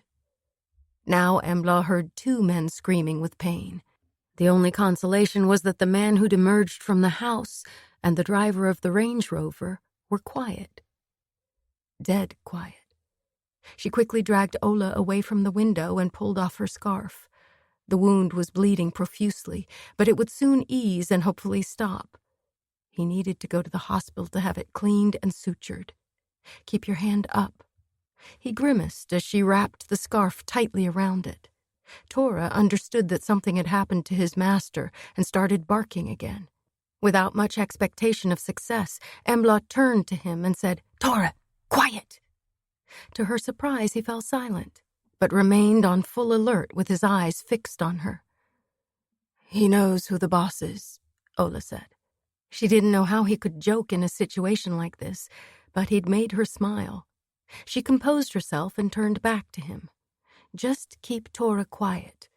She went back to the window, took out her phone and clicked on the camera icon, then held it so that she could see where the man was. He was on his back in the snow, less than a meter from the shed. He was bleeding heavily from both legs, and possibly from an injury to his midriff. His right forearm was also covered in blood and lay limply by his side, but he was holding the pistol in a firm grip in his left hand. His injuries looked severe enough that he wouldn't be able to move from his spot. She checked for a signal again. Nothing. She sat down beside Ola and whispered, "The guy who shot you has a pistol in his left hand. He's probably right-handed, but we don't know for sure. He's still conscious, which means he's a danger. The guy from the Mercedes isn't going anywhere, but we don't know who else is in the cottage. Any ideas?" Ola looked her in the eye. "We shoot the bastard holding the gun, one less to worry about." There it was again, the desire for revenge. It was only human, of course. "No, We need as many of them alive for questioning as possible. Good luck with that. Exactly how are you planning to get us out of here? She forced herself to sound positive. Let's not give up. We've done pretty well so far. We can do this. 3 shots were fired in quick succession, making them both jump. Shit! He's shooting through the fucking wall, Ola exclaimed. The pistol's velocity was significantly weaker, but it was still dangerous. The bullets hadn't landed anywhere near Ola or Embla, fortunately. Embla looked around and her gaze fell on the snowblower. She went to check it out and discovered that it was a Husqvarna and looked brand new. Uncle Nisa had a similar one, although his was a much older model. This machine was bigger and had several refinements, but its basic function was the same. She pushed it over to where Ola and Tora were sitting and parked it in front of them. Okay, so this will shield you. I'll bring some boxes over, too. Quickly, she gathered up the machine parts that were strewn across the floor and threw them back into the boxes that had contained the guns, then stacked the boxes next to the snowblower. She positioned the boxes of hand grenades so that they couldn't be hit by a random bullet, fired through the windows or the wooden wall. On the other side of the snowblower, she placed the boxes that contained drugs, according to Tora. When she'd finished, she'd constructed a protective barrier that was better than nothing. I think our police dog in training is right. There might be machine parts in these boxes, but they're a lot lighter than the ones containing weapons, she said. The next task was to find out if there was anyone left in the house. Sticking her head out the window wasn't an option. If someone was at the bathroom window, they would fire as soon as they saw any sign of movement. The tools and work clothes hanging on the wall caught her attention. I've got an idea. Before she explained, she again used her phone to check on the man who was bleeding. The snow around him was sodden with blood. He needed medical attention very soon if he was going to survive. The main thing was that he couldn't move or shoot. She took down a rake, then searched through the clothes until she found a pair of overalls. With some difficulty, she managed to dress the rake in the overalls, pushing the shaft down one leg. "Give me your hat," she said quietly to Ola. With a sigh, he took it off and threw it across the floor. There was no point in asking why. She noticed his resigned expression and tried to jolly him along. "Showtime," she whispered. He merely raised an eyebrow. With the rake in one hand and the hat in the other, Embla made her way over to the window. She managed to balance the hat on the tines of the rake, sticking up above the collar. Carefully, she turned her creation so that its back was facing the window, then took a firm hold of the shaft and allowed the puppet to appear briefly. Twang! A direct hit on the tines. She let go of the shaft, and the rake fell to the floor. If it had been a real person, the bullet would have hit the back of the neck. A sharpshooter. The ricochet sent the bullet flying sideways. It slammed into the pillar Tora was tied to, at least a meter above the heads of both the dog and his master, but it wasn't good. "Okay, so now we know," she said, trying to sound calmer than she felt. Their eyes met, and Ola nodded. Now they knew. Whoever was inside the house was a crack shot. Fuck. They both realized what that meant. This gang had made it clear from the start that they were ready to kill anyone who got in their way. Somehow Embla and Ola had to put the shooter at the window out of commission. But how? She looked around but didn't find any inspiration. She pushed one hand into her pocket to warm it up. She didn't dare put on her gloves in case she had to start shooting again. Her fingers touched the grenade. She'd forgotten it was there. Suddenly she had a strategy. "Cover your ears," she whispered to Ola. Once again he didn't ask questions, but simply did as he was told. With the grenade in her right hand, she went to the window overlooking the dirt road. She quickly confirmed with her phone that the man lying on his back hadn't moved. The pistol had fallen from his grasp and was lying next to his limp hand. Was he dead? Possibly. She removed the pin and flung the grenade as far toward the side of the road as she could. In a second, she was at the other window facing the house. As the explosion shook the ground, she picked up the semi-automatic rifle, aimed at the bathroom window, and fired off a round of 30 shots. An unnatural stillness followed, except inside her head, where there was a cacophony of ringing noises. War without earplugs is horrific, as poor Tora loudly informed everyone. In spite of Ola's attempts to calm him, he wouldn't stop howling and barking. The brave dog had had enough of shooting and explosions. A glance at his master told Embla that he'd had enough too.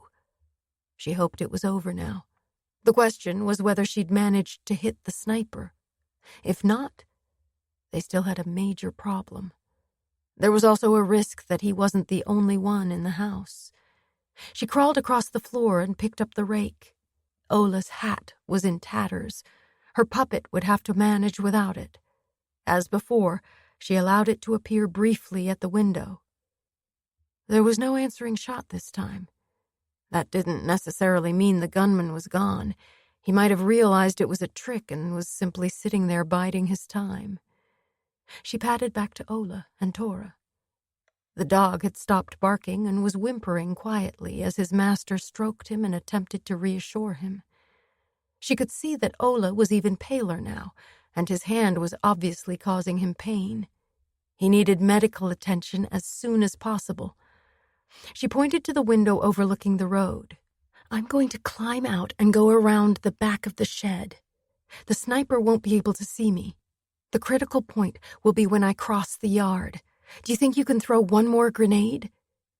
At first, she thought he was going to object, but then he nodded. "Okay, good.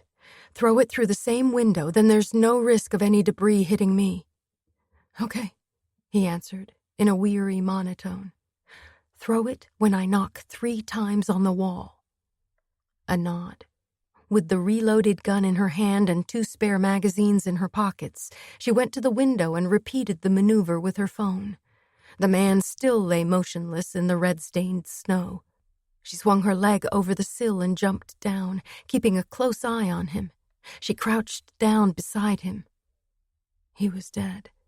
To be on the safe side, she felt for a pulse in his neck, but there was nothing. Shit, this wasn't good. To her surprise, she felt very calm. She recognized this coolness. It resembled the concentration needed for the hunt. Her ability to keep a clear head had saved her back in the fall. The pistol beside the dead man was a Sig Sauer, the pistol used by the Swedish police. She picked it up and checked the magazine. 3 bullets left. Good. With the Sig Sauer in her left hand and the rifle in her right, she went around the back of the shed. When she reached the corner, she stopped and listened. There was absolute silence, apart from the ringing in her ears, and that was only going to get worse. She took a deep breath, then knocked 3 times on the wall with the butt of the pistol. The explosion came when she'd counted to 7. She immediately began to run. If the gunman was still at the window, he would automatically look in the direction where the grenade had gone off, not down at the yard. She raced toward the house, every fiber of her being on full alert. A bullet could strike her at any second. When she reached the house, she pressed herself against the wall to catch her breath and send a thank you to her own guardian angel. She wasn't out of the woods yet. The odds had been against them from the start, but now at least the threat had been significantly reduced. The house. She slipped around the corner, heading for the gaping hole where the porch had been. The door had been blown inward, and the floor was covered in splintered wood.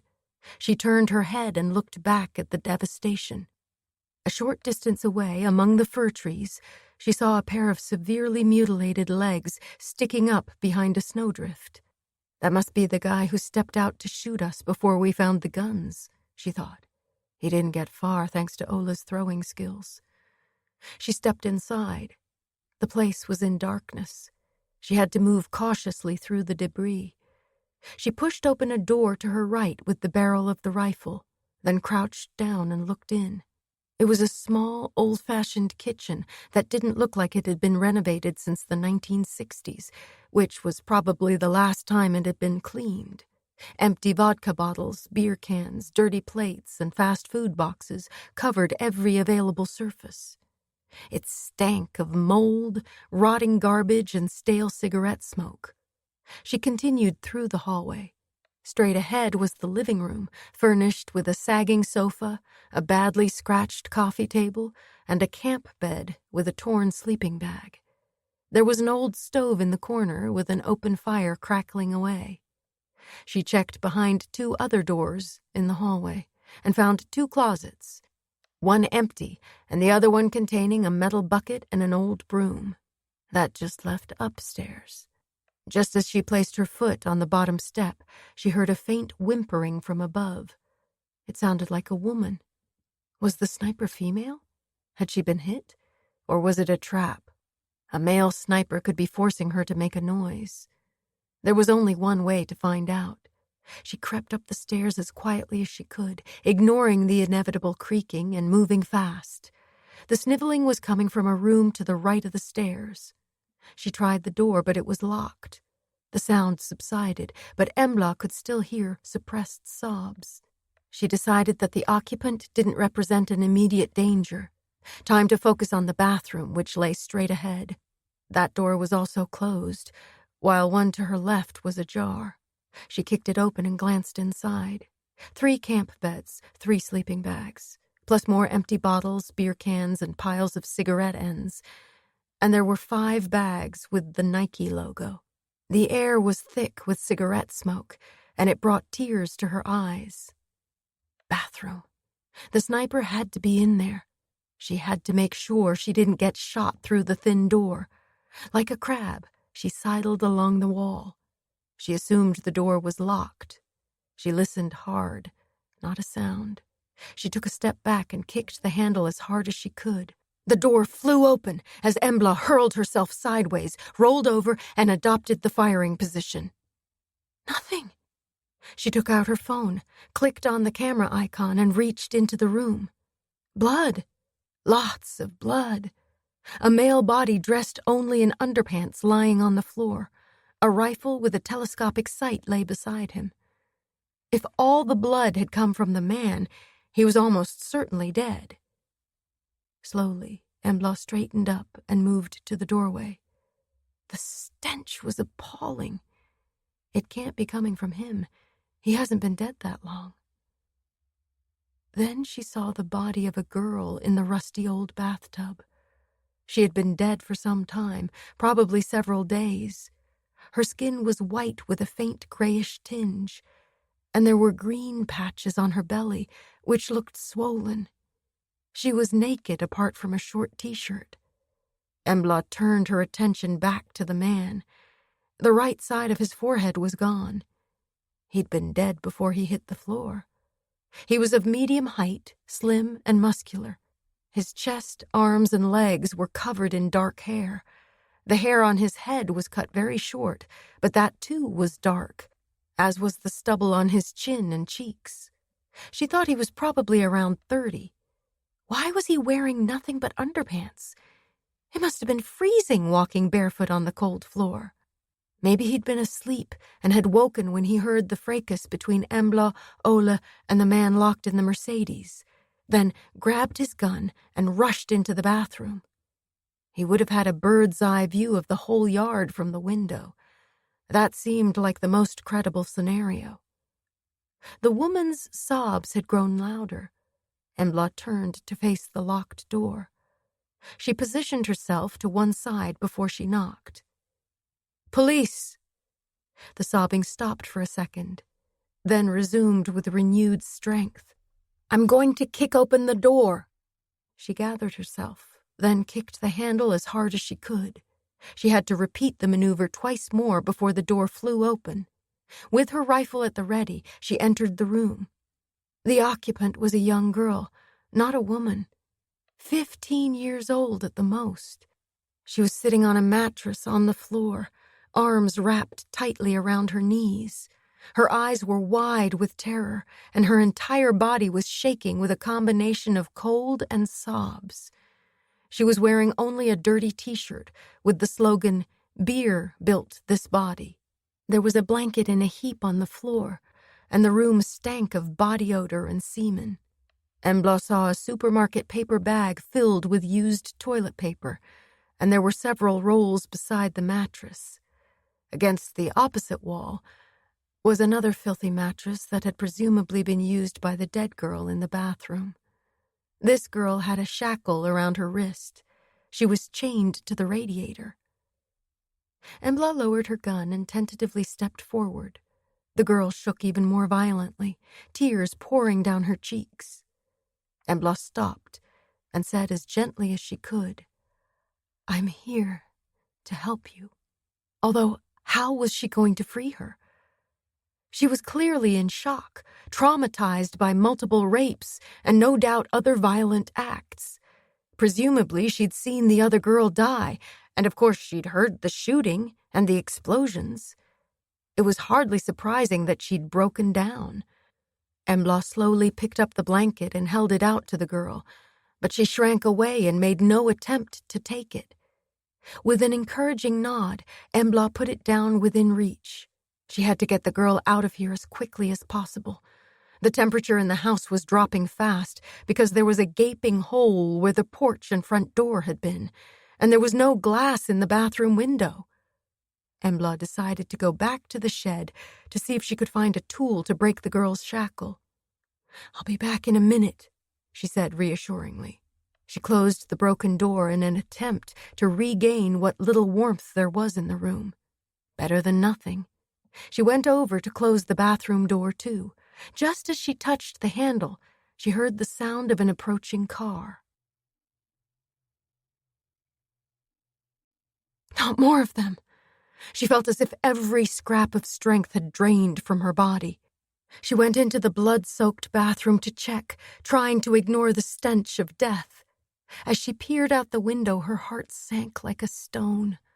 The Mercedes van that had just arrived was exactly the same as the one parked outside the storage shed. She bent down and picked up the sniper's gun. The stock was covered in blood, but she didn't care. Right now, it was a matter of life and death as far as she and Ola were concerned. And Tora. She placed the gun in position. It felt sticky against her cheek and hands. She peered through the sight and saw two men in the front seats. There was no one behind them, thank goodness. Was there anyone in the back? She pushed that thought aside. If that was the case, she and Ola wouldn't stand a chance. The driver was a big guy and looked to be between 25 and 30. He had close-cropped blonde hair and pale gray, almost colorless eyes. Fish eyes, Embla thought with a shudder. His features were strongly defined, and he had a distinctive underbite. Tattoos wound their way up his neck and chin. Both he and his companion were wearing dark blue padded jackets with fur-trimmed hoods. They were unzipped, revealing black t-shirts underneath. Standard uniform for these guys, she thought. The passenger was much skinnier, and his ratty little face was generously tattooed. He had several eyebrow piercings, a substantial ring through his septum, and a number of short spikes in his lower lip. It was hard to make out his hair color because he wore a black wool hat. The van stopped at the first grenade crater, and the new arrivals stared at the dead man lying on the dirt road. Embla could see them gesticulating and talking over each other, wondering what the hell had happened. Would they continue toward the shed and the house? If so, she had to stop them from getting out of the van at all costs. If they went into the shed, they would find Ola and Tora. If they came into the house, there was no guarantee that Embla would be able to deal with them on her own. She watched as both men took out their pistols, 6 hours probably, but she could be wrong. They appeared to be arguing now. Ratface shook his head, his piercings glinting in the light. He obviously didn't like his companion's suggestion. But Fish Eyes looked determined to get his own way. She checked to make sure the gun was loaded. If not, there was plenty of ammunition on the floor by the window. The guy she'd killed had been a professional, judging by his accuracy and the type of weapon he'd used. When she looked out again, she saw that Fish Eyes was about to open the door. Suddenly he stopped. Something in the side mirror had caught his attention. Embla lowered the gun, flashing blue lights behind the Mercedes. How the hell had that happened? A wave of relief flooded her body, and to her surprise, she felt as if she was about to burst into tears. She pulled herself together. The officers who'd just arrived didn't know that the men in the Mercedes were armed. On the other hand, the men in the Mercedes didn't know that she was at the bathroom window, ready to take them out if necessary. She calmly positioned the gun against her shoulder and focused. Ratface and Fish Eyes were sitting perfectly still, each staring into their mirror. By slightly moving the rifle sight over, Embla was able to see what they were looking at. 2 armed, uniformed officers were approaching the van, one on each side. They must have left their vehicle around the bend. She quickly switched back to Ratface and Fish Eyes. They were speaking to each other, but not without taking their eyes off the cops. Both held their pistols at chest height, ready to fire as soon as they got out. They opened the doors at exactly the same moment. The police officers stopped, guns raised. As Fish Eyes set foot on the ground, Embla shot him in the right lower leg. He managed to fire at the officer as he went down, but he missed. Before he could take aim again, Embla put a bullet in his right shoulder. He let out a yell and dropped the gun.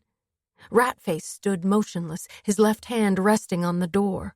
Slowly he turned to face the house and raised his gun. Embla shot him in the right shoulder too. He looked extremely surprised as he fell backward. The gun flew out of his hand. When she looked for the 2 officers, she saw them peering out from behind the Mercedes where they'd sought shelter.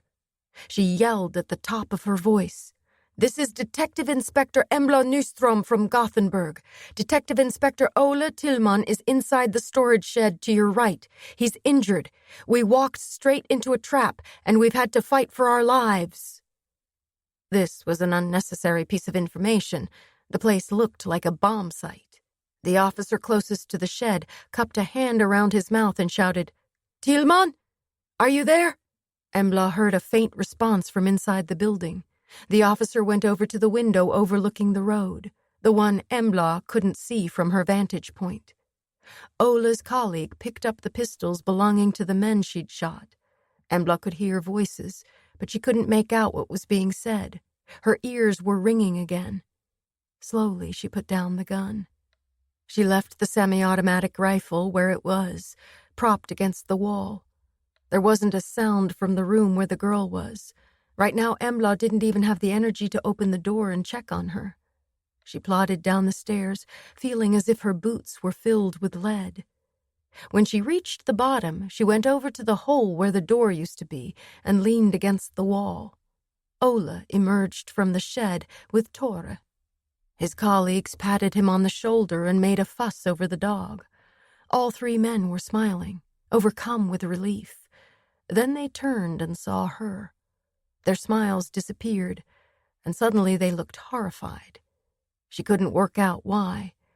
Weren't they going to come over and congratulate her? Why were they just standing there? Slowly, she realized what the problem was. Both her hands were sticky with blood. She had blood all over her clothes, blood everywhere.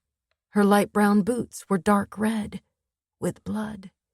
Blood, blood, blood. She had very little recollection of what happened after that. Only vague images of the journey to the hospital by ambulance. She did remember the lovely feeling of lying on a stretcher and being able to relax. Her body ached from all the tension, and there was a constant ringing in her ears. What annoyed her most was that she wasn't allowed to sleep. The paramedics had told her they suspected she'd taken a blow to the head because she'd collapsed when she emerged from the house. Therefore, she had to stay awake so that they could monitor her. She could have protested, told them she'd probably fainted because of the severe concussion she'd suffered back in the fall. But she didn't have the energy. She was taken to a side room in the emergency department. A healthcare assistant named Ali stayed with her. He smiled a lot. His teeth were very white, and his voice was soft and kind. His presence was reassuring. He accompanied her to the bathroom across the hall. As she shuffled along, all activity stopped, and everyone stared at her. She assumed it was because seeing someone covered in blood who was still able to move was quite a novelty. Ali advised her not to lock the door. He would wait outside. Back in the side room, he talked non-stop to prevent her from nodding off. Afterward, she couldn't recall a word he'd said. He gently helped her remove her blood-stained clothes, placed them in a black plastic bag, then washed the blood from her face and hands. Blood. Bloody hands. I've got blood on my hands. 2 nurses and a doctor arrived. The doctor was young, and his hair stuck out in all directions. In one hand, he was holding a green paper surgical cap, which he balled up and put in his pocket before introducing himself. Embla immediately forgot his name. They clearly didn't believe her assertion that she was unhurt, and examined her carefully. They found no external injuries and decided to send her for an ECG and an EEG. The 3 of them left, and she was alone with Ali again. Good.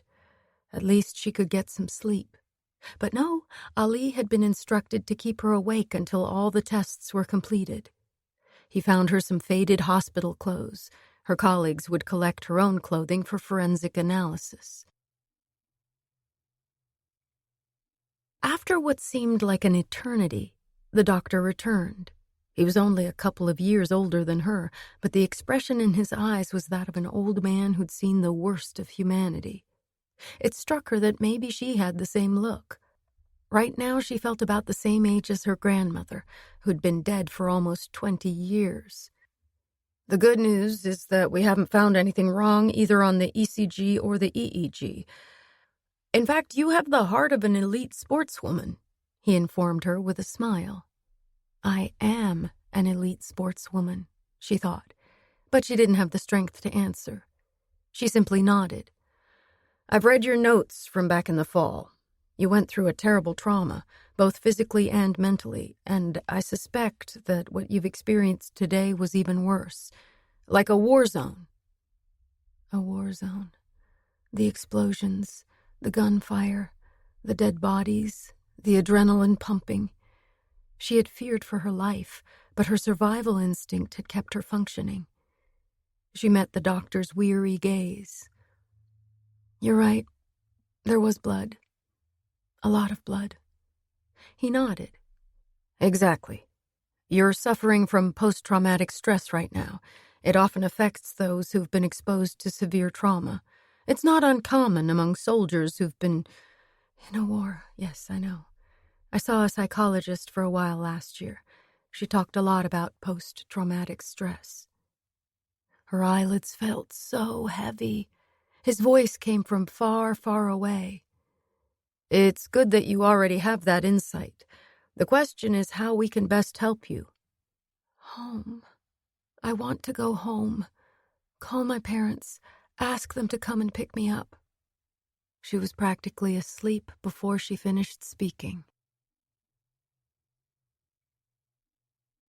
Embla was on sick leave for the following week. After that, she would be on desk duty until the internal investigation was completed. She was called into the police station several times to go over her account of the events near Uvsjön. On each occasion, she had to make a real effort not to yell, "Leave me alone! I know I killed 2 people, but they tried to kill us first." She realized she had to make a professional and trustworthy impression on her colleagues. It took its toll, but she succeeded in presenting a cool, calm facade. Deep down, she felt anything but calm. The nightmares that had haunted her after the events of the previous year returned. She was surrounded by men, their heads and limbs shot to pieces, while she was frozen to the spot, incapable of getting away. Her own screams usually woke her when the first zombie reached out his bloody hands to grab her. The only positive aspect was that she no longer dreamed of the night when Lolo had disappeared. In spite of her poor mental state, she refused all offers of counseling. She just couldn't bear the thought of probing what had gone on. It wasn't the battle she wanted to avoid talking about, because it had been a real battle, but the exchange of fire during the previous fall's moose hunt. She couldn't afford to make a mistake in that context. Before the initial interviews with the internal investigators, she and Ola had been told not to speak to each other. Once their respective accounts had been documented, there was nothing to stop them. Embla took the initiative and made the first call. To her relief, he sounded genuinely pleased to hear her voice. From then on, they'd spoken more or less every evening, and it felt good to be back in touch. Ola was still on sick leave as well. A specialist surgeon had had to remove splinters of bone from the gunshot wound and reposition sinews and bone. The hand was still bandaged. Tora had found it hard to settle for the first few nights, but after a week or so of peace and quiet with his master, he was feeling better. On the Monday of the second week, Embla was back at work, on light duties only. She slipped into the conference room where the morning briefing was held and sat in the back, as far as possible from her boss. After a moment, she was joined by Irene Huss, who arrived with a cup of coffee in each hand as usual. Tommy Persson was standing at the front by the whiteboard, leading so-called morning prayers. He nodded to Embla. "First, a quick update to get Embla up to speed." Everyone turned and looked at her. So much for sneaking in unnoticed, she thought. 2 men were shot dead up by Ulfsjön, and 2 were blown up with hand grenades, Tommy said. "None of the dead have been identified yet, but we've sent photographs, fingerprints, and DNA samples to our colleagues in Split. Something tells me they'll know who these guys are. The only one we have identified is Jiri Atsika. His DNA and prints are in our database from his previous spell in jail. He's the brother of Andrea Satsika, Milo Stavic's director of finance. They're both cousins of the Stavic brothers. Jiri is also the only one of the 3 survivors who's not in the hospital. He's being held on remand. The only medical treatment he's received is a tetanus shot and antibiotics for the dog bite on his wrist. At least the dog who inflicted the injury isn't required to face an internal investigation." He smiled and gave Embla a meaningful look before continuing. "The 2 guys who turned up just before the police arrived are both in Solgrenska Hospital. Their bullet wounds aren't life-threatening, and obviously they're under armed guard around the clock. They've been identified as..." He clicked on his laptop, and fish eyes appeared on the whiteboard. "Liam Eklund, age 26. He served 4 years in Kumla for narcotics offenses and complicity in a homicide. Member of the Red Devils, an offshoot of the Hells Angels, he's mixed up in most of the crap both gangs are involved in." Another click, and Ratface's nasty little eyes were staring down at them, overshadowed by the multiple piercings in his eyebrows. "This is another old acquaintance, Timmy Johansson, age 25. He's served 2 sentences, each for 2.5 years. The first was for serious narcotics offenses and aggravated assault. The second for human trafficking and multiple rapes. He's been out for less than 6 months, and we think he resumed his career. One theory is that he and Eklund came to collect the 2 girls we found in the house, and probably drugs and guns. We can't be sure because neither of them has said a word." Embla didn't want to draw attention to herself, so she whispered to Irene, "Can you ask what the girl in the bathtub died of?" Irene nodded and politely raised her hand. Tommy nodded to her. "Do we have a cause of death for the girl in the bathroom?" His expression was grim as he answered, "The preliminary autopsy report suggests an overdose. The other girl is in pretty bad shape, both mentally and physically. They'd pumped all kinds of different drugs into both girls. The one who died is about 15 years old. The one who survived, a year or so younger." There was a brief silence. Several officers shook their heads. 3 cans of diesel were found in the Range Rover. It could well be that the 2 gang members in that car were intending to burn down the house in order to get rid of all the evidence, including the dead girl. "Just like they did with Kador," Embla murmured, so quietly that only Irene could hear her. The image on the whiteboard was replaced with a picture of a pistol, a Beretta M9, Embla thought. Tommy gazed at his audience, and suddenly his face broke into a broad grin. "I've actually got some good news. This Beretta was under Milo Stavic's hands when his body was found. But as we know, it wasn't his. It belonged to his brother Luca. Göran Krantz has checked all available numbers and registers. He's also carried out test firing. We now have the facts about the brothers' 2 Berettas."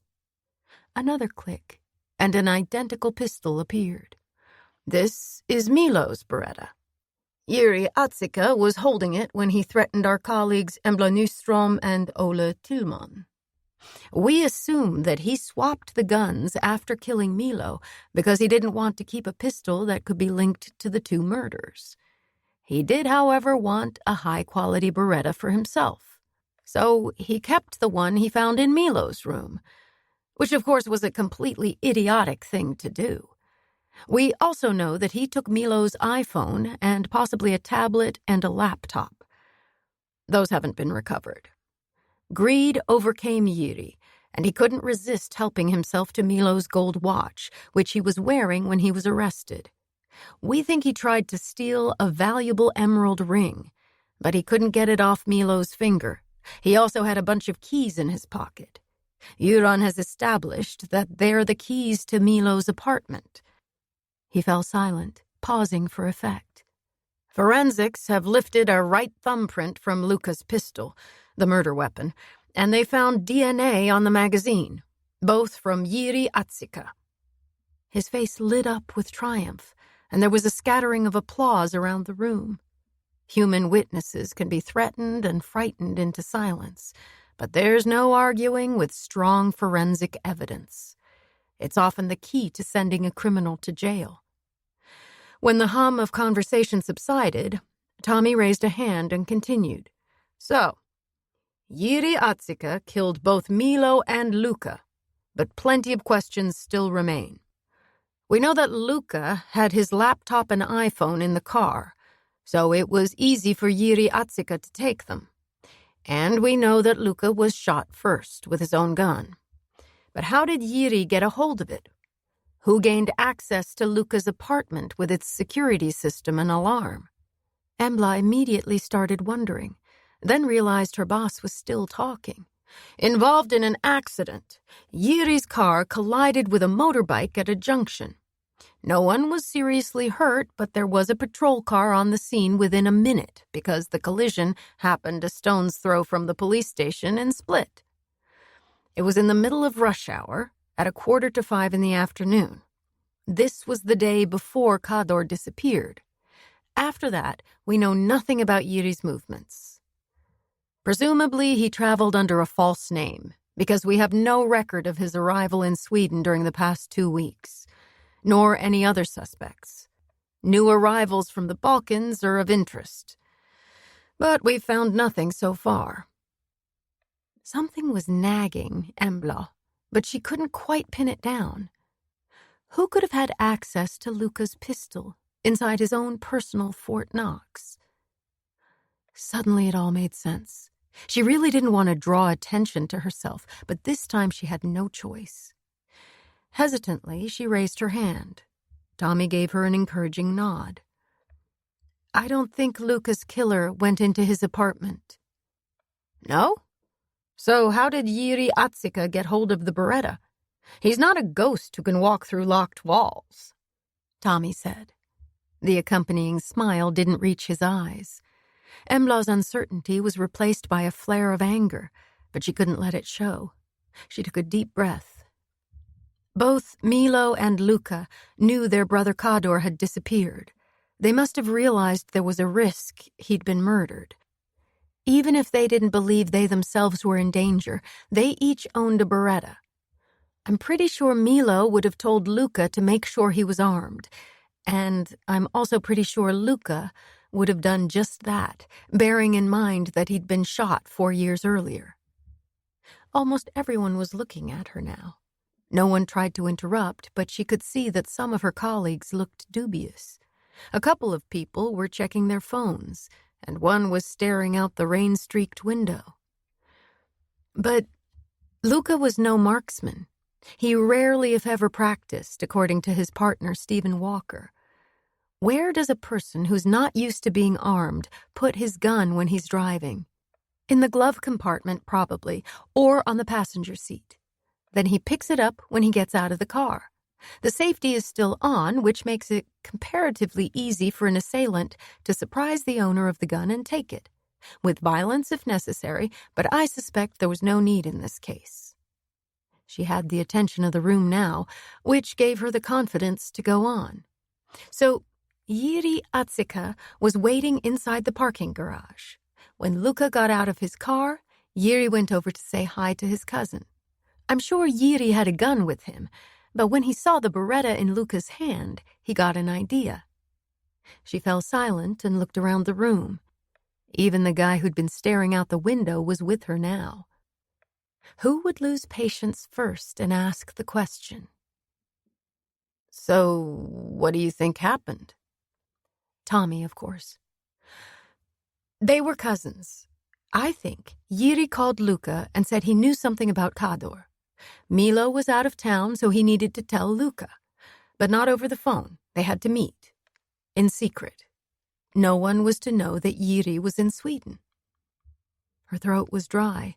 She'd gotten out of the habit of talking so much. She drank some water and continued. So, Jiri saw the Beretta, and he overpowered his own cousin and shot him twice.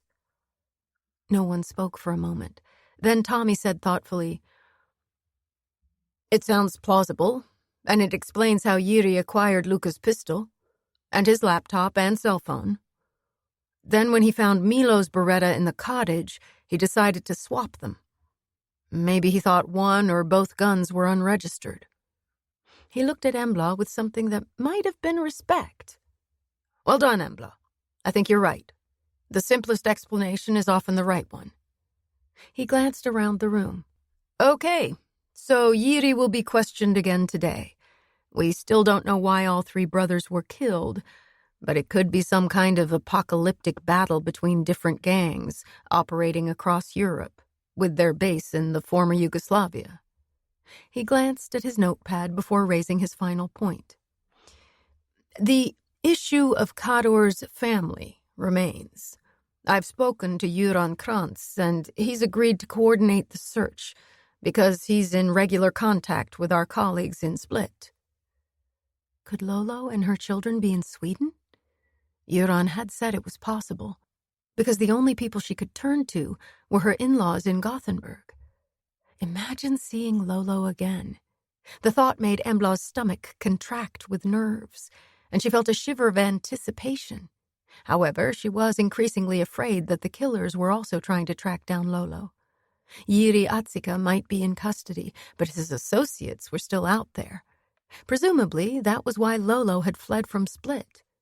She might have important information about the Stavich brothers' various activities. She might even know who was behind the murders. The police had to find Lolo, and soon. Embla had been back at work for a few days, and Ola was on his 2nd week of sick leave when she decided phone calls weren't enough. She needed to see him. She contacted him on the Wednesday evening, and he immediately asked how she was. I saw the doctor again today. She says I'm still suffering from post-traumatic stress. She could be right. I'm having nightmares. Are you? He hesitated before answering. I did at the beginning, for the first few nights. My hand was really painful, too. It's getting better, but neither Tora nor I are 100% yet. He swallowed hard. He sounded unusually serious, and he made no attempt to dismiss what had happened with a joke, which was his usual style. "Nobody else can understand what we went through up there," Embla said quietly. "If that guy hadn't been driving past along the main road just as one of the grenades exploded, he wouldn't have contacted our colleagues in Bengtsfors. And there'd be no guarantee we'd have made it out of there alive." Her final words were no more than a whisper. Tears burned behind her eyelids, and she had a lump in her throat. It was Göran who'd told her about the man who'd been passing at exactly the right moment. He'd realized something serious was going on, and had been sensible enough to put his foot down until he reached Strand, where he knew he would have a phone signal, and he had called the police. They sat in silence for a while, each lost in their own thoughts. Eventually, Ola said, "Maybe we should meet. I haven't heard much about how the investigation's going, which is kind of frustrating." "I can understand that. I think it would be good to meet up. I have some information, but the picture is far from complete.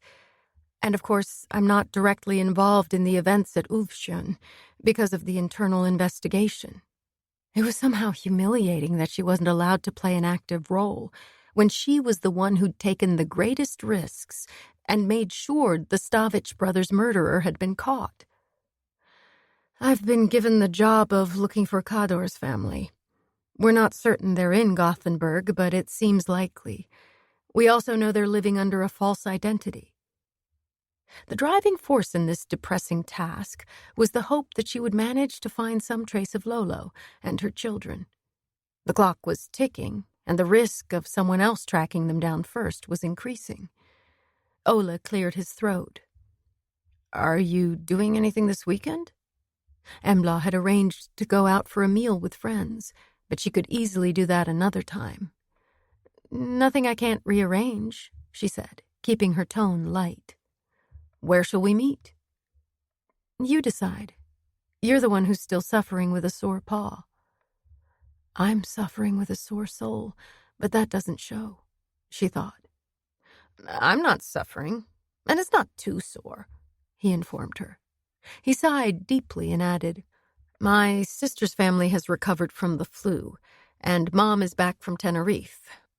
They've all decided they need to take care of little me, and it's kind of wearing."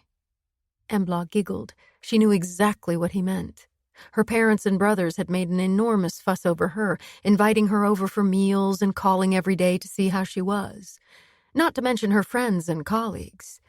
It became exhausting after a while, to say the least. It was good to know that people cared about her, of course, but enough was enough. "Maybe one of them could watch Tore for the weekend. How is he, by the way?" There was a lengthy silence. "He's doing okay, but I think it's too early to leave him with someone else. I'll have to do it when I go back to work, but right now..." He broke off, and Embla understood. He was torn between wanting to see her and wanting to stay with his courageous dog, so that Tore could make a full recovery and become his old self again. The question was whether any of them would be able to do that. What had happened was etched on their mind forever. They could never erase it completely. She had carefully thought through her plan before she called him, but she managed to make it sound as if it had just occurred to her. "Maybe we need to go on a retreat for a couple of days," she suggested casually. "A retreat? What do you mean?" "You know, the kind of thing you cut yourself off from the outside world, no phones, no TV, nothing to disturb your inner calm." "You want us to go camping in the mountains?" he said with a laugh. "No, I've got a much better idea, and Tora can come too. I need to check on something, then I'll get back to you." There was a brief silence. Then he said, "Sounds promising. And..." He took a deep breath. "It will be good to see you again. The day after tomorrow, or on Saturday? Let's aim for Friday evening." "Fantastic." There was no mistaking the joy and relief in his voice. Embla thought it was best to let him believe he was the one who'd taken the initiative in arranging the meetup. When the alarm woke her on Thursday morning, Embla felt fully rested. She hadn't had a single nightmare. Presumably, it was the thought of the weekend retreat that had made her feel so much better. She'd arranged everything immediately after speaking to Ola. It was all organized. The rain had stopped at around midnight. The sky cleared and the temperature quickly dropped below freezing. All the water on the roads and sidewalks froze, covering the city in a sheet of ice. It happens almost every winter in Gothenburg, and it always causes total chaos. People can't get into their cars because the doors are frozen shut. There are lots of broken bones thanks to the treacherous sidewalks, and the hospital's emergency rooms soon fill up. There are also more road traffic accidents than usual, despite winter tires. In light of her previous experience, Embla decided to take the tram.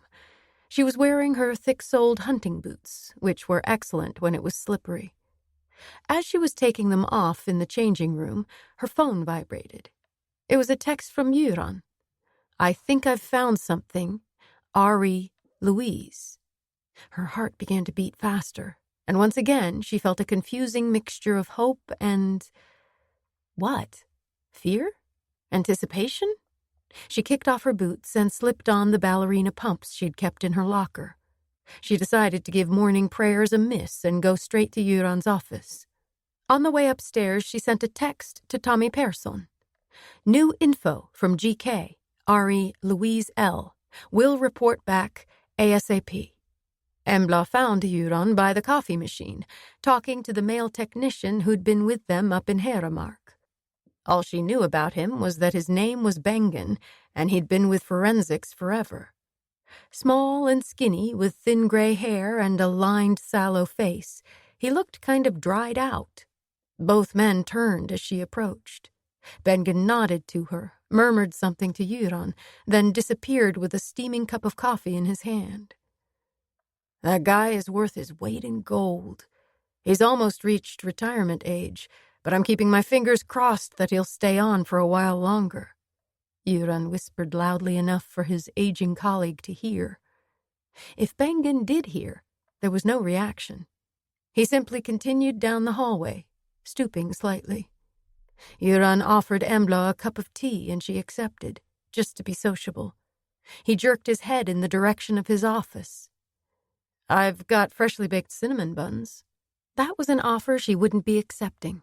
Even though she no longer competed as a boxer, her eating habits had stayed with her. They'd been hammered home by her trainer over a period of more than a decade.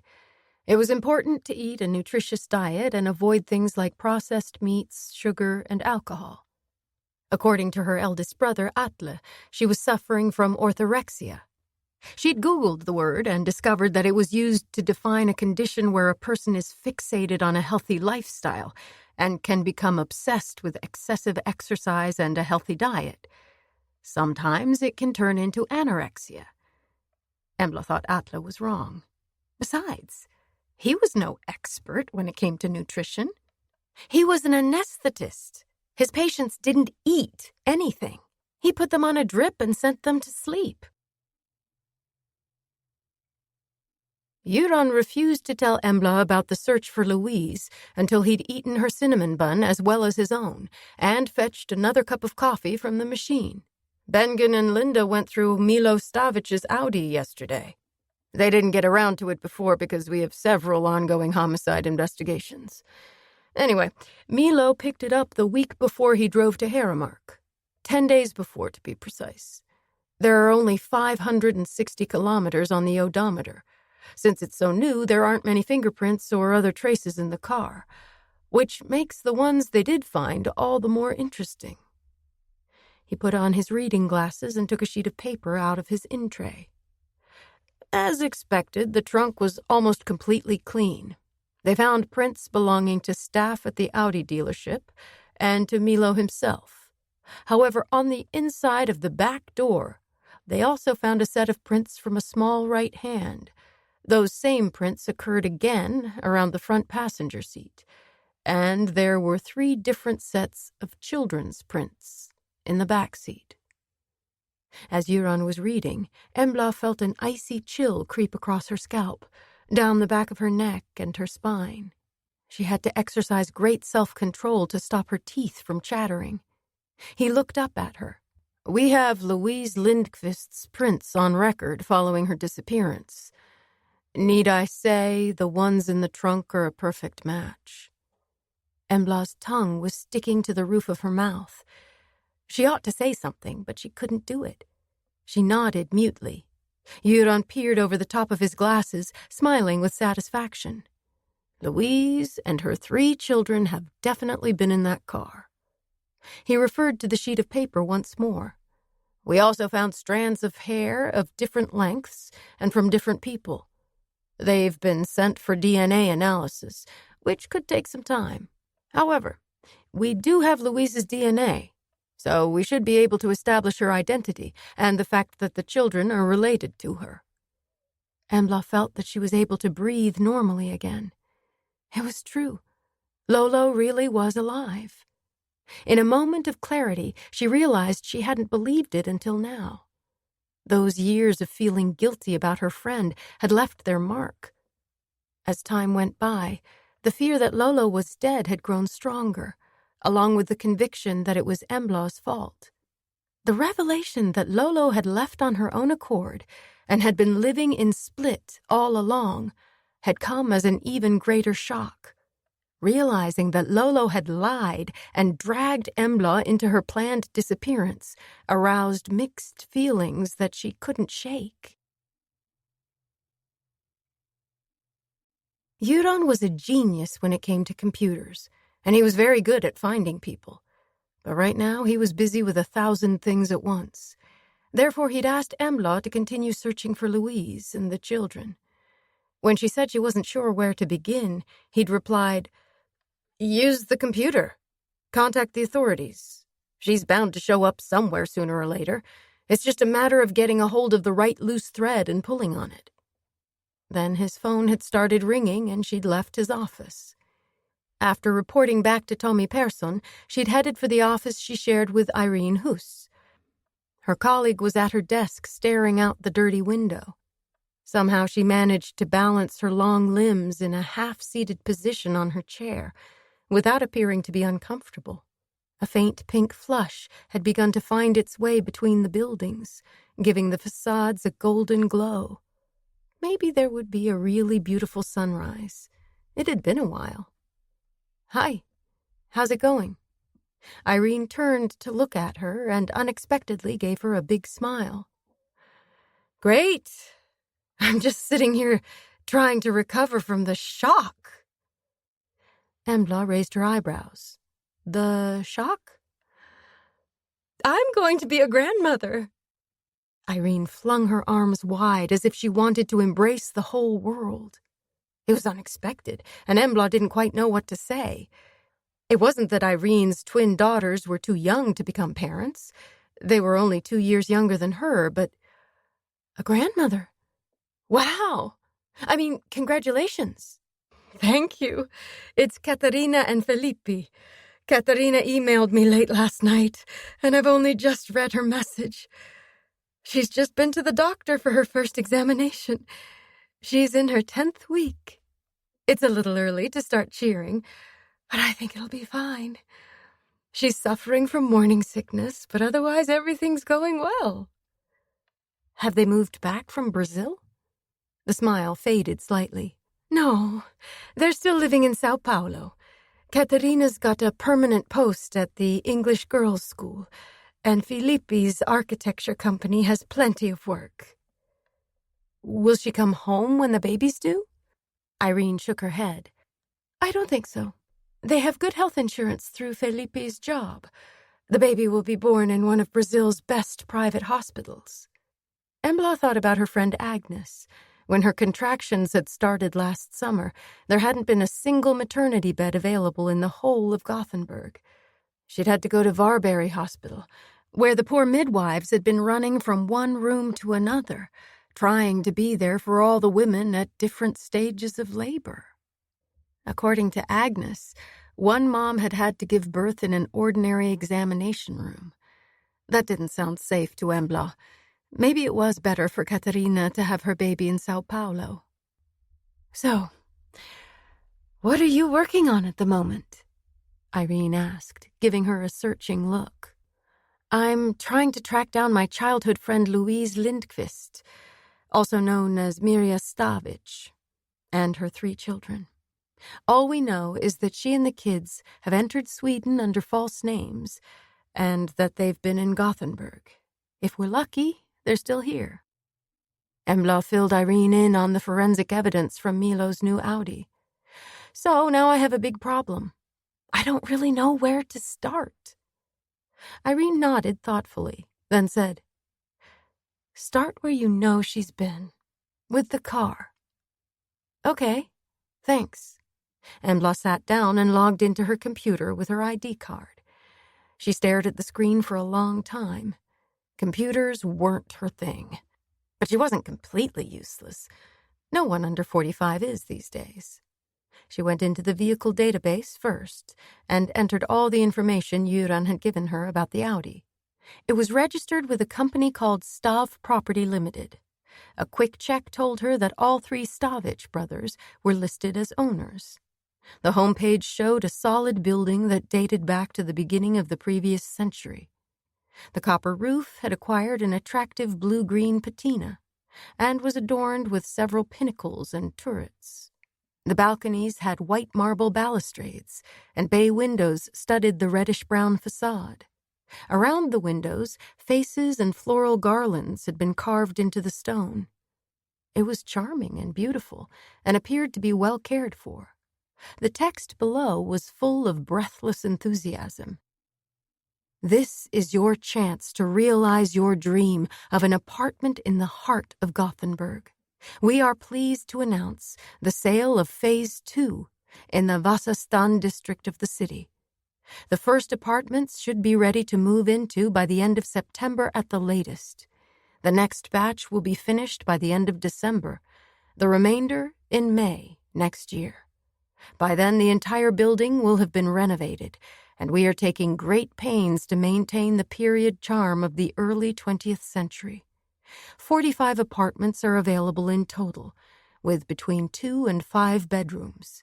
They are light and airy, with large windows. The ceiling height is no less than 3 meters. Embla worked her way through lyrical descriptions of parquet flooring, modern kitchens with a retro style, and generous entertaining spaces. Out of sheer curiosity, she clicked on More Information and scrolled down to the prices of the apartments. At first, she couldn't believe her eyes, but there it was on the screen. A place the same size as the one she rented in Krokslet would cost $4.4 million, with a monthly service charge of $5,350. The service charge might be okay, but who the hell can afford $4.4 million for an apartment measuring 52 square meters? Not someone earning a police officer's salary, that was for sure. Down at the bottom was a number to call between 9 a.m. and 4 p.m. if you were interested. On impulse, Embla made the call. It took a while for someone to answer. "Good morning, Stav Property Limited. How can I help you?" said a cheerful female voice. Embla felt a faint tremor of recognition, but couldn't quite work out why. "Good morning. Who am I speaking to?" "Anna in the main office?" Then Embla knew exactly who it was. She tried to disguise her voice. "Sorry, wrong number," she croaked. "No problem. Have a good day." Embla's heart was pounding. She immediately called Göran, and before he could speak, she said, "I've found her." Finding the address wasn't a problem because the phone number on the homepage belonged to a landline. "She's in Milo's office back in Gorda, the tall glass complex," Embla said. Göran was studying the website she'd found. "So, we know where she is at the moment, but not where she lives."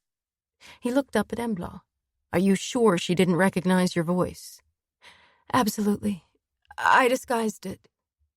Göran nodded to himself and turned his attention back to the screen. After a while, Embla couldn't keep quiet any longer. Listen, I've got an idea of how we can approach this. Go on. She decided to come straight out with it. If he didn't like her plan, they'd have to try to come up with something else. I can't contact her again. She'd recognize my voice and she'd disappear in no time.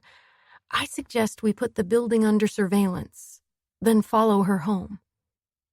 He glanced up at her and nodded, which encouraged her to continue. On the other hand, you could call her, say you're interested in an apartment, book an appointment. He thought it over. That could work. I can say that my wife and I are selling our enormous mansion in Huvås and are looking for a suitable apartment in the center of town, he said with an ironic smile. Perfect. That sounds like a typical client. I'm sure you're right. The only thing is, I can't understand why they don't have a real estate agent dealing with sales. He read through the text again. It sounds kind of unprofessional to me. The next batch? That's not the terminology I'd expect. And those exclamation marks. Asking who the agent is might be a good opening question, Embla suggested. They talked over their tactics for a little longer. Then Euron went off to the lab to pick up a burner phone. Before making the call, he set the phone to record, then switched on the speaker so that Embla could follow the conversation. Good morning, Stav Property Limited. How can I help you? It was the same woman, and it was definitely Lolo's voice. Embla gave the thumbs up to show that he'd rung the right person. Good morning. My name is Gunnar Karlsson. I see from your website that you're about to start selling apartments in Vasastan. My wife and I would like to know more. That's right. You can sign up right now to get more information and register your interest. There will be 3 releases of 15 apartments each. You can see the plans by clicking on the tab at the bottom of the homepage. Were you thinking of the first batch in September? We were. Is there an agent I can contact? A sharp intake of breath.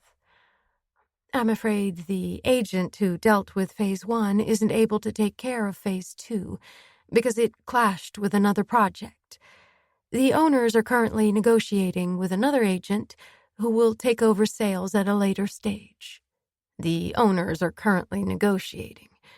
The Stavich brothers are dead. Sounds suspicious. Well, of course it does. We're talking about Milo Stavich's business affairs. So, who's running the show now?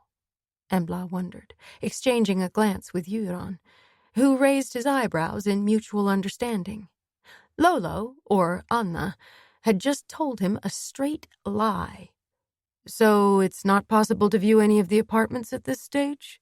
He asked in a pleasant tone of voice. Not yet, I'm afraid. The renovation work is in full swing.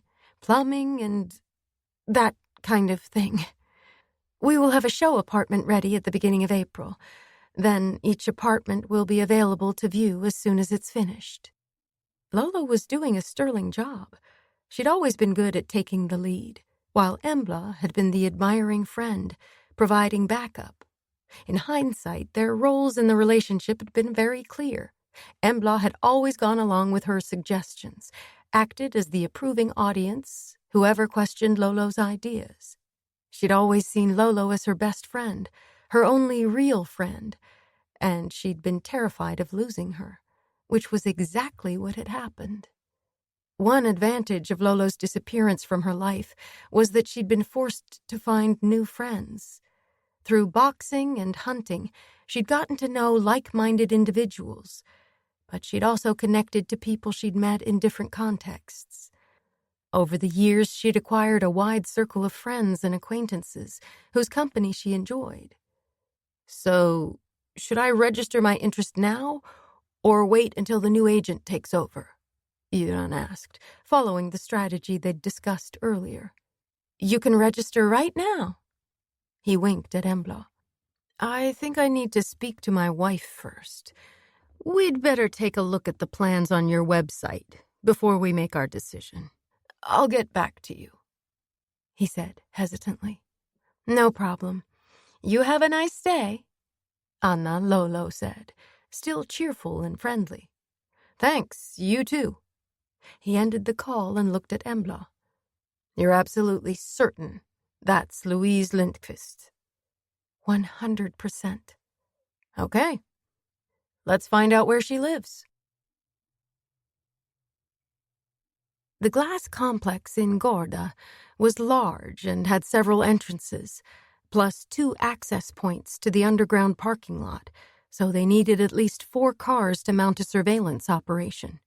It was difficult to release so many officers on such short notice, but within an hour there were 5 of them in the Violent Crimes Unit's conference room. Göran was leading the briefing, but Tommy Persson was there too. So we now know that Louise and the children are in Gothenburg, and we know where she's working, Göran began. Detective Inspector Fredrik Strid raised his hand. Is there anything to suggest that their lives are in danger? I can understand that they fled from Split when Kador Stavic went missing, but surely they're safe here. Göran's expression was serious. We can't rule out the possibility that they're still in danger. Thanks to our colleagues in Split, the 4 men who were killed up in Dalsland have been identified as members of a rival gang from the Zagreb area. Apparently, they're a powerful group with plans to expand across the Balkans and throughout Europe. But in Split, the Stavic brothers, represented by Kador, were too strong. Iri Atsika has lived there for the past 5 years, ever since he was released from Tidaholm prison. We've been questioning him for almost 2 weeks, and we've gotten precisely nowhere. He's been remanded in custody on suspicion of murdering both Milo and Luka Stavic. We have evidence linking him to both homicides, and we also know he'd been recruited to the Zagreb gang because he was with them at the house in Dalsland. How about his brother? Irene Huss asked. We haven't found anything to indicate that he was involved. Andreas Atsika was Milo Stavic's right-hand man, but was Milo nurturing a snake in his bosom? It is possible that both brothers had links to the gang in Zagreb. He looked around the room. Fredrik was waving his hand again. So, what does Andreas Atsika say? I presume you've questioned him, too. We've given him a real grilling, but he maintains he's innocent. He insists he had no idea that his brother was in Sweden, or that Jiri had anything to do with the Zagreb gang. Then again, we don't know exactly where Andreas's loyalty lies. Milo was the spider at the center of a huge international criminal web. How many of his men have gone over to the other side, and how many of them are in Gothenburg? Tommy Persson cleared his throat. It does seem as if Milo thought the family wasn't safe in Split, since he took steps to get them out of the country just hours after Kador's disappearance. He also provided Louise and the children with false identities, and he must have had a place to live ready for them. There's no evidence that they've been in his apartment, only the Audi, he pointed out. Göran agreed. I'm sure you're right. He was ready to implement his plan if it became necessary, and a part of that plan was to give Louise a job at Stav Properties' head office. He then went through the surveillance notes. Louise was probably in one of the offices on the top story, where Milo's parent company, Mistav Limited, occupied the whole floor. Mistav was also part owner of the building, along with another major construction firm. No night shift, thank goodness, Fredrik said to Embla as they left the room, firing off a flirtatious smile. He always did that when they met. As usual, she merely gave a faint smile and nodded. Sorry, but I don't date married men, she thought. Nadir's handsome face flashed through her mind. He still made her heart turn over, but she knew she'd done the right thing in ending things with him. It had been a brief, passionate fling, and she was never going to get involved with a married man again. Surveillance began at exactly 11 o'clock that same day. Half an hour earlier, Irene Huss had called Stav Property Limited to express an interest in the apartments in Vasastan. As before, Lolo, Louise, Mirja Stavich, Anna something or other had answered. In spite of the morning's promising sunrise, the weather had changed. It was bitterly cold and raining hard, and pedestrians hunched their shoulders against the icy wind. In other words, it was a return to the usual late winter conditions in Gothenburg. A major problem was that the last picture they had of Louise was her wedding photo, which was taken almost 15 years ago. Embla was pretty sure she wouldn't have dyed her hair because she'd always been proud of her thick, pale blonde locks. Apart from that, they had no idea what she looked like. Strangely enough, it seemed that Mirja Stavich had never been issued a passport, so the police in Split were unable to supply a current passport photograph. At lunchtime, employees came pouring out of the building. There were several blonde women among them, but none who resembled Louise.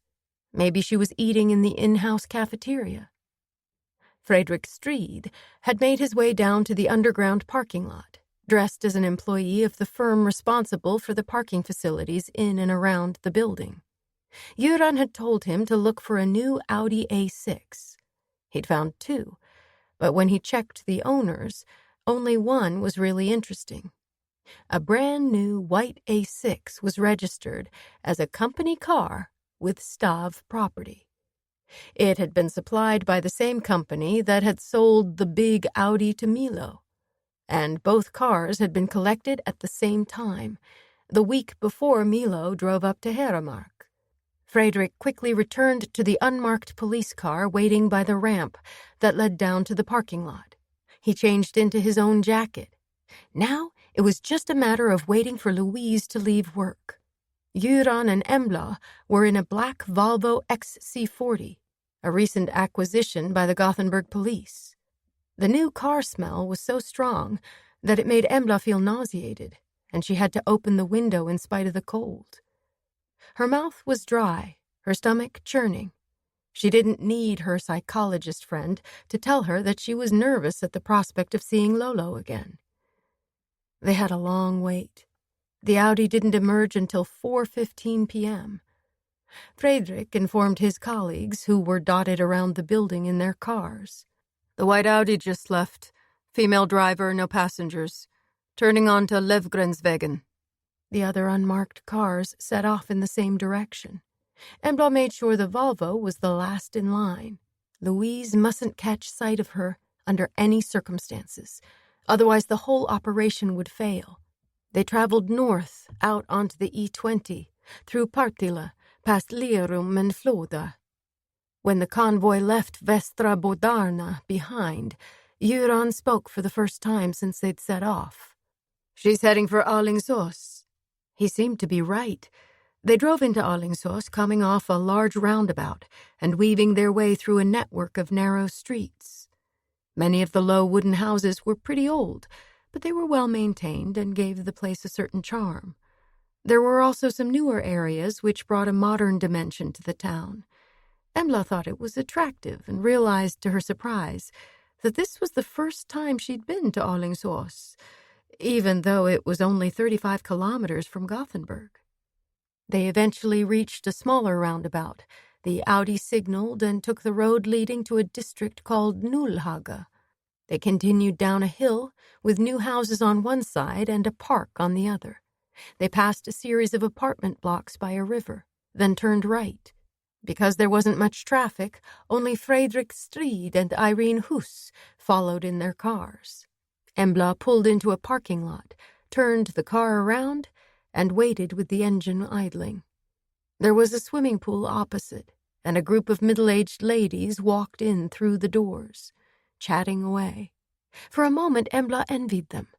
She would love to go for a swim, then relax in the sauna. Göran's voice brought her back to reality. "I'll call Fredrik, find out where they are." Fredrik answered right away, and Göran switched to hands-free so Embla could hear. "She stopped at a daycare center and picked up a little boy. It didn't take long. He was waiting. Now she's parking the car in a designated spot. I'll park illegally farther down. Irene's driven past. There's a parking lot up ahead. He ended the call before they could say anything. Embla pulled out onto the road again. On the left-hand side there was a forest, the trees bare. No doubt it was lovely in the spring and summer, but now it looked gloomy. Rain dripped from the branches and rotting gray-brown leaves covered the ground. It's March. In a month it will be spring. The thought gave Embla a burst of positive energy, which was exactly what she needed. Fredrik called again.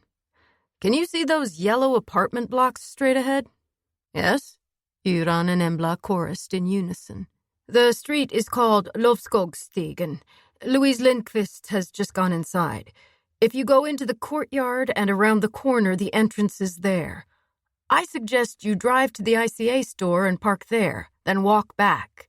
It's around 150 meters. Irene and I are waiting on the corner." Just as before, he ended the call before they could respond.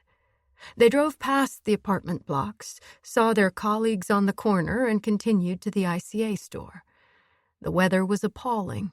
Embla pulled up her hood as soon as they got out of the car and heard Göran mutter, 150 meters. Surely that has to count as exercise. He glanced at her sideways and gave her a sly smile. Irene and Fredrik looked relieved when Göran and Embla joined them. It was no fun standing in the wind and rain. Göran took charge. "Fredrik, keep an eye on the entrance from the outside. Irene, you come with us. But I'd like you to stay on the landing and monitor the courtyard through one of the windows," he said. Fredrik didn't look particularly happy with his assignment. The only consolation was that there was a low building in the courtyard, possibly some kind of storage facility. It had a decent porch. He could have a good view of the door while being sheltered from the rain. They trooped along to the main door and looked at the list of residents' names. The only possibility was A. Leko, on the 5th floor. A for Anna, Embla thought. Maybe Leko was a Croatian surname. There was an A. Sjöström on the same floor, but that sounded too Swedish given that the children were unlikely to be able to speak the language without an accent. They concluded that A. Leko was their best bet. While Göran was deliberating, Irene pressed the button for A. Sjöström. After a moment, a woman's voice said, "Yes? Who is it?" A. Sjöström was clearly an elderly lady. Irene thought fast. "I'm so sorry. I must have pressed the wrong button. My name is Irene Huss. I'm here to see Anna Leko about the children's home language tuition." Her colleagues exchanged appreciative glances, impressed by Irene's quick thinking. "Could you possibly let me in?" she went on. "Of course." The lock buzzed, and Fredrik politely opened the door for them. When they were all inside, he took up his post on the porch across the way. Embla, Göran, and Irene crowded together in the tiny elevator, which sped up to the top floor. Embla's heart was racing, and she couldn't seem to slow down her breathing. "Göran thinks I'm going to go in with him and speak to Lolo, but I can't do it." Her stomach was churning, and she felt sick again. And yet, she knew she had to do it. She needed answers to all her questions. A large window on the landing overlooked the generous inner courtyard. It had a broad marble sill where several potted plants were displayed. Irene moved a wilting, weeping fig and sat down. "This is perfect," she said with a smile. There were 3 doors, A. Leko, A. Sjöström, and O. Carlsson. Göran pressed the bell for A. Leko, and Embla noticed that the door had extra security locks. They heard the sound of running feet. A woman's voice called out, but the feet were already there. Someone fumbled with the catch. The woman's voice shouted, "No!" followed by what sounded like a reprimand in a language they didn't understand. The door opened, and a little boy with curly blonde hair gazed up at them with big blue eyes that were inquiring at first, then filled with fear. Embla recognized Julian, the 6-year-old from the Christmas photograph. When she looked over his head, she met a pair of equally blue eyes. Lolo's. She knew who Embla was right away and stood there as if she'd turned to stone. The boy didn't say anything. He simply stared at the tall man and the red-haired woman. All the tension and anxiety left Embla's body. "Hi, Lolo. Good to see you again," she said, without taking her eyes off the other woman. As soon as she said it, she knew how true it was. She felt as if an enormous weight had been lifted from her shoulders. All the guilt, fear, shame, and sorrow disappeared, and she was filled with an inner calm. The boy backed away until he felt his mother's leg behind him. She placed a hand on his shoulder but didn't speak. Göran took over. "Superintendent Göran Krantz, I know you and Embla were close friends when you were growing up, although she used the name Osa back then. We'd like to ask you a few questions. As I'm sure you realize, this is linked to the investigation into the murders of your husband, Kador, and your brothers-in-law, Milo and Luca." Every scrap of color drained from Louise's face, and she swayed, but she managed to remain upright by tightening her grip on her son's shoulder. He winced and twisted free. Kador, she whispered, almost inaudibly. Only then did they realize she didn't know her husband was dead. Offering no resistance, Louise allowed herself to be steered into the kitchen by the superintendent's gentle hand beneath her elbow. He pulled out a chair and she sank down onto it. Julian repeated something in Croatian several times. When Göran asked her what the boy was saying, she slowly turned her head and looked at him, as if she'd just become aware of her son's presence. "He's asking if Daddy's coming soon, and he wants a sandwich." The table and chairs were in the bay window of the large kitchen.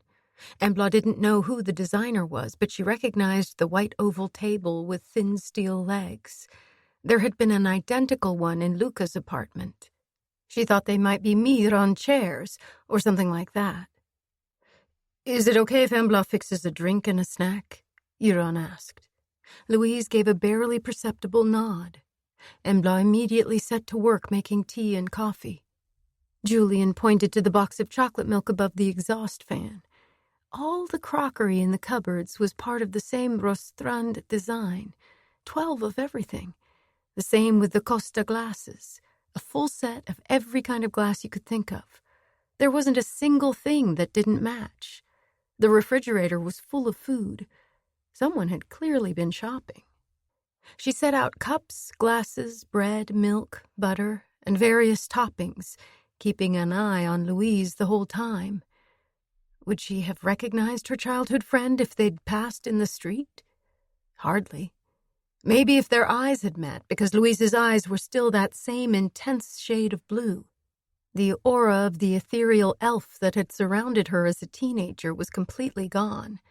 The long, pale blonde hair that had curled around her fine-featured face and tumbled down over her shoulders was nothing more than a memory.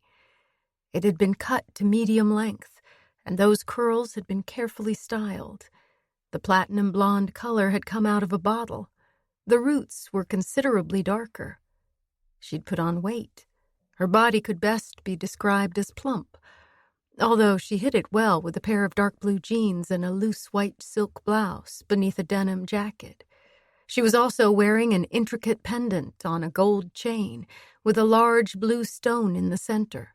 Given how the stone sparkled when the light caught it, Embla assumed it was a sapphire. It matched both Louise's eyes and the stones in the ring on the third finger of her left hand. In fact, she had several rings on both hands, all with different stones. Gold and sapphire earrings completed the look. Slightly over the top, Embla thought, but typical of the friend I remember. Always too much of everything. Never just the right amount. The same applied to her makeup. She'd been generous with her eyeliner, and her lashes were thick with mascara. Her full lips shone with glossy pink lipstick. She was still beautiful. As a teenager, she'd hardly suffered from acne at all, while Embla had battled away with different soaps and ointments. Now Louise's skin was concealed beneath a layer of foundation, but Embla could see how pale she was. Julian said something and tugged at his mother's sleeve. "He wants cold chocolate milk," Louise translated, her voice devoid of any emotion. Embla poured a glass of milk and added the chocolate powder according to the directions on the box. Then she looked at Julian, raised her eyebrows, and pointed to the different sandwich toppings on the table. He caught on immediately and pointed first to a packet of salami, then to a block of cheese. "Okay, 2 sandwiches." She made up his order, placed the sandwiches on a plate, and put it in front of the boy. He dug in without looking at the adults around the table. "Tea or coffee, Lolo?" she asked. Louise gave a start and looked at her in confusion. She swallowed several times before she was able to answer. "Coffee." Embla poured her a cup. She didn't even bother asking Euron. She simply poured him a coffee, too. There was a small bowl with a lid on the shelf next to the cups. She picked it up, assuming it was sugar. When she took off the lid, she saw that the bowl was full of little packets of white powder. She glanced at the table and was relieved to see that Lolo was facing away from her. Without saying a word, she replaced the bowl. She found a box of sugar lumps in the cupboard and handed it to Euron. Gently, Embla touched her shoulder. The woman jumped as if she'd received an electric shock. "Can I make you a sandwich, too?" Louise didn't turn around. She simply said in the same expressionless voice, "Yes, please. Cheese." While Embla busied herself with the sandwich, Euron reached out and picked up a slice of bread. Then he paused and looked at Louise. "Is it okay if we have something to eat?" Embla was surprised, but she realized why he was asking. He thought they were going to be here for quite some time. Louise nodded without taking her eyes off her son, who'd started his second sandwich. "Of course. We have a colleague out on the landing. Could we take her a coffee?" Another nod. Embla poured a large cup of black coffee, because that was how Irene took her elixir. Taking care not to spill a drop, she made her way into the hallway and managed to get the door open. Irene took the hot drink with a smile. She refused the offer of a sandwich and settled down on the windowsill once more. As Embla headed back to the kitchen, she heard Euron say, "I'm so sorry. I assumed you knew that Kador was dead, that you'd heard it from the police in Split." His apology was met by silence. After what seemed like an eternity, Louise said, How did he die?" "Before I tell you any more, I have to ask how much Swedish the boy knows." "None at all. Miranda and Adam understand the odd word." "But not whole sentences?"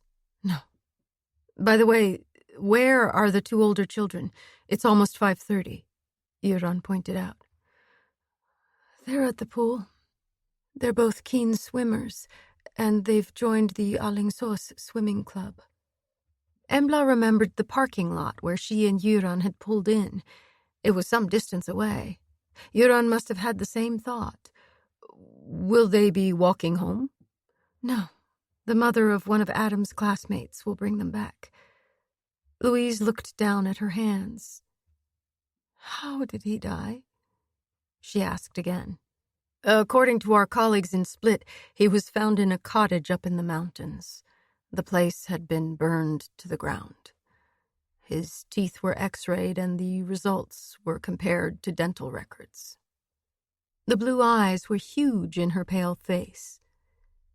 "His teeth? Was there nothing else left?" Euron swallowed. "Not much."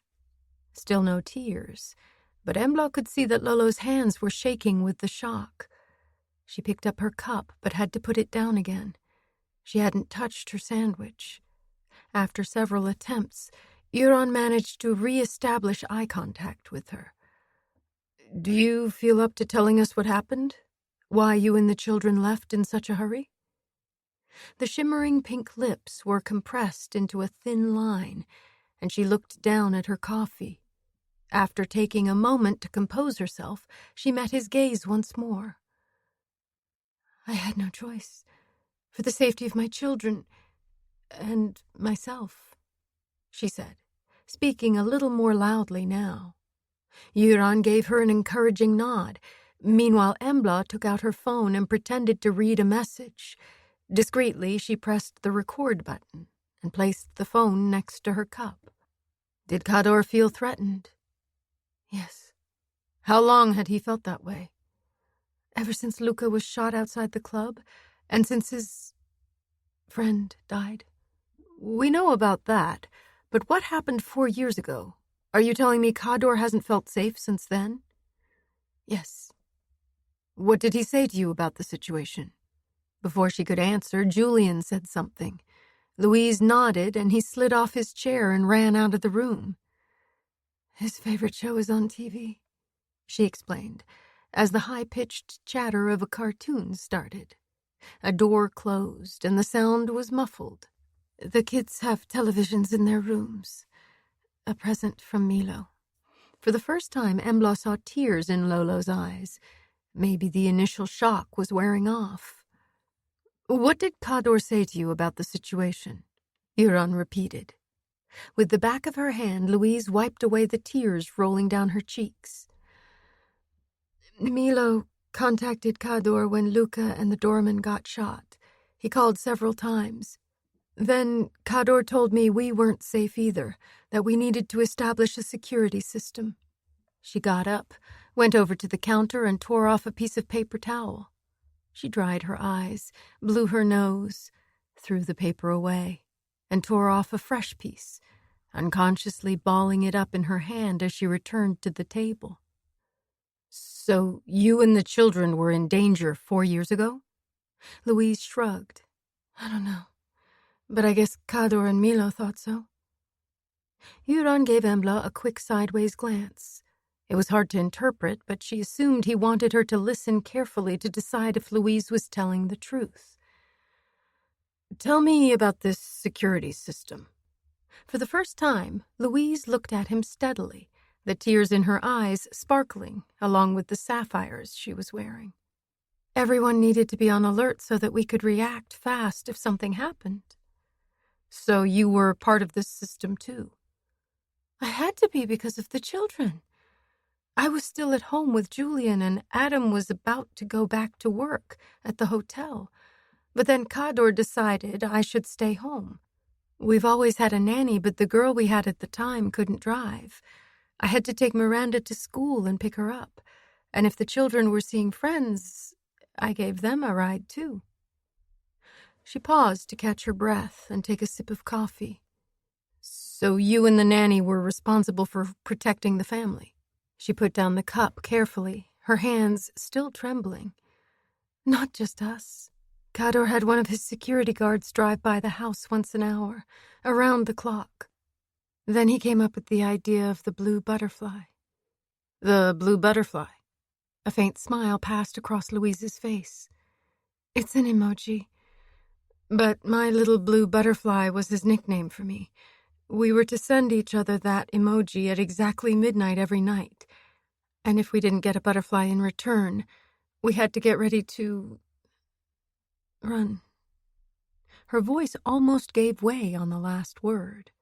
Embla and Euron exchanged a glance. It seemed like a very simple device. And did it work? Yes. Until the evening when he... She couldn't quite suppress a sob. She paused and then drank a little more coffee. Then she picked up the sandwich and took a small bite.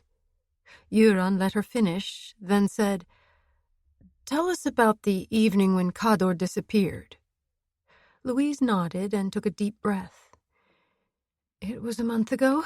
He was due to sign a contract on the sale of a bar the following day. The buyer was an Englishman. who had a flight to catch, so they'd arranged to meet at 7 in the morning. Kador had promised to be home early, before 11, he said, but he didn't come. I was worried and sent the blue butterfly at midnight. Nothing came back, so I sent another. Still nothing. Then I knew. So I called Milo. What did he say? As the crow flies. That was our code. I knew exactly what to do because Kador and I had gone over it. Everything was ready. I always kept 2 suitcases packed with clothes and essentials for me and the kids. Did you have fake passports? The question clearly took her by surprise.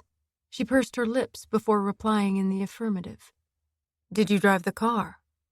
The tension around her mouth eased, and she gazed into his eyes. No, we took a cab. The first lie they could be sure of.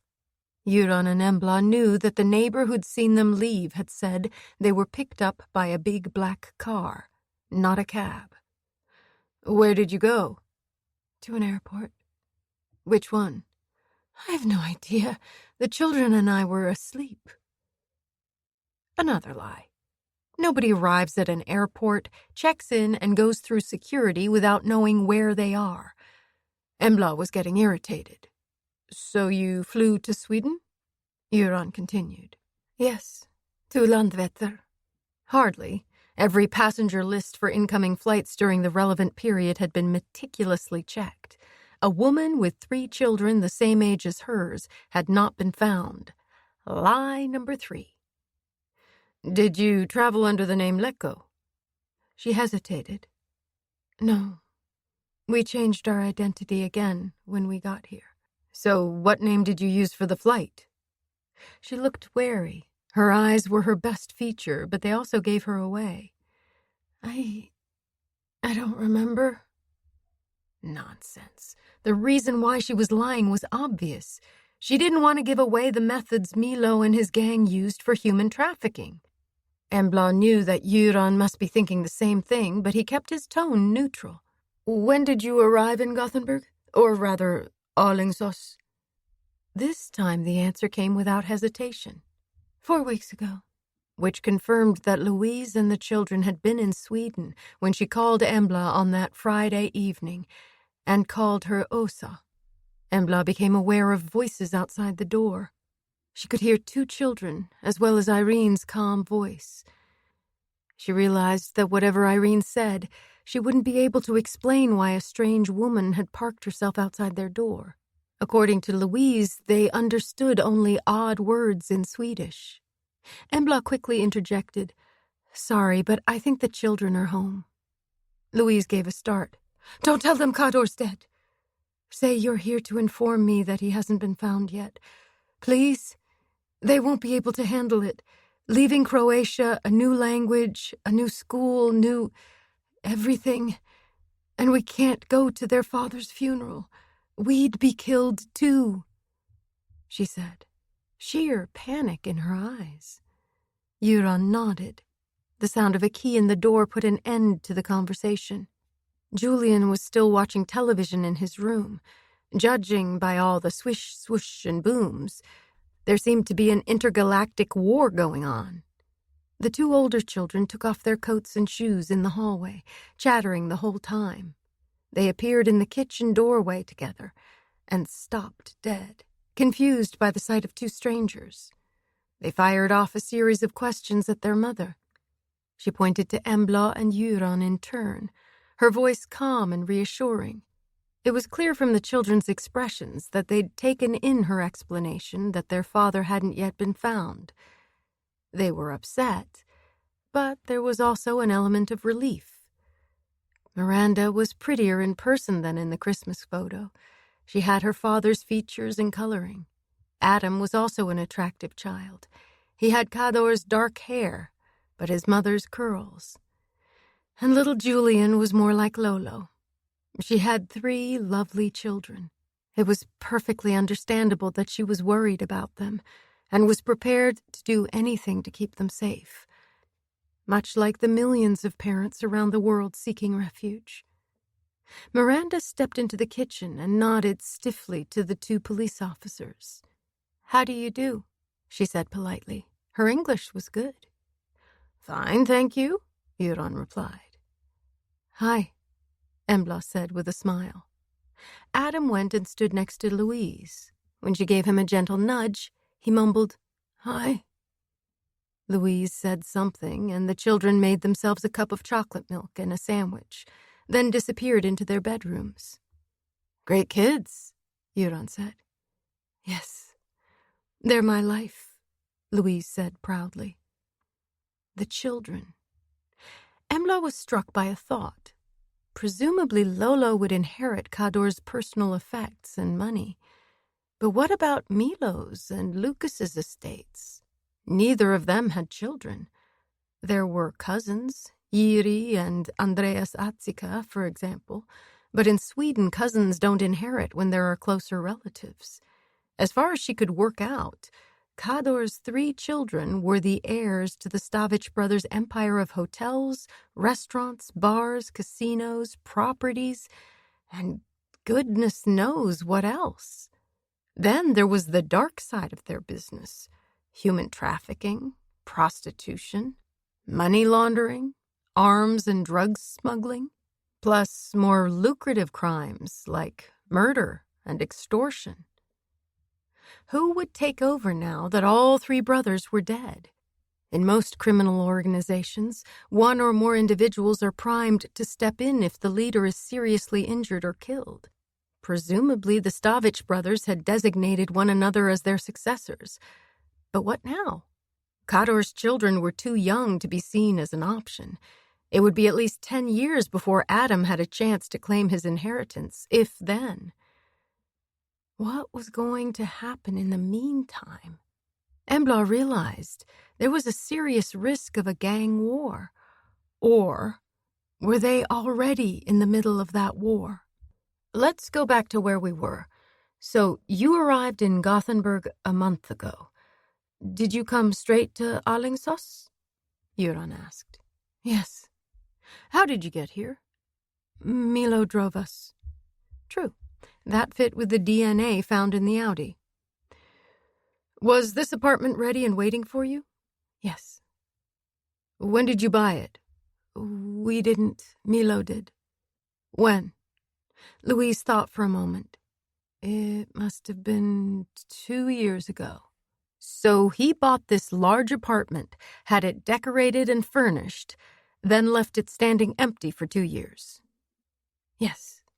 But he sent brochures so I could pick out what I wanted. Then he ordered everything.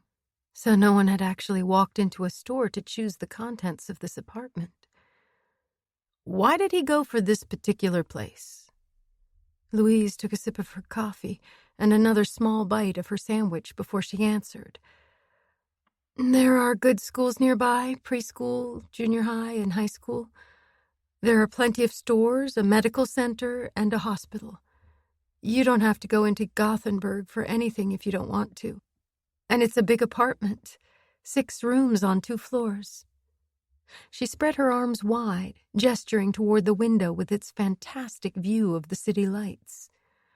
I understand that this meets your family's needs, but did something in particular happen 2 years ago to make Milo and his brothers step up their security arrangements and buy this apartment? Euron asked. Louise bit her lower lip as she considered her response and ended up with pink lipstick on her front teeth. Things were difficult in Croatia. Go on. She looked away and swallowed hard. A guy who worked in one of our bars was murdered, shot dead. A bomb went off in one of our restaurants in the middle of the night. No one was killed, but some of the people who lived in the building were injured, and I know both Kador and Milo received threats. They were angry and worried things were going to get worse. Who was behind all this? Once again, she hesitated. They never mentioned a name, but there was a guy who wanted to take over Kador and Milo's business empire by terrorizing us. Do you know where this guy came from? Another long pause. Zagreb, I think. There it was again. The body recovered from the Jota River a month after the shooting incident involving Luca and his friend the doorman had been identified as Damien Pacic, a known criminal who'd worked for a major gangster in Zagreb. That was more or less all they'd managed to find out. It had proved impossible to trace him back any further than 5 years. His true identity remained a mystery. So the threat from Zagreb led to Kador and Milo preparing an escape route to Sweden for your whole family, Euron clarified. Yes, Kador still had his Swedish citizenship. But it's been 4 years since Luca and the doorman at La Dolce Vita were shot. You're talking about 2 years ago. Were things quiet until then? Not really, but I didn't pay much attention to what was going on. I had my hands full with the house and the kids. Could that really be true? If your husband and his brothers are feuding with another gangster, with violence as an inevitable consequence of that feud, how can you not know the other guy's name? It sounded unconvincing, but then again Embla knew that with some mafia families, the man is in charge, while the woman takes care of the home and the children. She might know a lot about her husband's activities, but she pretends not to. If he ends up in jail, there has to be someone on the outside while he's serving his sentence. These loyal wives always maintain that their husbands are innocent and never tell the cops anything. That's the role a mafia wife takes on. Lolo was a good gangster wife, Embla realized. She would never tell the truth about the gang war that had led to the brothers' deaths. However, they did have Milo and Luca's killer, Jiri Atsika, in custody. Fortunately, his name hadn't yet been leaked to the media. An impulse made Embla lean across the table and ask her first question. What do you know about Jiri Atsika? The effect was as powerful as if she'd slapped her childhood friend across the face. Louise let out a gasp and her eyes opened wide. She clearly hadn't expected them to know anything about Jiri. Jiri? Why? Then she fell silent and stared down at her coffee. Why the strong reaction? Embla wondered.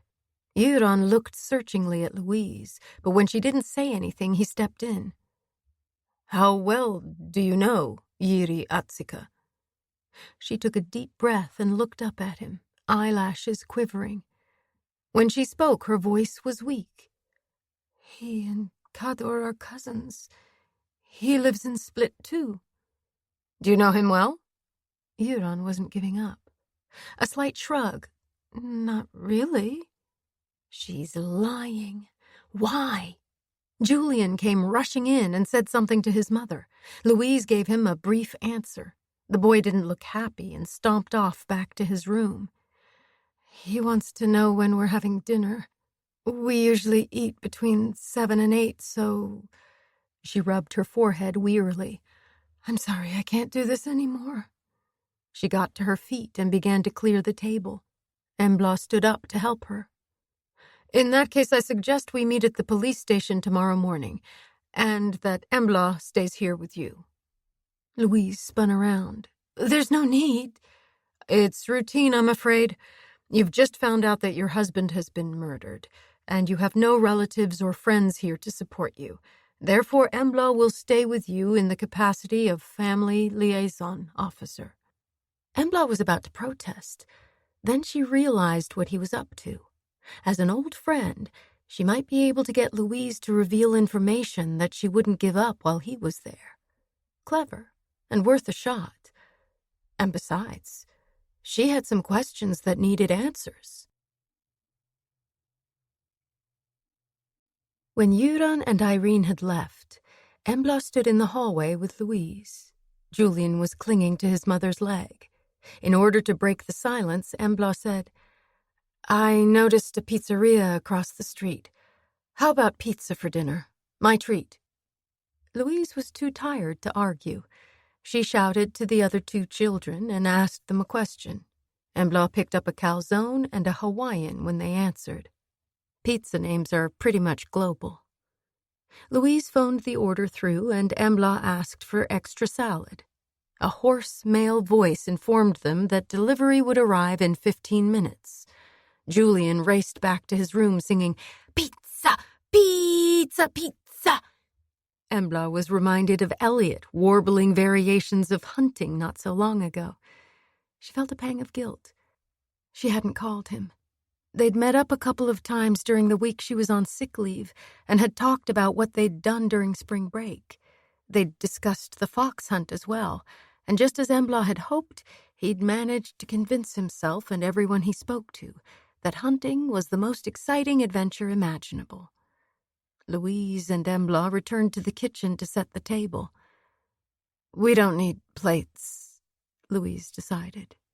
Embla was used to eating pizza straight out of the box when she was working, but she thought it was nicer to put the food on a plate when she had the chance. She didn't say anything, though. She found knives and forks while Louise set out glasses, including 2 generous wine glasses. Of course, it was understandable if Louise felt she needed a drink, given the news she'd just received. She did seem to have recovered pretty well, though it could have been because she was trying to maintain a calm facade for the children, or because she'd already suspected that Cador was dead. Or maybe she was a good actress. The conversation centered on the children and how they were acclimating. None of them had visited Sweden before. Louise hadn't wanted to return to her hometown because of the risk that someone would recognize her, a former classmate or a neighbor. The children were her responsibility, so they'd stayed with her in Split when Cador went to Sweden once a year or so. And Milo had gone to Croatia every spring and fall. Luca rarely visited his brother, once every couple of years at most. "But now I feel able to come back, and as you can see, my appearance has changed quite a lot," she said with an ironic smile. No doubt she was expecting a contradiction, but Embla could have easily passed Louise on the street without reacting. She recognized her old friend now that they'd spent some time together. Some things hadn't changed, her voice, her expressions, her body language, but her appearance was a long way from the young girl she remembered. The best she could come up with was, "Your eyes are just the same." Louise looked pleased. "And my hair, although of course it's shorter," she said, patting it coquettishly. It was nothing like the thick, pale blonde locks she used to have, but Embla simply nodded. "Absolutely." The doorbell rang. Embla peered through the peephole and saw a skinny teenage boy in a New York baseball cap, his face covered in angry red spots. He was balancing a pile of pizza boxes. She opened the door and paid him. The bottom box was hot, so she hurried back to the kitchen. Louise called the children, who came rushing in. The pizzas were passed out. Miranda didn't take her eyes off Embla, nor did she make any attempt to hide her curiosity. "She's suspicious. She can probably smell a cop. It's in the genes," Embla thought. She realized she was shuffling uncomfortably in her chair. Without a word, the girl took her pizza and a can of Coke and went back to her room. The door slammed shut. The boys stayed at the table, eating their pizzas and drinking Coke. Louise opened a bottle of red wine, but Embla made the excuse that red wine gave her a headache. The truth was that she didn't drink much wine at all, and certainly not when she was working. This wasn't a fun reunion party. "White?" "Same problem. I'll stick to water." Louise grimaced and demonstratively filled her own glass almost to the brim. Then she took a small carafe out of the cupboard, filled it from the faucet, and slammed it down on the table next to Embla's glass with such force that some of the contents spilled out. She and the children chatted noisily in Croatian, while Embla sat quietly watching them. When they'd finished their pizzas, the boys went back to their rooms. Louise rolled her eyes and let out a long breath.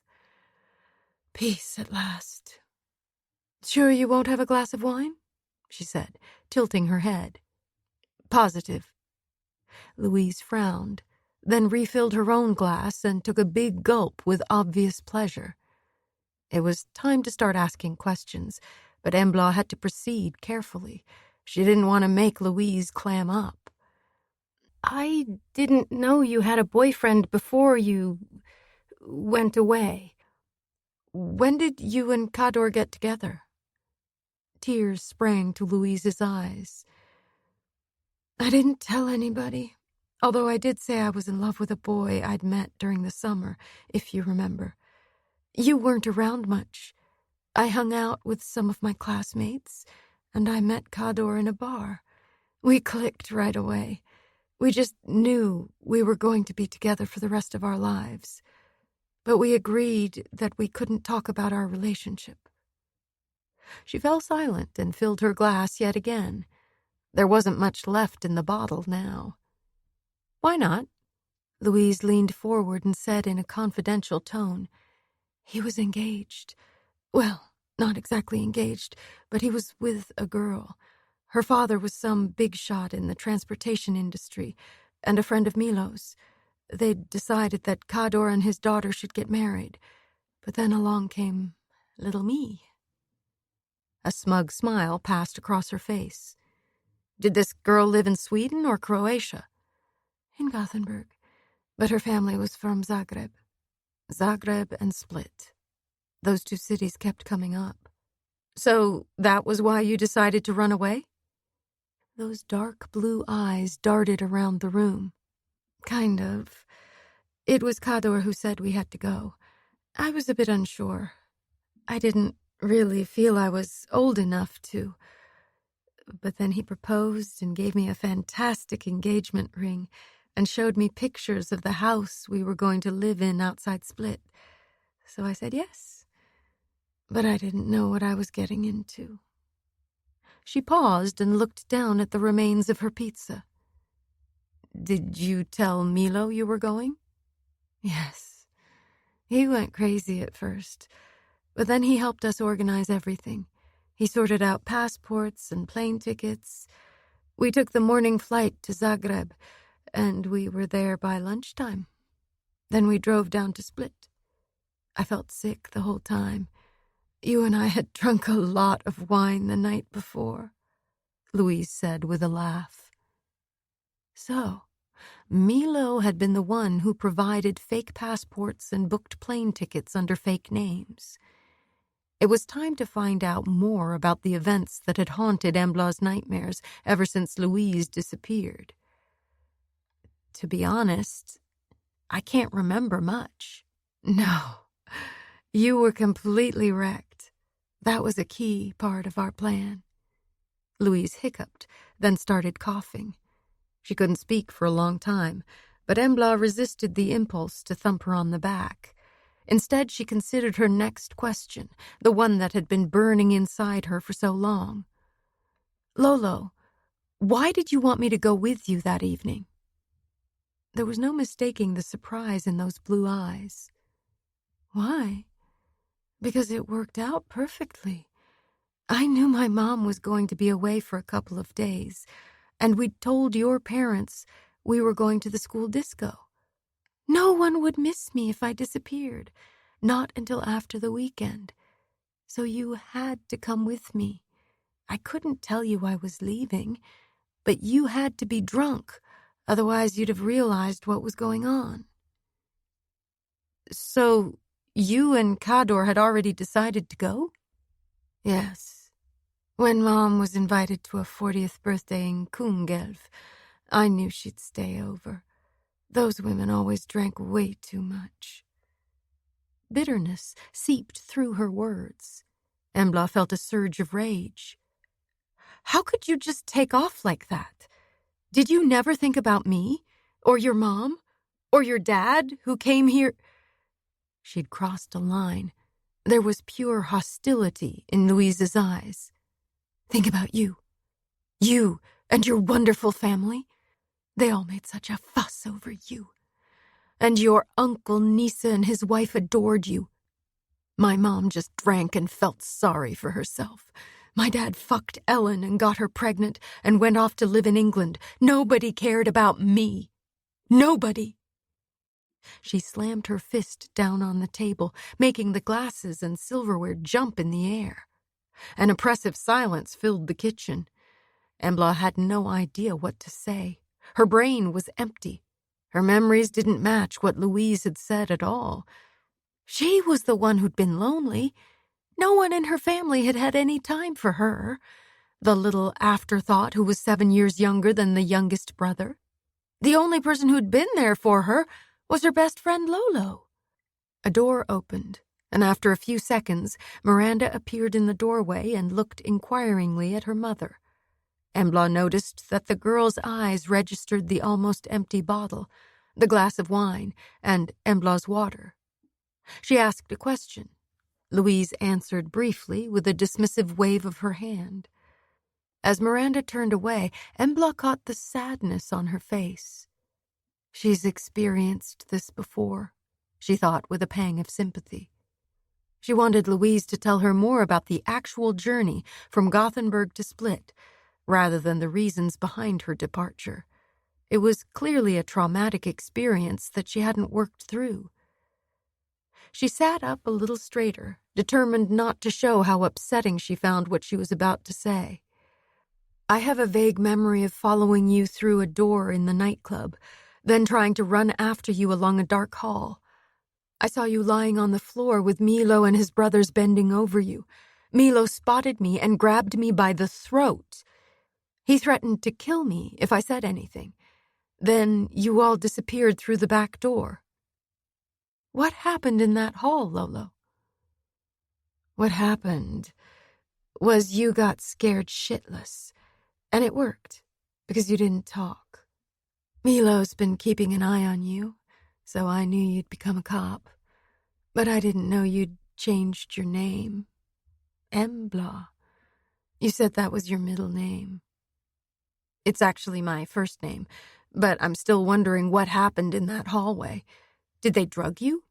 Louise threw back her head and laughed. She almost knocked over the bottle. Drug me? You're so funny. Drug me. She used her hands to wipe away the tears of laughter, messing up her mascara in the process. They didn't need to drug me. I was already drunk, and I hadn't eaten all day because of the excitement, so I fainted in the hall. I never even saw you, but Milo told me about it later. He was good at showing his claws, you might say.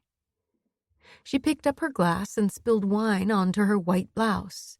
It was obviously an expensive item of clothing, but she didn't seem to care. Red wine, white silk, that was never coming out. Tell me what happened when you arrived in Split, Embla said, with an encouraging smile. Louise dabbed half-heartedly at the wine stain with her fingertips, then looked up. Her gaze lacked focus, but there was a glint of wariness. We moved into a house outside the city center. It was already furnished, but we bought quite a lot of things to put our own stamp on it. And we had to get married. Kador's relatives and the neighbors didn't like the fact that we were living together without being married. Even though she'd already seen the photographs, Embla asked, was it a big wedding? For a second, Louise looked blissfully happy. It was huge. 150 guests. The party went on for 3 days. I felt like a princess in a fairy tale. You'd just turned 15. You were a child. Of course you felt like a princess in your long white dress, veil, and bridal crown. You were the center of a huge celebration that marked the end of your childhood. And you had no idea, Embla thought. It sounds amazing, she said. Louise pulled a face that was hard to interpret and took another swig of her wine. Did you get a job? Yes. I worked at our biggest hotel, the Imperial. Obviously, I couldn't work at reception in case any Swedish guests arrived. So I was in the office. I learned bookkeeping and studied Croatian at the same time. It's not an easy language. How old were you when Miranda was born? Embla asked, even though she knew the answer. 18, just barely. Louise picked up the wine bottle and peered at the label, but she seemed to be having difficulty focusing. She put it down impatiently with a bang. And then your boys came along. Yes. A curt response. Time to change the subject. Tell me more about Kador. All I know is that he's the middle brother. Louise's eyes filled with tears once more. He was gorgeous. So good-looking. Her voice gave way. She raised the glass to her lips with shaking hands. Before Embla could think of what to say next, Louise continued. Other girls thought so, too. She stared into her glass. It was heartbreaking to see her old friend in this state. Life clearly hadn't turned out the way she'd expected. She'd paid a high price for her childish romantic dreams. Too high. The silence became uncomfortable, but Embla still couldn't work out what to say.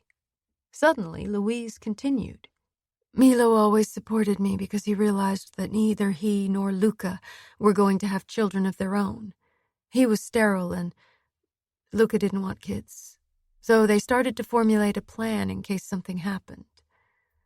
With those words, she knocked back the contents of the glass. A whole bottle in less than an hour. That didn't bode well for the rest of their conversation. Louise was already slurring her words, and her head was beginning to droop. Had she also taken something? Her eyelids were fluttering, and it was high time to ask the key question that was bothering Embla. Why did you call me when you arrived in Sweden? I realized it was you, and I was so pleased, she said, putting as much warmth as possible into her voice. Louise glanced up at her, a tremulous smile on her lips. Were you? Absolutely, but I still don't understand why you called me. Fat tears rolled down Louise's cheeks.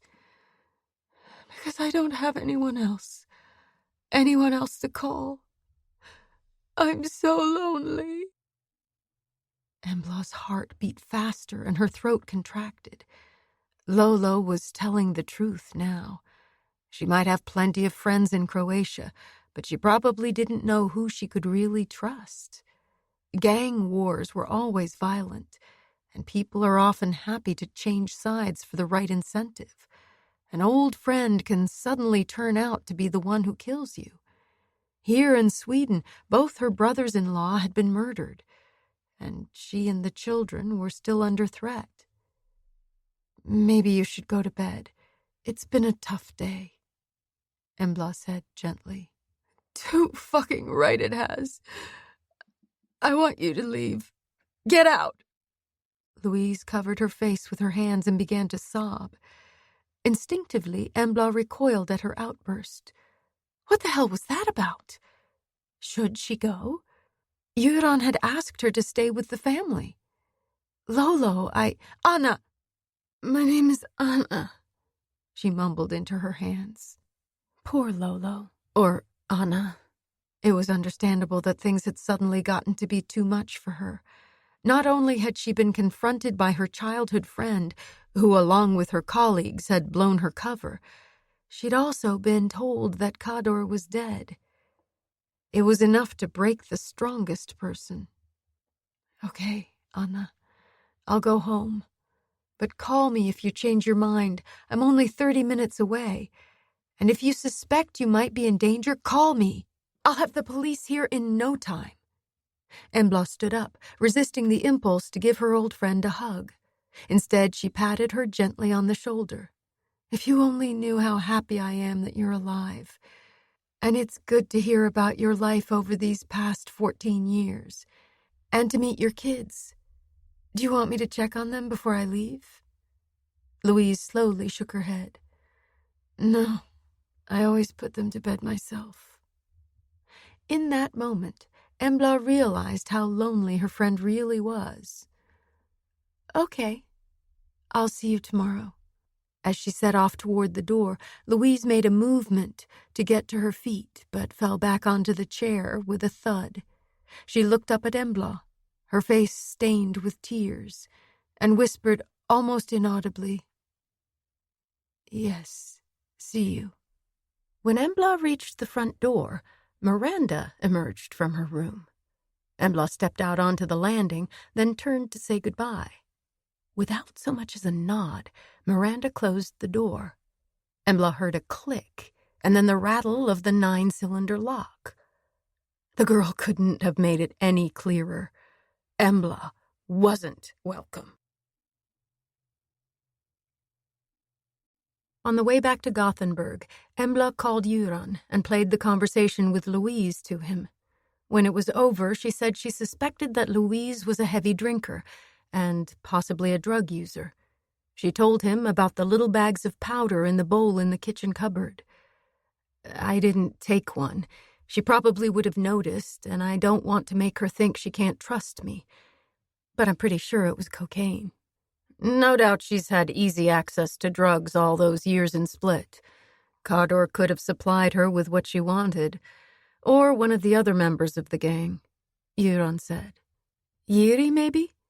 She reacted oddly when we mentioned his name." "Exactly. And speaking of our friend Jiri, we've had confirmation that footprints from his boots were found in the cottage where Milo was murdered. The pattern on the sole is distinctive since there's damage to the right heel. He was wearing the same boots when we arrested him." Embla laughed out loud. "He's made every mistake in the book. First of all, he didn't get rid of the murder weapon, and he left fingerprints on the magazine and a bullet. Then he took Milo's keys and watch, and now the boots? He's going down." "Absolutely. The guy's an idiot, but a dangerous idiot. He was definitely involved in Kador's murder. Then he traveled to Sweden as quickly as possible before Milo and Luca found out their brother was dead. As far as they knew, he was missing. The question is whether Jiri had help when he killed Milo and Luca. Stephen Walker's testimony suggests that Jiri was alone when Luca was shot, but we don't know about the cottage in Heremark. He could have had one or more of his associates with him. Probably the guys in the Range Rover. Maybe they drove Jiri up to Ulfsjön after the murder. God knows why he stayed there." Embla thought about what he'd said. It's in the middle of nowhere. Perhaps he felt safe there. Or he might have gotten stuck because of the blizzard. Good point. I've been wondering how Jiri knew about all three brothers' movements leading up to their murders. Embla went on. What do you mean? She paused, working out how to explain something that she'd been mulling over for a while. The evening Kador was kidnapped and killed, Jiri must have known that he was planning to go home earlier than usual, and that he'd be alone. True. Someone must have tipped off his murderers. I'm assuming there were at least 2 of them, since they managed to overpower Kador and drive him up to the cottage in the mountains. Jiri also knew that Luca was going straight home from work. Milo wasn't in town, so Luca needed to take the meeting. That call was a trap, and as I said before, I think it came from Jiri. Then all he had to do was wait inside the parking lot. Once again, I agree. Presumably, Jiri simply suggested that they meet in Luca's apartment. Encouraged by Göran's positive reaction, Embla continued. As far as Milo is concerned, Jiri must have known that Milo was going up to Heremark, and that he'd rented a cottage there. Someone must have tipped off Jiri or his associates in each case, or they couldn't have possibly known where the brothers would be at those specific times. I'm guessing the guys up at Ulfsjön were expecting Milo. He fell silent and thought for a while. Both Milo and Luca were lured to a particular place, he continued. My theory is that Milo went up to northern Dalsland to meet someone important, or so he thought. It must have involved big business for him to go personally. And given all the drugs and guns we found at Ulfsjön, It's hardly surprising that he was interested, although we don't know if he was buying or selling. Selling, I'd guess. We know the two Swedish guys were buyers. However, I'm convinced that the Zagreb gang set a trap for him. They might have intended to kill him at Ulfsjön, but for some reason they changed their minds and shot him in the cottage instead. Maybe they didn't want to draw attention to the house at Ulfsjön because they were planning to burn it down. The fact that one of the girls died was a fly in the ointment, of course. Too many guesses and not enough evidence. This is such a complicated case, Embla said with a sigh. It is. So I think you should go home and get some sleep. You've had a long day. So have you. But if I know you as well as I think I do, you won't be going home any time soon, Embla thought. When she got home, she wandered restlessly around the apartment, unable to settle in front of the TV and take it easy. She realized what she needed: a hard training session. She picked up her sports bag and her car keys and headed to the boxing gym where she'd trained from the beginning. It always stayed open late, and her former trainer, Sten Sluggo Olsson, was bound to be there. He would find her a good sparring partner. She needed someone tough. She had a lot to get out of her system. Her career as a competitor might be over, but she would never stop training. That was her therapy. When Embla woke up on Friday morning, her entire body was aching. Wonderful. She smiled to herself. The training session had been perfect. After a thorough warm-up, she'd had to work really hard against her sparring partner. He was only 18 and still had a lot to learn when it came to technique, but he was fast and had lightning reactions. A lithe, supple panther with the mentality of a pit bull. The ideal combination. Just like Embla herself, in fact. Hassan showed great promise for the future. He had the right attitude to the sport. She swung her legs over the edge of the bed with a low groan and got up. She felt full of confidence. There was still a lot to do, but things were beginning to fall into place in this complex case. And later that night she was meeting Ola, and the whole weekend was theirs. She walked into Göran's office and found him sitting at the computer as usual. As far as she could see, he was wearing the same clothes as the previous evening. "Morning. Have you been here all night?" she asked, keeping her tone light. The weary look he gave her said it all.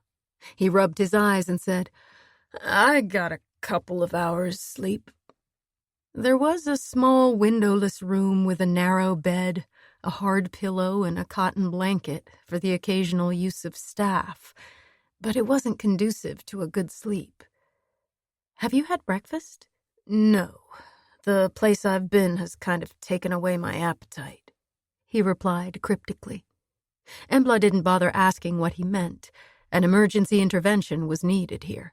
It was 8 o'clock, and Göran hadn't had breakfast. She headed for the canteen and bought a cup of herbal tea, a large coffee with 2 sugars, and 2 ham and cheese sandwiches. The tea was hers, the rest was for him.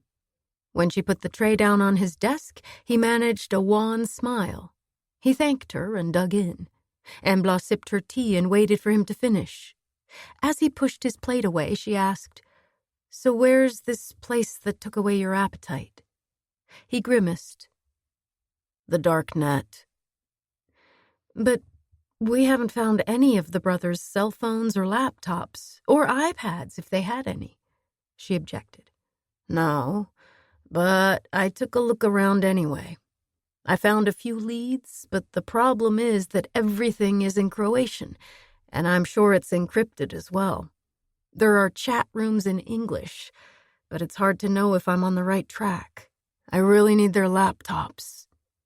Once again he rubbed his bloodshot eyes. Then he sighed and looked at her. "I spoke to Tommy Persson a little while ago. He and I both agree that it would be better if someone who isn't too close to Louise Lindqvist conducts any future interviews with her. Irene Huss and Fredrik Strid We'll be talking to her from now on. They'll be contacting her today." Her first reaction was disappointment, but then she realized that Tommy and Euron were right. It was best if someone who could remain objective took over.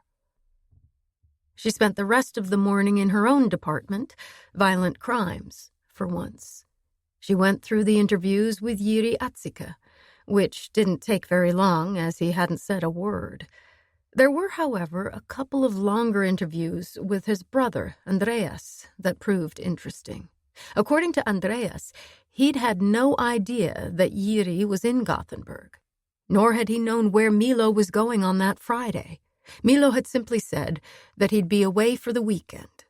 Needless to say, Andreas had a watertight alibi for the Friday evening. Between 6 and 11, he'd been with around 100 people at the opening of a new bar in town. It was actually Milo who'd been invited, but he'd asked Andreas to go in his place. Christina hadn't been well enough to accompany him due to pelvic pain in the late stages of her pregnancy. Embla pictured the good-looking man who'd spoken to her and Euron in his compact study. He'd taken off his tailored jacket to reveal his equally tailored shirt, which had fit his muscular upper body like a glove. The big gold watch had glinted on his wrist. Was he a father of 3 by now? The apartment was in a fashionable building, but maybe it was a little small for his growing family. Did Mr. Fitness want to break free in more ways than one? Become his own boss? Buy a house? Or maybe just move up to the penthouse? Could he have been involved in the murders? Been bribed by the rival gang in Zagreb? In which case, he would have known that Jiri was in Sweden when the brothers were killed. Embla wasn't convinced that Milo hadn't told him where he was going. Maybe Milo had said he was treating himself to a night at the guest house in Heramark. Given the state of the accommodation at Ulfsjön, it wasn't hard to see why a comfortable cottage was considerably more appealing. And then there was the excellent restaurant, of course. It would explain a great deal if it transpired that Andreas was involved in the death of the Stavich brothers. Not least the feeling both she and Euron shared, that the murders were well planned, and that the killer or killers had known exactly where the victims were. Andreas Atsika was across everything when it came to the brothers' business affairs and private lives. He knew all 3 of them well, knew their habits and vices. Unfortunately, there wasn't a shred of incriminating evidence against him, only a cop's gut instinct, as Irene Huss would say. Embla gathered up the printouts of the interviews with Andreas, put them in a folder, and headed back to Euron's office. He didn't interrupt her once. He merely nodded in agreement a couple of times. The bags under his eyes bore witness to the lack of sleep, but he began to brighten up as Embla expounded on her theory. "Andreas could well have been involved," he said when she'd finished. "I don't mean he was actually holding the gun, but he could have passed on information." "Do we have anything at all that points to him?" she asked hopefully. He sighed and shook his head. "No, but when we got a warrant to open Milo's safe, it was suspiciously clean. 11,000 kroner in cash. No drugs, no guns, no compromising documents. There were contracts, share certificates, exactly what you'd expect of a serious businessman." "Someone got there before us." "Looks that way. And who would have the code to Milo's safe if not his right-hand man?" They both fell silent, thinking things over. "We need evidence of contact between Andreas and the gang in Zagreb," Euron said eventually. "What do you know about them?" He didn't even try to hide an enormous yawn. "Not much. The boss is named Mikael Blasic. He's 52 and notorious for his brutality. He was an officer during the Balkan Wars in the 90s, but he'd already started building up his business before that. He has adult twin sons who also work with the organization, which is a mirror image of the Stavich brothers' criminal activities, hence the rivalry. It's understandable that Blasic thinks it would be a good idea to take over the Stavich brothers' flourishing empire. No doubt he sees his boys running a highly lucrative network in the future. Embla considered how they could gather more information about Blasic's gang and try to find a possible link to Andrea Satsica.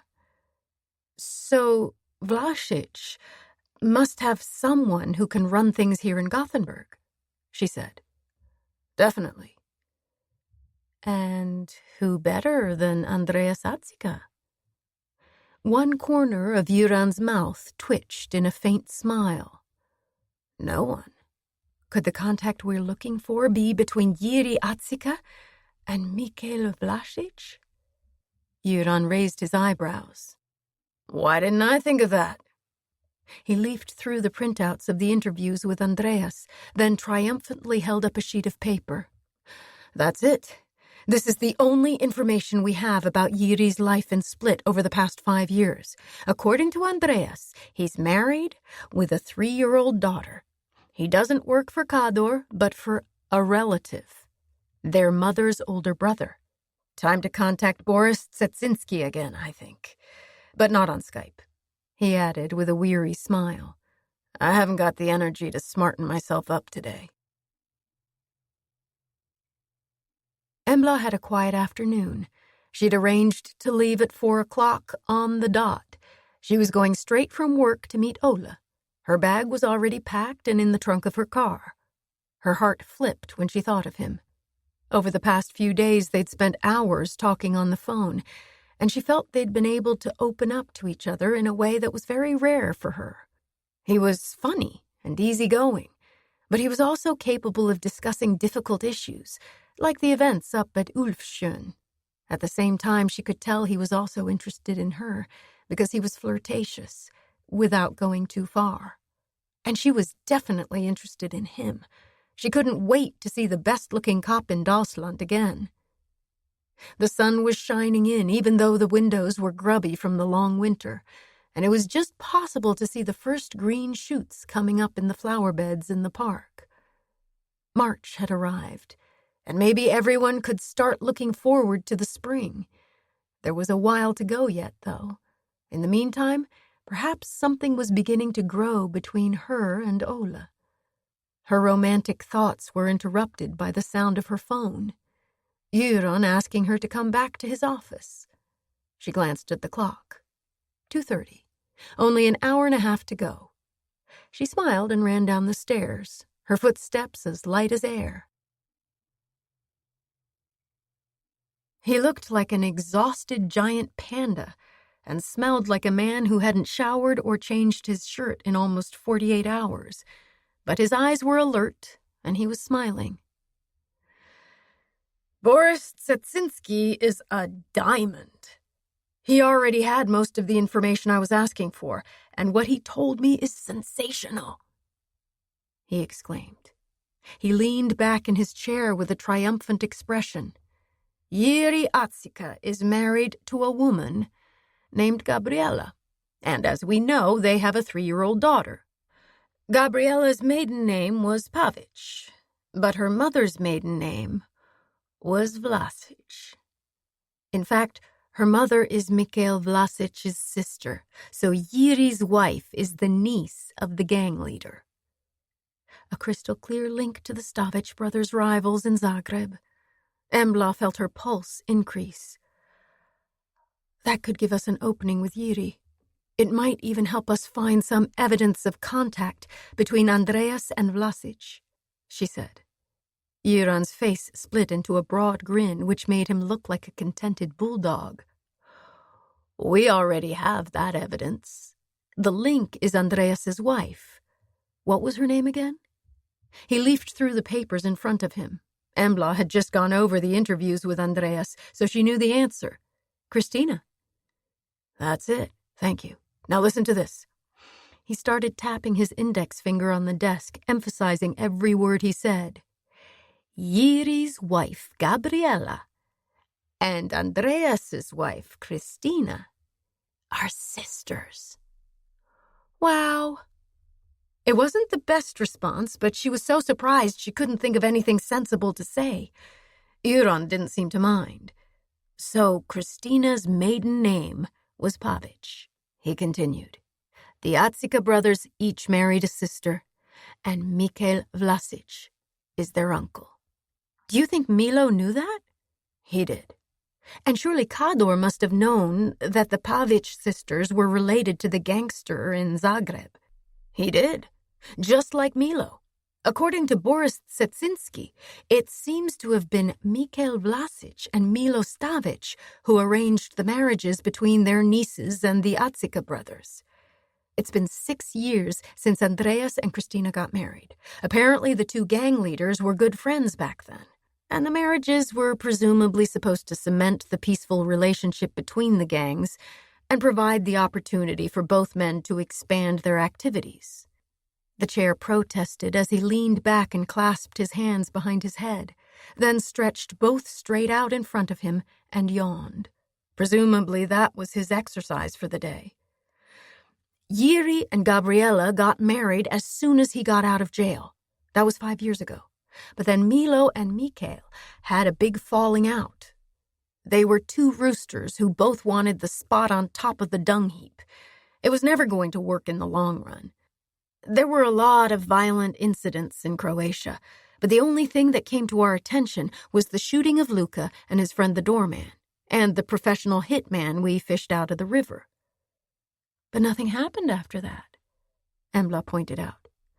Not in Gothenburg.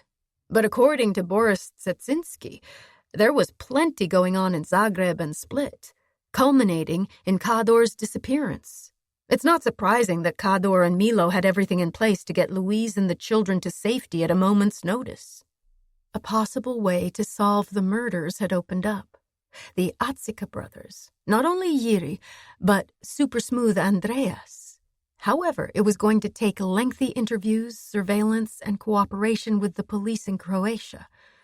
There was no rush. The important thing was to nail as many people as possible who were involved in the tangled mess.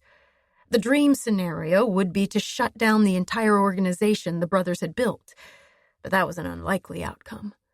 The cracks in the network were probably already being sealed. Lawyers and board members in the various companies would make it as difficult as possible for prosecutors to work out what was normal business practice and what was criminal activity. The statute of limitations for economic crimes is relatively short, so prosecutors often don't have enough time to investigate complex issues. Embla was glad she wasn't involved in that part of the case. What about Louise and the kids? Do you think they're safe in Alingsås?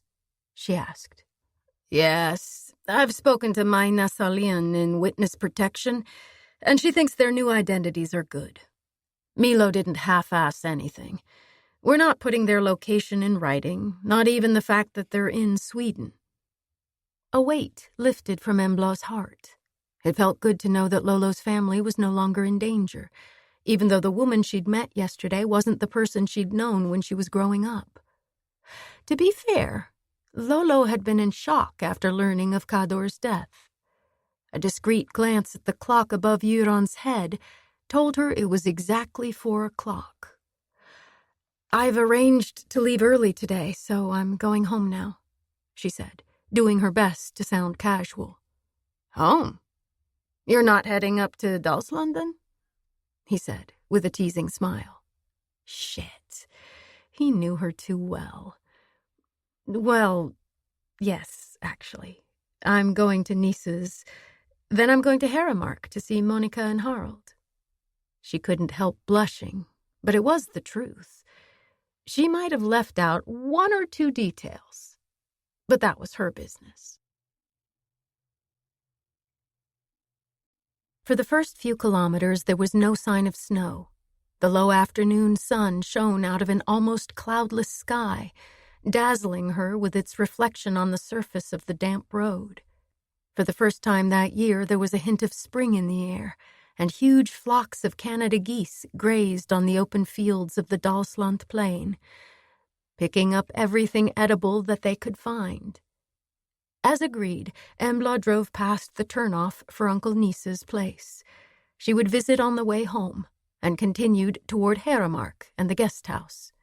The midday thaw had reduced the depth of the snow on the ground, but there were still a few centimeters left. The beauty of the scene took her breath away, as the last of the sun's rays colored the snow among the trees pale pink, and the underside of the few clouds bright cerise. As the sun went down, the pink shifted into shades of blue. The car's thermometer showed that the temperature was dropping fast. No doubt it would be below freezing overnight. She turned into the guest house yard and parked. The little Kia was a good, reliable car.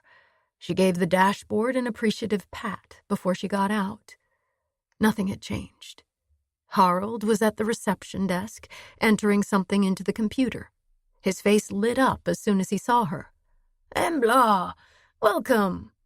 He hurried around the desk and gave her a great big bear hug. "It's so good to have you here again." He laughed and went back behind the desk. He put on his reading glasses, which he wore on a cord around his neck, and peered at the screen. "Let's see. Your boyfriend and his dog have already arrived, number 15. Dinner in half an hour. Monica's reserved a table for you. The same one as last time." He added with a meaningful wink. Boyfriend indeed. However, she didn't protest. She simply smiled and took the key. After all, she and Ola had only booked one cottage. The twilight was deepening as she made her way across the yard. She couldn't see any light from inside the cottage. Was this the right one? Yes, it said 15 on the door. She looked around. There were lights on in several of the other cottages, but the two closest to theirs were also dark. She'd chosen the best spot, right by the lake. No neighbors in front or to the sides. Peace and quiet. She smiled as she went up to the door and put her bag down on the step. She was about to insert her key in the lock when she caught a movement out of the corner of her eye. A second later, she was on the ground. "Tora, stop that!" Ola called, sounding amused. She couldn't analyze him too closely because Tora was standing over her, licking her face. "Yuck!" she said, wiping away the saliva with the sleeve of her jacket. Tora scampered back to his master. "Sorry, he beat me to it," Ola said with a laugh. Keeping a firm grip on Tora's collar, he held out his other hand and helped her up. "Are you okay?" he asked, with a hint of anxiety. "I'm fine, apart from my self-esteem. My reflexes aren't what they should be." She shook her head, but couldn't help smiling. He was even better looking than she remembered, and she realized he was still holding her hand. He gave her a hug that was more than a friendly hug, and the kiss that followed was more than a friendly kiss. A lot more. A wonderful, warm feeling surged through her body. Reluctantly, she freed herself from his embrace and unlocked the door. They went in and took off their outdoor clothes. Ola switched on the light in the living room and had a good look around. "This is bigger than the one where we found Milo Stavic," he said. "It is. 2 bedrooms, slightly larger living room, and it's the only cottage with a sauna and jacuzzi." She didn't mention that it was usually known as the bridal suite. "And look at the view over the lake. Fantastic." Ola was clearly delighted. Tora seemed happy too, having sniffed his way around every single millimeter. Ola produced a bottle of champagne from a cooler and managed to find 2 suitable glasses in one of the kitchen cupboards. Embla decided she could allow herself a glass of bubbly. She felt as if they had a lot to celebrate. When Ola popped the cork, Tora stiffened. Maybe he wasn't entirely over the events up at Ulfsjön. "Harold said dinner will be served in..." She glanced at her phone. 15 minutes. "In that case, we'd better drink fast." His eyes sparkled as he raised his glass to her.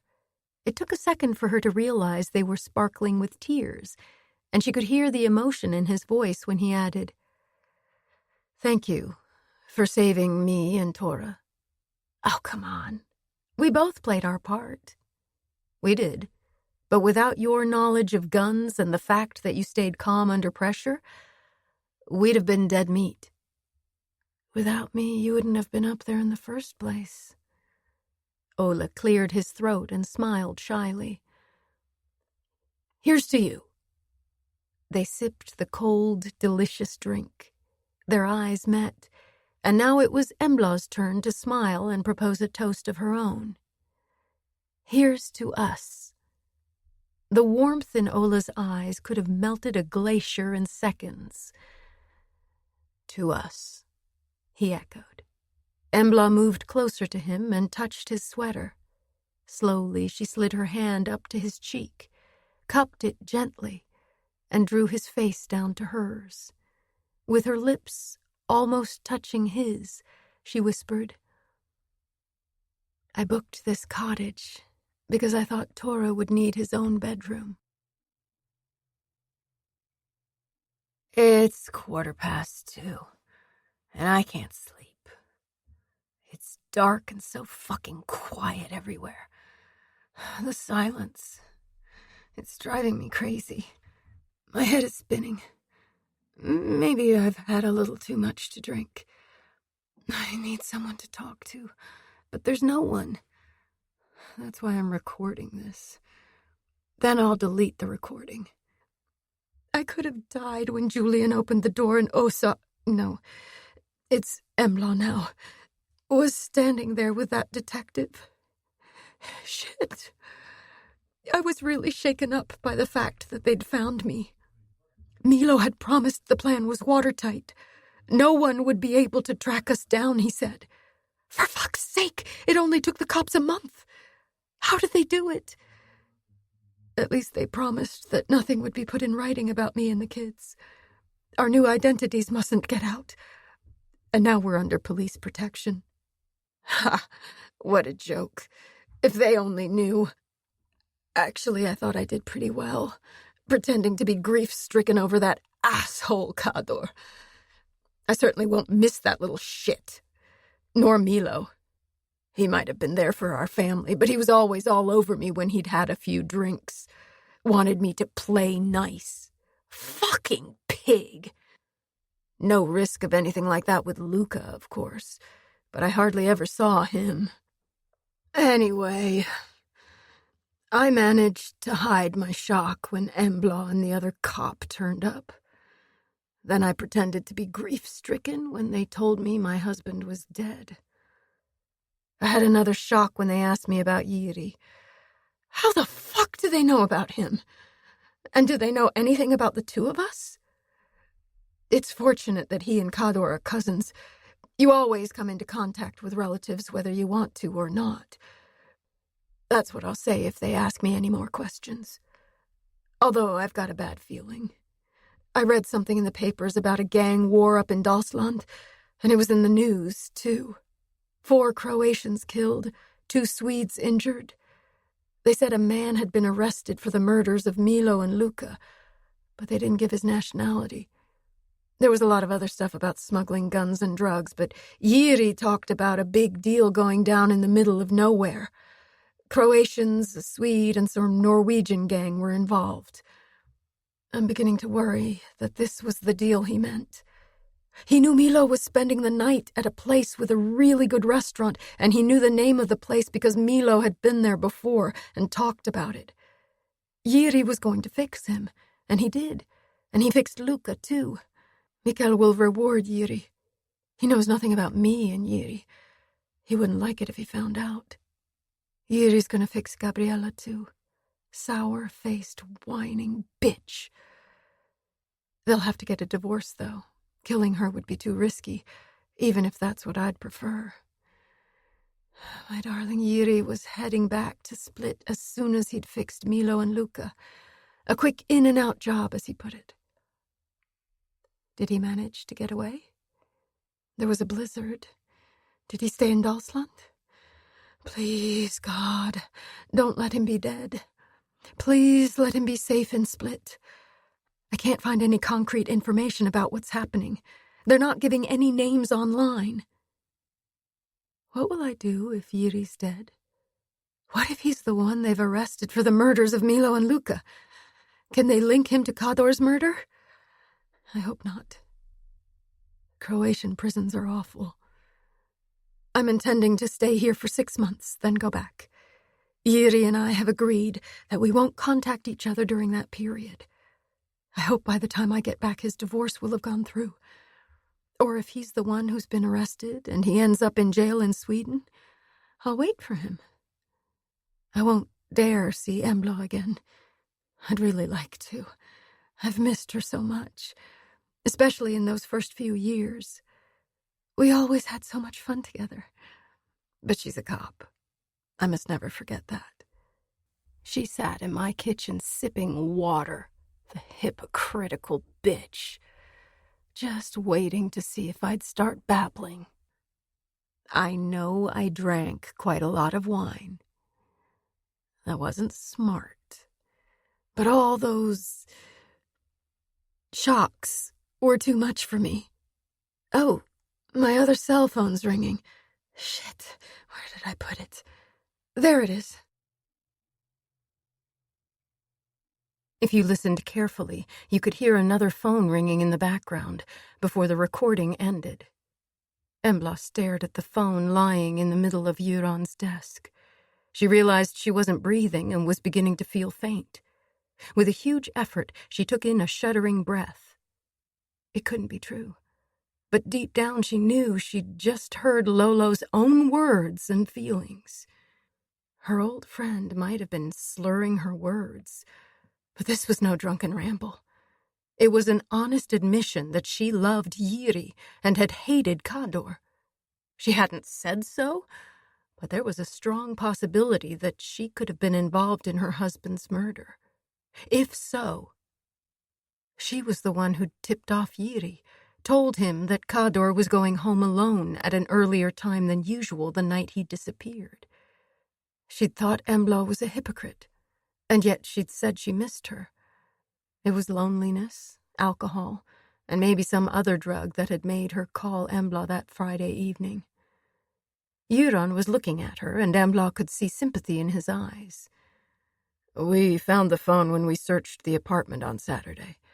It had slipped down between the cushions in the sofa. Presumably she dropped it and then forgot about it. There was a long pause before Embla managed to force out the question that was burning inside her. Did you find anything else? No. No sign of a struggle. The wine glass and empty bottle had been left on the coffee table, but there was no IT equipment, only this burner phone. And there were no ID documents in the name of Lecco or any other name. The bowl containing the little packets was still in the kitchen cupboard. We tested the powder, and it is cocaine. The new Audi is still in the parking lot. Embla took another deep breath. No trace of any of them? Slowly, he shook his head. No. Both Louise and the children are gone, vanished without a trace. Do you know when they went missing? Early on Saturday morning, we think. Irene and Frederick went to the office and spoke to her during her lunch break on Friday. She didn't have time to see them after work because she had to go and pick up Julian, then give the children a ride to their swimming lessons. Apparently the mothers take turns driving, and it was her turn. She promised to come into the station for questioning at 11 o'clock on Saturday, but she didn't show up. We entered the apartment in the afternoon to find them gone. She could feel the scalding tears behind her eyelids. She swallowed hard several times, but she couldn't make a sound. It had been such a huge relief to know that Lolo was alive, and that her disappearance hadn't been Embla's fault. After listening to the recording, her feelings were mixed, to say the least. A little time passed before she became aware of the empty space that had opened up inside her. She recognized it only too well, and she knew why it was there. She had lost Lolo again. The end. This book was read for you by Stina Nielsen, a member of SAG-AFTRA. We hope you've enjoyed this production of Snowdrift by Helene Tursten, translated from the Swedish by Marlene Delargy. Recorded books are available wherever audiobooks are sold. Thank you for being a Recorded Books reader.